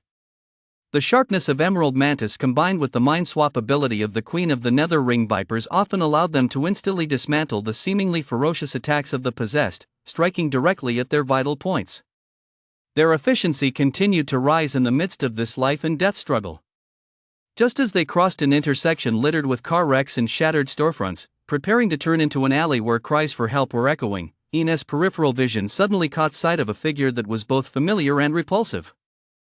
Outside a half-demolished 24-hour pharmacy diagonally across the street, a panicked crowd was fleeing outward. Amid the chaos, a teenager wearing a dirty, ill-fitting jacket, his hair disheveled, his face marked by scrapes and terror kept his head down, desperately pushing his way deeper into the crowd, attempting to hide behind the flow of people. Chen Su. Ian's footsteps halted for a second. What was he doing here?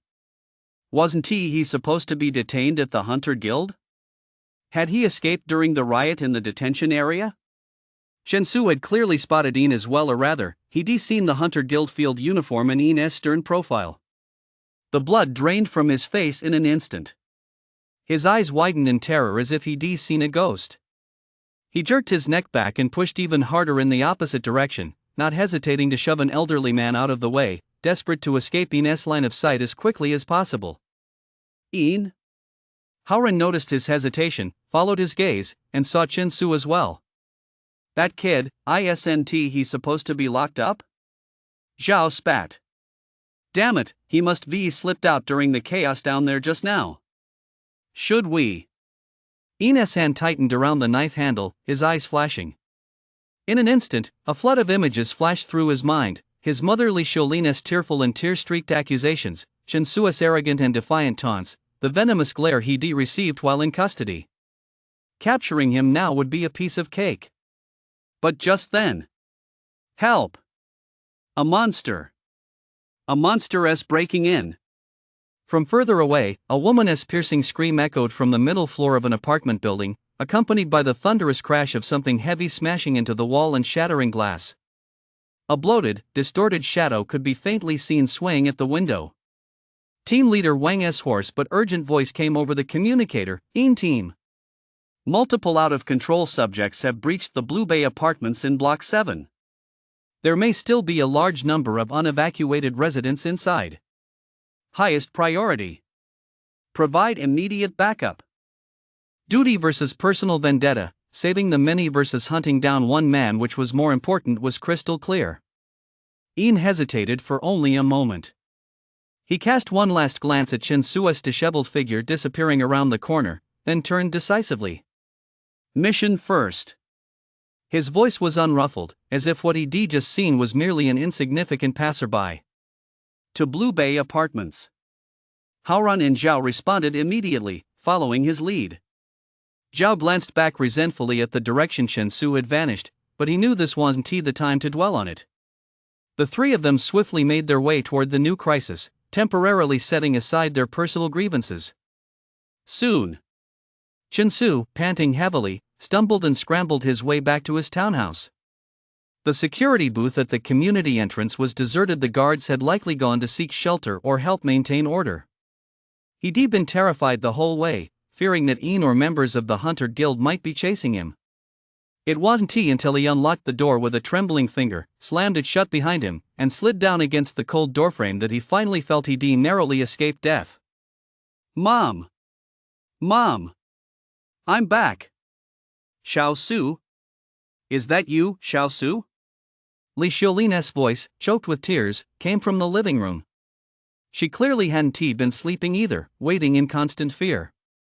When she saw her son slumped on the floor in the entryway, looking a complete mess, she froze for a moment, then burst into a flood of joy and heartache. My son! You're back, you're finally back! Li Xiulin rushed over, kneeling before Chinsu. Her hands trembled as she gently stroked the scrapes and grime on his face, tears welling up instantly. Did they hit you? Did they mistreat you? How did you get out? Do you have any idea how worried I was? Still shaken by his ordeal, Chinsu was overwhelmed by his mother's tears. A flood of resentment, fear, and lingering dread welled up inside him, and he burst into tears. Mom, I almost died. The Hunter Guild is full of monsters. They beat me and locked me in a dark room. I escaped during the chaos, and I almost got killed. He sobbed incoherently, exaggerating his ordeal, partly true, partly not, desperately trying to portray himself as an innocent victim. Li Xiulin's heart ached as she listened, blaming Ian and the Hunter Guild for everything. She held her son tightly. As long as you're back, that's all that matters. As long as you're back. I'm here now. No one can hurt you anymore. That Jinx and those heartless monsters will all get what's coming to them.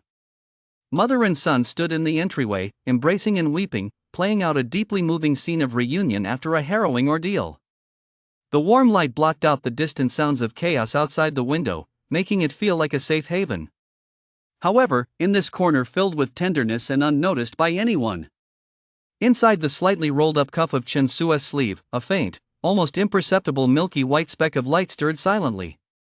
It was the same crystalline little spider that had burrowed into the Hunter Guild's underground, once visited the Scarred King, and had been weaving through the detention area's pipe network for who knows how long.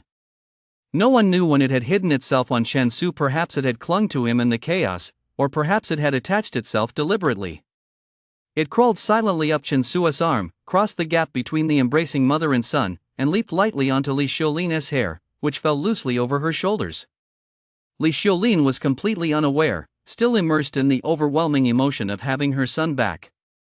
She gently patted his back and whispered words of comfort. The tiny spider moved swiftly through her hair, eventually reaching her ear. It paused for a moment, as if confirming something. Then, its legs, as slender as strands of hair, clung to her earlobe. Its translucent body contracted slightly, and it aimed for her ear canal. Slipping inside without a sound. Li Xiulin's body trembled almost imperceptibly, her brows furrowed slightly, as if she felt a faint itch or something amiss.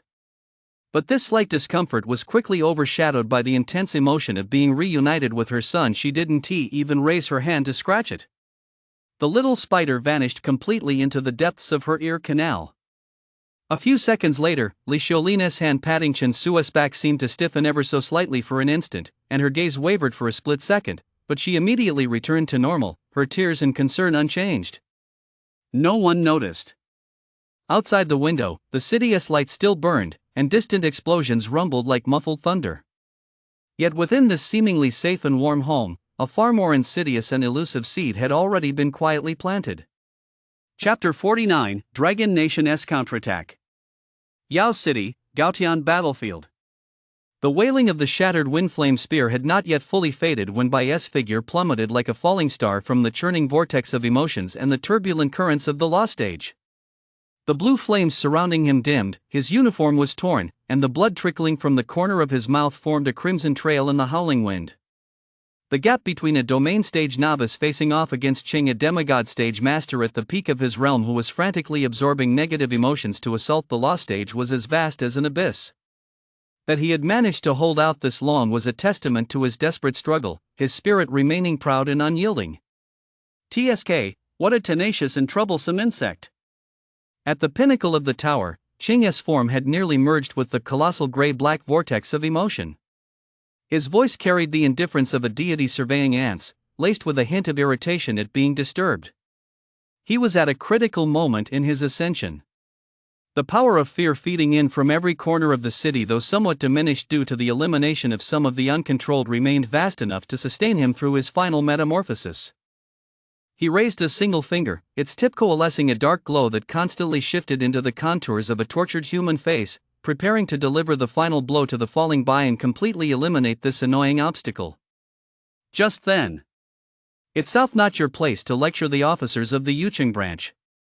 A steady, deep voice, imbued with unquestionable authority, rang out from below like the toll of a great bell, instantly drowning out the howling winds and surging energy high above. On the roof of the Hunter Guild's Yucheng branch building, a pillar of earth-colored light, as solid as a mountain, shot skyward. From within the pillar of light, Director Lu took a single step forward. Though his movement appeared slow, he traversed the space in an instant, appearing steadily in Bai's path of descent.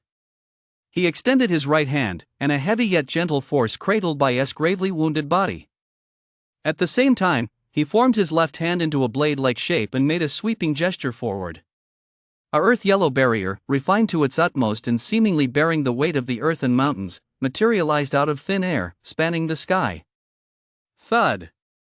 The dark light Qing had projected struck the barrier, vanishing without a trace like a stone sinking into the sea, leaving only a faint ripple behind it failed to weaken the barrier's radiance in the slightest. Lu stood suspended in the air, pushing Bai toward the medical airship rushing in from behind to provide backup. His aura at that moment was utterly different from that of the director. He usually was the one who commanded the situation with a natural air of authority. This was the overwhelming pressure of a demigod stage powerhouse. Earth-yellow mana swirled around him, with faint, shifting shadows of mountain ranges appearing and disappearing, the Earth's pulse resonating in unison. His gaze was as sharp as lightning, locked onto the vortex of emotions at the pinnacle of the tower. Hiding in the shadows, feeding on the fear of the masses, committing such inhuman acts. Qing, your sins must be atoned for today. Lu's voice was calm, yet it carried the might of thunder. The Shadow City was his domain, he was the guardian of its people. How dare this demonic fiend trample upon them so? Just another slightly larger insect. Qing's voice drifted from within the vortex, tinged with a hint of irritation at having his ritual interrupted, but more so with a condescending scrutiny. The demigod stage quite interesting. Perfect. Let your fear and defeat serve as further nourishment for my final ascension. No sooner had the words left his mouth than the vortex of emotions churned violently. Countless gray-black tentacles, wailing faces, and twisted illusions all condensed from pure negative emotions surged toward Lu like a burst dam.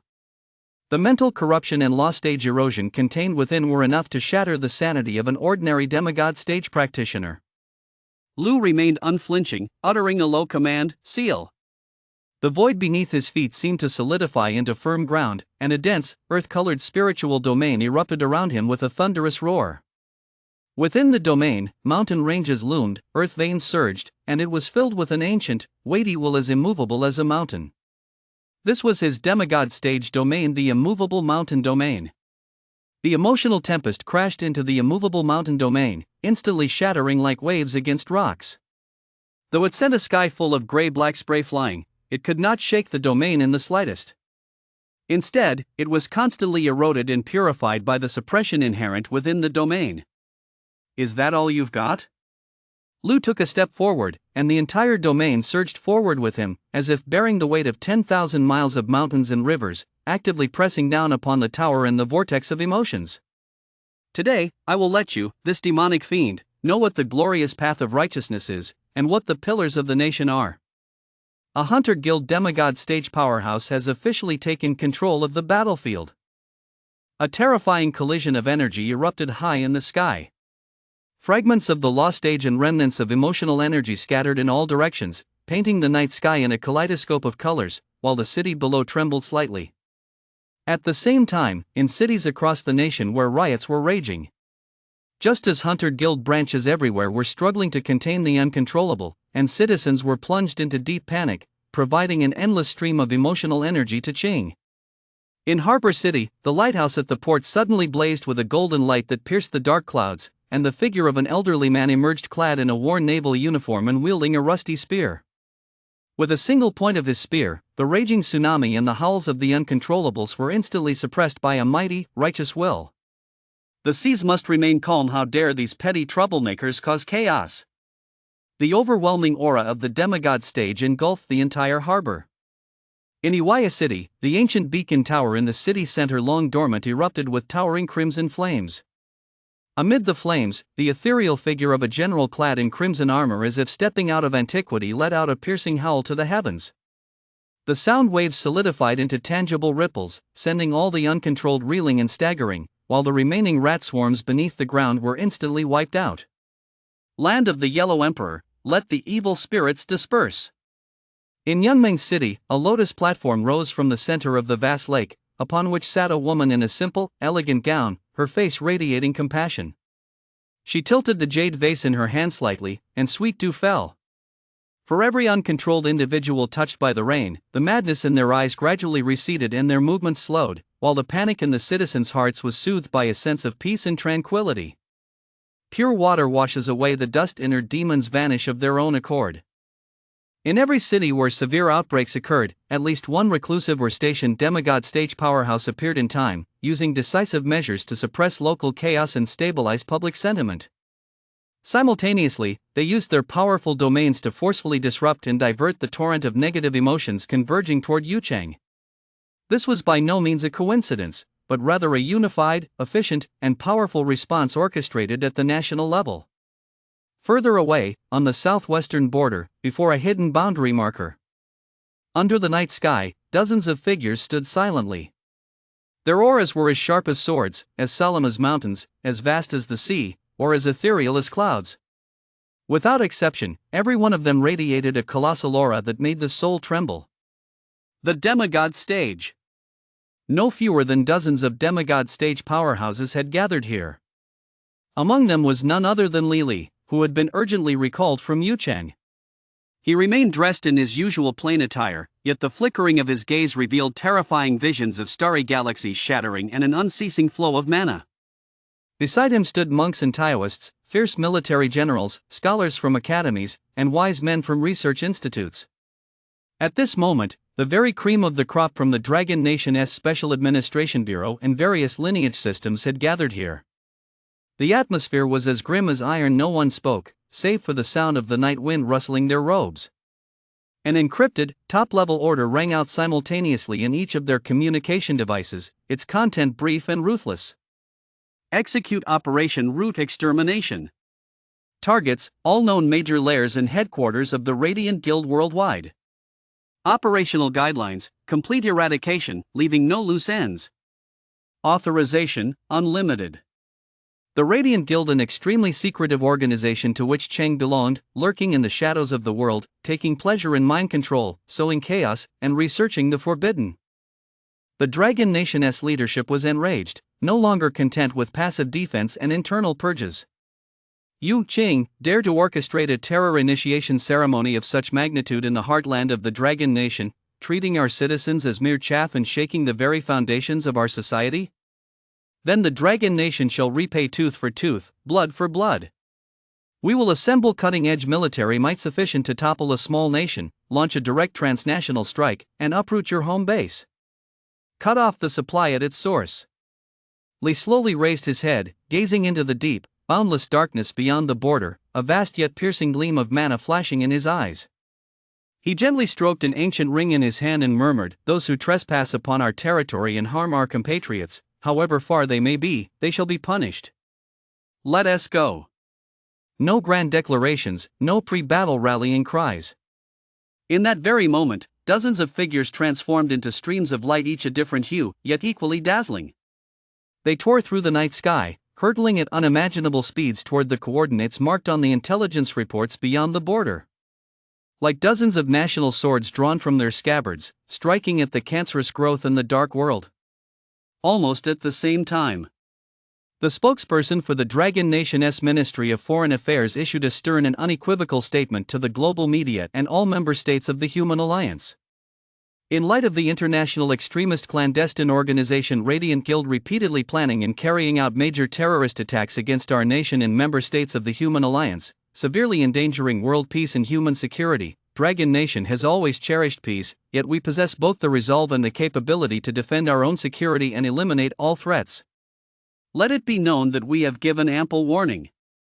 Every word of the announcement rang out with force and conviction.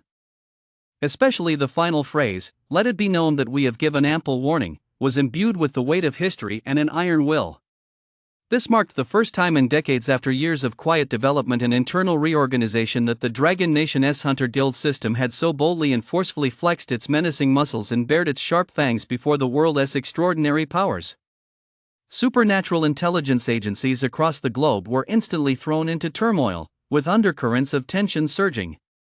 Countless eyes turned eastward, toward the streaks of light slicing through the night sky, toward the nation currently locked in a fierce battle against demonic forces above Yucheng.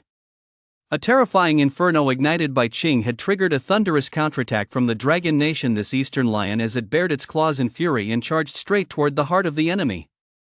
The skies above Yucheng trembled, streaks of light raced along the borders, and the world's balance shifted silently. Chapter 50, The Skies of the Dragon Nation. High above Yucheng, the battle had reached a fever pitch. Lu's immovable mountain realm stood firm, using unparalleled defensive and suppressing power to directly clash with Qing's emotional vortex, which swelled as it frantically drew upon the city's sphere.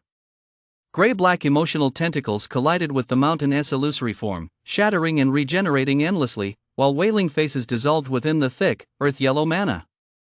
Though Lu was temporarily unable to breach the vortex's core, the tenacity of his guardian realm had firmly pinned his opponent in place, severely disrupting its ability to draw upon negative emotions from the entire city and beyond.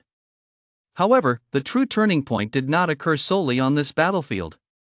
Just as Qing, having taken control of his physical form with his consciousness, was engaging Lu with all his might and attempting to reconnect the emotional supply lines that had been forcibly severed or weakened by the demigod stage powerhouse. A secret connection originating from the depths of his soul, linking him to the afflicted and seeds scattered throughout the land, transmitted a succession of crystal-clear sensations of rupture, along with feedback of purification and suppression. In Harbor City, the righteous and vast will of the ocean, like the scorching sun melting snow, dispelled the dark clouds of fear hanging over the port. In Rock Abyss City, the fiery red flames, domineering and peerless, burned the underground rat infestation and the madness on the streets into nothingness. In Yunmeng City, the purifying rain of salvation, gentle yet irresistible, washed away the madness and soothed the hearts of the people. And there were more cities, those testing grounds he had carefully selected and seeded with serums and heartworms, which were meant to serve as platters for his emotional feast. Yet now, one after another, they were sending back stinging feedback, signal lost or strongly jammed. How is this possible, so soon? At the core of the emotional vortex, the expression on Qing's face, a mix of indifference and delight, cracked for the first time, replaced by a flash of incredulous fury. His plan had been to detonate multiple cities simultaneously, creating a wave of panic that could not be quickly quelled, using it as the absolute fuel to breach the law stage. By all logic, even with Dragon Nation's deep-rooted resources, mobilization and response would require time enough for him to complete his ascension, and even leave him with the leeway to retreat calmly or expand his gains. But now, the speed of their reaction, their mobilization capabilities, and the sheer number of high-end combat forces deployed had completely exceeded his expectations.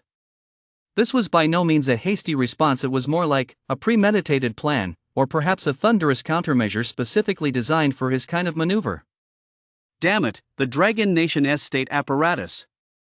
It dawned on him instantly, he had likely gravely underestimated this ancient Eastern nation's organizational prowess and decisiveness in the supernatural era. Those demigod stage beings were certainly not hastily summoned, rather, they seemed to have been stationed or in seclusion at key strategic points all along, waiting for precisely this kind of situation to arise. The ascension ritual had been interrupted, his emotional supply drastically reduced, it had even begun to backfire on him. Although, thanks to his previous accumulation and the panic in Yuching, he still hovered at the threshold of breaking through to the law stage, that smooth, unimpeded, and natural flow had vanished, replaced by stagnation and risk. The plan has changed. I shouldn't linger here. Weighing the pros and cons in an instant, Qing acted decisively. This physical form of Qing was merely a disguise compared to his own safety and more important objectives. It could be sacrificed without hesitation. As long as his core consciousness could escape, the loss of an avatar and some of his arrangements was a price he could accept. Lu, I'll keep you in mind for now. A grim voice echoed from within the vortex.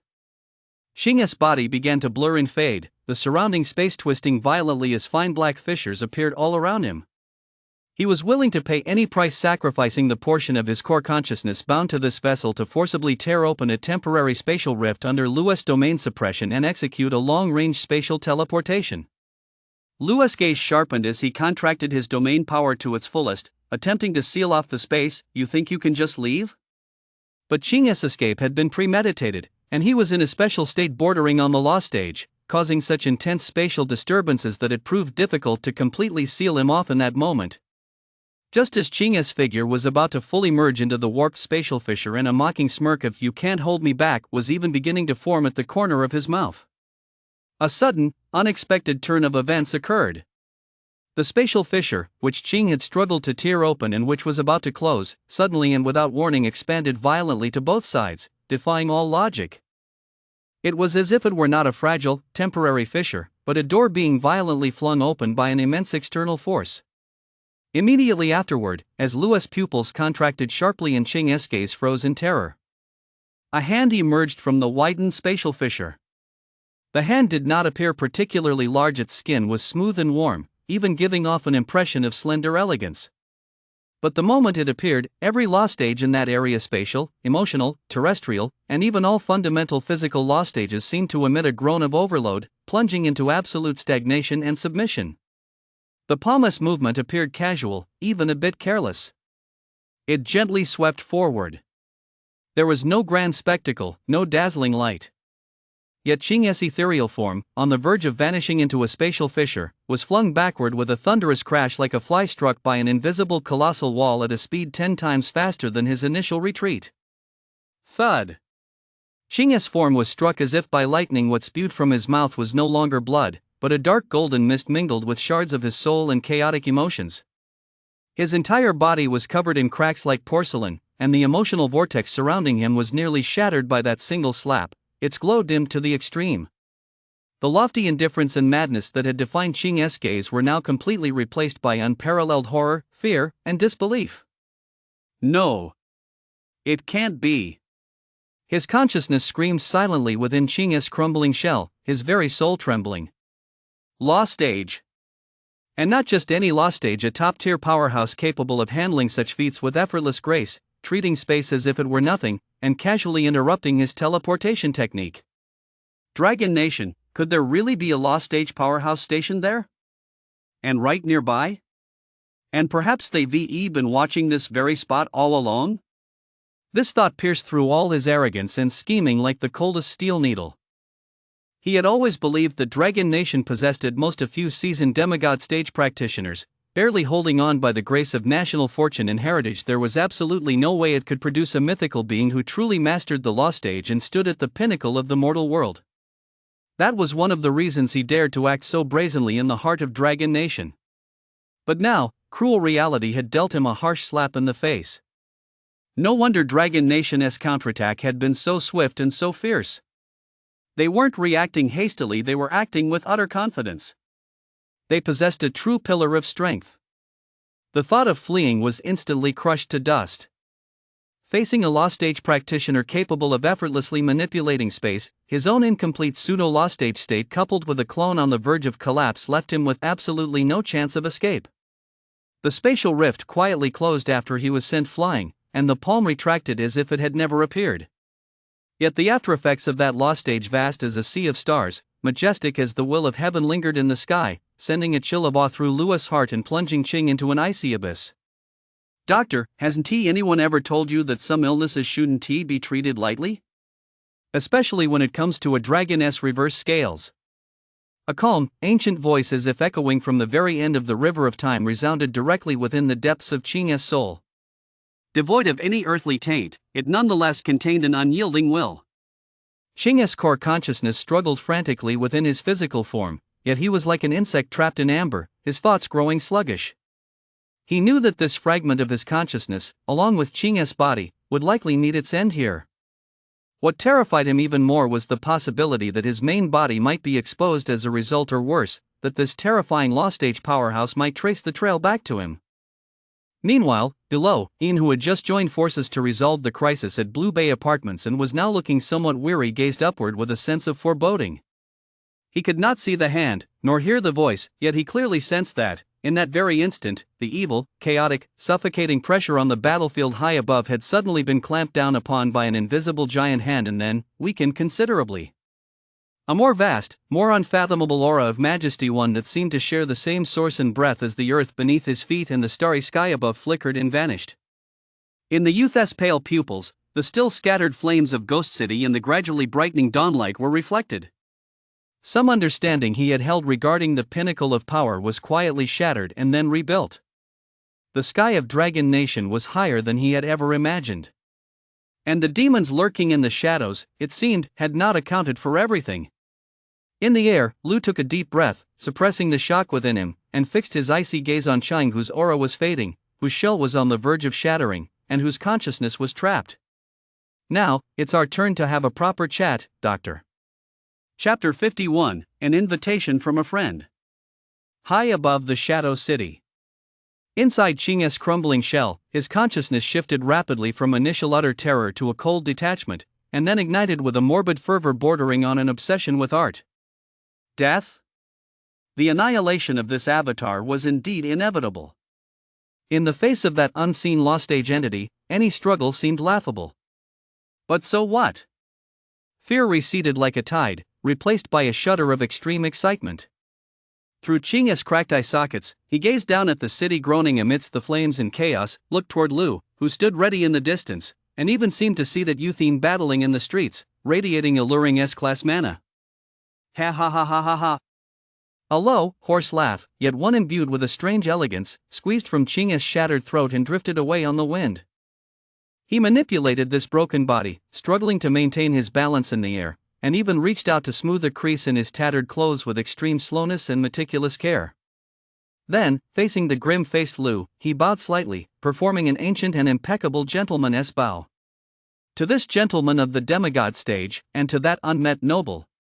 His voice, amplified by his remaining mental energy, took on the operatic tone of a stage actor. "Tonight, the stars are dim, the fireworks brilliant, truly unforgettable night for a final curtain call."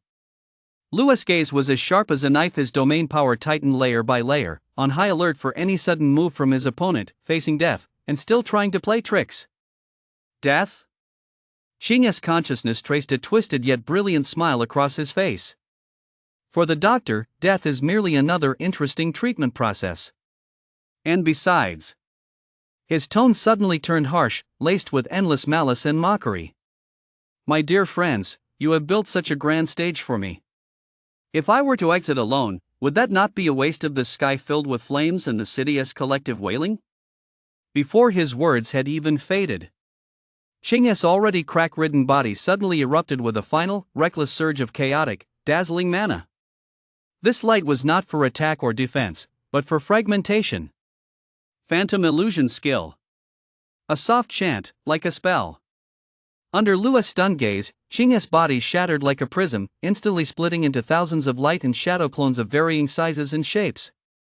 These clones were not mere illusions. Some were as solid as living beings, with distinct features and expressions, whether Ching's own, fierce, or smiling. Others were merely blurry masses of light and shadow, churning with emotions like pain, fear, and rage. Still others transformed directly into twisted, monstrous forms, existing somewhere between a deranged being and a mental hallucination. All the clones emitted spiritual fluctuations of varying intensity, all sharing the same source yet manifesting in different forms, as if unleashing all the countless mental images, emotions, and personality masks stored within Ching's consciousness in one fell swoop. This was not an attack on Lu facing the gaze of a demigod stage domain and a potential law stage. Such a scattered attack was meaningless. These thousands of clones, scattering like flowers from a celestial maiden or a swarm of locusts bursting through a dam, the moment their division was complete, they plunged downward toward every corner of the Yuqing city district, howling, cackling, and roaring. Their speed was extreme, their trajectories erratic, their targets scattered to the utmost. Stop them! Lu roared, transforming his domain power into countless earth-colored giant hands that swept down from the sky, grabbing at the clones. At the same time, he issued a city-wide emergency alert. Attention! A massive number of high-threat psychic entity clones have descended upon the city. Prioritize protecting civilians. Repeat, prioritize protecting civilians. The earth-colored hands seized and crushed many of the clones, causing bursts of colorful clouds of psychic pollution to explode, but the clones were simply too numerous and too scattered.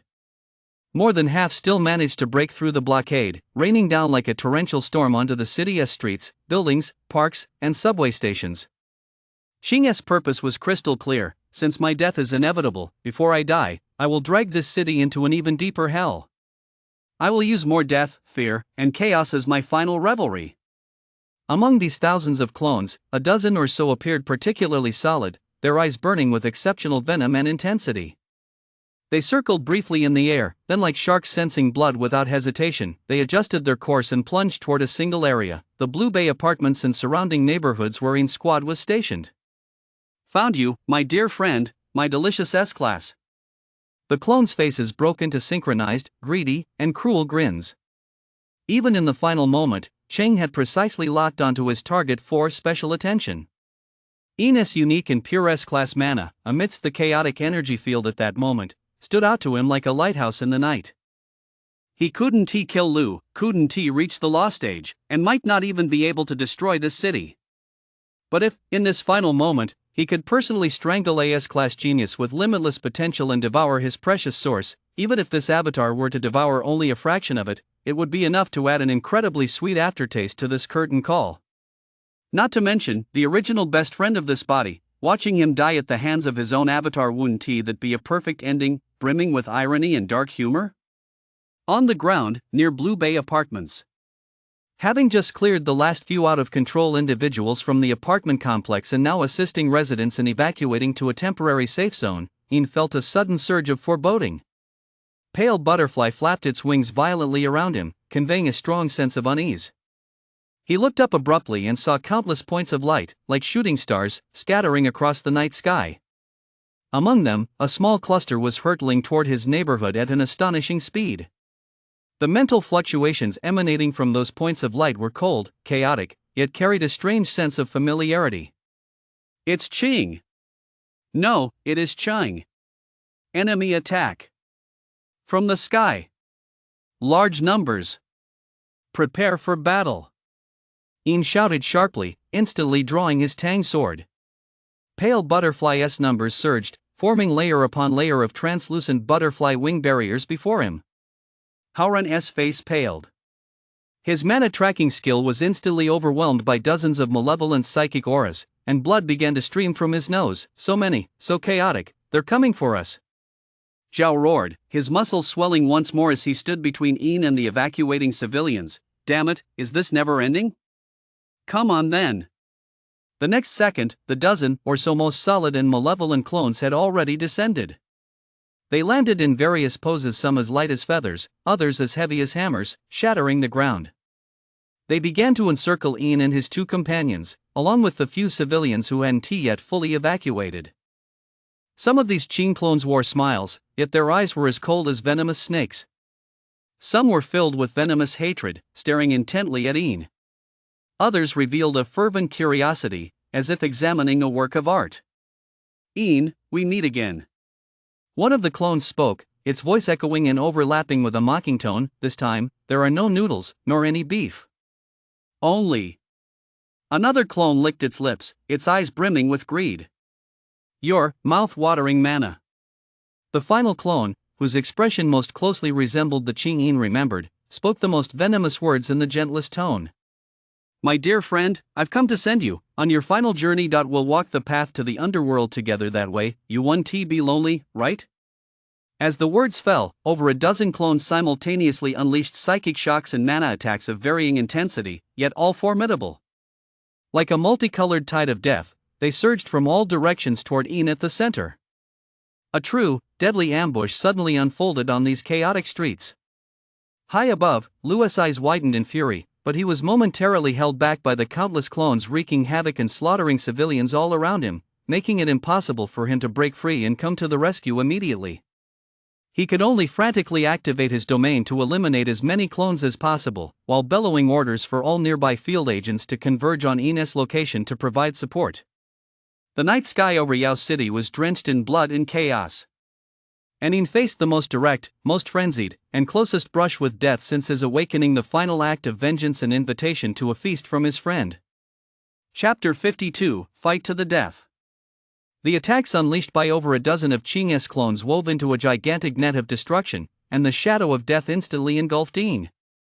Psychic screeches tore at his eardrums, chaotic energy beams scorched the air, and twisted illusions of the mind attempted to corrupt his soul directly.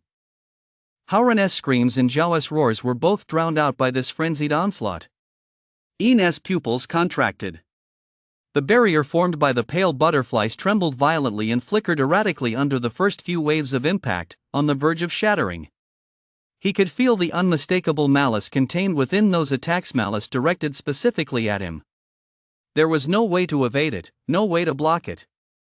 Just as the situation reached a critical juncture, the simple, unadorned inventory ring on his right index finger, a gift from Lily, suddenly and without warning grew scorching hot. A gentle yet resilient blue light flowed from the ring's surface, instantly expanding to form a translucent light shield that completely enveloped Ian. Intricate spiritual patterns swirled across the shield, faintly forming the silhouettes of mountains and ancient trees. It exuded an atmosphere of timelessness, weight, and immovable steadfastness somewhat reminiscent of Luis' domain, yet more reserved and pure, focused solely on protection. Bang! Bang! Bang! Bang! Bang! Every attack, spiritual, energetic, and physical, crashed against this seemingly fragile light barrier. The barrier trembled violently, the illusory mountains and ancient trees on its surface flickering as if under immense pressure, yet it never once cracked. All malevolent and chaotic forces were firmly held at bay by that rich, pure mana, failing to harm Ian in the slightest. It was the life-saving contingency Lee had left for Ian. This demigod stage powerhouse, who was like a mentor and a father to him, had not only bestowed resources and storage space upon him back then, but had also secretly hidden a life-saving talisman imbued with his own domain within the ring. It would not be triggered unless it was a matter of life and death. Ian, inside the light barrier, was unscathed, but the astonishment in his eyes reached its peak. He watched the expressions on the faces of those Qing clones outside the barrier, first bewilderment, then growing fury and greed. Tisk, is this the turtle shell that old geezer left you? One clone sneered sarcastically as a barrage of attacks rained down, attempting to drain the shield's energy. However, before they could launch a second wave of concentrated attacks. You think you can even touch my grandpa's turtle shell? Your old man's back. You scum! From the shadows at the street corner, a familiar, defiant curse exploded. Whoosh! Whoosh! Two streaks of burning light, dim yet still ferocious like beasts breaking free from their bonds, tore through the air at the most impossible angles, instantly piercing the skulls of the two clones. The two clones didn't even have time to react before they exploded with a boom into two chaotic clouds of light. It was Bai. He materialized as a streak of light, landing before Ian. His Hunter Guild uniform was nearly soaked through with blood, a horrific, gaping wound in his chest still oozed blood. His face was as pale as paper, and his vitality was utterly drained. Yet his eyes shone with a terrifying intensity, burning with an unyielding warrior's fire. He coughed up a mouthful of blood, roughly wiped it away with his torn sleeve, and turned to the remaining Qing clones. He flashed a grin laced with blood but brimming with defiance and snapped his fingers. Come on, you idiots, if you've got the guts, kill your old man. With these half-human, half-ghost clones of yours? Even if I've got only a breath left, I'll beat the shit out of you. His voice was hoarse and broken, yet it carried the ferocity of 1,000 troops, driving itself deep into In's mind. Bye. Zhao and Haoran were both shocked and overjoyed, but upon seeing Bai's injuries, their hearts sank. In was equally shaken to the core. Watching Bai's figure teetering on the brink yet as steady as a rock, his throat tightened. The glow of the storage ring had already faded. It was Li's last-ditch life-saving measure that had saved him this time. But what about next time? There was no time for emotion or hesitation. After a moment of stunned silence, the remaining Qing clones erupted into an even more furious and greedy roar. A death throw. Kill them all. The S rank is mine. 11 clones pounced once more. This time, their objective was crystal clear: at any cost, first tear apart the obstructive Bai and the other two, then capture and kill In. The next moment, Bai grabbed In's shoulder with a blood-stained hand, then seized his collar, twisted his waist, and hurled him violently through the air. It all happened too fast, so fast that no one could react in time. Immediately afterward, Bai let out a maniacal laugh and, dragging his battered body, charged headlong into the thickest cluster of clones. He summoned the short spear back from its flight and swung it in a final, desperate strike. Though the blue flame was faint, the spear's intent remained. Zhao's eyes turned bloodshot as he roared, throwing himself in front of Haoran. His biceps bulged to their limit as he braced against several mental shockwaves. Blood gushed from his mouth and nose, yet he didn't retreat a single step. Haoran bit through his tongue, pushing his mana tracking skill to its absolute limit. Ignoring the blood streaming from his 7 orifices, he shouted himself hoarse, calling out the slightest energy fluctuations and vulnerabilities of every clone to Bai and Zhao: third from the left, 3 inches below the armpit. Rear right, behind the knee. The battle instantly descended into the most brutal, life or death struggle. Meanwhile, In was violently hurled by Bai all the way to the end of the street. After landing, In rolled and sprang to his feet. Then, he witnessed the scene before him. Bai was trading his life for injuries. With every swing of his short spear, he severed a portion of a clone's body, while his own wounds multiplied. Zhao was a blood-soaked figure, yet stood as firm as a rock. Haoran's face was ashen, sustained solely by sheer willpower. The three of them, despite their critical injuries, had single-handedly bought In precious time to escape. In. Zhao roared hoarsely, his voice thick with blood as he took another brutal blow, the sound of shattering bones clearly audible. Run! Run, for fuck's sake! Don't look back! Haoran coughed up a mouthful of blood, yet his gaze remained clear and resolute as he fixed it on the enemy before him, shouting urgently, "Go! Your life is worth more than ours! Live on, for us!" Bai didn't look back. He simply thrust his spear through the heart of one clone, only to have his own side ripped open by the claws of another, the gash deep enough to expose bone. He grunted in pain, but roared back in a voice even louder, hoarser, and more commanding. "Get the hell out of here, you little shit! This isn't the time to play the hero. You're going to survive this," I said. "That's an order. Run? Is that worth it?" In stood rooted to the spot, watching the 3 figures ahead of him, their silhouettes intertwine in shifting light and shadow, their blood splattering as they built a wall of flesh and blood to shield him. Bai stood proud yet shattered. Zhao was like a mountain on the verge of collapse. Haoran was like a candle, burning to the wick. The faint warmth of the storage ring lingered, and Li's kind yet stern face flashed through his mind. Pale butterfly circled silently around him, as if sensing the storm raging within its master's heart. Fear? Yes. Resentment? Yes. But more than that, there was a searing sensation, something that threatened to burst from his chest. His gaze slowly swept over his comrade's blood-stained back, over Qing's avatar's frenzied, greedy visage, and over this block shrouded in flames and death. Then, he lowered his head, staring at the Tang sword in his hand, stained with the enemy's blood.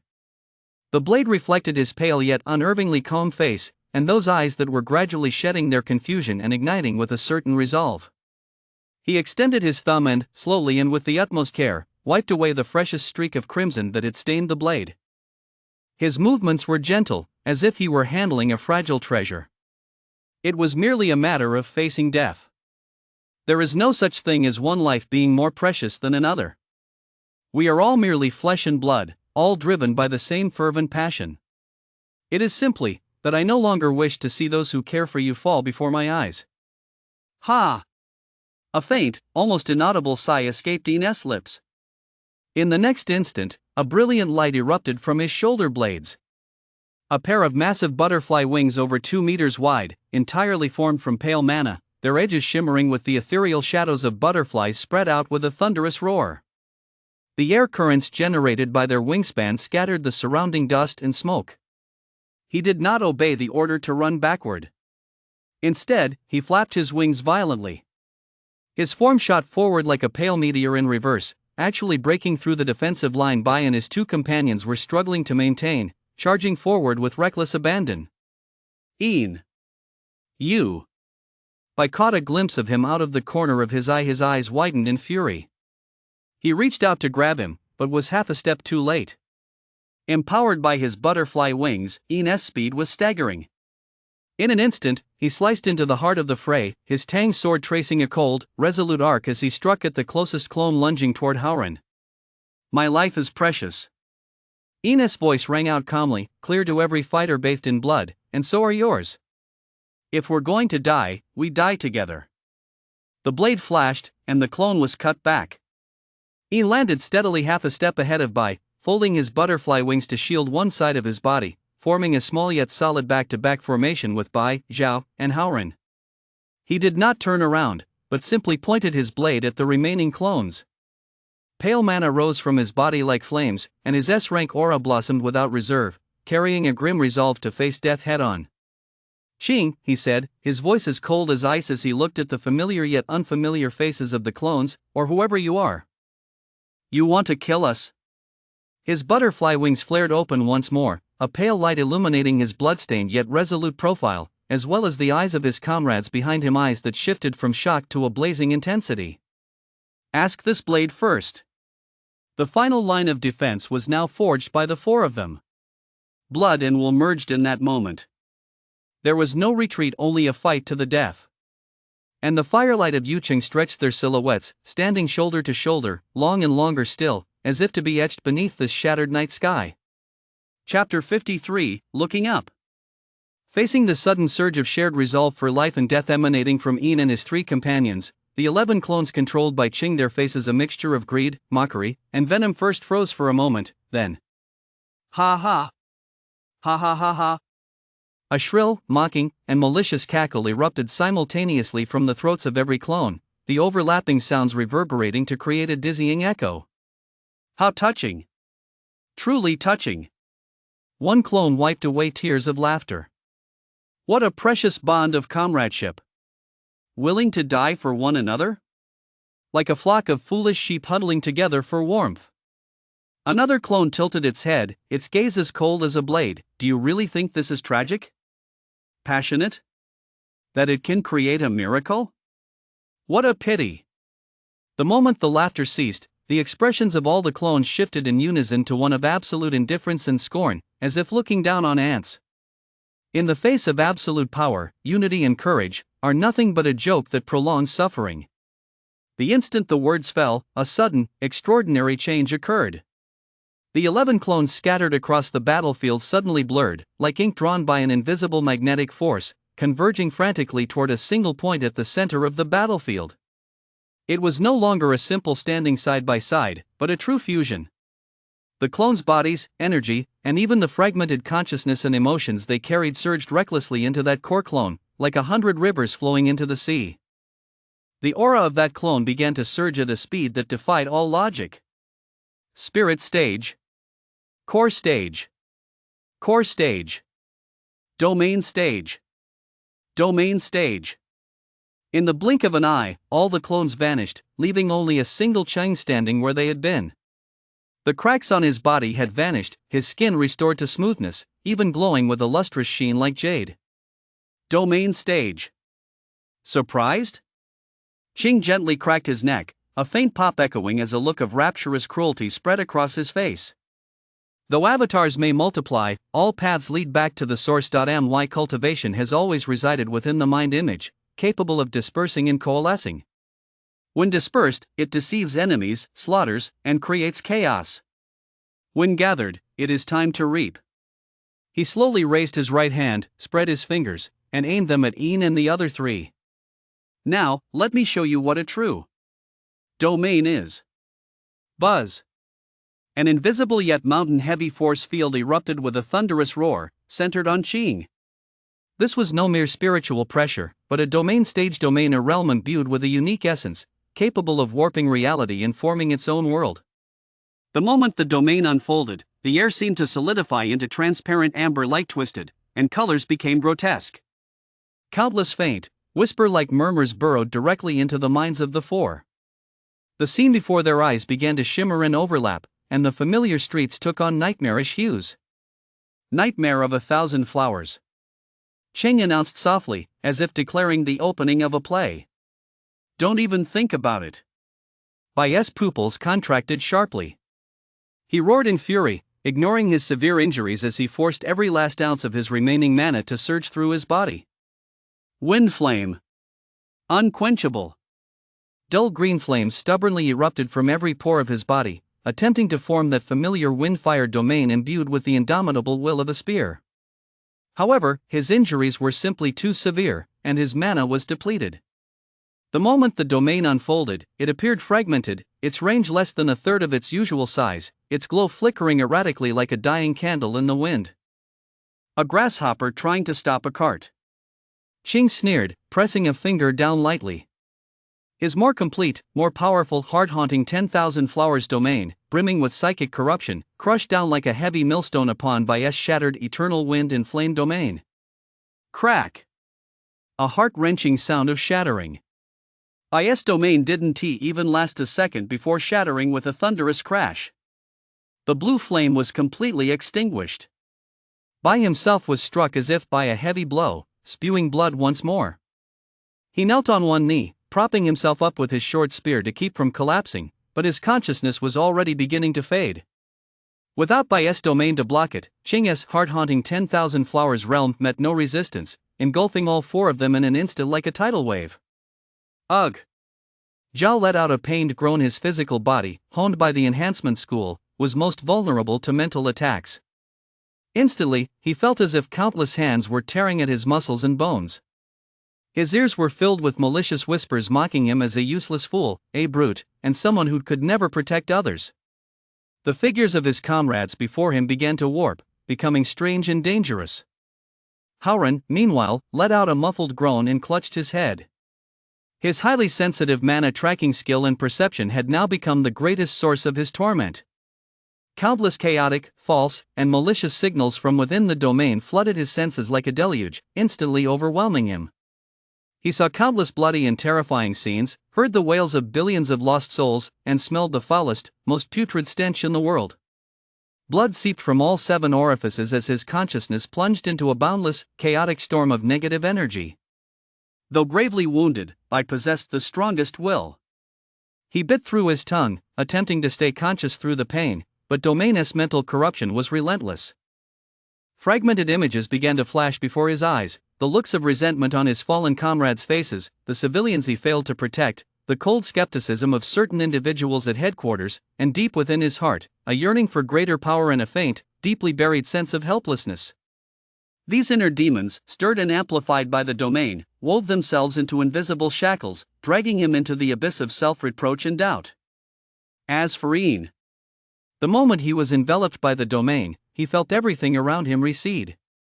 The streets, the flames, his comrades, his enemies, all blurred, distorted, and faded. It was as if he had fallen into a space of absolute silence, existing only in shades of black and white. Then, he saw himself. Countless versions of himself. Some of these selves were devouring everything in a frenzy wherever they passed, life withered, all things fell silent, and eventually even his closest friends and family were reduced to bleached bones. That self stood atop a mountain of corpses and a sea of blood, its eyes hollow, driven solely by the instinct to devour. Some selves were curled up in a corner, overwhelmed by his motherly Sholine's cold words, his classmates' mockery, and society's indifference. Weak, insignificant, gradually fading into transparency, until they vanished as if they had never existed. Some selves lose control during training at the Hunter Guild. The pale butterfly backfires, devouring Bai, team leader Wang, Haoran, Zhao, everyone who had ever offered him warmth and trust, leaving behind only their looks of disbelief and agony as they die. Still others encounter Cheng. That friend in the sunlight smiled as he handed him a bottle of water, but then the scene shifted abruptly. Cheng's face turned into Cheng's indifferent face, and the water he drank transformed into countless writhing heartworms, burrowing into his internal organs. Loneliness, fear, self-doubt, resistance to power, despair at being abandoned, the ultimate fear of harming those he loved. All the negative emotions and inner demons hidden deep within him or those he had partially overcome were unearthed, materialized, and infinitely magnified by the realm of 10,000 nightmares in the most direct and cruel manner. They transformed into vivid, soul-piercing illusions that enveloped and dragged him down. Outside the domain, Qing watched with leisurely composure as the four, each trapped in their own illusions, writhed in agony. The curve of his lips grew ever more pleased. He walked forward slowly, his gaze first locking onto Ian, who was pale, with cold sweat beading on his forehead and his body trembling slightly. An S-class soul, its resistance is indeed stronger, but that makes it all the more delicious. He stuck out his tongue and licked his lips, then gathered a sliver of gray-black sharpness at his fingertip and aimed it at Ian's brow. "I'll start by tasting you first, drawing the purest fear and essence from your most beautiful nightmare." However, just as his fingertip was about to touch Ian's skin, within the illusion where Ian was being torn apart by countless negative demons and was on the verge of sinking into oblivion, he suddenly, slowly, raised his head amidst the boundless black and white silence. Chapter 54, Reinforcements. The realm of 10,000 nightmares, a black and white, deathly silent nightmare illusion. Countless phantoms of Ian embodying fear, doubt, and despair stretched out like pallid arms from a swamp, poised to drag the central core of consciousness into eternal ruin. That embers of fire, originating from the depths of the soul and refusing to be extinguished, flickered on the verge of dying out under the crushing weight of boundless negative mental imagery. Just as consciousness was about to completely dissipate. A single cool, gentle, yet incredibly resilient speck of blue light, like the first star piercing the eternal night, suddenly ignited at the very core of the Ian consciousness. This light did not originate from the outside world, but from a mark quietly imprinted deep within his soul. It contained no powerful offensive energy, yet it radiated a unique aura of impartiality and peace, of embracing the primordial and holding fast to the one, of illuminating the mind and seeing one's true nature. It was like the divine pillar of the sea amidst raging waves, or a guiding beacon in an endless labyrinth. What Li left behind was not merely a physical protective talisman to save his life, but also a spiritual imprint of the staying true to one's original heart, deeply rooted in the very source of Ian's mind and spirit. This imprint remains hidden in everyday life, triggered only when the host faces extreme mental erosion, the backlash of inner demons, or the brink of conscious collapse. It safeguards the last vestige of their mental clarity, helping them resist both internal and external obstacles. The instant the blue light flared, Ian's consciousness, which had been nearly torn apart by the illusions, suddenly cleared. The hideous illusions before him, representing his own weaknesses, seemed to blur for a moment.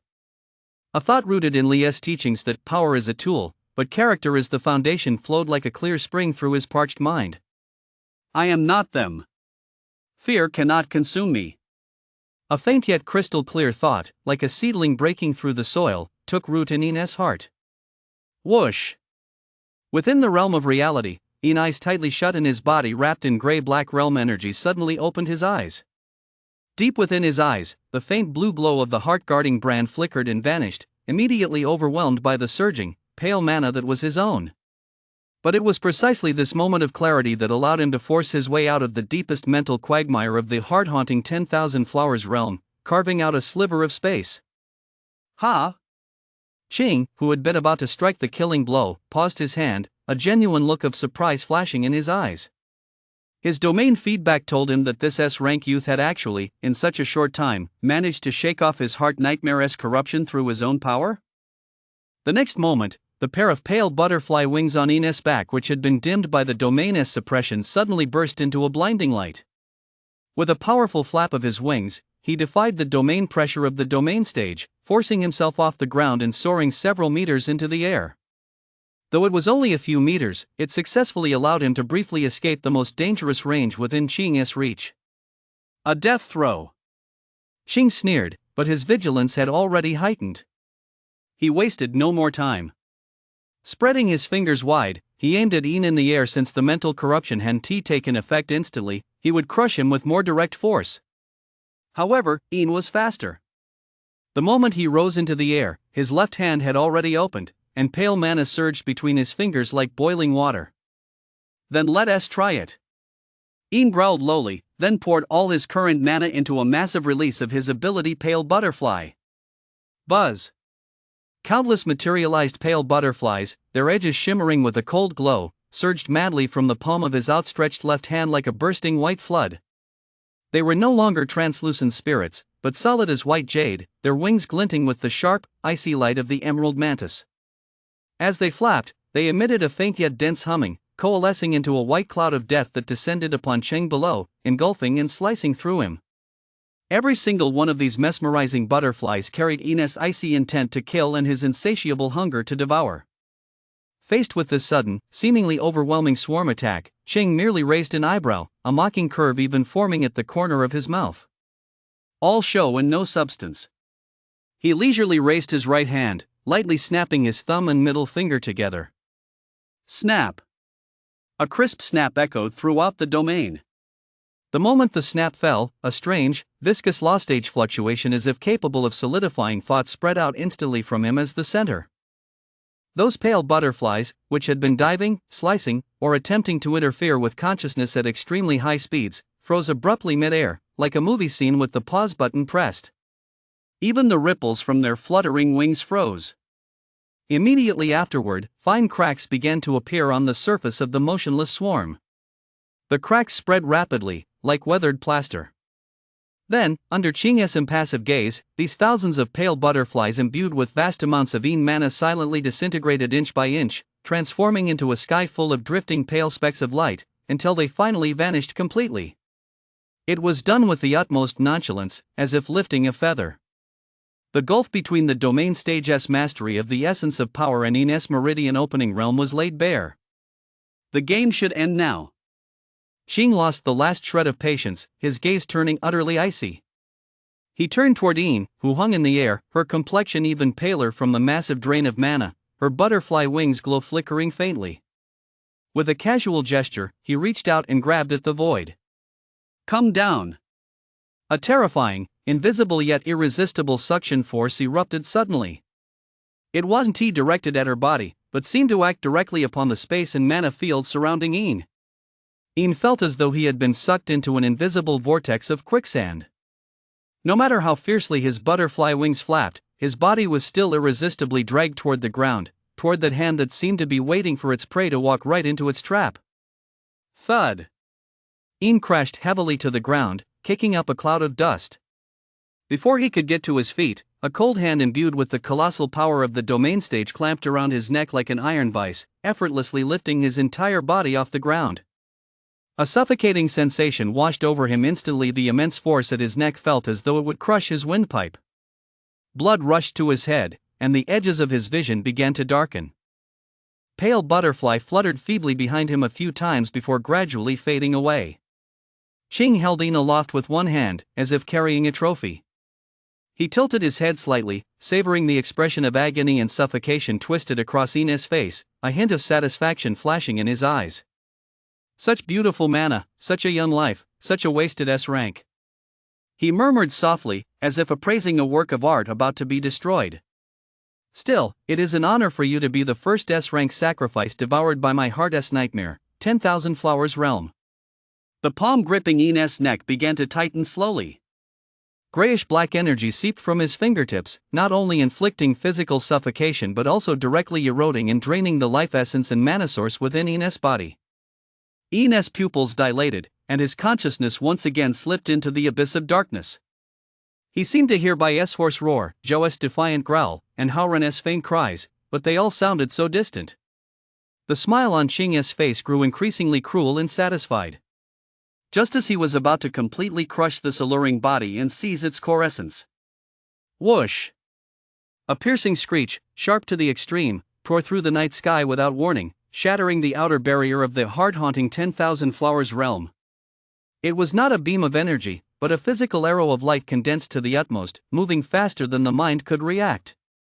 The arrow was covered in dark gold runes, its tip gleaming with a cold light that seemed capable of piercing the void. Carrying a pure, domineering, and unstoppable will to penetrate, it shot from the distant horizon, its target fixed squarely on Qing's grip on In's right arm. Even before the arrow reached him, the icy, soul-piercing intent to kill and the indomitable, razor-sharp aura had already sent a chill down Qing's spine. Who's there? He spun around in horror, his pupils contracting sharply. Reinforcements? Could there really be a powerhouse capable of ignoring the interference of his domain and launching such a precise, lethal attack? In the blink of an eye, Qing had no time to think further. Should he release Yin to dodge? Or brace himself against the arrow? His instinct for survival, along with his attachment to this avatar and the portion of his consciousness it housed, overpowered his greed for the S-rank source. His grip on Yin's wrist loosened instinctively, and his body began to retreat violently to the side. However, that arrow was too fast. As if anticipating every one of his reactions, the dark gold arrow traced an imperceptible arc through the air, ignoring the distance between them. Thud. Blood spurted forth. Chapter 55, Yin is dead? The darkest hour before dawn, above the ghost city. The afterglow of that dark gold arrow which had torn through the night and dealt a precise, devastating blow to Qing had not yet faded when it was followed by a sudden, violent upheaval in the spiritual pressure and strange phenomena throughout the heavens and earth. On the eastern horizon, the faint glow of dawn had not yet fully spread, and the dense night sky seemed to be violently churned by an invisible giant hand. A low, rumbling thunder, at first like the suppressed panting of an ancient beast, boomed from deep within the clouds, growing ever closer and louder. Rumble. In the next instant, countless bolts of lightning as thick as water jars and blazing with blinding blue-purple electricity slashed down from the heavy clouds without warning, as ferocious as javelins hurled by an enraged god. Far from being chaotic, they formed a vast, majestic formation, illuminating the entire eastern sky of Yucheng as if it were broad daylight. At the very center of the most dense and intense lightning, the thick clouds rolled and tore apart like a curtain. A dragoness head, as massive as a mountain and entirely woven from surging lightning, slowly emerged from the swirling clouds. The dragoness head was lifelike, every scale outlined by solid arcs of electricity. Its eyes were two balls of lightning that constantly collapsed and exploded, and as its whiskers fluttered, they sent a swarm of tiny electric serpents streaking across the sky. The terrifying might of heaven and earth, combined with the utterly pure aura of the lost age of thunder, swept down like a tsunami, instantly diluting and even suppressing the chilling sense of chaos brought by Qing's heart-haunting 10,000 flowers realm. Even more astonishing was the sight of three figures standing firmly atop this supremely majestic thunder dragoness head. To the left stood a tall, slender young man with a stern countenance. He wore simple, dark blue armor, with a cloak embroidered with flowing cloud and thunder patterns draped over it. In his hand, he held a massive golden bow, its design ancient yet radiating a dark golden luster. The bowstring still quivered slightly. The breathtaking shot from moments ago had clearly come from his hand. At this moment, he was slowly lowering the great bow. His gaze, sharp as a hawk's, pierced through the lingering flashes of lightning and dust, firmly locking onto Qing below, who was clutching his severed arm, his expression a mix of shock and fury. In the center stood a man who appeared even younger. He wore a moon-white robe, simple in style yet exuding an ethereal, otherworldly aura. His features were handsome, his expression serene, lacking both the fierce intensity of the man on his left and any deliberate display of authority. Yet, standing there so casually, he seemed to have become the very center of this world of thunder and lightning, with even the raging capital of the Thunder Dragon beneath his feet submitting meekly. It was a calm confidence born of absolute power and profound depth, one that commanded respect without the need for fanfare. He was the linchpin of the trio. To the right stood a young woman holding a jade-green silk parasol. She wore a water-green silk skirt, her demeanor gentle and serene, a stark contrast to the raging thunder around her, yet strangely harmonious with it. The green silk umbrella in her hands seemed almost alive. The patterns of mountains, rivers, and misty clouds painted on its surface appeared to flow gently with her breath. She raised her eyes slightly, casting a glance at the chaotic, wailing city below, a flicker of compassion passing through her gaze. The sudden appearance of this trio, whose presence shook the heavens, caused Qing, who had just been wounded by an arrow and was still reeling in shock, to narrow his eyes sharply. He fixed his gaze on the leader of the Thunder Dragons, particularly the young man in the moon-white robe and the massive golden bow.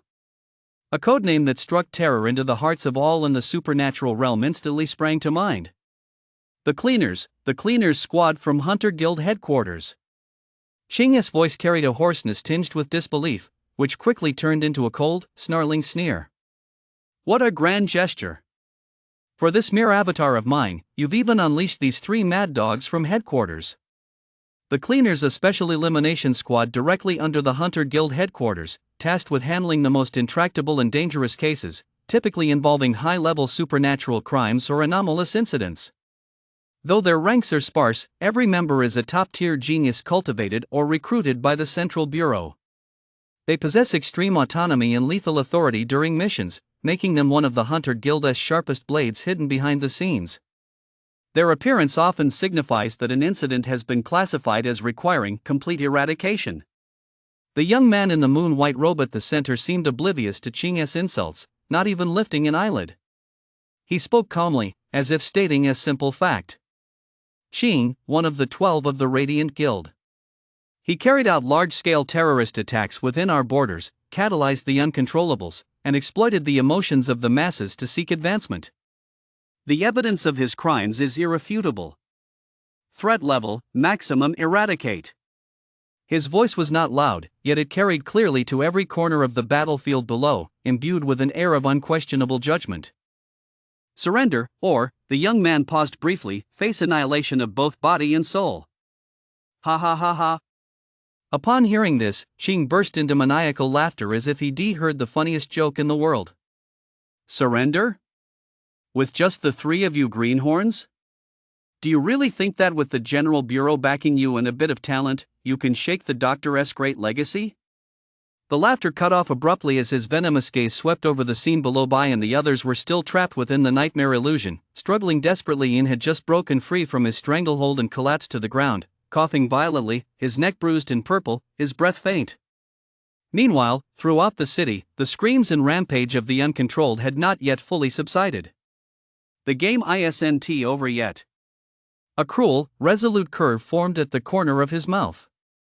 At the same moment, atop the Thunder Dragon's head, the gentlewoman holding the umbrella let out a soft sigh. She raised her slender hand and tossed the blue silk umbrella upward. The seemingly ordinary blue silk umbrella did not fall once it left her hand. Instead, as if carried by a gentle breeze, it drifted upward leisurely. As it met the wind, the umbrella expanded. The patterns of mountains, rivers, and mist on its surface suddenly came to life, radiating a brilliant, clear light. In the blink of an eye, the green silk umbrella had swelled to a terrifying size, large enough to cover nearly half the city district. What fell from the canopy was no longer a mere shadow, but a green veil of light, smoky and mist-like, imbued with a rich vitality and purifying power which, like an inverted bowl, slowly descended toward the battered city of Yucheng below. Wherever the veil passed, the stench of blood, the smell of burning, and the chaotic remnants of shattered minds seemed to be swept away by a gentle breeze. Some of the lightly wounded below even felt a tingling sensation as their wounds began to heal. Even the flames burning on some of the buildings slowed their intensity under the glow of this vibrant, life-giving light. This azure brocade umbrella was, in fact, a rare domain-type ability capable of wide area group healing, environmental purification, and mental stabilization. Want to save people? Stabilize the situation? Did you ask me first? Seeing this, Qing's eyes hardened. He knew he could delay no longer. The enemy's objective was clear: first stabilize the foundation of Yucheng, cut off or weaken his emotional sustenance, and then concentrate their forces against him. Grayish-black energy was writhing at the stump of his severed arm, temporarily stemming the bleeding, but his vital energy had already been depleted. Facing 3 cleanup crew members, plus Lu, who was rushing to the scene, the defeat of this avatar of his seemed inevitable. But Qing never played by his enemy's script. His gaze, once again as venomous as a snake's, locked onto Ian, who had just barely managed to raise himself up and was looking up at the thunder dragon and the green umbrella in the sky, his eyes filled with shock and a glimmer of hope. This S-rank brat had ruined many of his plans and was a target he longed to devour. Now, since this avatar of his was destined to be obliterated, he absolutely could not leave behind this massive threat and this delicious regret. What I cannot have. A savage grin, a twisted mix of extreme venom and glee, spread across Ching's face. No one will have it.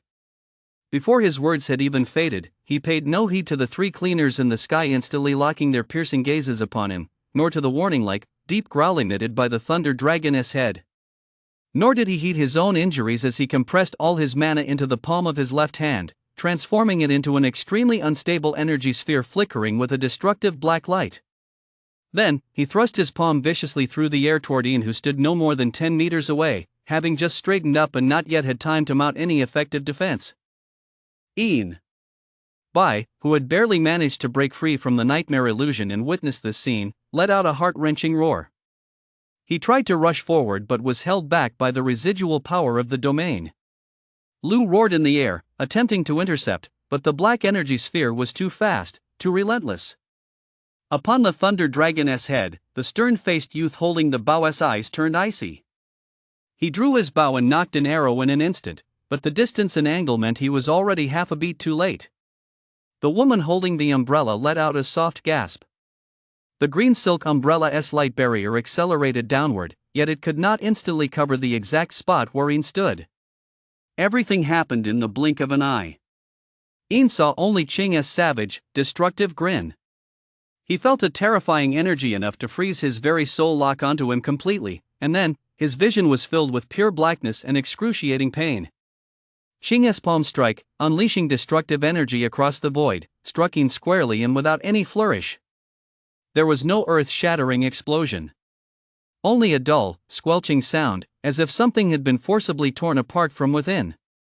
Under the wide-eyed, horrified, and enraged gazes of everyone by Lu, the cleaners in the sky, and even some distant survivors who had the misfortune to witness the scene, Ian's body, like a balloon inflated to its limit and then suddenly punctured, burst apart in an instant. Fragments of flesh, bone, and internal organs did not scatter in all directions, but under the corrosive force of that destructive black light energy, instantly vaporized and vanished, transforming into a dense mist of blood that spread rapidly before dissipating just as quickly. That blood mist, carrying a pungent, metallic stench, glowed a grim and cruel dark red in the faint pre-dawn light and the clear radiance of the blue silk umbrella. It was soon scattered by the wind, as if that cold and stubborn youth had never existed. All that remained at the spot was a charred, blackened patch scorched by the energy's aftereffects, along with a few tattered, blood-stained shreds of clothing. Dead? Ian, had he really been reduced to a blood mist by a single palm strike? Without a trace left behind? I's eyes instantly turned blood red, and a bestial growl rose from his throat, yet he could not even manage a full roar. Only endless regret and murderous intent nearly consumed him. Lu's form wavered in midair, his fists clenched so tightly they cracked, his eyes filled with overwhelming rage and profound grief. Even the young man in the moon-white robe atop the thunder dragon's head, who had remained impassive, furrowed his brow imperceptibly. The young man with the bow shot a cold glare, his arrow already locked onto Ching. The woman holding the umbrella covered her mouth with a soft gasp, her eyes filled with even deeper pity. After doing all this, Ching wore a savage grin, a mixture of vengeful satisfaction and twisted madness. He cast one last glance at the three figures high in the sky, especially the young commander in the center whose expression remained cold, and cackled wildly, "Ah! Cleaners! You're too late. I may not get to taste this S-class experience, but you won't get it either. Ha ha ha ha." Amidst the laughter, he hesitated no longer.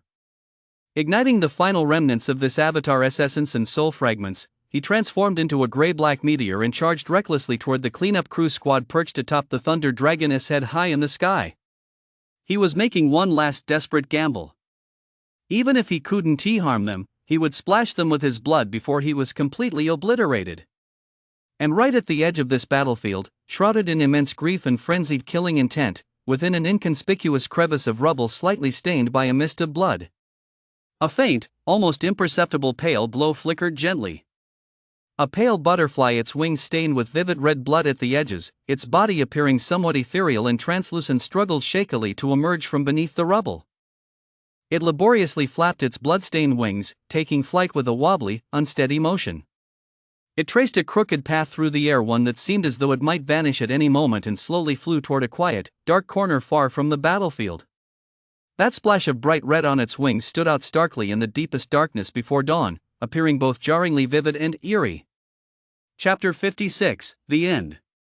After completely annihilating Ain, Qing burst into maniacal laughter and transformed into a gray-black meteor of death, charging recklessly toward the cleanup squad perched atop the Thunder Dragoness head. This was no longer a quest for victory, but a thorough, all-consuming, destructive charge. Stubborn fools.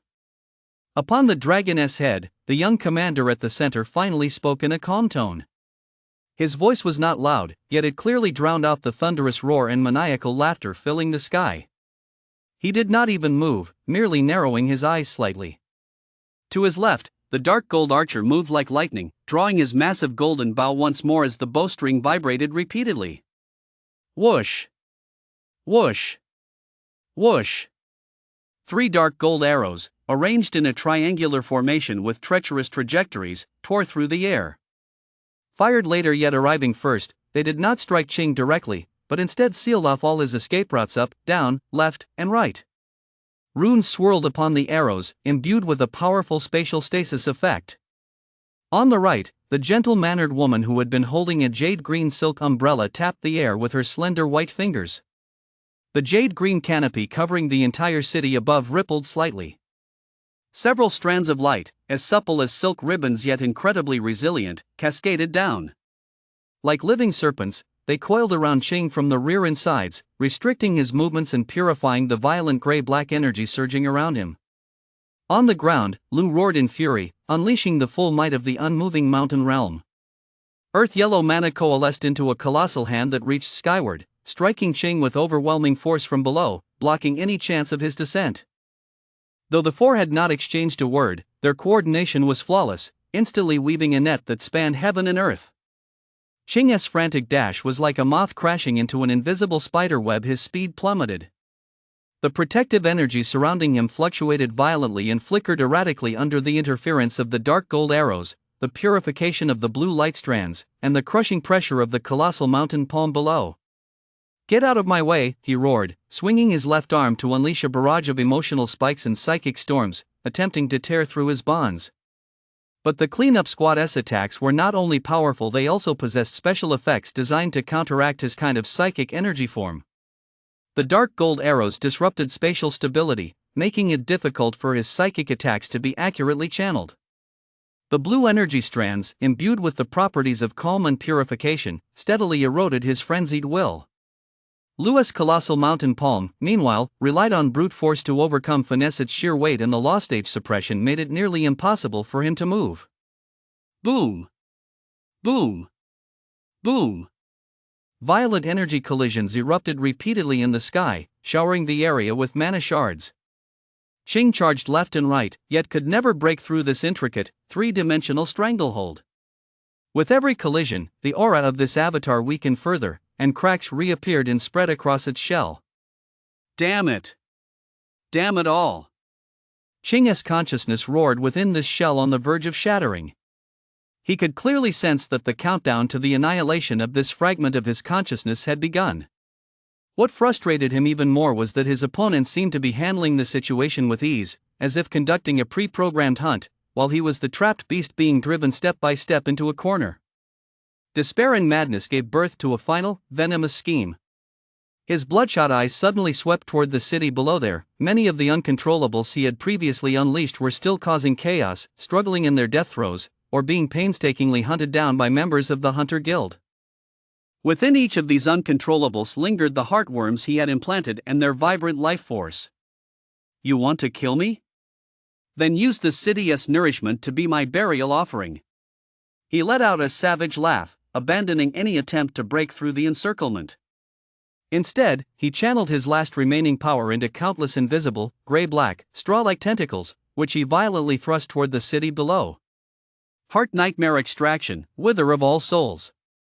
This was his final gambit. Using the remnants of his Heart Nightmare 10,000 Flowers realm as a catalyst, he forcibly plundered the life force and soul fragments of all marked patients within a certain radius, either to briefly restore himself or to unleash a final, massive self-destruction.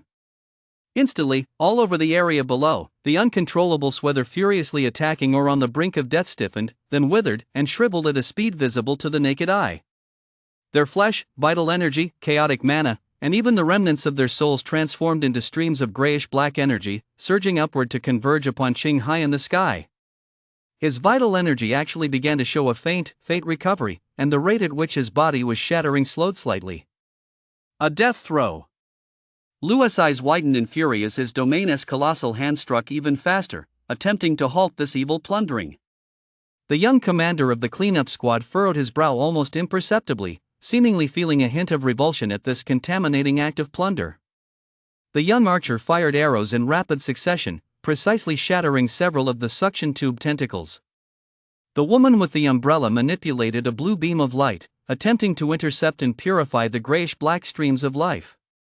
However, the plundering was too widespread, and with so many tentacles, it was difficult to completely stop it in the short term. But neither the frantically absorbing Qing, nor Lu and the cleaners doing their utmost to intercept, nor the Hunter Guild members on the ground, filled with grief and rage, noticed. In the shadowed corners of the lower city, where the uncontrolled were being drained of their life force and collapsing into withered bones, an extremely tiny pale butterfly, its wing edges stained with fresh blood, emerged silently, like a ghost. It was not a physical entity, but rather a special energy form existing somewhere between the tangible and the intangible, carrying the faint yet pure mana unique to Een. This enigmatic butterfly seemed to have been lurking nearby all along. As the gray-black streams of life energy were forcibly extracted by Qing and shot upward, the lurking pale butterfly moved. It clung to the surface of those gray-black energy streams with near greed. Then, it began to devour. Not through brutal plunder, but like the most cunning parasite. As the energy stream raced upward, it silently and precisely intercepted, broke down, and absorbed the purest essence of life and soul fragments within. Meanwhile, it allowed the chaotic, frenzied, and spiritually corrupted portions to continue flowing upward, to nourish the enemy on the brink of destruction. The amount absorbed by a single misty butterfly was negligible. But in the blink of an eye, a flash of mana erupted from the butterfly's body, splitting it into another, then the second split in the same manner, and their numbers began to explode. 1 became 2, 2 became 3, 3 became 10,000. Like a swarm of bees sharing a collective consciousness, they reproduced and spread with astonishing efficiency, attaching themselves to an ever-increasing number of gray-black energy streams. From a distance, it appeared as though the surface of those streams of death energy being drawn skyward was veiled by a pale halo that kept spreading and multiplying. As they devoured the life energy from the uncontrollables, these pale butterflies, though still minuscule in size, began to radiate mana that grew denser and more vibrant at a pace visible to the naked eye. The bloodstains on their wings seemed to come alive, pulsing faintly and creating an eerie, alluring contrast against the pale butterfly wings. The battle in the sky was drawing to a close. Qing was barely holding on by drawing upon the impure energy he had plundered, but under the combined assault of the cleanup squad and Lu, his defeat was only a matter of time. The young commander atop the dragon's head seemed to have finally lost his last shred of patience. He slowly raised his right hand, and at the tip of his index finger, a silver bolt of lightning so brilliant it seemed to contain the birth and death of stars began to coalesce. However, just as he was about to unleash that final, decisive strike, deep within a dark alley in the city below, one that had just been ravaged and was now littered with the bleached bones of the uncontrolled, all the pale butterflies, which had been frantically devouring the gray-black energy streams, froze in unison. Immediately afterward, as if responding to an invisible summons, they instantly ceased their feeding and transformed into countless slender, pale streams of light, surging toward a specific point deep within the alley where a small patch of space seemed to be faintly warping, the light dim converging upon it. Like 100 rivers flowing into the sea. Countless pale streaks of light surged into that warped point, rapidly coalescing, compressing, and restructuring. A faint yet distinctly different mana, pulsing with the thrill of new life, began to quietly spread from the darkness. High above, deep within the remnants of Qing's consciousness on the verge of complete annihilation, a sudden, inexplicable jolt of unease struck him. It was as if some variable something connected to him yet beyond his control was quietly emerging from the ruins of the city he had sought to drag into hell. His frenzied assault exhibited a sliver of delay, so subtle even he had failed to notice it. And to the eyes of the cleanup squad, that sliver of delay was nothing less than a clear signal of his impending defeat. A silver flash of lightning suddenly flared at the young commander's fingertips, illuminating his cold eyes and the face of Qing, etched with madness and a hint of bewilderment. The end had come. Chapter 57, I'm sorry, speechless. The concentrated silver lightning at the tip of the young commander's finger was now so dazzling it was impossible to look at directly. It was no ordinary thunder, but an ultimate power highly condensed and imbued with the aura of annihilation and judgment. The space surrounding the lightning rippled with distortions and collapses. He pointed a finger indifferently at Qing, who was still struggling in its death throes, attempting to draw nourishment from below. Whoosh! There was no earth-shattering explosion, only an extremely thin silver lightning bolt, one that seemed to pierce through time and space, shooting out silently. Wherever the lightning thread passed, even the remnants of Qing's heart-haunting 10,000 flowers realm, that gray-black energy field, melted and evaporated like ice and snow under the sun, unable to offer the slightest resistance. No! Qing's consciousness let out a desperate shriek. He sensed a genuine threat of total annihilation, body and soul. This lightning bolt could not only destroy this avatar but might even trace back to his main consciousness, connected from 10,000 miles away, inflicting a devastating wound. The instinct for survival overpowered everything. He could no longer care about dignity or strategy. He abruptly halted his plundering of the life energy below, channeling all his remaining strength into a single-purpose escape. Burning his last embers of soul, he forcibly warped the space around him, which had been sealed off by multiple layers of barriers from the cleaners and Lu, attempting to tear open even the tiniest of cracks. At the same time, a piercing cry erupted from within his mind. 10,000 forms converged. Source recall. This was a secret art even more radical and reckless than the previous convergence of his avatars. It not only summoned the lingering shadows of his avatars scattered throughout the city, those currently being eradicated or fading away on their own, but also forcibly reclaimed the remnants of heartworms that had been directly connected to this strand of his consciousness, emotional imprints, and even that sliver of marking belonging to him within the contaminated life energy. He intends to gather back every last shred of power he can retrieve, no matter how faint, to use against those deadly lightning bolts, or even if only to gain a sliver of hope for escape. In an instant, throughout the Shadow City, whether they were avatars currently locked in combat with Hunter Guild members, hiding in the shadows, or on the verge of vanishing, they all trembled violently simultaneously, then transformed into dim, irregularly sized specks of light. Like iron filings drawn to a magnet, they raced madly back toward Qing's true form high in the sky. Even from the withered bones of some uncontrollables on the ground, those who had just been drained dry but hadn't yet completely lost their vitality, flecks of grayish-black resentment and residual energy drifted out, merging into that surging torrent. This returning energy was a chaotic jumble, filled with resentment, fear, and confusion, but for Qing, who was now on his last legs, it was undoubtedly his final fuel. Though his aura grew even more chaotic and unstable, he actually managed to temporarily stabilize his demigod stage cultivation. It even rose slightly, and the spread of the cracks all over his body slowed. The silver lightning bolts were upon him. Qing let out a frenzied roar, channeling all the patchwork energy he had just reclaimed along with his final shred of will to condense before him into a layered, nightmarish shield composed of countless agonized faces and emotional whirlpools, bracing himself to meet the lightning head-on. Thud boom! First came a muffled sound like a needle piercing thick leather, followed immediately by the roar of energy violently annihilating itself. Where the silver lightning bolts collided with the nightmare shield, a blinding sphere of light, a mixture of silver, gray, black, and red, exploded, illuminating the entire ghost city shrouded by the azure lace sky. The standoff lasted less than half a second. Crack! The first crack appeared on the nightmare shield, and like a chain reaction, cracks instantly spread across its surface.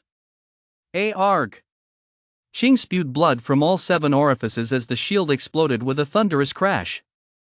Though the silver lightning bolt had been weakened by more than half, its residual power was still like red-hot iron wire, instantly piercing through his chest and leaving a terrifying, charred hole transparent from front to back, its edges flickering with silver lightning. Guh! He violently spat out a massive gush of blood mixed with fragments of his internal organs. His vitality plummeted like an avalanche. The madness and vitality in his eyes rapidly dimmed, and his body once again became transparent and ethereal. But in the very next moment, he shifted his form, transforming into a streak of light as he attempted to break free from the coverage of the sky-obscuring Qingluo umbrella. This time, he was truly on the verge of complete dissolution. Yet, in that final moment, perhaps due to a last surge of energy, or perhaps because something deep within the soul rooted in Qing's body had been stirred, a fleeting, faint flicker of bewilderment and struggle suddenly crossed the cold, mad eyes that had once belonged to Qing. It was as if another consciousness, suppressed to the brink of extinction, had, in the instant before his soul was utterly shattered, experienced a final burst of vitality, briefly breaking free from its bonds. He lowered his head, gazing at the horrific wound on his chest, then seemed to look through the void down at the city below, the city upon which he had brought countless calamities. His lips trembled slightly, yet no sound emerged. At that very moment, deep within the shadowy alley below, all the gathered pale streaks of light had vanished. In their place emerged a figure stepping slowly out of the darkness. It was a youth who appeared to be about 17 or 18, tall and slender, with skin so pale it was nearly transparent, like newly fired porcelain. He was completely naked, yet there was no hint of lewdness about him. A hazy, pale aura shrouded his body, naturally concealing his private parts. Most striking of all were the enormous butterfly wings on his back, fully spread to a width of nearly 3 meters. The wings were not physical, but formed from the purest, palest mana, crystalline and translucent, their surfaces covered in intricate, mystical runes that seemed to have formed naturally. Their edges were no longer translucent, but solid as the finest white jade, faintly glowing with a sharp, icy blue light, and traces of vivid red blood that had not yet fully dried. Countless tiny, equally pale and blood-stained phantom butterflies fluttered around him like a loyal guard, forming a dreamlike yet eerie pale nebula. The youth raised his head and gazed toward the heavens. His features still bore the contours of Yin, yet his demeanor had undergone a complete transformation. Gone was the youthful naivety and repression. In their place were an ethereal detachment and a nearly inhuman calm, the kind that comes after a life and death transformation. Only in the depths of those pale pupils did it seem that surging, incredibly complex emotions were being suppressed. As his gaze lifted, the pale butterflies swirling around him seemed to receive a silent command. The speed at which they devoured the chaotic life energy, the remnants not fully absorbed by Qing and still lingering in the air, suddenly accelerated. They even began actively capturing and breaking down the disintegrating streams of gray-black energy. And as this energy, though chaotic, yet abundant, was frantically devoured, transformed, and recycled by countless pale butterflies, the pale mana surging through the youth's body rose steadily, like a flame constantly fed with fuel. The spirit stage aura, which had been unstable due to death and recomposition, rapidly solidified, and then core stage. High-tier core stage. Core stage. The bottleneck seemed non-existent. His aura continued to surge, directly shattering that barrier. Domain stage. And it wasn't the fragile, fledgling state of a newcomer to the domain stage. He had reached roughly the mid-tier of the domain stage before slowly stabilizing. The colossal S-rank mana, now completely unmasked, was like a dormant beast opening its eyes, radiating a heart-stopping aura of dominance in all directions. In the sky, the young commander of the cleanup squad raised an eyebrow for the first time, gazing down at the strange, newly transformed youth below, a hint of curiosity flashing in his eyes. The young man with the bow and the woman with the umbrella also wore expressions of surprise. Lu was utterly shaken, almost unable to believe his eyes. He wasn't dead? And he seemed completely different now. On the ground, Bai, Zhao, and Haoren, who had just regained consciousness, all stood frozen in place. The immense grief had not yet dissipated when they were struck by this unbelievable resurrection and transformation, leaving their minds a blank. As for that streak of light frantically fleeing Qing, or rather, that fragment of Qing's consciousness, it had no time for shock now. He had only one thought: escape. Break out of the Qingluo umbrella S-range, dive into a spatial fissure, and return to his main body.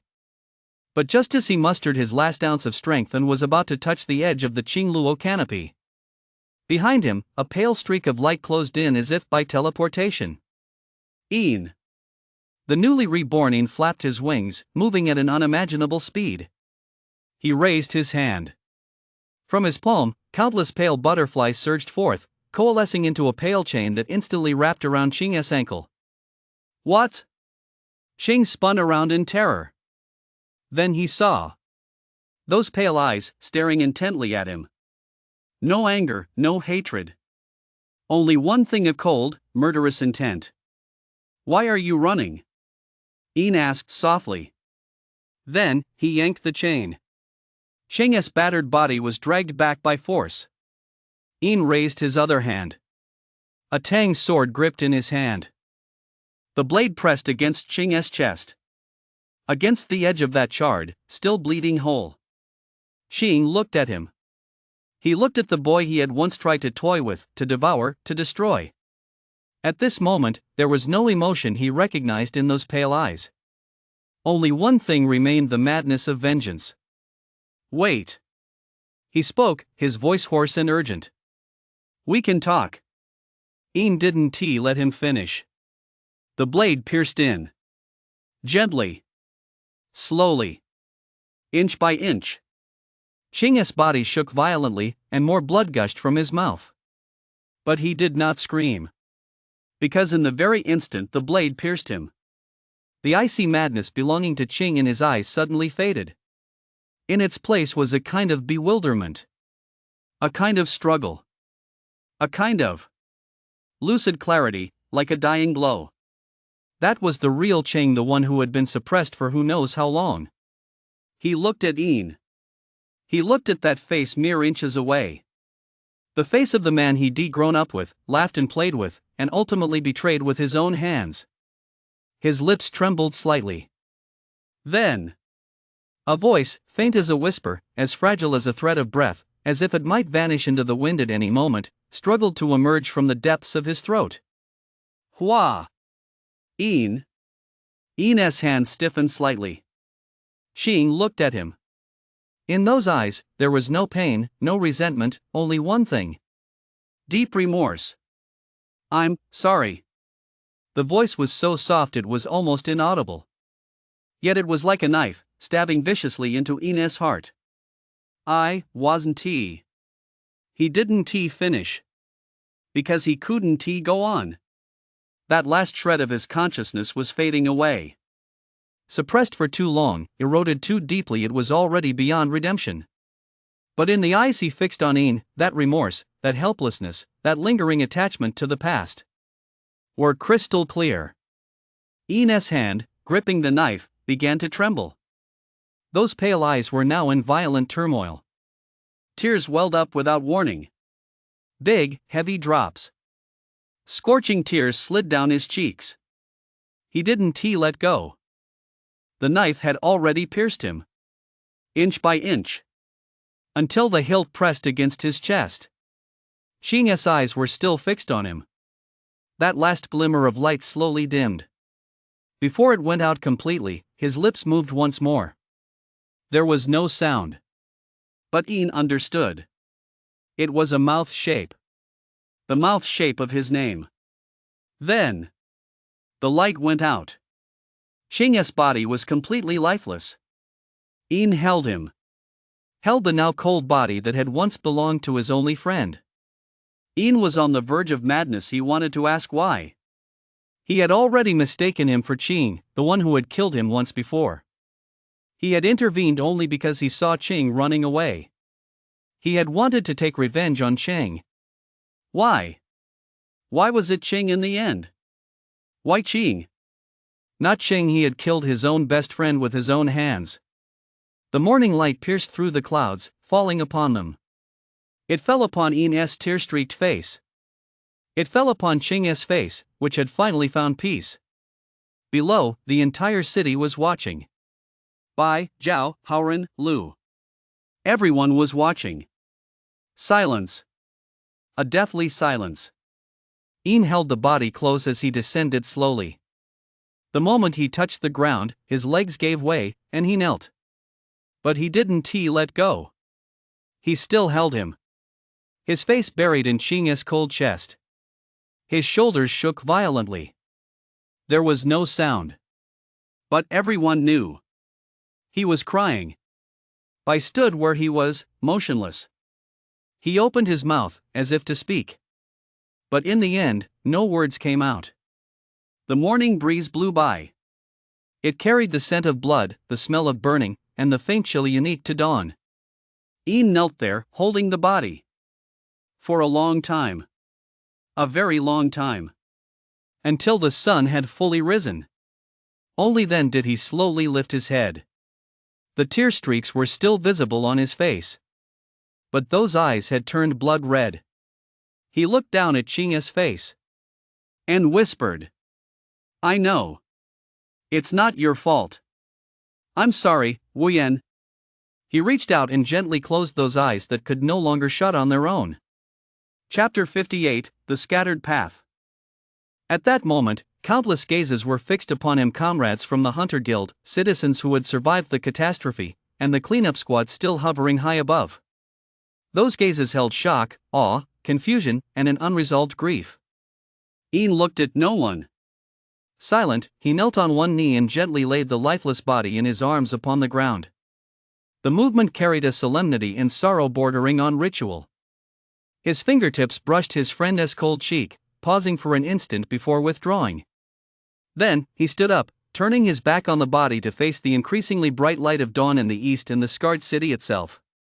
Slowly, he spread his arms wide.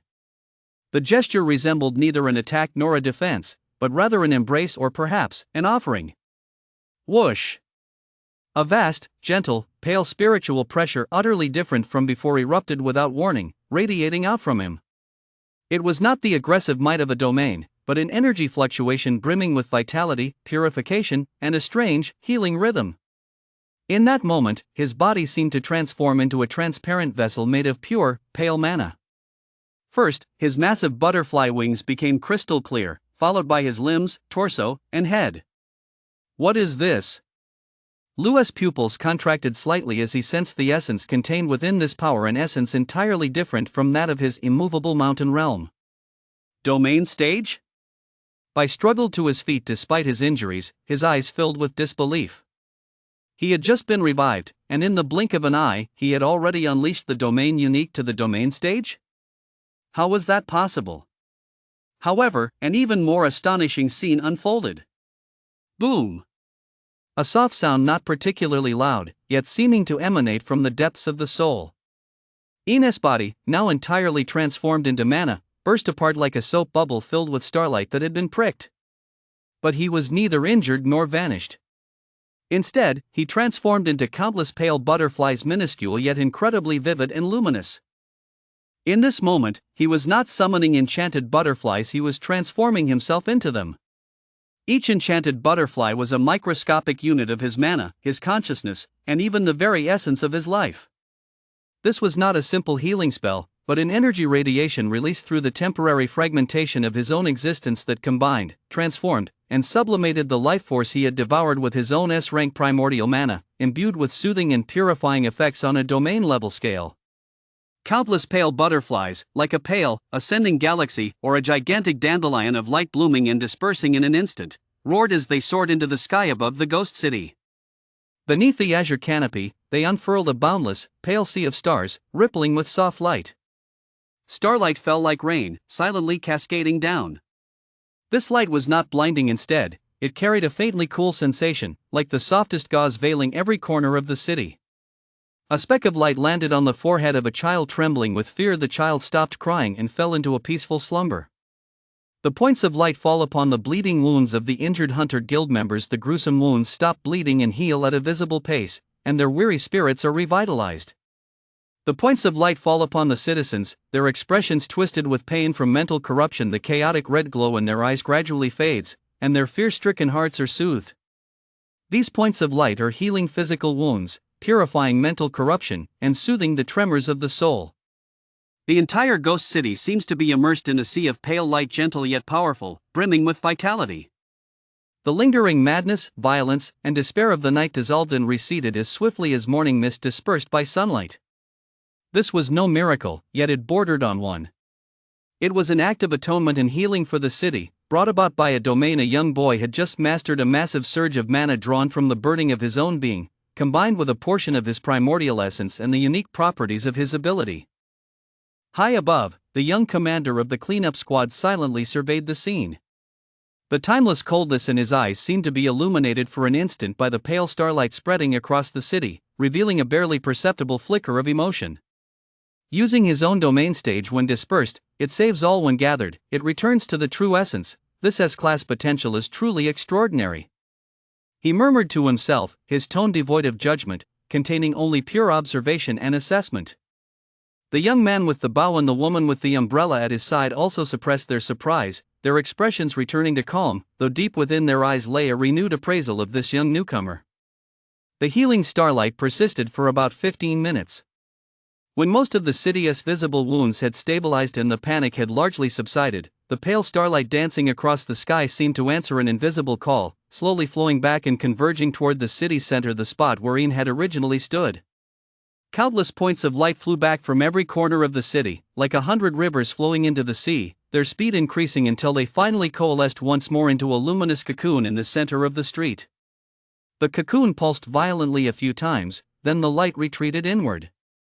Pale butterfly wings solidified first, followed by a naked torso, damp black hair, and pale cheeks. Ian's figure reappeared where he had been. He looked extraordinarily exhausted, his complexion even paler than before, almost devoid of color, even his lips having lost their hue. The overwhelming domain stage spiritual pressure that had surrounded him had vanished. In its place was a weak yet exceptionally solid mid-tier spirit stage. Yes, the domain stage domain he had just forcibly unleashed to heal the entire city had not come without a price. It had nearly depleted the vast majority of the energy he had just devoured and transformed, and had even burned through part of the foundation of his newly stabilized realm. From a brief taste of the domain stage, he had plummeted all the way down, until he finally stabilized at the mid-tier spirit stage. But he stood firmly. Though his eyes were weary, deep within them lay a sorrow and resolve born of closure. The butterfly wings on his back folded slightly, their glow had dimmed, yet they remained. He had succeeded. At the cost of a drastic drop in his own cultivation, he had dispelled the city's pain and gloom, at least on the surface. He had also failed. That near miraculous healing had failed to restore Qing's spirit, which had long been suppressed and devoured. Qing had, in the end, died. At that moment, the young commander's calm voice echoed from the sky, resonating clearly in the ears of everyone below through some unknown means. The Ghost City incident has been preliminarily resolved. The Qing clone has been eliminated, and the associated network is being purged. The follow-up matters are entrusted to the Yuqing branch for full handling. His gaze swept over Ian below, pausing briefly. Agent by Dai, well done. No excessive praise, just a simple, business-like acknowledgement. Yet it represented the recognition of her performance by the cleaners, the highest-ranking squad. We have another mission. We take our leave. With that, he did not linger. The thunder dragon at his feet let out a deep, soul-stirring dragoness roar. Its massive body began to turn slowly, gliding toward the rising sun in the east. The azure silk canopy that had covered the entire city swiftly contracted, transforming back into a small azure silk umbrella that flew back into the hands of the woman holding it. 3 figures stood atop the dragoness head. Against the backdrop of the dazzling morning light and the pale stardust that had not yet fully dissipated, they resembled silhouettes from a myth, swiftly receding into the distance until they vanished among the clouds and sky. They came suddenly and departed with grace. What remained was a saved city, along with a sense of awe and reflection that would take time to fully process. Lu gazed in the direction where the cleanup squad had vanished, took a deep breath, suppressed the turbulent thoughts churning within him, and began methodically issuing a series of post-incident orders. Bai, supported by medical personnel, cast a complex glance toward the youth not far away, weak in spirit yet standing with his back straight. Haoran and Zhao supported each other as they looked at Ian, wanting to say something but unsure where to begin. Ian slowly turned around, casting one last glance at Qing's lifeless body on the ground. Hunter Guild personnel had already stepped forward, ready to collect the remains. He shed no more tears, but simply looked at him deeply, deeply. Chapter 59, Psychological Counseling. A few days later. Yuchun Hunter Guild, Psychological Assessment Room. The room was exceptionally well soundproofed, with walls painted a soft off-white and engraved with spirit runes designed to absorb mental fluctuations. There were no windows. The light came from soft LED strips on the ceiling simulating natural daylight. The air was filled with a faint, soothing scent of plant essential oils, completely isolating the room from the lingering smells of burning and blood outside. Ian sat in an ergonomic armchair. His posture wasn't exactly tense, but it was certainly not relaxed either. Across from him sat a female psychologist in her 40s, wearing rimless glasses and exuding a gentle, calm demeanor. She was not a member of the Yuqing precinct, but rather an expert directly under headquarters, specializing in psychological assessments and interventions for individuals classified as high security and high psychological risk. Her code name was Dieting. The assessment had been ongoing for nearly 3 hours. There were no aggressive interrogations, no formulaic questionnaires. Dieting's questioning was more like a guided, in-depth conversation, ranging from Ian's childhood family life, his awakening experience, and his early adaptation to the Hunter Guild, to the recent string of monster incidents, family conflicts, Bai's special training, and finally the most critical aspects: Qing's betrayal, the final showdown, the act of slaying him with his own hands, and the subsequent healing of the city and the decline in his cultivation. She asked in great detail, especially regarding his emotional experiences. When you realized Qing might actually be Qing, what was your first reaction? Aside from shock and anger, was there even a hint of doubt that made you question your past judgments? In the moment you killed him with your own hands, what did you feel most strongly: murderous intent toward Qing, or complex emotions toward Qing as a person? Which weighed heavier? The Qing you executed in the name of White Butterfly? Or the friend you killed in the name of Ian? What do these two identities mean to you now? After exhausting yourself, almost sacrificing yourself to heal the city, your cultivation plummeted. Looking at yourself at the spirit stage, compared to the brief glimpse of the domain stage you once had, do you feel it was worth it, disappointing, a relief, or something else? Ian's answers were mostly brief, restrained, even somewhat mechanical. He tried to describe the facts in the most objective language possible, stripping away the surging emotions he himself did not wish to delve into. Doubt a little. But it was quickly overshadowed by more pressing matters. At that time I just wanted to end it all. I had no time to distinguish. The White Butterfly is a duty, Ian is the past. It was worth it. The city needed it. But Dieting could always detect those suppressed cracks in his most subtle pauses, shifts in breathing, and even the unconscious fluctuations of his mana. She didn't call him out on it, she simply recorded it, or used a gentler question to coax a little more out of him. Over the course of 3 hours, Ian felt as if he were being peeled layer by layer. Not violently torn apart, but rather, as if soaked in warm water, the outer skin naturally loosened and fell away, revealing the raw, fragile, unhealed truth beneath. The process was not pleasant. It was even more exhausting than Bai's staff striking his body. But he did not resist. He knew this was a necessary process, perhaps a form of self-reflection he needed as well. Yet there were some things he kept tightly clasped to his chest, refusing to fully reveal. Like the storm of emotions that Qing's final "I'm sorry" had stirred deep within his soul. Like the complex, indescribable sting and chill he felt watching his mother seek him out to release her youngest son. Or the fact that when the pale butterfly healed the entire city, what he felt wasn't purely the joy of selfless devotion, but also a hint of a subtle reluctance and greed stemming from the pale butterfly's instincts toward the dissipating life energy, along with the deeper self-caution that followed. At the conclusion of the evaluation, Dieting pushed her glasses up and closed the trait record pad in her hands. Her gaze was gentle and accepting as she looked at Ian. Ian, your psychological resilience, moral compass, and stress response under extreme pressure are all within the excellent range for an S-class awakener. Trauma is present, but your core cognitive framework is stable. There are no signs of uncontrollable paranoia or antisocial tendencies. She paused, her tone softening. However, you need to face one fact: you are handling these intense emotional shocks and moral dilemmas in a manner that borders on self-instrumentalization. You've severed the emotional ties between the duties of White Butterfly and those of Ian, using the former to mask the latter, thereby achieving correctness and efficiency in your actions. This serves as an effective defense mechanism in the short term, but in the long run, the repressed parts do not disappear. They may settle, transform, and manifest in more troublesome ways at the most unexpected moments or as your power grows. Ian fell silent, his fingers unconsciously rubbing the armrest of the chair. "What should I do?" he asked, his voice slightly hoarse. "There's no need to resolve anything immediately." Dieting shook her head slightly. "First, it's about acknowledgement. Acknowledging the existence of those complex emotions, the grief and guilt over a close friend's death, the anger and self-doubt over the deception, the desire for and fear of power, the wariness and even loathing toward the instinct to devour. Acknowledge that they are all part of you, the inseparable foundation of your existence as Ian. Try to find a place for them within your heart, rather than attempting to banish or bury them completely. Second, seek out new anchors.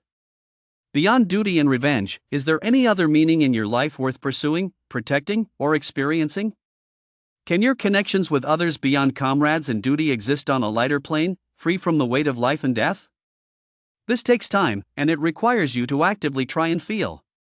Finally, remember, seeking help is not a sign of weakness. Headquarters has a specialized psychological support system for high-level awakened ones, including regular counseling and crisis intervention. Your situation is unique. I'll recommend placing you on the priority observation list and providing you with ongoing access to counseling." She gently slid a white card, faintly radiating mana, toward Ian. "This is an internal encrypted communication code that connects to my dedicated line. Anytime you feel the need to talk or if something feels off, you can contact me." Ian looked at the card but didn't reach for it immediately. Dieting smiled, a smile that carried an all-knowing serenity. "That's all for today. You did well, Ian. Go on out, there are people waiting for you outside, and new paths await you." No sooner had she finished speaking than the heavy door of the evaluation room was silently pushed open from the outside. It wasn't Dieting who had opened it. A figure stood in the doorway. It was a very young woman, looking no more than her early 20s, dressed in a Hunter Guild headquarters uniform. It was impeccably tailored from crisp fabric, with a style slightly different from the uniforms worn at local branches. The shoulder insignia patterns were simpler yet more profound. She stood tall and straight as a pine tree, her features delicate and fair, yet her gaze was sharp as a hawk's, radiating the efficiency characteristic of headquarters personnel and an aura of unquestionable authority. Her presence was not overt, yet she exuded a calm, steadfast composure. Clearly, she was an awakened one as well. Her gaze passed right over Dieting, landing on Ian, who had just emerged from her evaluation state, her eyes still carrying a hint of imperceptible bewilderment and exhaustion.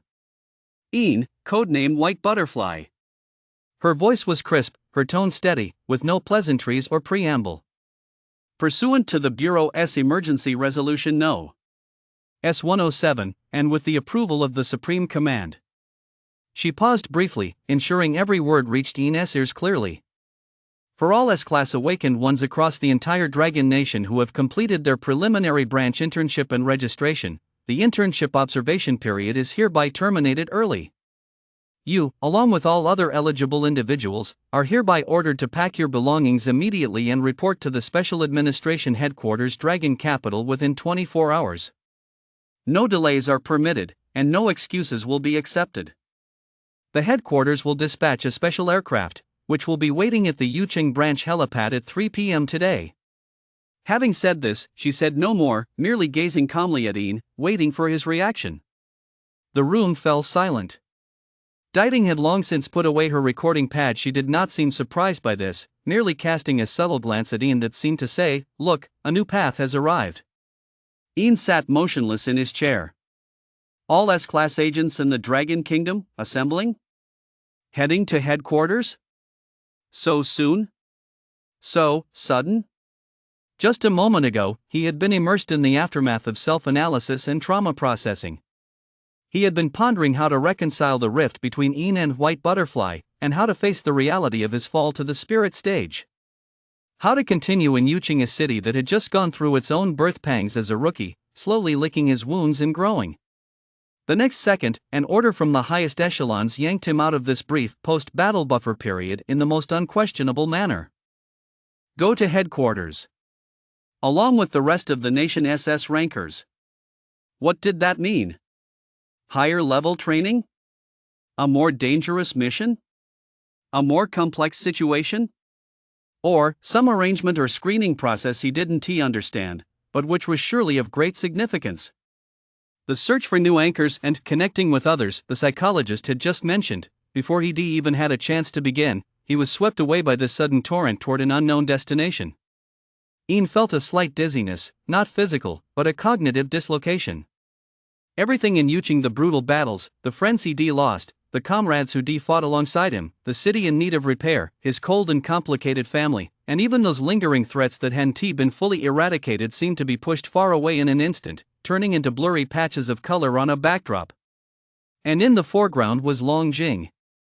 It was headquarters. It was all S ranks. A broader, more complex, and inevitably more challenging stage had already been forcibly unveiled. He slowly stood up. His movements were somewhat sluggish, but steady. He looked at the young woman from the central bureau standing at the door. She calmly returned his gaze. Ian did not ask why, nor did he question the validity of the order. He knew that behind this order lay considerations far beyond his current rank's comprehension. Perhaps the issues exposed by the Qing incident had struck a nerve with the higher-ups, or perhaps it was simply that the nation had new plans and expectations for this generation of S-rank agents. And he had to go. Understood.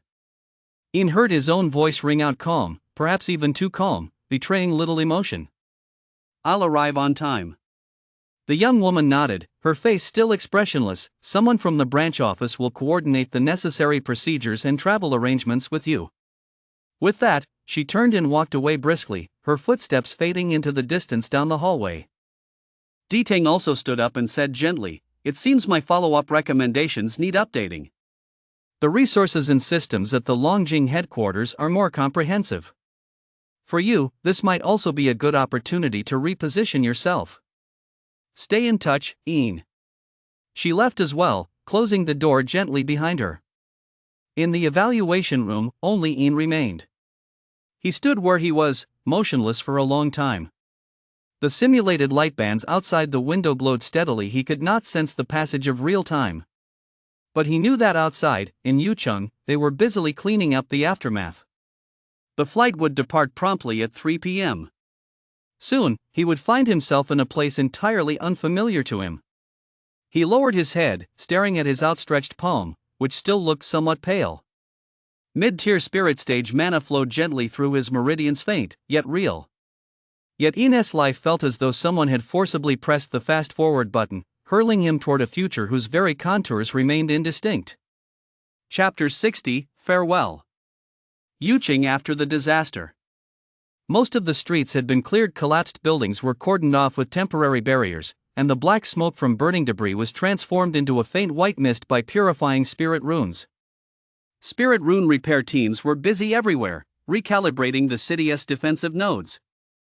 The citizens' lives were marked by post-traumatic caution and slowness, but basic order had been restored. The scent in the air, a mixture of scorched debris, blood, and fear, had finally been replaced by the cool breeze of early autumn and the scent of disinfectant. The Chen residence. Li Xiaolin kept the front door tightly shut and the curtains drawn completely. Since the Hunter Guild was still fully engaged in pursuing the genetic warriors and awakened who had fled earlier, they hadn't yet had time to capture ordinary people like Chen Su. So, upon returning home, Chen Su was strictly ordered to stay indoors to recover. In reality, it was little short of house arrest. Li Xiaolin announced to the outside world that her son had gone missing in the chaos, that she had suffered a severe blow and needed rest, and declined all visits. She herself rarely went out, even shopping was handled by the servants.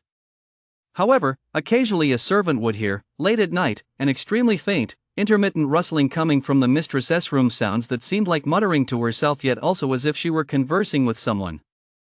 That tiny spider that had crawled into her ear canal was like a pebble dropped into a deep pool. Ripples spread silently beneath the surface, unseen by anyone.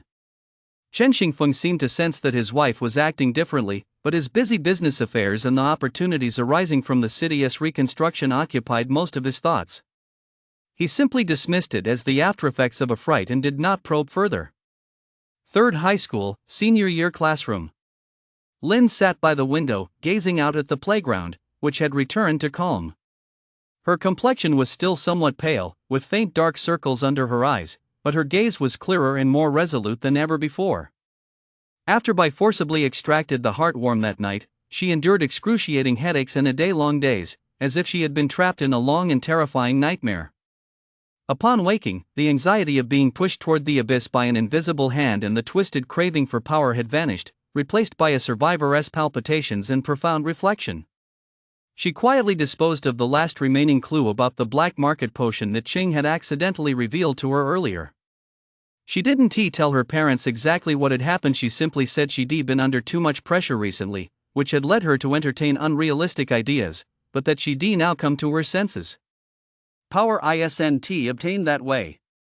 She wrote in her diary, "The end of a shortcut is often a cliff." True strength should be like his. Even while bearing a heavy past and dangerous abilities, he can still step forward at the critical moment to protect others, even at the cost of a tremendous sacrifice. She knew Ian wasn't dead. She'd even heard the rumors about White Butterfly healing the city that night. Amidst her shock and admiration, a clearer longing took root in her heart, not a blind pursuit of extraordinary power, but a hope that one day, she too might possess the ability to protect others and uphold order in some way. She began to study even more diligently and quietly researched information and application requirements for the government's official supernatural affairs support personnel or special civilian recruitment programs open to the general public. That path might be long, but at least it was down to earth. Yuchen Hunter Guild, Helipad. A small, silver-gray aircraft with sleek lines and no markings sat quietly at rest. This was a high-speed special aircraft dispatched by the Bureau, capable of traveling to and from Longjing in just half an hour. The vast helipad was somewhat deserted. Most field personnel were still scattered throughout the city conducting final inspections and providing reassurance, while civilian and technical staff were running themselves ragged.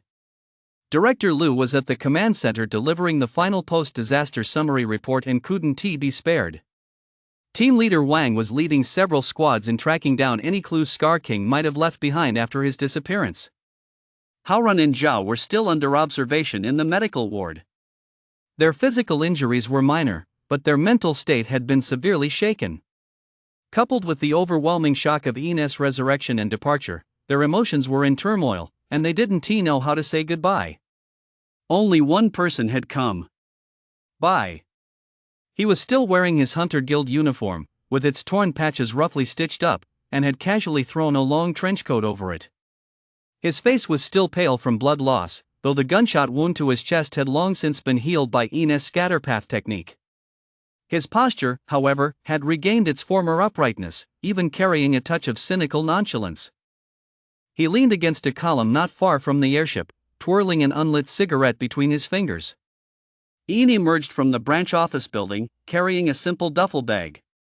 He changed into a brand new set of Hunter Guild basic training gear, the style slightly different from that of the Yuqing precinct and closer to the standard issue of the Central Bureau. His aura was stable at the mid-spirit stage. The fatigue between his brows hadn't completely faded, but his gaze was clear and sharp, and his stride was steady. Upon seeing Bai, he paused briefly before walking over. "Just you?" Ian asked. "What, think it's too quiet?" Bai snorted derisively, tucking the cigarette behind his ear. "Those guys are either in the hospital or swamped with work. I snuck out here myself." He eyed Ian up and down. "Not bad, kid.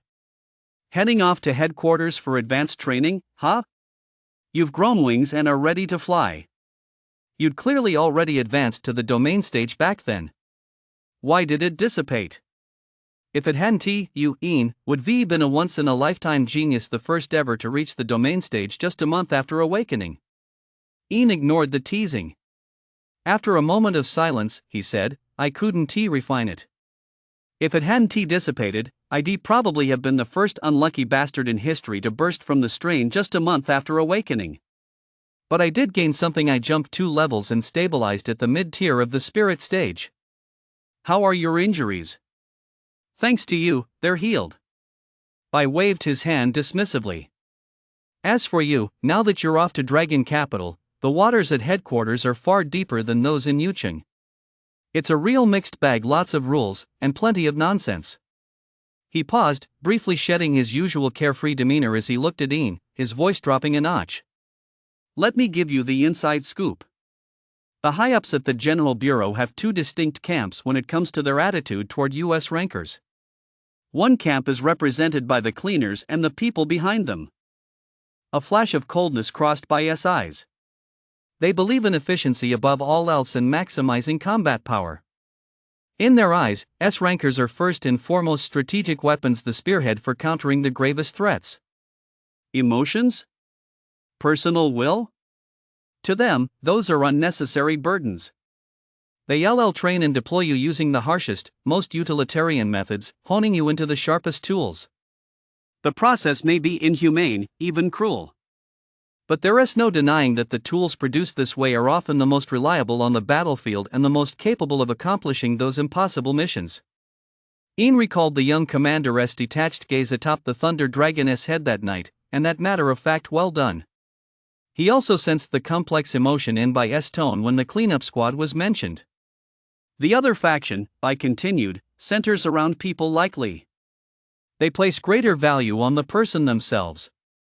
They believe that S-class potential is immense, but first and foremost, these are young people who need guidance, education, and a certain amount of freedom to grow. They aim to cultivate a sound personality and a sense of responsibility, ensuring that power serves the will to protect, rather than being consumed by it or transformed into a mere killing machine. This path may be gentler, and progress might not be as rapid, but it places greater emphasis on foundations and the long term. He patted Ian on the shoulder, not too hard. You're a lucky one, kid. You started out with Lee, and then ended up under my wing. Even though I train you hard, I don't plan on turning you into a puppet who only knows how to follow orders.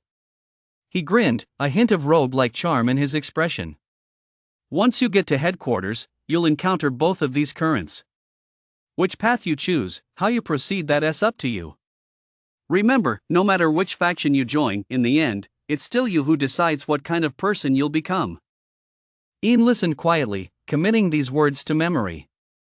The factional divisions within headquarters, Leah's stance, the ideology behind the cleaners, these fragments of information began to piece together a more complex picture of Longjing. Thanks my ass. Bai turned his back to him and tossed a small object over his shoulder. Ian caught it casually, another storage ring. The one Lee had given him earlier had vanished along with Ian when Qing unleashed his finishing blow. A parting gift for you. Don't embarrass me. And... He turned his face slightly, his tone returning to its usual teasing tone, yet hiding a hint of barely perceptible seriousness. If anyone over there bullies you, mentioning my name might not help. But remember, you're a soldier trained by me, Bai. Even if you can't beat them, you've got to take a chunk of flesh from them. Got it? Ian watched his back and nodded. Got it. The airship's hatch slid open silently, spilling soft light into the air. A staff member in the General Administration's ground crew uniform stood by the boarding ramp, gesturing for Ian to come aboard.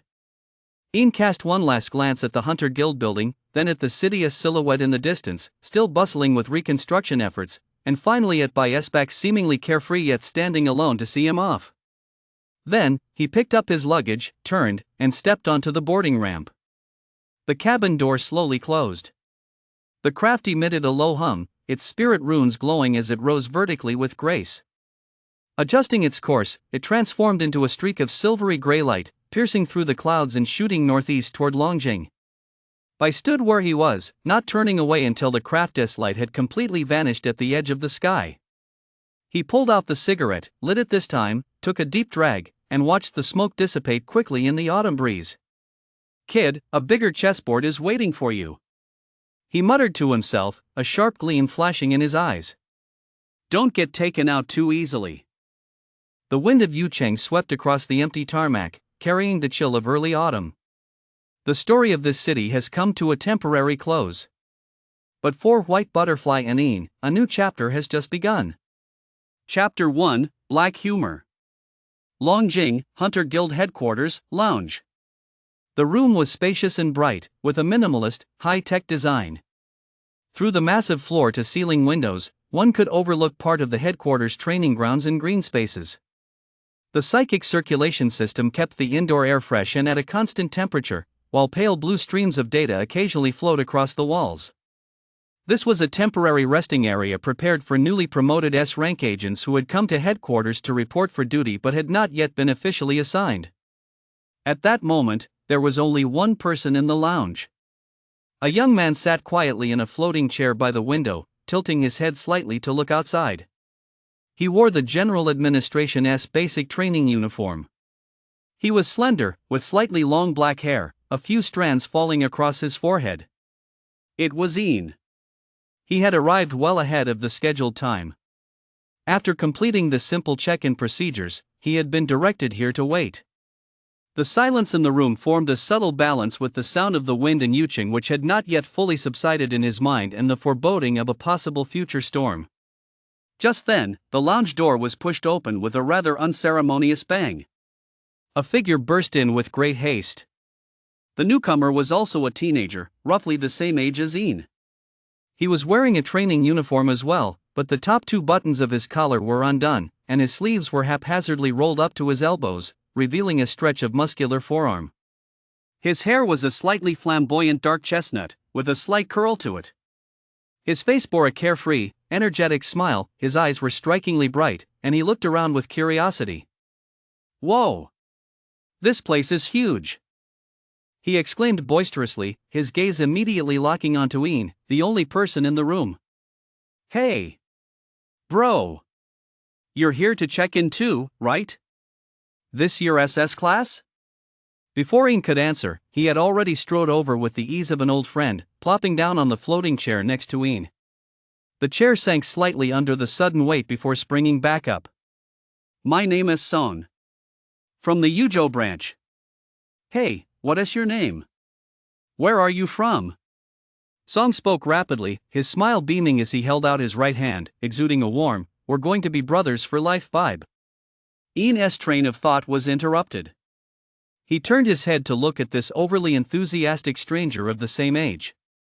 The unclouded brightness in the other man's eyes and the overwhelming vitality radiating from him made Ian feel a bit uneasy, though not exactly repelled. He paused for a moment, then reached out to shake the other man's hand. It felt dry and warm. "Hello." His voice was steady and concise. Song seemed completely oblivious to Ian's coolness, or perhaps he simply didn't care. After the handshake, instead of letting go, he patted Ian on the shoulder. "Did you hear about the big incident in U City a while back? A monster attacking the city? And that Qing guy causing trouble? I heard rumors even back in Yujo headquarters sent our branch chief over for backup in the middle of the night." He seemed to have opened the floodgates, needing no response from Ian as he rambled on. "Let me tell you, bro, I did my homework before coming here. I hear this S-class is full of hidden talents. There's one who trained with an old Taoist priest in the mountains since childhood, another from a military family, and even a rich girl. Wow, just thinking about it gets my blood pumping." His eyes sparkled as he leaned in closer, lowering his voice as if sharing top-secret gossip. "But that's not even the most explosive part. I heard that in our class, there's a truly fearsome individual." He deliberately emphasized the words "truly fearsome individual," his expression exaggerated. Ian's brow twitched almost imperceptibly. Song didn't notice and continued, beaming with excitement, "It's true. Apparently, he is a newcomer who was just in his probationary period at the precinct. Guess what happened? During this major incident in U City, he personally took out one of Qing's avatars. My god, Qing. That's a major threat ranked in the top 20 on the Central Bureau's most wanted list. Even many veteran demigod stage bigwigs have fallen victim to him." Apparently feeling that words alone weren't enough, he mimed a downward slashing motion with his hand, and it was a solo kill. "I heard the scene was brutal, that Qing clone was almost at the law stage, but this rookie just snipped it." He made a throat-slitting gesture and stuck out his tongue. Ian's fingers, resting on his knees, curled slightly. But Song grew more and more excited as he spoke, practically spitting as he talked. "That's not even the worst part. You know what's the craziest part?" He leaned in even closer, almost pressing his mouth against Ian's ear. "I heard that the Qing clone who got taken out, the one he was parasitizing, was this unparalleled villainous only true buddy since childhood. His best friend. He smacked his lips, his face a mix of astonishment, awe, and a hint of incomprehensible complexity. My goodness, to slaughter your own best friend with your own hands, even if that friend was possessed by a demon. What a heart of stone, what a cold, ruthless hand. If it were me, I'd never be able to pull the trigger. That's why they call him the unparalleled villain. Ruthless toward himself, even more ruthless toward his enemies. Damn impressive. Fucking impressive. He continued to marvel to himself, oblivious to the change in Ines' expression. The moment he uttered the words best friend, Ines' face had grown utterly still, as if covered in a layer of frost. Deep within his eyes, something churned violently for a moment before being forcibly suppressed, leaving only a bottomless, deathly silence. After finishing his exclamation, Song seemed to suddenly remember he needed to build rapport with this future comrade in arms. He grinned and nudged Dean with his elbow. Hey, don't you think so? A badass like that is bound to be a big shot at headquarters. He might even be the leader of our class. We've gotta find a way to ride his coattails, bro. He scratched his head, then suddenly frowned. All right, I was so caught up in talking that I forgot that monster-esque name. I think it was 2 characters?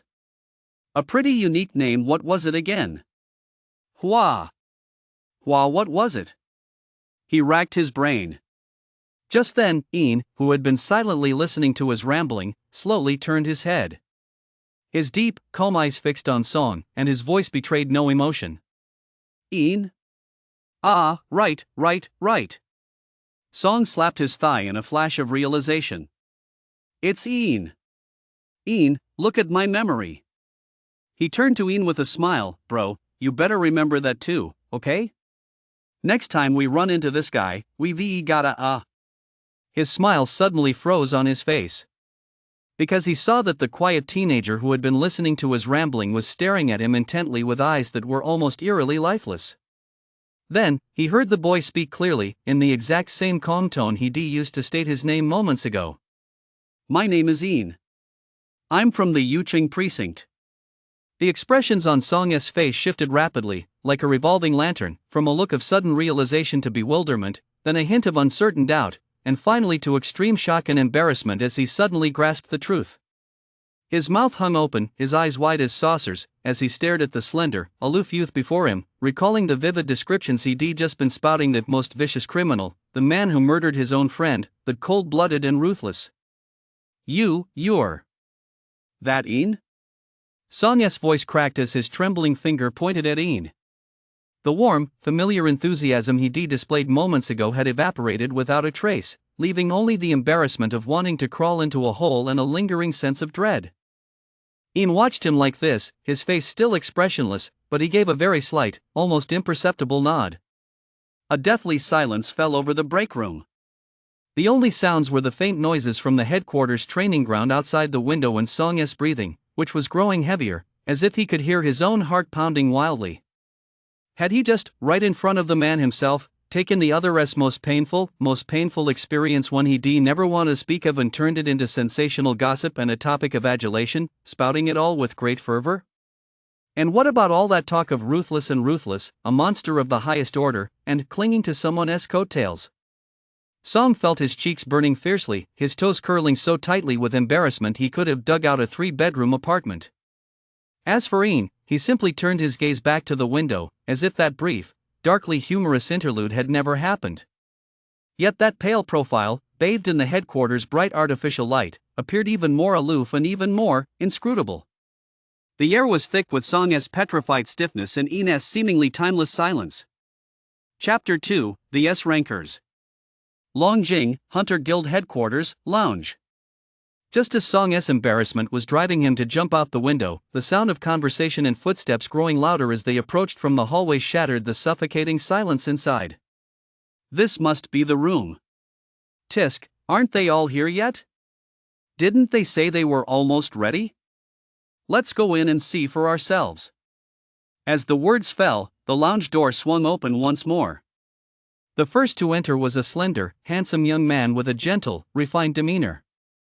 He was also wearing the General Administration's training uniform, but his attire was impeccably neat, with even the cuffs perfectly smooth and wrinkle-free. A smile that was just right, as refreshing as a spring breeze, played on his face. His gaze swept across the room, passing over Song, who sat stiff as a statue, and Ian, who sat by the window with an expression impossible to read. He chuckled softly. We were just discussing how everyone hadn't arrived yet. It seems we were a step too late? Well, now everyone is here. His voice was clear and pleasant, carrying a natural warmth that instantly captured the attention of everyone inside and out. Following behind him were two others. One was a petite young girl with features as delicate as a porcelain doll. She wore playful twin ponytails, the tips dyed a pale cherry blossom pink. Somehow, she altered her training uniform to cinch her waist slightly, accentuating her dainty figure. Her large eyes darted about, brimming with curiosity and excitement. Standing at the doorway, she looked around, her gaze lingering a moment longer on Song's flustered expression and Ian's retreating figure, a hint of a smirk playing at the corners of her mouth as if she were anticipating a good show. The other was a tall, slender boy with long black hair falling past his shoulders. His features were sharp and angular, his complexion pale from a lack of sunlight, and his expression was cold, even somewhat aloof. With his hands tucked into his pockets, he strolled over leisurely, seemingly unconcerned with the atmosphere inside. His gaze fell directly out the window, in the same direction Ian had been looking, yet it was as if he were seeing nothing at all. The arrival of these three instantly made the atmosphere in the lounge feel somewhat awkward. Before the three newcomers could exchange a word with Ian and Song, a steady, powerful set of footsteps echoed from the doorway. A middle-aged man appeared at the entrance, dressed in a dark blue Hunter Guild high-ranking officer's uniform, his epaulets indicating ministerial-level status. He had a square jaw, thick black eyebrows, and eyes as sharp as an eagle's. He commanded respect without raising his voice, exuding an aura of gravitas born of long tenure in high office and a history of combat. His gaze swept over the three at the door, then turned toward the room. His brow twitched almost imperceptibly. He had clearly noticed Song's demeanor and the slightly peculiar atmosphere inside. "What's the matter? Are you all just going to stand at the door and not come in? Waiting for me to invite you in?" The middle-aged man's voice was booming, carrying an air of unquestionable authority. The three men at the door immediately stepped aside to clear a path. Ian, who had been seated inside, turned and stood up. Song, as if struck by lightning, jumped to his feet and frantically smoothed his rumpled collar, trying to salvage some semblance of composure. The middle-aged man strode into the lounge and took his seat in the reserved floating chair at the head of the table. He was a burly man. Even seated, he towered over the youths, his presence commanding. "Everyone, take a seat," he said, waving his hand. The five complied. Ian and Song sat on one side, while the three newcomers sat on the other. The division was stark, and there was a subtle sense of confrontation in the air. The middle-aged man's sharp gaze slowly swept over each young, distinctive face, lingering for half a second longer on Ian's excessively calm expression and on Song's face, from which the awkwardness had not yet fully faded. "Introduce yourselves," he spoke, his voice echoing through the quiet lounge. "My name is Qin Wuyang. I am the Director of Operations at Hunter Guild Headquarters. From today until you complete Headquarters basic evaluation and adaptation training and before your official assignments, I will be directly responsible for all matters concerning the five of you.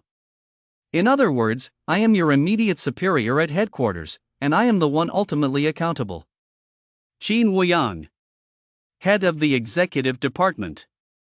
That name, combined with the aura he exuded at that moment, was enough to instill awe in any newcomer.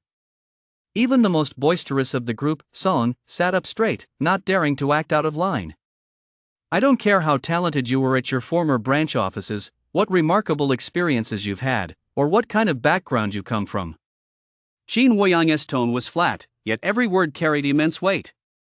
"Now that you're at Headquarters, under my command, you must follow Headquarters rules and do as I say. Talent is your starting point, but it is not a privilege. Here, strength and results are the only standards. Is that clear?" "Understood." With the exception of Ian, who merely gave a slight nod, the other four, including the handsome, gentle-mannered youth, instinctively straightened their spines as they responded. Qin Wuyang nodded, seemingly satisfied with their reaction. "Very good. Now, before I show you around and assign your specific duties, let us get to know each other. Starting from the left, come up one by one and briefly introduce your name, codename, ability, current cultivation level, and which branch or lineage you come from. He pointed to the handsome, gentle-mannered youth sitting on the far left, the one who had been the first to push open the door. The youth rose calmly and walked with steady steps to the small podium at the front of the room. He still wore that comforting smile, his gaze sweeping peacefully over everyone present, pausing for an imperceptibly brief moment on Ian in particular. Colleagues, and Sheen, hello. He spoke in a clear voice. My name is Mu. I don't have a fixed code name yet. S-class ability, Golden Jade Dragon Martial Arts. As he spoke, an extremely faint golden jade glow seemed to flow around him, noble yet understated, faintly imbued with the majesty of a dragon. My current cultivation level is the early stage of the spirit stage. I come from the Dragon Capital headquarters and have been trained at a training camp affiliated with the headquarters since childhood. He bowed slightly, his manners impeccable. I'm delighted to be gathered here with all of you. I look forward to your guidance in the days ahead. A native of Dragon Capital headquarters, possessing the S rank, Golden Jade Dragon Martial Arts, with an outstanding demeanor and polished speech. Mu's opening remarks undoubtedly set a standard first impression for the others, powerful, orthodox, and with deep-rooted connections. Qin Woyang's face remained expressionless, he merely gestured for the next person. The delicate young girl with twin ponytails had been itching to go. The moment Mu finished speaking, she bounced forward like a light butterfly, brimming with energy. Hello, everyone. Her voice was crisp, her smile radiant, carrying a touch of the innocence and spoiled nature of someone who'd been pampered, yet she wasn't annoying. My name is Juan. I don't have a code name either.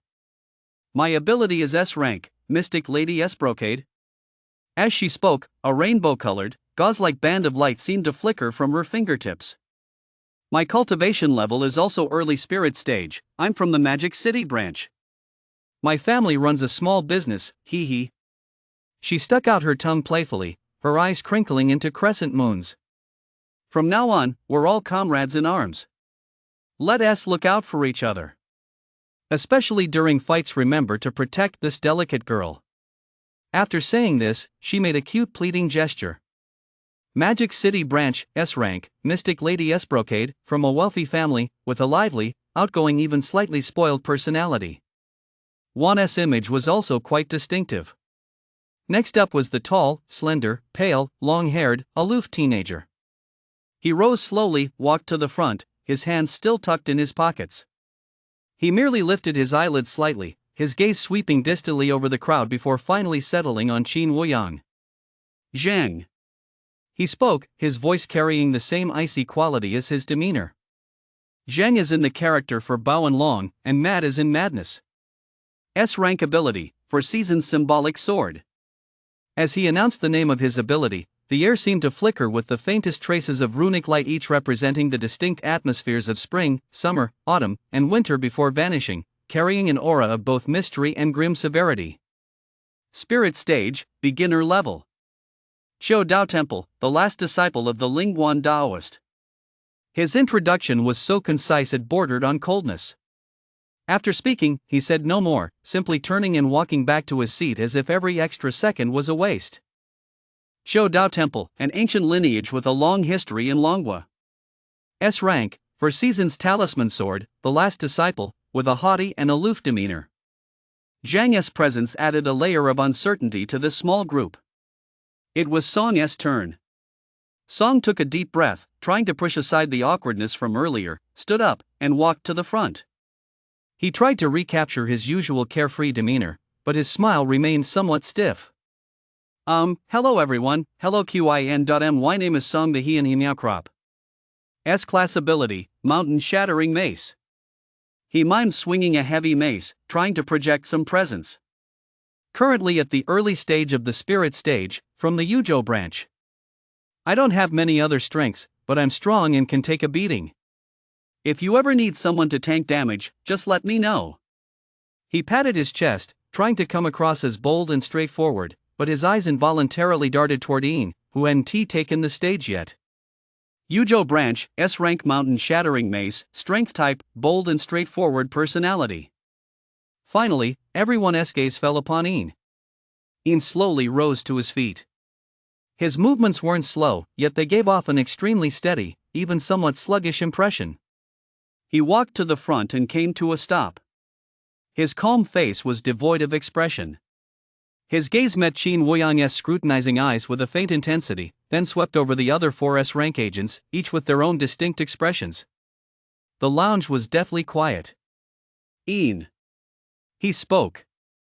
His voice, like his demeanor, carried a detached quality, not loud, yet clear enough to reach everyone's ears. Codename, White Butterfly. Pale Butterfly. This codename caused the eyes of the three others all but Song to flicker slightly. They had clearly heard rumors about the Yuqing incident and knew the codename of that S-class rookie who had turned the tide at the last moment and personally eliminated Qing's clone. S-class ability, Pale Butterfly. Pale Butterfly. The name of this ability didn't sound overbearing. If anything, it had a delicate, fragile quality to it. Current cultivation level. Ian paused briefly before clearly enunciating 5 words. Mid-stage spirit stage. Mid-spirit stage. As the words fell, aside from Qin Woyang, who had already braced himself, and Song, who had just experienced an awkward moment and held a somewhat vague understanding of Ian's strength, the expressions of Mu, Wan, and Zhang shifted almost simultaneously. The gentle smile that had always lingered in Mu's eyes faded imperceptibly, replaced by a fleeting glint of sharpness and scrutiny deep within his pupils. Wan's adorable smile retreated slightly, her large eyes grew more curious, tinged with a hint of surprise and a vague sense of comparison. Even Zhang, who had remained expressionless as if indifferent to everything, turned his head slightly. His narrow eyes lingered on Ian for an extra moment, his gaze carrying something else, perhaps scrutiny, perhaps a faint trace of combat intent? As fellow S-rankers, they were all geniuses among geniuses, and arrogance was the norm. During this initial encounter, discovering someone whose cultivation was clearly a full minor realm higher was a tangible shock. Especially this Ian, who bore the codename White Butterfly and a combat record steeped in controversy and bloodshed. From the Yucheng branch. Ian finished his introduction, gave a slight nod of acknowledgement, and turned to walk back to his seat. Throughout the entire exchange, he showed no unnecessary expression or uttered a single extra word. Once he sat down, the atmosphere in the lounge shifted noticeably. The earlier sense of looseness tinged with tentative probing and a sense of everyone minding their own business had been infused with a subtle tension by Ian's brief yet information-packed self-introduction. His superior cultivation, coupled with a background that sparked endless speculation, had unconsciously made Ian an unignorable and perhaps even somewhat jarring figure within this makeshift group. Qin Woyang took it all in, the corner of his mouth curving in a barely perceptible smile, though it was unclear whether it was satisfaction or some other emotion. Very good. He stood up, his towering frame exuding an air of authority. Everyone is here, and you've all met each other. So, I hereby officially announce. The headquarters S-Class Special Training Program, Hidden Dragon, begins now. Over the next week, you will undergo the most basic tests of physical fitness, mana, ability coordination, and stress tolerance. 1 week from now, based on the evaluation results, we will form the first mission groups. Remember my words, strength and results are the only criteria. Now, follow me. I'll take you to the dorms, then show you around the training grounds. With that, Qin Woyang led the way toward the door. The 5 young S-rankers rose one after another and followed behind him. Mu still wore a smile, walking with a leisurely stride. Wan skipped along, whispering something to Mu ahead of him. Zhang kept his hands in his pockets, walking at a steady, unhurried pace. Song scratched his head, wanting to get closer to Ian but hesitating slightly. As for Ian, he brought up the rear, his expression calm. Chapter 3, Dragon Quest. Longjing, Hunter Guild Headquarters, S-Rank exclusive living quarters. The dormitory was a private suite, simple yet fully equipped, featuring a basic meditation room, a lounge area, and a private bathroom. Through the windows, one could see the silhouettes of the brightly lit central headquarters complex and some of the training facilities in the distance. After Qin Woyang quickly walked the 5 of them through the access control system and basic facilities, he left without further ado, leaving only the words, "Get some rest." 6 o'clock tomorrow morning, training ground number 1 inch echoing in the hallway. The other four were clearly filled with excitement and anticipation for this brand new environment and the upcoming Hidden Dragon project. In his own room, Mu spoke softly into his communicator, contacting certain individuals in Longjing. His tone was respectful yet firm, as if he were confirming some information. Juan, meanwhile, was excitedly video chatting with family and friends in Magic City, chattering away about the grandeur of headquarters and his newly met eccentric teammates. Zhang's room was the quietest. He sat cross-legged in the center of the meditation chamber, an ancient bamboo scroll spread out before him, with faint sword-like shadows flickering around him as he immersed himself in his own cultivation and contemplation. Song paced back and forth in his room, alternately touching the high-tech spiritual energy sensor panel on the wall and practicing a composed expression in the mirror, muttering to himself, both nervous and exhilarated. Only In's room was deathly silent. He had turned on the main light, leaving only a dim wall lamp in the corner. He sat cross-legged on the hard bed in the meditation chamber, his eyes slightly closed, breathing deeply and steadily. Scattered across the mat before him lay a small pile of some 20 or 30 discarded low-grade spirit stones, now grayish-white and completely devoid of mana. These were part of the meager supply of spirit stones he had brought with him from U City. Time passed slowly. At midnight, In's eyelids twitched slightly, and he slowly opened his eyes. The room was dim, yet his deep, dark pupils seemed to absorb the faintest glimmer of light in the darkness. But at this moment, deep within those eyes, alongside his usual icy clarity, a faint yet unmistakable crimson hue flickered. He looked down at the pile of spirit stone remnants before him and fell silent for a moment. Then, he slowly raised his right hand and opened his palm. The lines on the skin of his palm were distinct. But if one sensed carefully, one could detect that beneath the skin, something intangible seemed to be writhing faintly, yearning. It was the instinct of the pale devourer. Back in Yuqing, in order to heal the entire city, he had released the vast energy he had devoured, along with a portion of his own essence, without reservation. That sacrifice had temporarily suppressed the devouring instinct-esque greed for more, even elevating his state of mind to a higher plane. But like a riverbed forcibly widened and then drained dry, a sense of emptiness and the even more intense hunger that followed began to backfire after his cultivation level plummeted and his body fell into a relatively weakened state. He needed energy to sustain basic cultivation and bodily equilibrium, and even more so to suppress that thirsty impulse as if originating from the depths of his soul that constantly whispered devour, possess, and more. The mana contained in these low-grade spirit stones would normally be sufficient for his daily needs as a mid-tier spirit stage cultivator. But now, he needed to consume far more than his peers to barely fill that bottomless pit of hunger.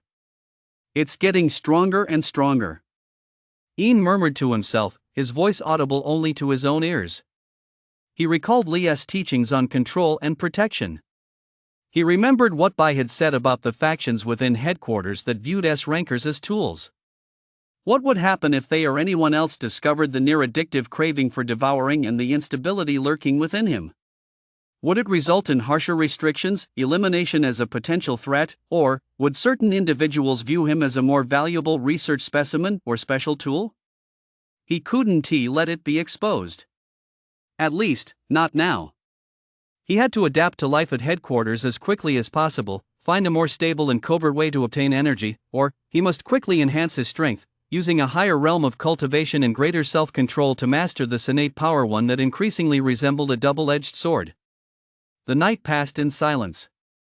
Ian did not use any more spirit stones, relying only on basic meditation and sheer willpower. He fought against the gnawing hunger until the sky outside the window began to glow with the first light of dawn.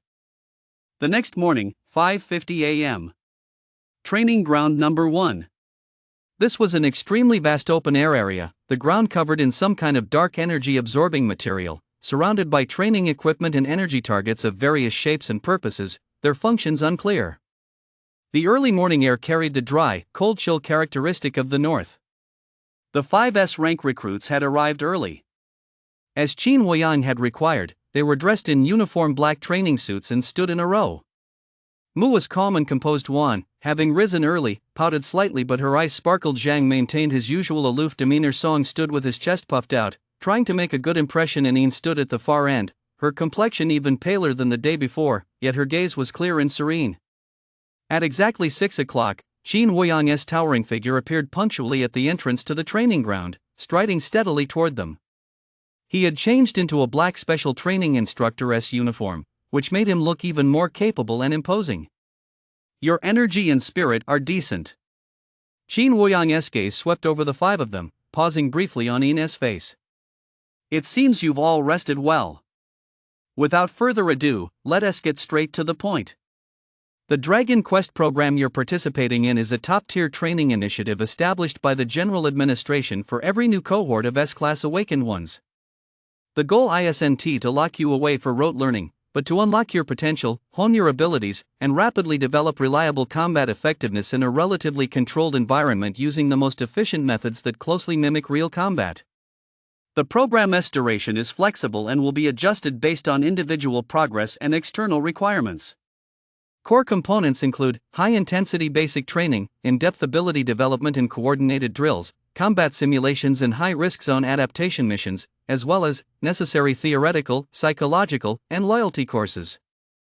Qin Woyang spoke in a flat tone. "Here, you will encounter cutting-edge cultivation theories and technological applications, and you will face dangers and challenges far exceeding those at the branch bureau level. Casualty quotas do exist. If you're afraid, you can still withdraw now. Return to your original branch, and you'll remain highly valued geniuses. But once you stay, there's no turning back. A hidden dragon emerging from the depths will either soar to the heavens or crash and burn."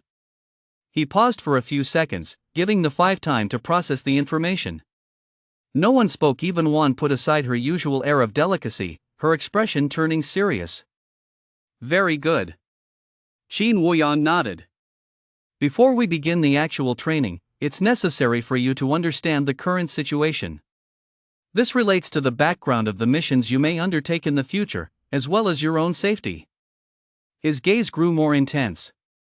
"I'm sure you've all heard, to some extent, of the Radiant Guild, that cancerous organization lurking in the shadows, which takes pleasure in manipulating human nature and sowing chaos. Not long ago, during the Yuqing incident, their shadow loomed behind the scenes. More specifically, it was one of their 12 chiefs, Qing." At the mention of Qing, Ina's eyelashes fluttered almost imperceptibly, but his expression remained unchanged. "The Dragon Nation has never been the type to take a beating without fighting back." Qin Woyang's voice suddenly turned cold, carrying an air of ruthless determination. At the very moment the Yuqing incident erupted, the General Headquarters authorized the launch of Operation Rootcut, in collaboration with the military and certain secret lineages. The objective of the operation was to eradicate the Radiant Guild's known major strongholds worldwide, particularly its headquarters. He surveyed the five of them and slowly announced the results. "The operation is complete. The results are as follows. Over 70% of the Radiant Guild's global branches have been uprooted, and its headquarters, hidden deep within the South American rainforest, has been severely damaged, with more than half of its core facilities destroyed. Among the Guild's 12 chiefs, the Collector and the Dancer were confirmed killed on the spot, their souls utterly annihilated. Several other high-ranking core members were also eliminated." The battle report was concise, yet it contained a staggering display of bloodshed and power. For the elite forces of a single nation to boldly launch a transnational strike at the heart of the enemy, and achieve such results, it was more than enough to demonstrate Dragon Nation's firm resolve and unfathomable depth in the age of the supernatural. Mua's eyes flashed with intensity. One covered her mouth. Zhang furrowed his brow slightly, as if deep in thought, and Song wore an expression of utter shock, as if to say, "Holy shit, that's amazing."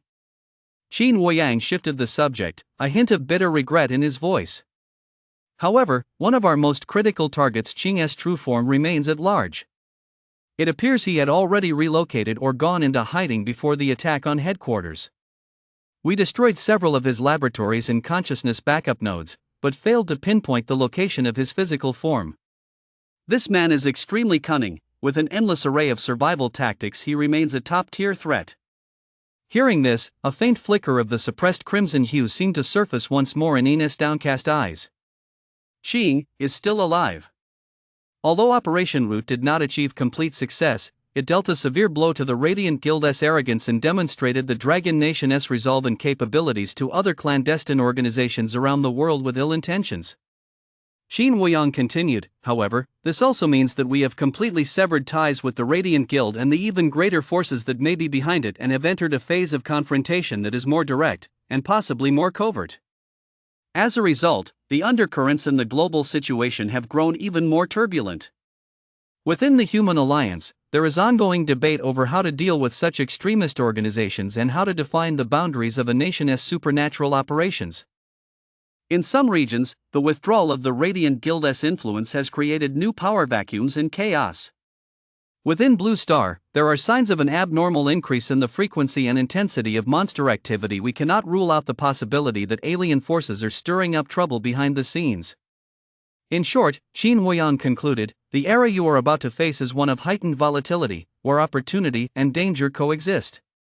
The purpose of Dragon Quest is to ensure that in such an era, you can grow more quickly into pillars capable of standing on your own and even influencing the course of events rather than becoming shooting stars that burn out prematurely. Does everyone understand? Understood. This time, even Ian responded clearly and forcefully. Good. A faint smile appeared on Xin Wuyang's face. Then, the briefing is over. Hidden Dragon Lesson 1, begin. He pointed to several intricate light screens and energy symbols that had suddenly risen in the center of the training ground. First item, Extreme Physical Endurance and Mana Stress Test. Let me see just how much you so-called geniuses are really worth. Those who can't hold out 1T get lunch. Chapter 4, Showing Off Their Skills. Dragon Capital Headquarters, Training Ground Number 1, Morning. As the morning light grew intense, the training ground's dark, energy-absorbing surface began to reflect a faint glow. Xin Wuyang's so-called warm-up was no empty promise. The extreme physical fitness test began first. The events included maximum load squats, ultra-long distance interval shuttle runs, high-altitude zipline obstacle traverses, and extreme rock climbing under the dual effects of water pressure and gravitational runes. Each event was designed to be devious and extremely intense, with the sole goal of squeezing every ounce of potential from the awakened one's bodies and pushing them to their physiological limits. Ian's performance in this section could only be described as average. His body, honed by brutal training and subtly enhanced by his own ability, possessed physical attributes that were undoubtedly excellent among his peers, particularly in agility, flexibility, and endurance. However, compared to Song, who specialized in physical enhancement, or Mu, who had clearly cultivated special body forging techniques, Ian did not stand out as much. He completed each task in silence, ranking in the middle of the 5.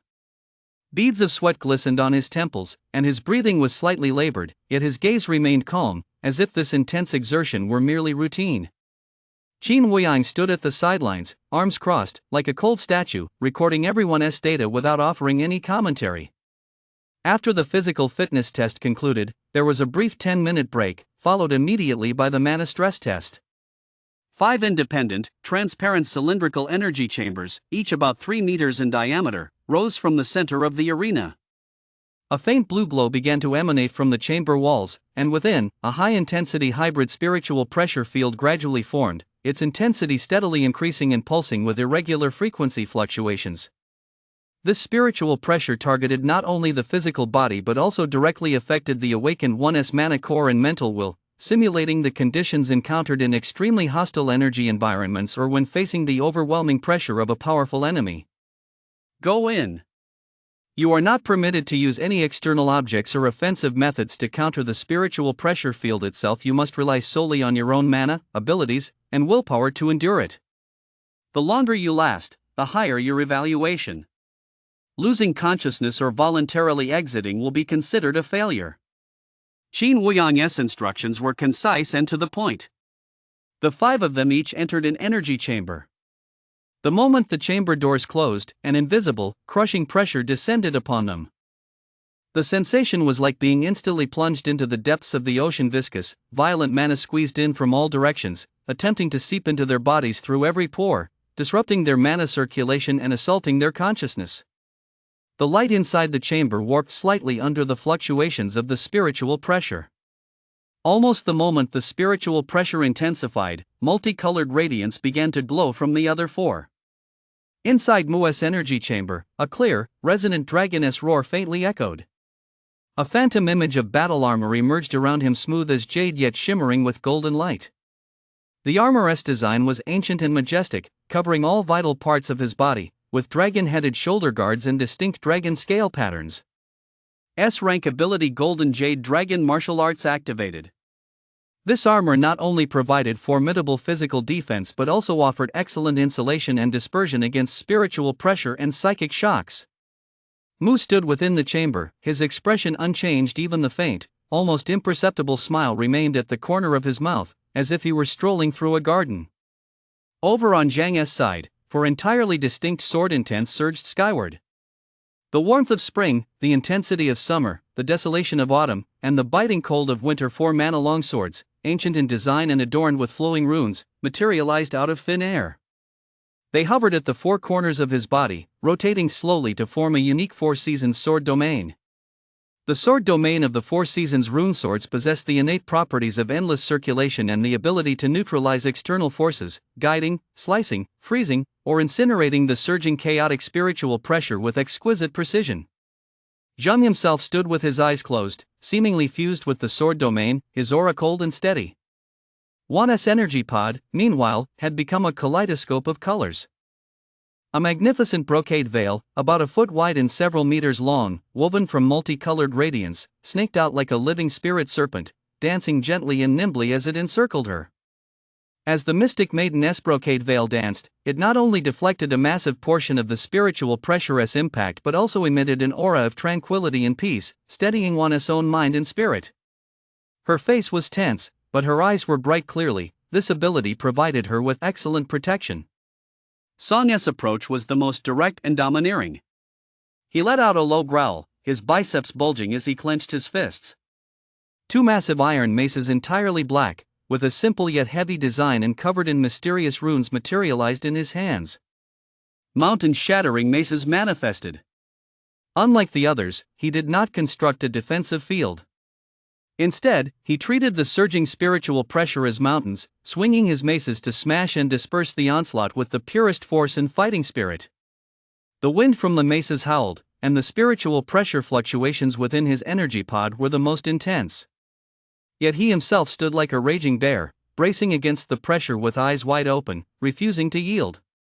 As for Ines' energy pod, at first, he, like the others, endured the sudden surge in spiritual pressure.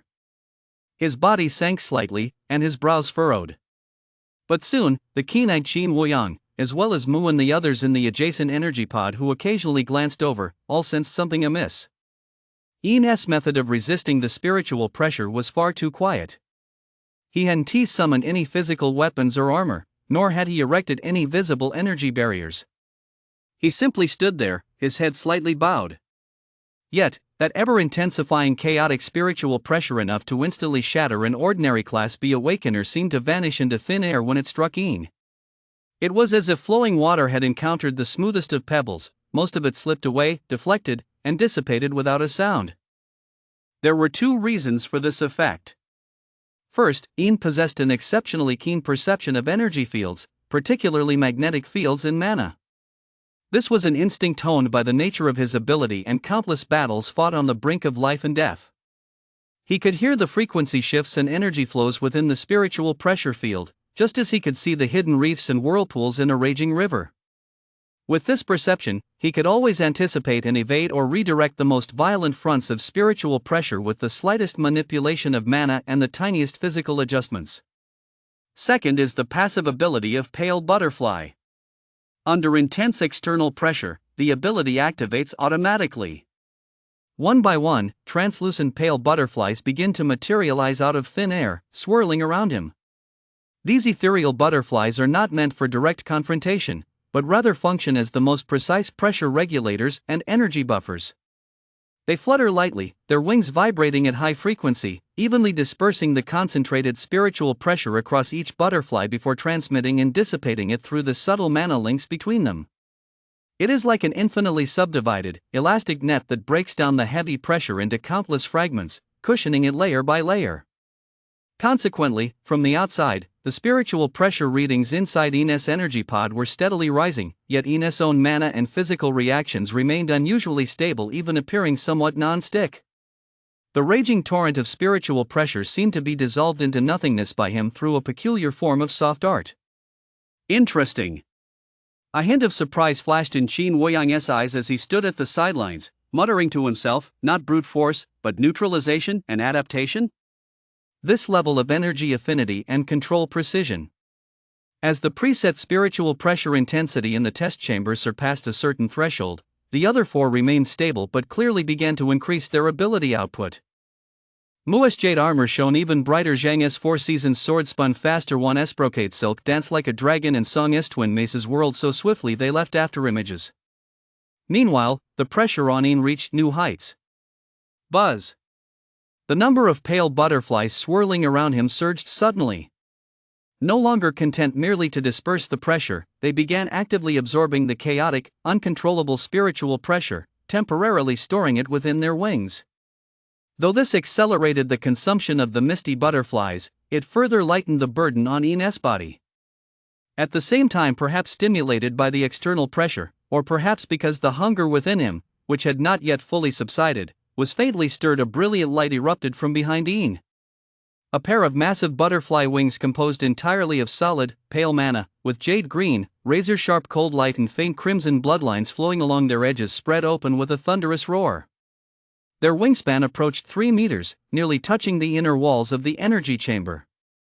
The wings were not stationary. Instead, they fluttered gently in rhythm with the misty butterfly's dance and the fluctuations of spiritual pressure. With every flutter, they sent out ripples of pale mana, creating a dynamic balance and counterbalance with the chaotic spiritual pressure field within the chamber. The spiritual patterns on the wings flickered erratically, radiating a dazzling, eye-catching glow, a blend of the sacred and the eerie, where vitality and stillness coexisted. In that moment, Yin resembled a pale butterfly trapped within an energy storm. With a mere spread of his wings, he withstood the immense pressure. That effortless poise stood in stark contrast to the other four, each struggling to withstand the force with their own unique methods. Qin Woyang's gaze was fixed intently on Yin, particularly on those massive, luminous butterfly wings and the eyes on his face, which remained calm and profound.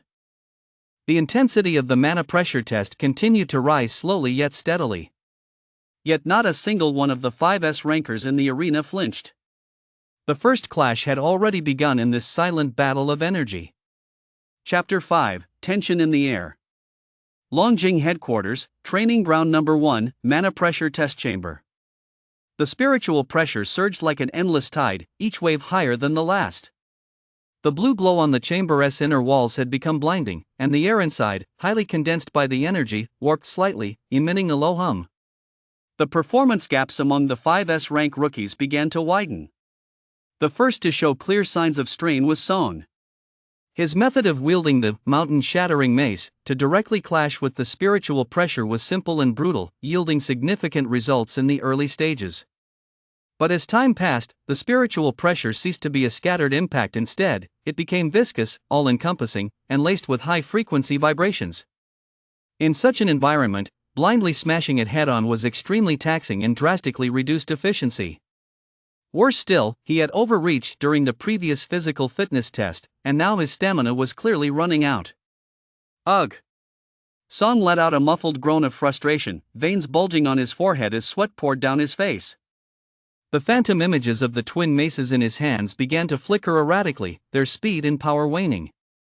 The frenzied spiritual pressure finally breached the fragile barrier woven by his mace winds, crushing down hard on his body and mana core. With a thud, he dropped to one knee. The phantom maces vanished completely, his face flushed crimson as he gasped for breath. The hatch sensed his condition, immediately released the spiritual pressure, and slowly opened. Song practically crawled out, his body limp, his face a picture of exhaustion and resentment. Song, you're out. Time elapsed, 47 minutes and 8 seconds. Qin Woyang coldly reported the data, glancing at him with no surprise in his eyes, as if he'd anticipated that a purely strength-based, tactically one-dimensional competitor like this would be the first to fall behind under sustained, high-intensity pressure.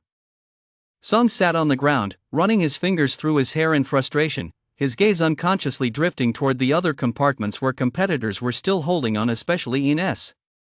The second to collapse was Zhang. The Four Seasons sword domain he had constructed with his, for seasons symbol sword, was exquisitely crafted, seamlessly integrating offense and defense, and his dissipation of spiritual pressure bordered on artistry. But maintaining such a highly precise sword domain, one that required the ceaseless cycle and seamless transition of the four seasons' essence, consumed an equally terrifying amount of mental energy and mana. As the spiritual pressure surged past a certain threshold, the abnormal and chaotic energies the sword domain had to contend with increased exponentially. Gradually, the four suspended mana swords began to emit faint, discordant tremors.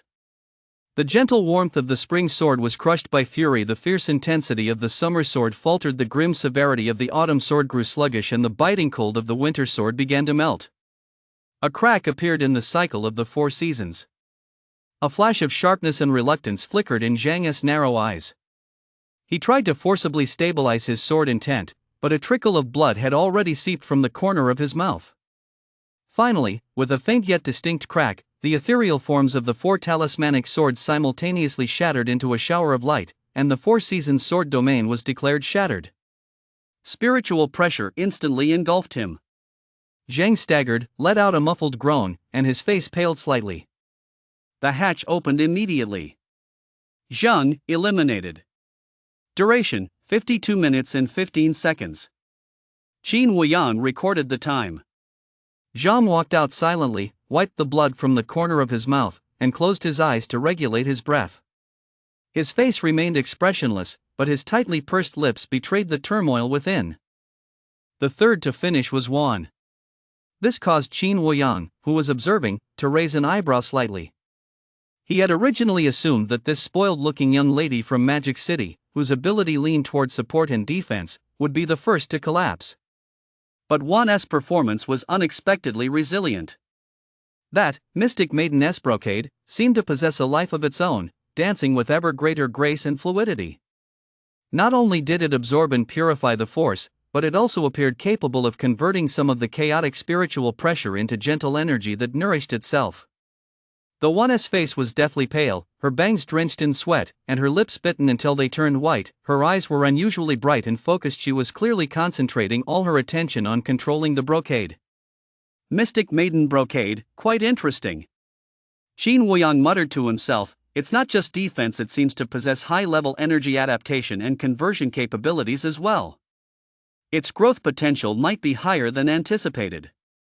However, she was ultimately limited by her foundation and cultivation level.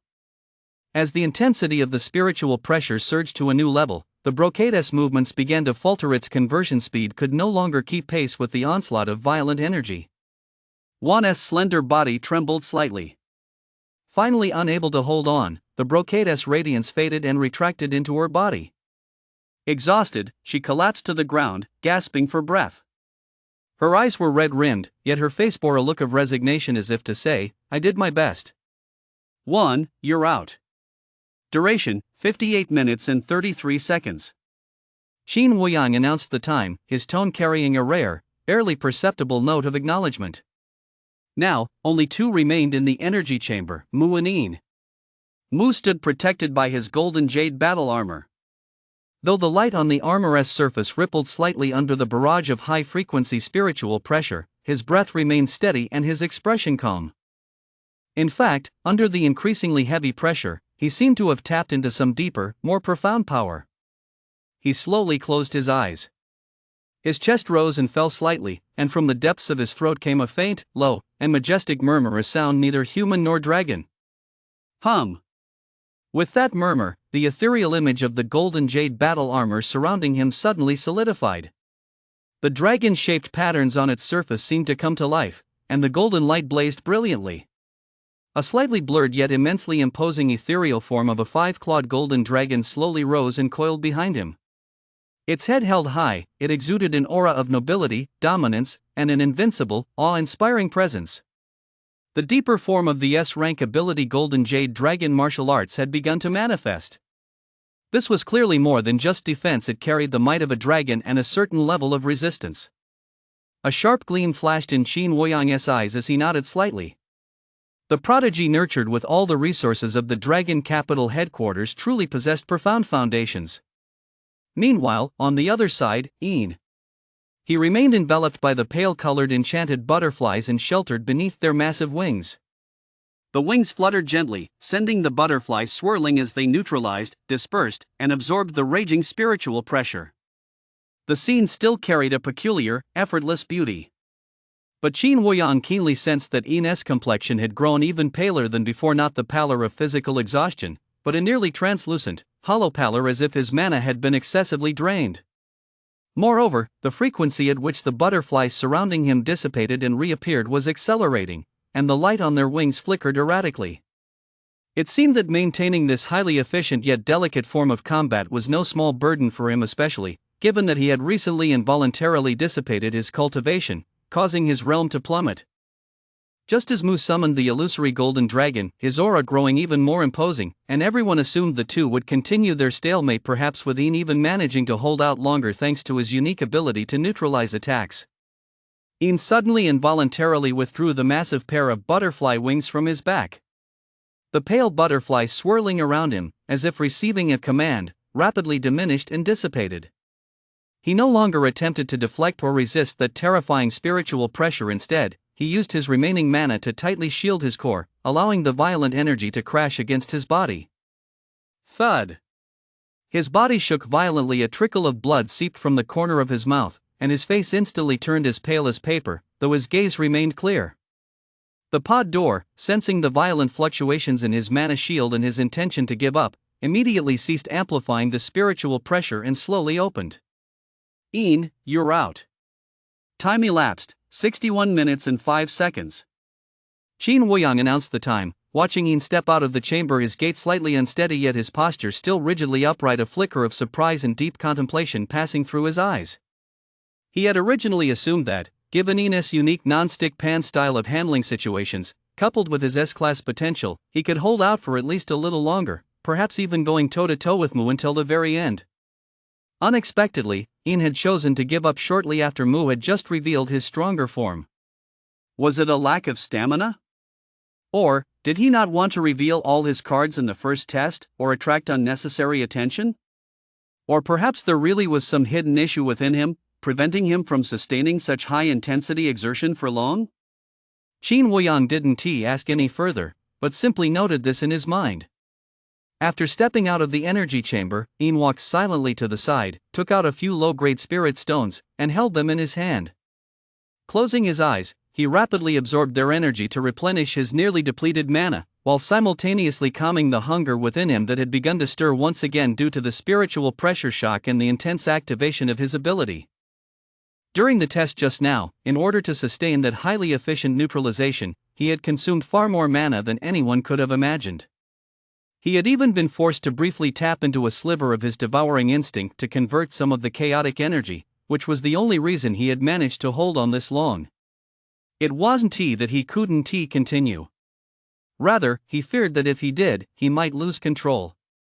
Mu held out inside the chamber for another 3 minutes or so. The golden dragon's phantom gradually dimmed under the increasingly intense spiritual pressure. Finally, he reached his limit. The phantom of the battle armor dissipated, the golden dragon vanished, and he stepped out, his face slightly pale. Mu, you're out.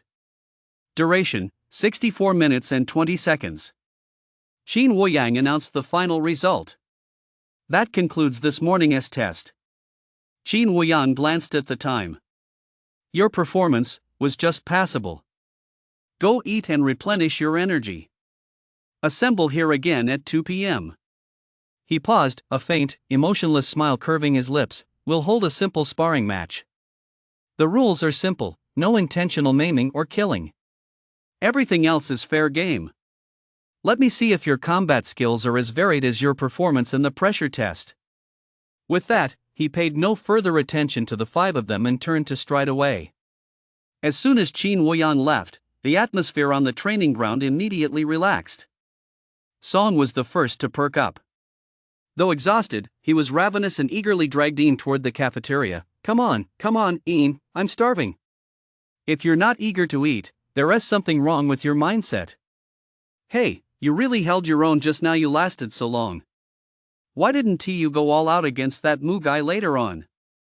He tried to put his arm around Yin's shoulder in his usual friendly manner. Just then, a hand suddenly reached out from the side and unceremoniously yanked Song away. It was Zhang. He had approached unnoticed. His narrow eyes fixed on Ian, who had just finished meditating and opened his eyes. The previous aloofness had vanished from his gaze, replaced by a sharp, sword-like scrutiny and undisguised fighting spirit. Ian, Zhang said, his voice icy. This afternoon, shall we have a go? He was clearly intrigued by Ian's unique, even somewhat slippery performance during the stress test and was eager to verify it in actual combat. Song stumbled as he was yanked aside, and his temper flared instantly. He'd already been annoyed by Zhang's cold demeanor, and now, being shoved aside in front of everyone, his pride was deeply wounded. Zhang, what the hell do you think you're doing? Song stuck out his neck and glared at Zhang. Think you're so tough? Want to fight? Fine. Let us give it a go this afternoon. I'm itching for a fight anyway. He rolled up his sleeves, looking ready to brawl at any moment. One stood nearby, blinking her big eyes, glancing from one to the other with a "let us see them fight" expression on her face. Mu stood a little further back, his face returning to its usual gentle smile as he watched the sudden conflict with interest. As for Ian, he slowly stood up and put away the discarded spirit stone in his hand, which had turned ashen. He glanced at the battle-ready Zhang, then at the furious Song, his face still expressionless. The afternoon sparring hadn't even begun, yet the air was already thick with tension. Chapter 6, For Season's Symbol Sword, vs. Mountain Shattering Mace. Faced with Zhang's direct challenge and Song's furious interjection, Ian merely lifted his eyelids calmly, his gaze sweeping between the two. He looked at Zhang, his pupils betraying little emotion, his voice as cold and clear as ever. All right?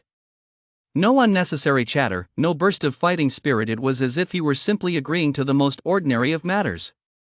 Yet those two brief words, all right, caused the flames of scrutiny and combat intent in Zhang's eyes to burn even brighter. He gave a slight nod in acknowledgement, said no more, and turned to walk toward the cafeteria, as if the challenge he'd just issued were nothing more than an invitation for afternoon tea. Hey! Ian. I was the one who said I wanted to fight him first. Song wasn't having it. He stepped up to Ian and pointed at Zhang's retreating back. That kid's way too cocky.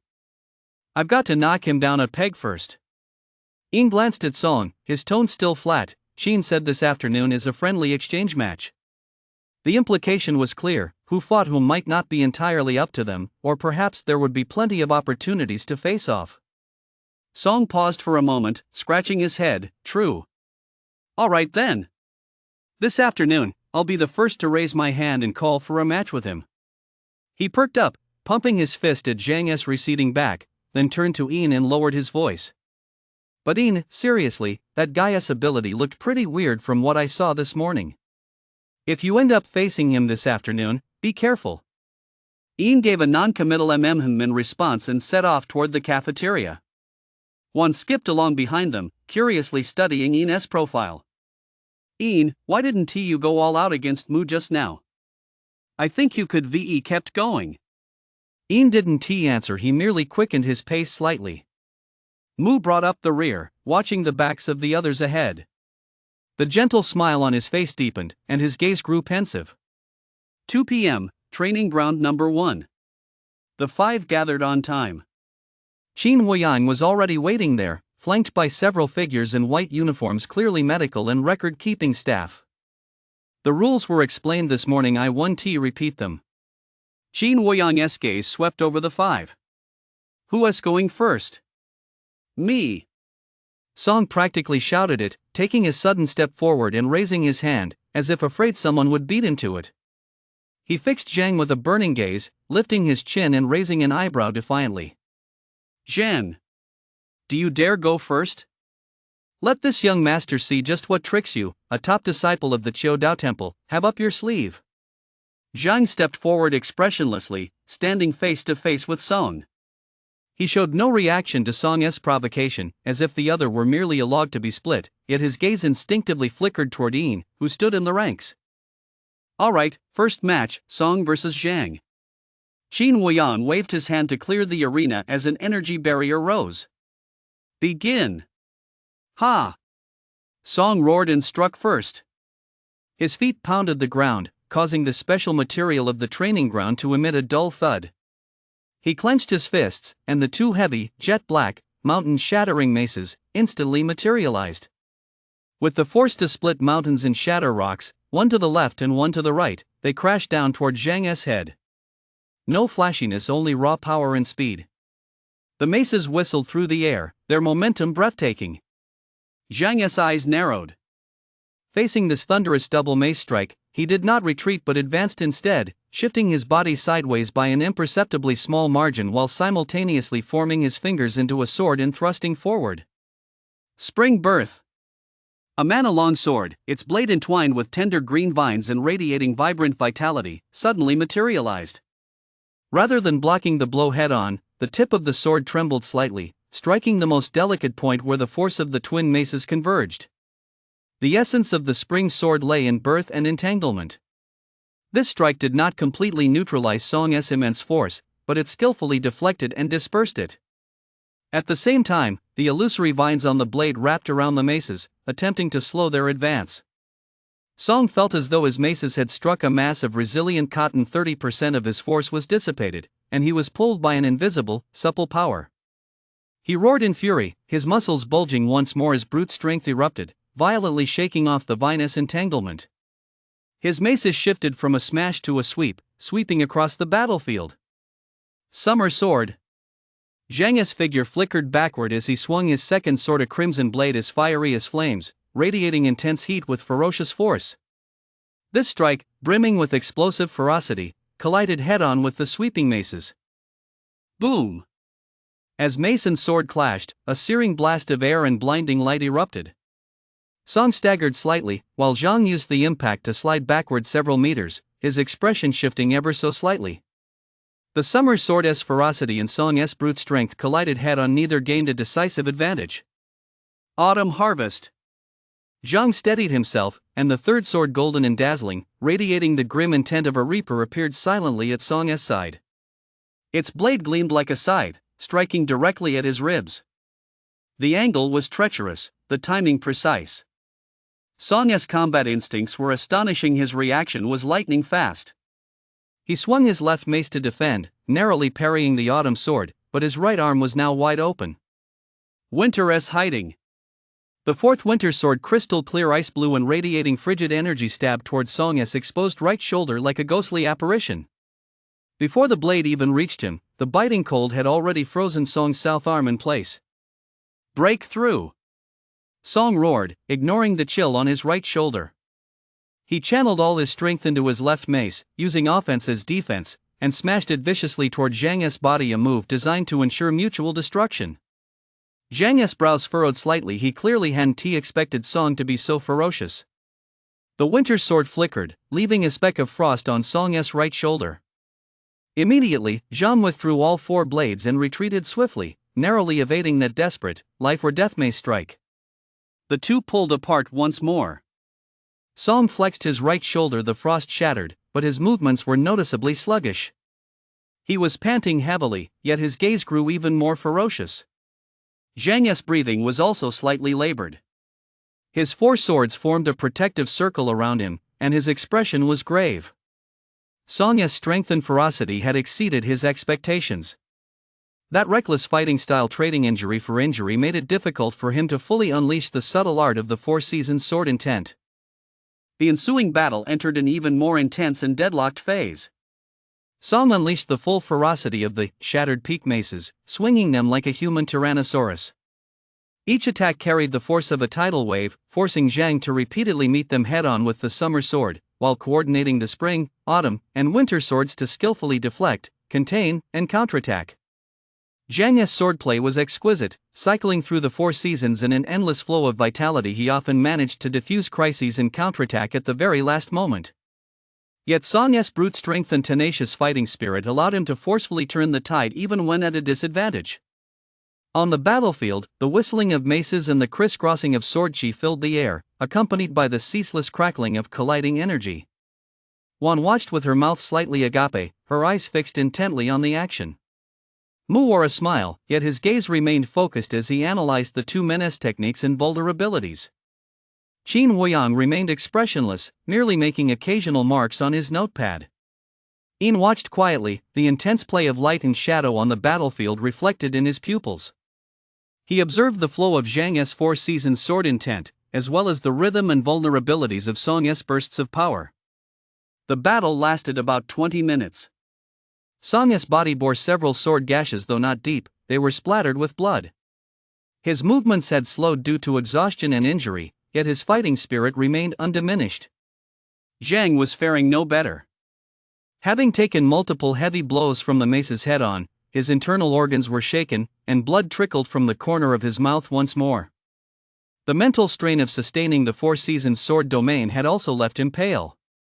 Finally, in a full-force clash, Song's twin maces collided violently with Zhang's summer and autumn swords. Boom! A violent explosion of energy sent both men flying backward, crashing heavily against the edge of the energy barrier. Song struggled to get back up, but after 2 failed attempts, he could only kneel on one knee, leaning on his mace, panting heavily. Zhang propped himself up with his sword, kneeling on one knee, as the 4 talismanic swords flickered erratically before finally fading away. Both had lost the ability to continue fighting. A draw, Qin Wuyang's voice rang out, announcing the result. Medical personnel immediately stepped forward to perform preliminary examinations and administer treatment to both men. Although Songhen T won, he grinned widely and gave a chuckle to the equally battered Zhang, a hint of mutual respect in his eyes. That was a blast. Those crappy swords of yours actually have some real punch to them.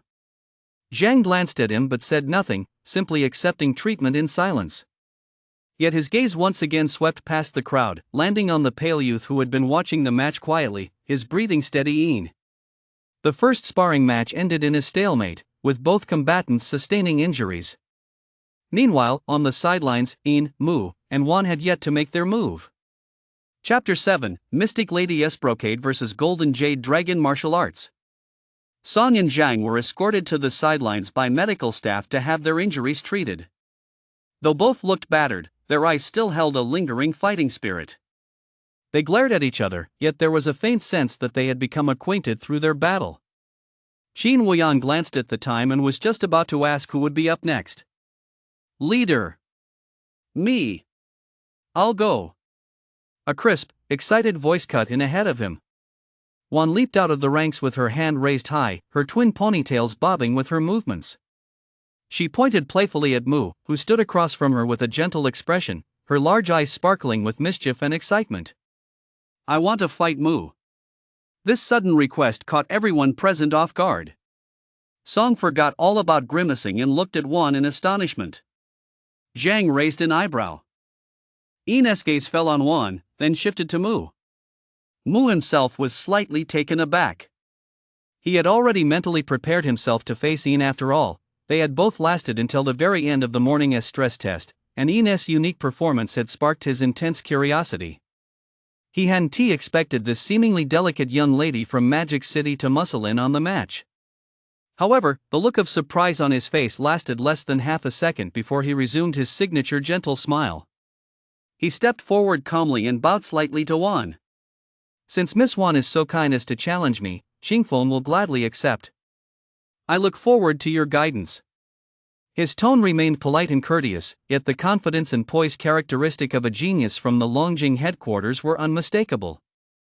Qin Wuyang made no comment, merely nodding. Match 2, Wan vs Mu. Begin. The two stepped into the center of the arena, and the energy barrier rose once more. Mu made the first move. He held nothing back. Mana surged around him like an awakening river. A pale golden radiance spread out from him, and a faint yet majestic hum filled the air. In the next instant, dazzling jade and golden lights intertwined and flickered as a full-body battle armor, ancient yet magnificent in design, rapidly coalesced around him. The armor's lines were sleek and fluid. The shoulder guards were shaped like fierce dragon heads, while the breastplate and arm guards were densely covered with intricate dragon scale patterns, exuding an aura of indestructibility and nobility. Particularly striking was a half-mask carved with simple cloud patterns, revealing only the lower half of his face and his eyes. With a soft click, it snapped into place over his face, concealing his usual gentle smile and part of his features, leaving only a pair of calm, deep eyes that now faintly glowed with a golden light. Clad in the golden jade dragon warrior armor and wearing the cloud-patterned visor, Mua's demeanor shifted abruptly. He shed some of the affability of a gentle young noble, gaining instead the valor and mystery of a battlefield general. His right hand formed a loose fist, and a spear condensed from golden and jade light, simple in form yet radiating power, flickered in and out of view. He extended his left hand forward, making a classic gesture of challenge. "Please." A single word, concise and powerful, carrying a metallic resonance. Faced with Mua's imposing and spectacular opening move, one showed not the slightest sign of intimidation. She smiled sweetly, a smile that even held a touch of innocent charm, yet her eyes shone with startling intensity. "Then I won't hold back, Mu." Before her words had even finished, the multicolored, Shin Nu brocade, that had been gracefully swirling around her suddenly accelerated its dance. The brocade, which had previously coiled around her like a spirit snake, seemed to be imbued with life and power the moment she reached out to grasp it. She held one end firmly in her hand, while the other end, like a spirit whip with infinite reach, left dazzling rainbow-colored afterimages as it sliced through the air. With a crisp, tearing sound, it lashed down toward Mua's head. This strike appeared light and graceful, yet it was as fast as lightning, soft on the outside, yet hard on the inside. The edges of the brocade, shimmering with iridescent light, took on a faintly sharp, cutting edge as it moved at high speed. The second S-rank sparring match officially began with Juan's unexpected, fierce strike, a move that transformed softness into strength. Golden jade battle armor versus iridescent brocade, steady and heavy versus agile and unpredictable. Mua's gaze hardened slightly beneath his faceplate. Clearly, he hadn't anticipated Juan's attack to be so decisive and threatening. He didn't block it head-on. With a subtle shift of his feet, his body slid sideways like a gliding dragon. The illusory image of his golden jade spear in his hand followed the motion, pointing upward, its tip striking precisely at the midpoint of the brocade's whipping force, attempting to pierce the surface with a single point to diffuse this fierce lash. However, Juan's mastery of the brocade silk far exceeded expectations. With an almost imperceptible flick of her wrist, the silk, which had been lashing down in a straight line, suddenly traced an eerie arc through the air. Like a living tentacle, it evaded the spear's direct thrust, and the tip of the whip coiled around, wrapping itself around Mua's wrist where he held the spear. At the same time, the multicolored radiance flowing along the silk accelerated, emitting a strange fluctuation that disrupted mana and clouded the mind. Mu let out a soft reacting with lightning speed. He pulled his spear back, the dragon scale patterns on his battle armor flashed with golden light, and an invisible force field expanded, slightly repelling the coiling silk. Without pausing his stride, he instantly closed the distance. His spear shot forth like a dragon emerging from the sea, radiating a majestic golden glow as it pierced straight toward Juan's solar plexus. This thrust was powerful and forceful, clearly intended to overwhelm her agile, entangling combat with sheer strength and experience. Juan, however, refused to engage in a head-on clash. Her petite figure, like willow catkins in the wind, retreated lightly with a nearly dance-like grace, guided by the silk.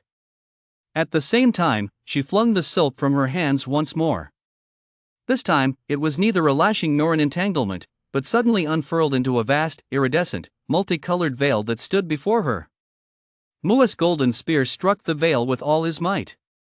The expected penetration or tearing did not occur. That seemingly flimsy, multicolored veil acted like the most resilient gelatin, absorbing and dispersing the ferocious spear's momentum layer by layer. The radiance on the veil swirled rapidly, as if digesting this force.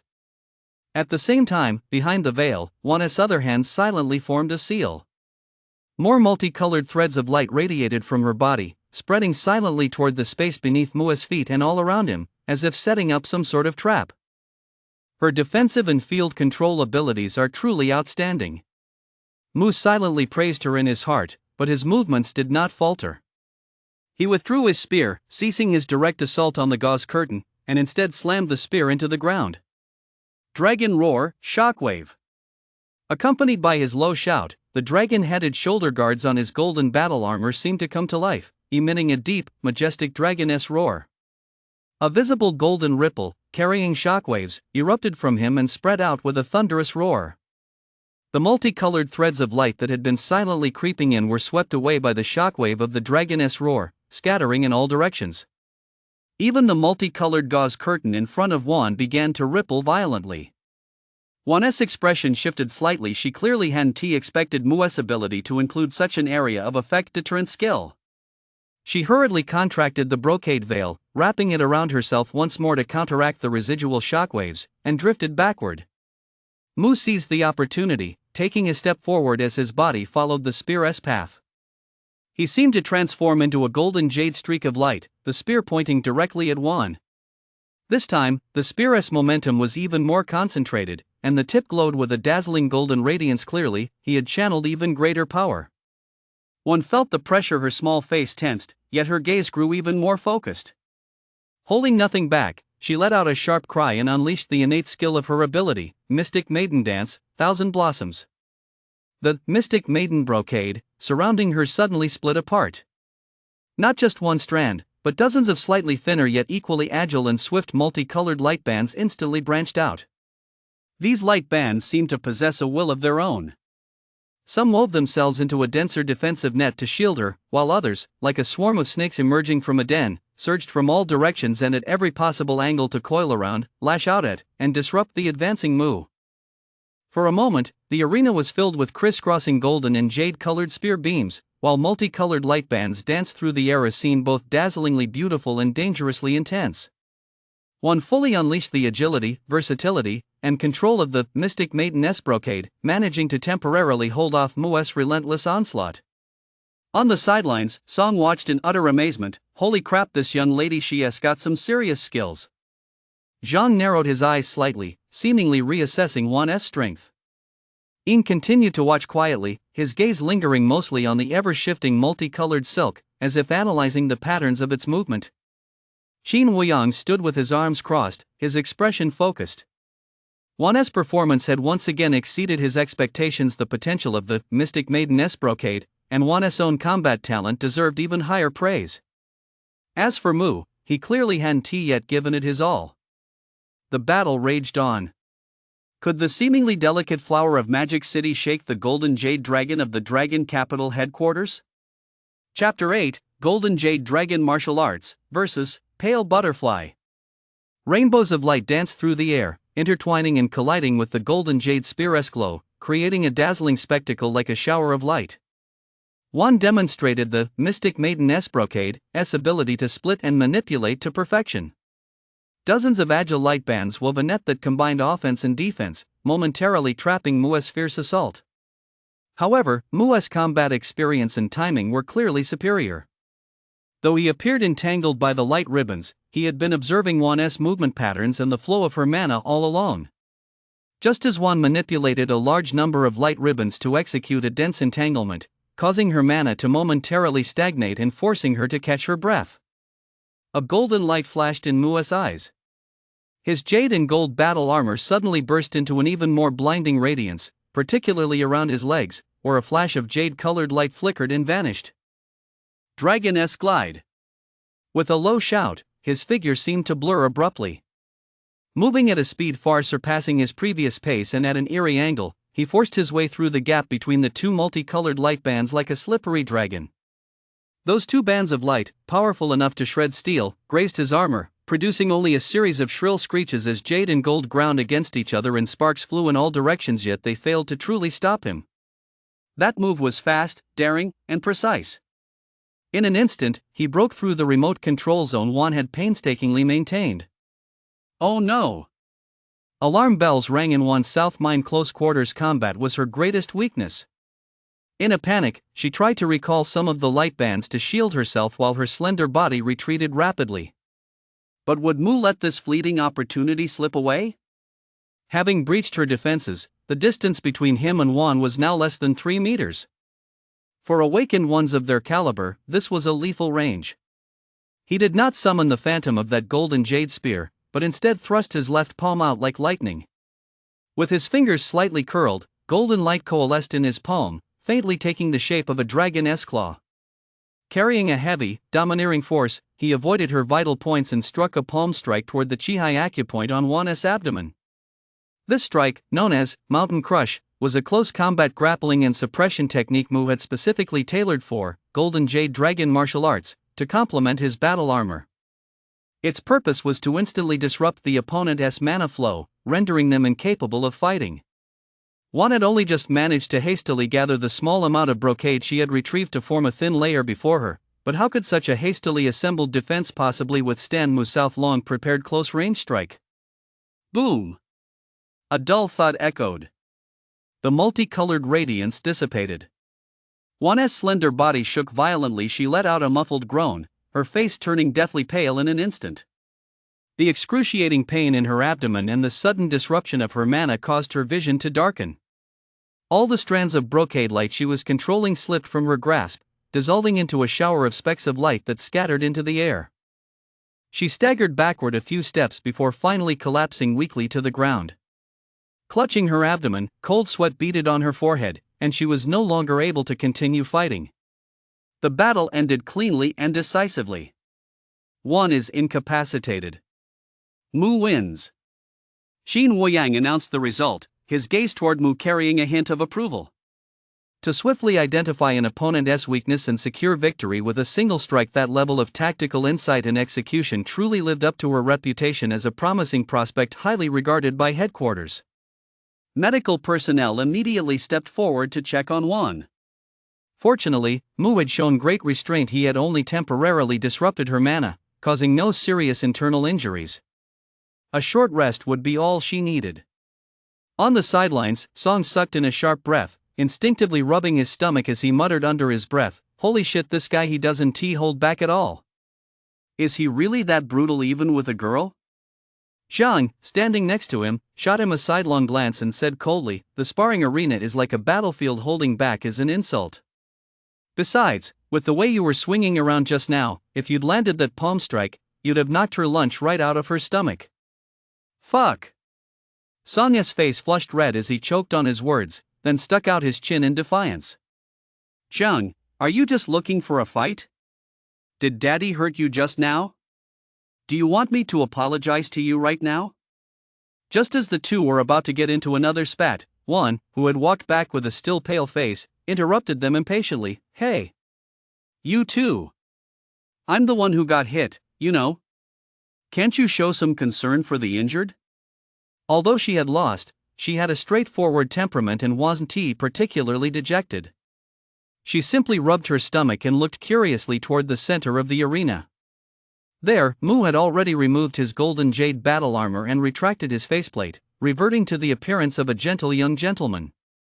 But he didn't leave the arena. Instead, he fixed his gaze directly on Ian, who had been quietly watching from the sidelines. "Ian?" Mu spoke, his voice steady yet carrying an unmistakable challenge. "Aren't you going to step into the ring?" As soon as he said this, everyone's eyes turned to Ian.